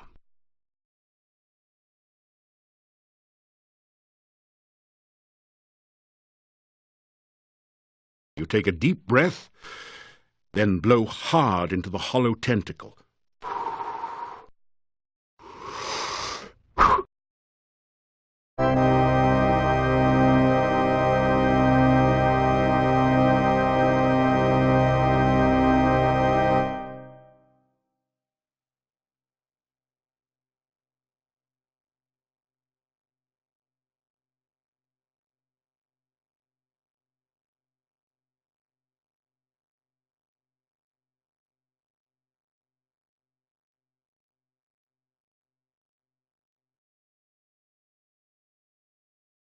You take a deep breath, then blow hard into the hollow tentacle.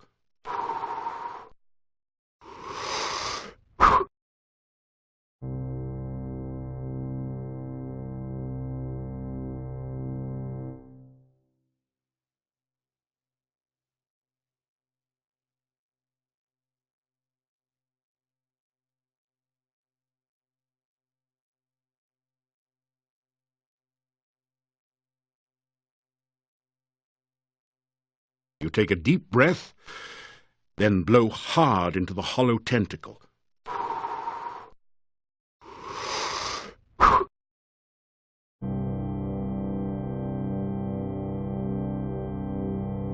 You straighten out your...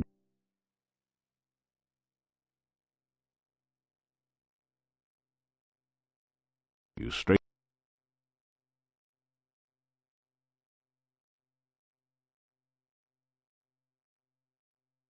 You take a deep breath, then blow hard into the hollow tentacle.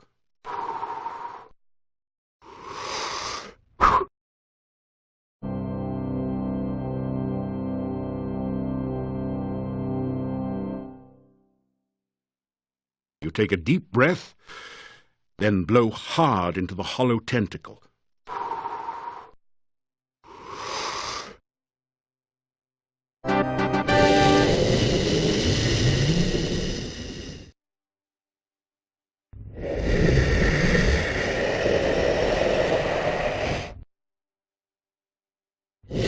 Stop.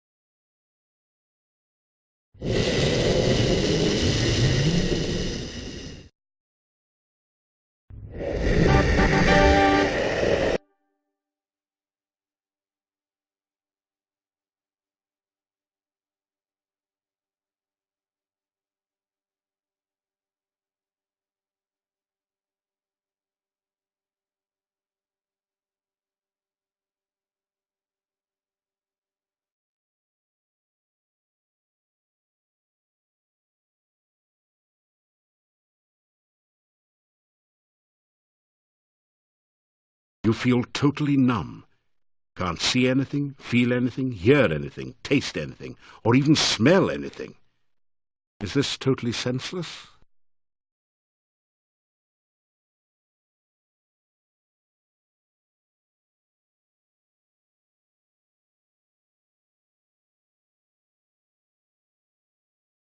Wait. You just felt something, hard and round with some spiky bits sticking out. Your sense of touch has returned.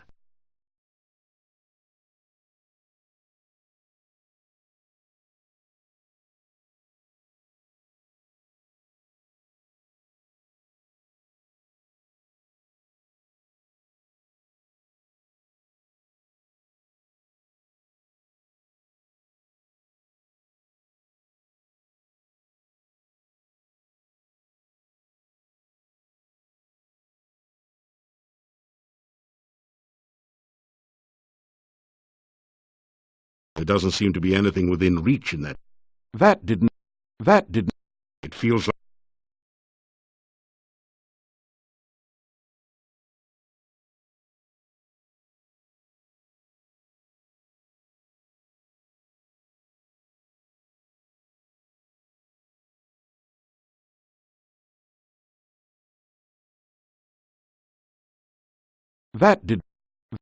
There doesn't seem to be anything with...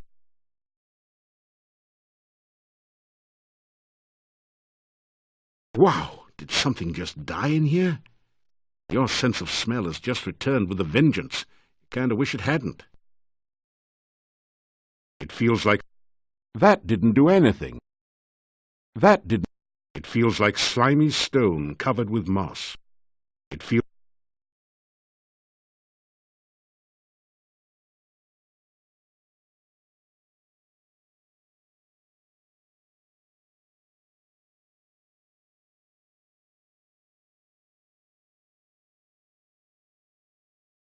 You hear a loud, almost explosive pounding and something like rushing water. After a moment you realize that you're hearing the sounds of your own heartbeat and of the blood pulsing through your veins. You stand still for a second until the sounds subside to a dull throb. You can hear again.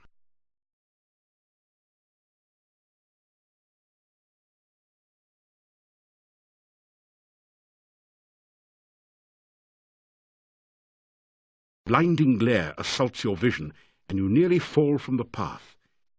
It's as if you're staring directly at the sun. After a bit, you still see stars. Now at last you can see the cave you're in. Ahead of you lies the altar.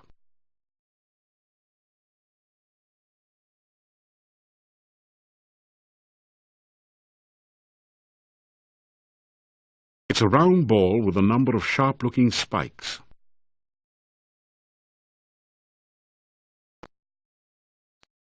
The rounded spur of rock reminds you of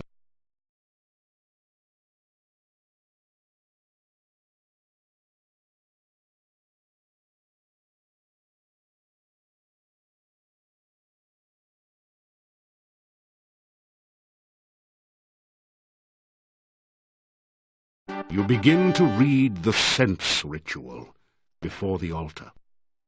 Ya Avuzel! Dark calls unto darkness. Reach out thy tentacles to feel life again. Let the sense of this world permeate thy smell. Ya Avuzel! The sounds of our world are loud in thine ears, to do with what thou will. Let the light and shadow of this world enter thy sight. Let thine own shadow of darkness cover the world without the need of light. Ya Avuzel! Dark calls unto darkness. As you complete the ritual, the scroll turns to dust in your hands. You hear a crackling noise and see flashes of lightning from the dendrites as the smell of ozone permeates the air.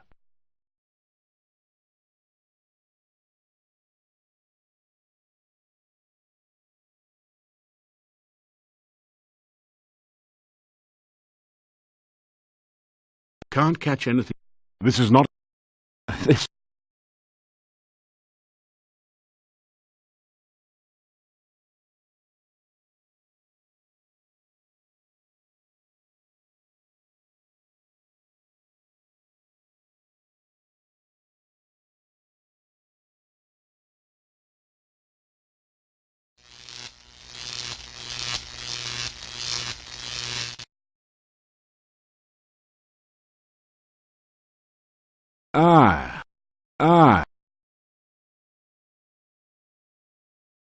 Why would you...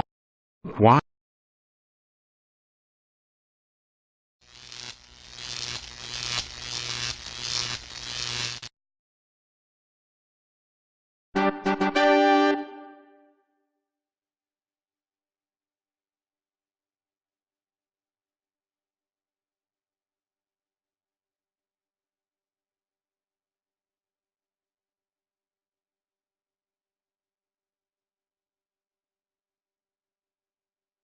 That feels good. Just what you needed to relieve. After some rest,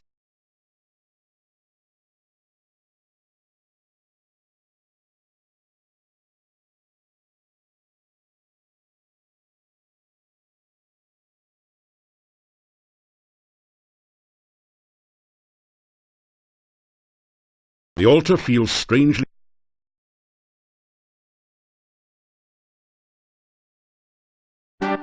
You unroll the scroll containing the heart ritual.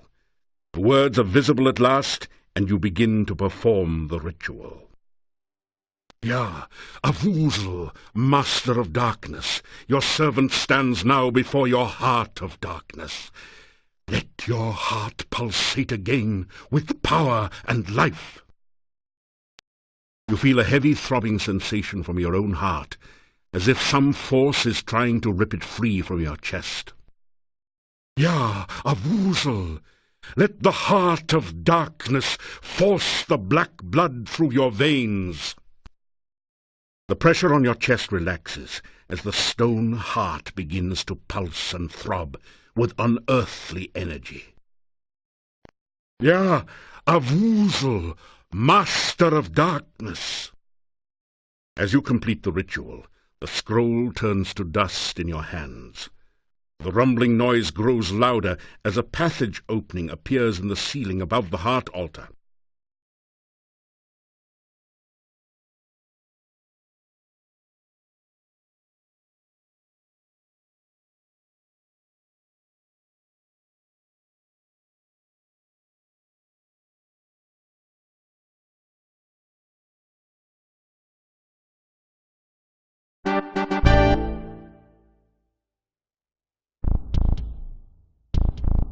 Very good. You have succeeded where many have failed. Begin the final ritual. Soon the darkness will return to this land, and I will never lie helpless in my coffin again. Summon Avuzel and free the shadows of darkness. Enough talk. Let's get this over with. I do believe you are jealous. Is that because this hero stopped you from summoning Iblis so long ago? You resent the fact that I triumph while you fail, don't you? I only wish to begin your moment of triumph, my dear Dark Master. Very well. Let the final ritual begin. You begin to recite the final ritual. Yah, Avuzel, we summon thee. Cold chill fills you, and you feel as if your blood was being sucked from your veins. Still you continue. Oh, great Dark One, enter the world of light. You feel as if your feet were slowly and painfully dissolving into the floor as if by acid. Somehow you continue the essence ritual. Oh, shadows of darkness, enter the land of the living. Your arms feel as if they were frozen, locked forever holding this paper. You continue to speak because you have no other choice. Oh, Master of the Forever Night, return to your own body and live again. Your head aches, and it's getting incredibly difficult to concentrate. You can barely intone the last words of the ritual. Yah, Avuzel, we summon thee. Yes! Yes! The spell is completed, and Avuzel awakens. Darkness will fill the land, and we will never flee the sunshine again.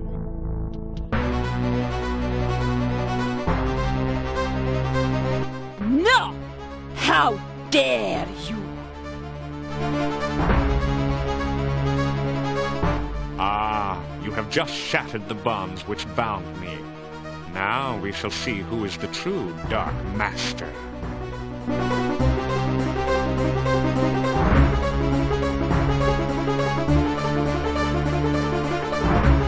I am still a far greater master of magic than you. I am a far more powerful vampire than you. Do you really think your spells can harm me? Guess again. But my dear Katrine, I do not need to cast spells at you to destroy you. I intend only to destroy my enemy, the one you seem so fond of. Can I die? No! I will not let him die!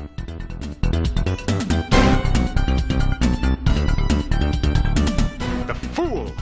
I knew that Avuzel would be attracted by that spell. Now Katrina will have all the darkness she so desired, and much, much more. Ah, the first part of my vengeance is complete. Now I can enjoy fully watching you die slowly, painfully. The tendrils you clutch so desperately are starting to slip through your numb fingers. You cannot hold on much longer. Still, there is a fire burning inside you as you realize that Katrina truly cared for you. You know that you must stop Adavis once more and forever, and prevent the Dark One from fully entering this world. There's no place you can run to, and no place for you to hide. Soon there won't even be a place to stand upon. Getting worried, great hero?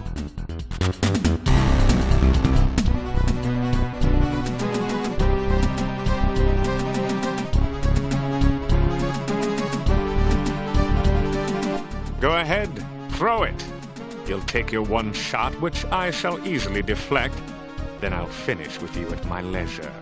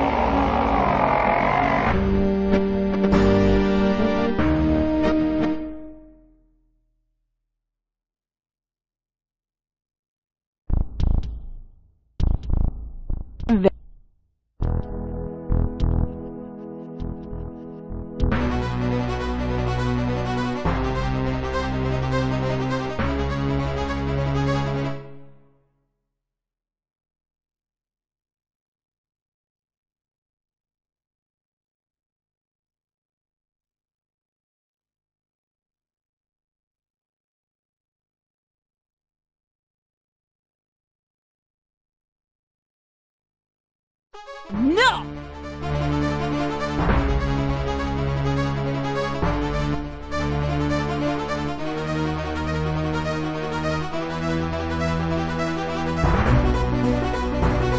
I am...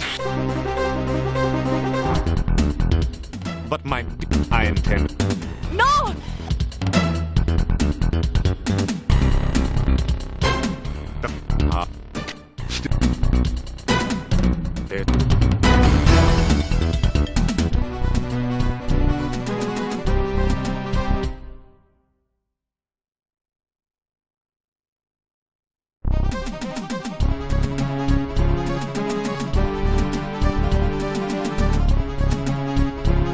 Go ahead. You don't have time to... You tell the ultimate joke about the wizard and the farmer's daughter. That's a killer. You think to delay your demise by telling stupid jokes? That wasn't even funny. Despite his protestations, Adavis begins to laugh. In a few moments he's doubled over, still laughing uncontrollably. Now's your chance!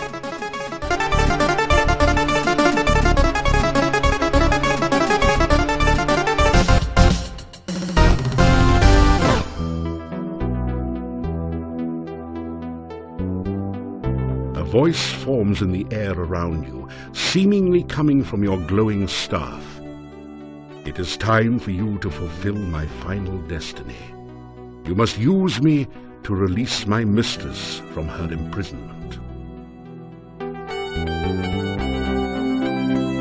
You touch the staff of Erana to the crystal.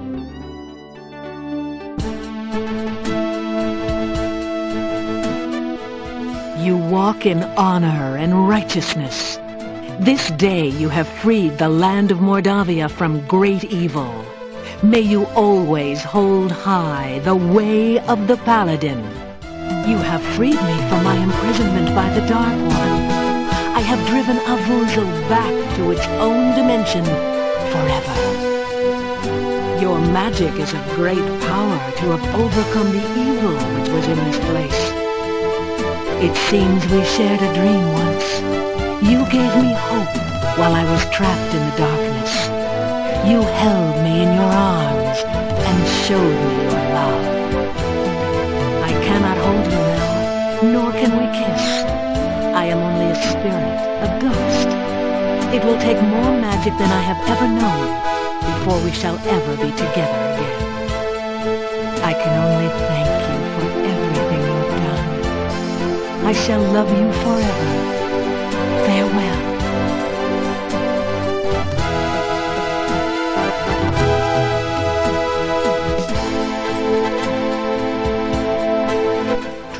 pass from the final encounter in the Dark One's cave. Your friends and acquaintances in Mordavia hold a party in your honor at Castle Volga. So even as we speak, the swamp is drying up. Soon the pass will open, and we may trade with the outside world. NAFTA, NAFTA, because we have to. We can finally sell our produce to others. Yeah, we'll export garlic to all parts of the world. Everybody will be stinky. We can even import an elephant or two, just for old time's sake. The king has sent word that I shall be the newly appointed warrior. Castle Borgov will again protect and guard Mordavia. He could not have chosen a worthier person for the role. And I mean that sincerely. We have gathered here to thank this hero.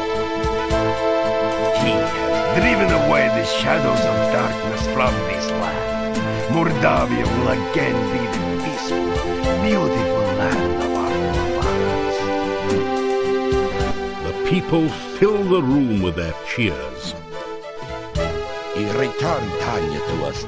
For that, we shall be forever grateful. He proved that dreams can be real if you work to make them so. He brought me back to my mommy and daddy, and you know what? They weren't even mad at me. Everyone again gives a cheer of happiness. Igor be engraved if not for hero friend. Instead of redhead, Igor be deadhead. Little graveyard humor there. I would have been burned at the stake only because I am a gypsy, if this hero had not befriended me. That's because some people whose names I won't mention, but you know who you are, spread nasty rumors that gypsies were werewolves. How foolish to believe such things. There are many here who owe their lives and happiness to this hero. In a land with a history of great heroes like Pyotr and Irana, he is one of the greatest. Again, the hall is filled with cheers of excitement.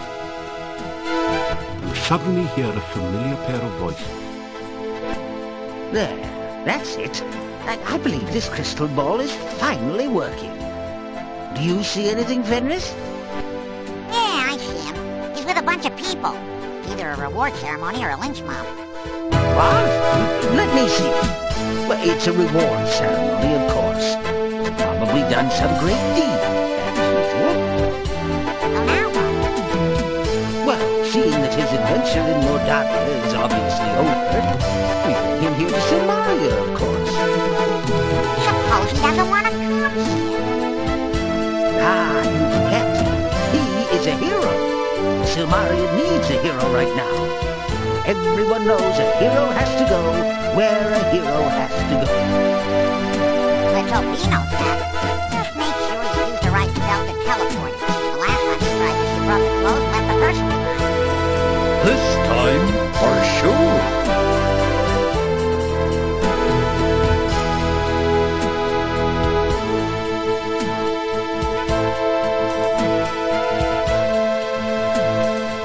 Congratulations. You have successfully completed Quest for Glory, Shadows of Darkness with the maximum possible score. We welcome you to the ranks of the few, the proud, the true heroes. If you have not already done so, we encourage you to play Shadows of Darkness again with the other character types. Many of the puzzles are different or have alternate solutions. In the meantime, you are already a winner. Please insert a writable disc in your floppy drive to save your winning hero for use in later Quest for Glory games.